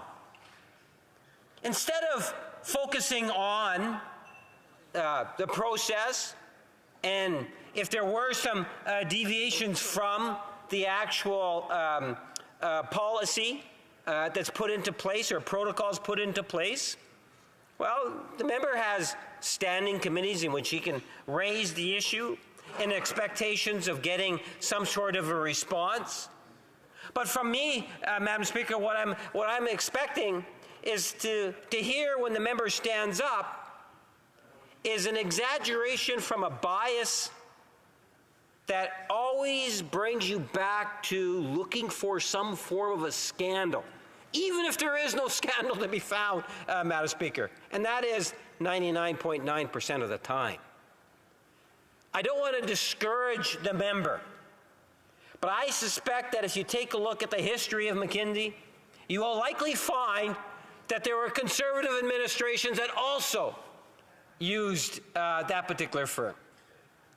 And, Madam Speaker, whether it's from a federal or provincial, I would like to think that the member would acknowledge that there is times in which governments at different levels and in different regions of the world turn to professional to look in terms of how it is that they might be able to facilitate the government in doing something that they're hoping to be able to accomplish. And they do it through a tendering process.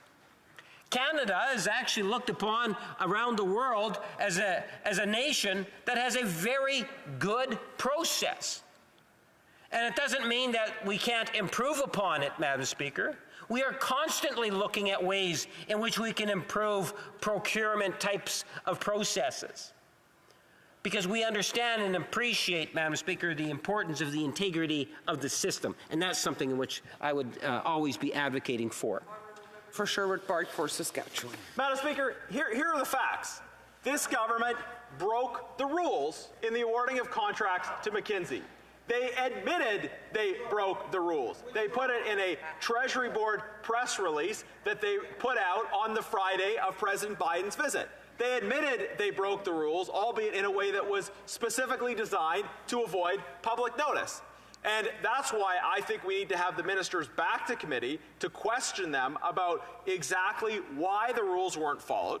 And the bluster we hear from the member across the way saying, these opposition politicians, they're always criticizing us. They're always engaging in personal attacks. Why are those members of the opposition criticizing the government?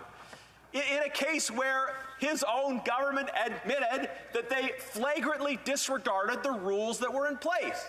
So, of course, it is the job of the opposition to criticize the government in cases where they especially have admitted breaking the rules. Why have they broken the rules? The Honourable Parliamentary Secretary. Well, you know, Madam Speaker, the member initially started off his 4-minute question by talking about how this government was trying to hide things and it was being secretive. Madam Speaker, there was a press release that went out. That's far from being secretive when the government actually issues a press release. And then when I asked the member in a heckle, and I know we're not supposed to heckle, Madam Speaker, but there was a bit of a question that I had posed across the way. Tell me what rule was broken? And the member had no idea. I don't think he has any idea whatsoever in terms of what rule was actually broken. And if I'm wrong, please stand up. Let me know that I'm wrong, but I suspect that I'm not wrong, Madam Speaker. He doesn't know what rule was broken, but it makes good for amping it up and trying to make it look as if it's something that likely is not, Madam Speaker. That's something in which the member across the way is fairly good at. The Honourable Member for Leeds, Grenville, Thousand Islands, Rideau Lakes. Well, thanks, Madam Speaker. It's a pleasure to rise today to talk about the issues that are affecting Canadians. I've heard regularly from folks in my community and from folks right across Canada about the struggles that they're having with the Made in Canada cost of living crisis. Now, April 1st, this government made a choice, and their choice was to make things harder for people who are struggling to put food on the tables for their families. They made a choice to make it harder for people who are putting gas in the tanks of their cars so that they can get to work, extracurricular activities for their children, hockey, dance, soccer, so that they can just get around. Now, in communities like mine, folks don't have the option to change their behavior, modify their behavior in a way that this government is looking for them to do. There's no subway or SkyTrain or rapid transit system to get people across rural southern Ontario or eastern Ontario, which is true in many parts of this country. And the reality of rising fuel prices at the pumps and the reality of rising prices at the grocery store and the reality of folks facing soaring costs to heat their home is that they're making really tough choices. Not choices, a tough choice that, you know, the Deputy Prime Minister talked about, well, maybe we should scale back on Disney+. People are skipping meals. Working Canadians, here's the best example I can give. The food bank in Brockville had to change their hours and modify their service delivery so that they could accommodate folks who need to get to the food bank after they finish work. So they're working their job, taking home a paycheck, still don't have enough money to afford food at the grocery store, enough food to sustain their families, so they're going to the food bank. This is a devastating situation, and we saw from the Parliamentary Budget Officer that the average Canadian household is going to pay $710 more this year than they would if there weren't a carbon tax in place. So after they get that rebate, it still leaves them over $700 in the hole than if they weren't paying for this carbon tax. A carbon tax that isn't going to change the weather. A carbon tax that isn't going to change the changing climate. If this government was serious about climate policy, they would have a climate plan, not have a tax plan that hurts Canadians and disproportionately hurts Canadians living in rural and remote communities. So when is the government going to axe their carbon tax and put in place a plan that exports clean Canadian energy, displaces the high carbon economies around the world that burn less clean resources than clean Canadian natural gas, and displace those high emitters in favor of good, clean Canadian jobs and help Canadians afford to put food on the table and heat their homes? The Honourable Parliamentary Secretary to the Government House Leader. Yes, thank you, Madam Speaker. I'm sure your memory is at least as good as mine. And it wasn't that long ago when we were in a federal election. And you will recall there was 338 Conservative candidates all over Canada, Madam Speaker. And they were saying to Canadians, we support a price on pollution. That is a price, that's a carbon tax. That's what the member's just talking about, Madam Speaker. It's a carbon tax? That is what it is that he was just talking about. So when the Conservative Party of Canada in the last federal election, 338 of them, all over the country, went around saying we support a carbon tax. And then, Madam Speaker, they get a nice, shiny, brand new leader, and they're saying, well, you know what? We want to be able to say we oppose the carbon tax, the price on pollution. Well, that was was the most recent flip. Because they've been all over the place. They're like a fish out of water. You know, you see it flip and flop over a deck. Well, that's kind of like what the Conservative Party has been on this issue. And then, to top it off, their most recent position, they want to get rid of the price on pollution, or the carbon tax, as the Conservatives like to call it. And they say, well, it's such a burden. Well, Madam Speaker, do you know that 80% plus of the constituents that I represent will actually get more money than they're actually paying into it, Madam Speaker? 80%. That's a vast majority of my constituents are going to realize a larger net gain because of the price on pollution, Madam Speaker. And that comes out of the office of the independent budget officer when you look dollar for dollar. Madam Speaker, so when they say, well, they're going to get rid of the carbon tax, they're taking money out of the pockets of almost 80% of Canadians, Madam Speaker. That's what they're doing. But they don't talk about that.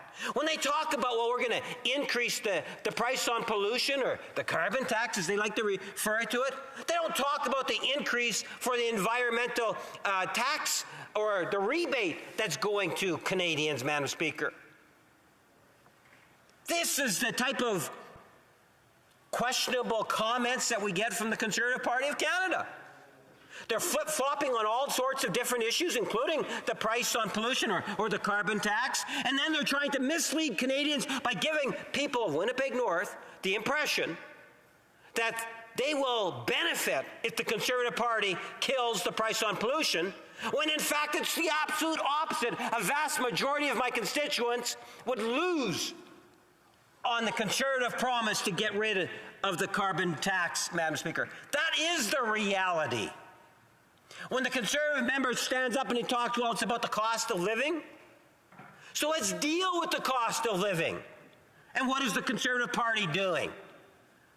The dental plan expansion? Imagine the tens of thousands of seniors that dental plan is going to benefit in helping them through the cost of living. The Conservatives are going to vote against that, Madam Speaker. Or they already have.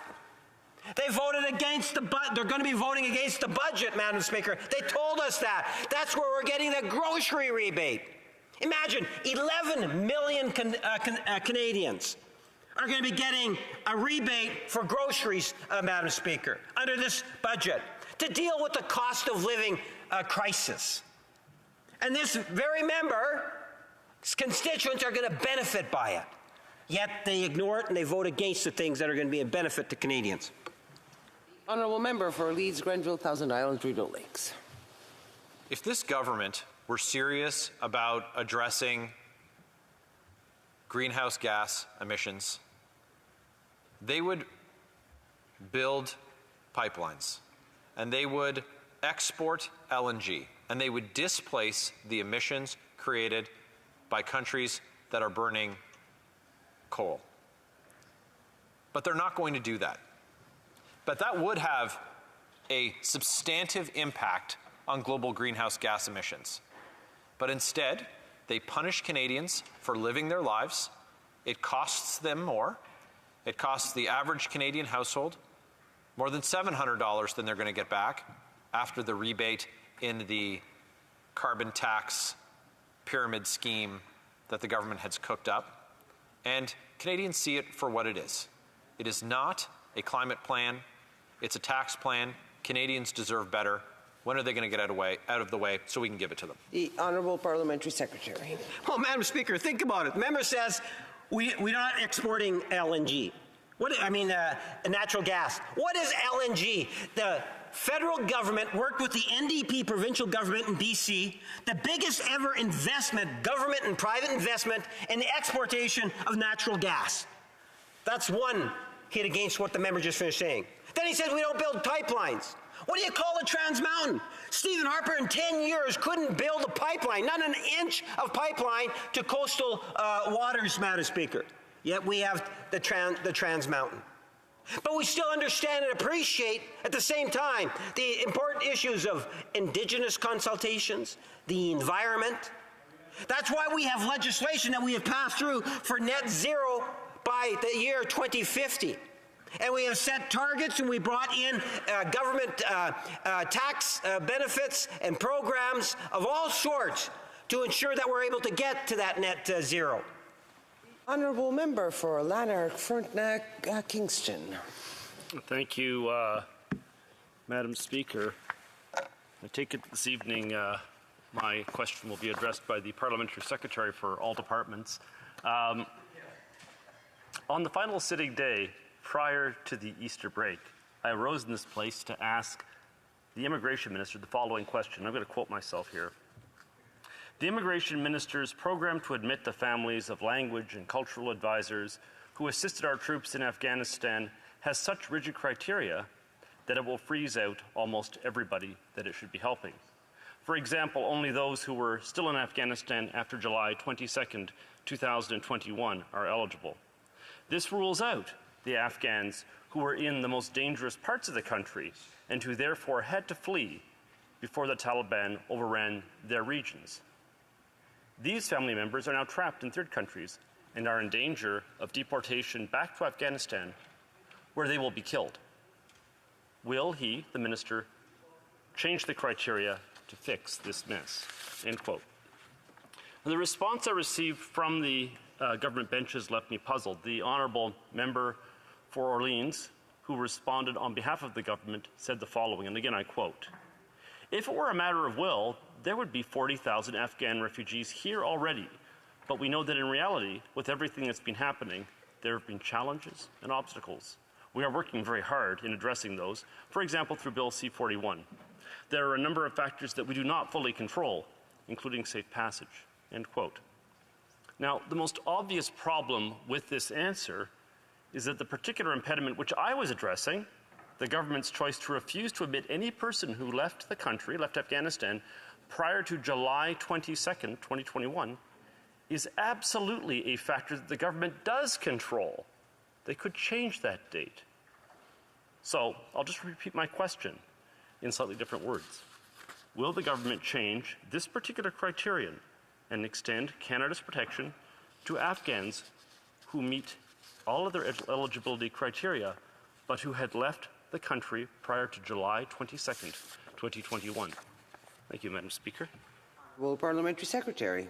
Yes, thank you, Madam Speaker. And, you know, one of the things that I have learned, and especially if you do a comparison with the current minister to the previous administration or the previous Conservative administration, is that there's a great deal of goodwill and a minister that takes into consideration a wide spectrum of factors in coming up with a policy that has ultimately led to thousands. I believe it's somewhere in the neighborhood of 35,000 refugees that have come from Afghanistan, Madam Speaker. 35,000. It's an incredible number, and we're still hoping to be able to do more. And I can appreciate that the member has some specific ideas and that he wants to share it with the House. And I'm sure that the minister will, in fact, do what is, in fact, in the best interests of all parties, Madam Speaker, that are sitting around the table in the people that are making these types of decisions. I say that because I think of the Dode family. The Dode family are residents in Winnipeg North, and Mr. Dode was a translator from Afghanistan. I've had a meal in his home with his lovely wife and family. And I can tell you that it really warms my heart when I see people such as the Dode family come to Canada and the service that they provided to our Canadian Forces personnel and others while Canada had a significant footprint in Afghanistan. In fact, Madam Speaker, it's interesting we would be talking about that tonight. You know, the first time I actually raised this was before Dode even came into Canada. I was actually the immigration critic for the Liberal Party when we were in third party, and the government Conservative minister was not open at all to translators. The record will show that I was, on behalf of the Liberal Party, advocating that we should be recognizing our translators that are in Afghanistan, that are in predicaments in which ultimately Canada should be opening our doors for. And that's why I'm very proud of the fact that what we have done in a relatively short period of time, Madam Speaker, is we have increased the overall numbers and manners in which people can come to Canada to the degree of, when it comes to Afghanistan and Ukraine, virtually customized programs so that we can help facilitate people coming from both Ukraine and Afghanistan. And the safe passage issue is a very serious issue, because it's not like we can just bring a plane into Afghanistan and have people exit through Afghanistan, Madam Speaker. So when the member had responded to the original question, I think it was legitimate to be able to talk about the safe passage, since the incident that we are all familiar with had taken place during the summer of the last, just prior to the last federal election, Madam Speaker. We're all very much aware of it. The difference is we have a government that's a whole lot more sympathetic in taking actions, tangible actions, than the previous administration did when I was the critic for immigration, asking for the same sorts of considerations for Afghani translators that were supporting our Canadian troops and others. Thank you, Madam Speaker. Honourable Member for Lanark, Frontenac, Kingston. Of course, Madam Speaker, it warms my heart to hear how deeply the current government cares, how much more they care than the people in my party care. So I'll just repeat my question. Will this caring government change this particular criterion, which is 100% under the control of this caring government, and extend Canada's protection to Afghans who meet all other eligibility criteria, but who left the country prior to July 22nd, 2021. And I add this final note: there's no need to send a plane to Afghanistan. These are people who are outside of Afghanistan, in Pakistan, for example, who could easily go from there to here, but who are in danger of being deported back to their homeland, where they will be killed. Thank you, Madam Speaker. The Honourable Parliamentary Secretary. Yes, thank you, Madam Speaker. And the member, in a sarcastic manner, tries to say, okay, it's nice that we're a caring government. And I think that there is absolutely nothing wrong with being able to express compassion on such an important issue, because there are members of the Afghanistan community and others that might be following this debate. And to try to give a false impression that the government is not sensitive to the issues that are being raised, including this one, would be wrong, Madam Speaker.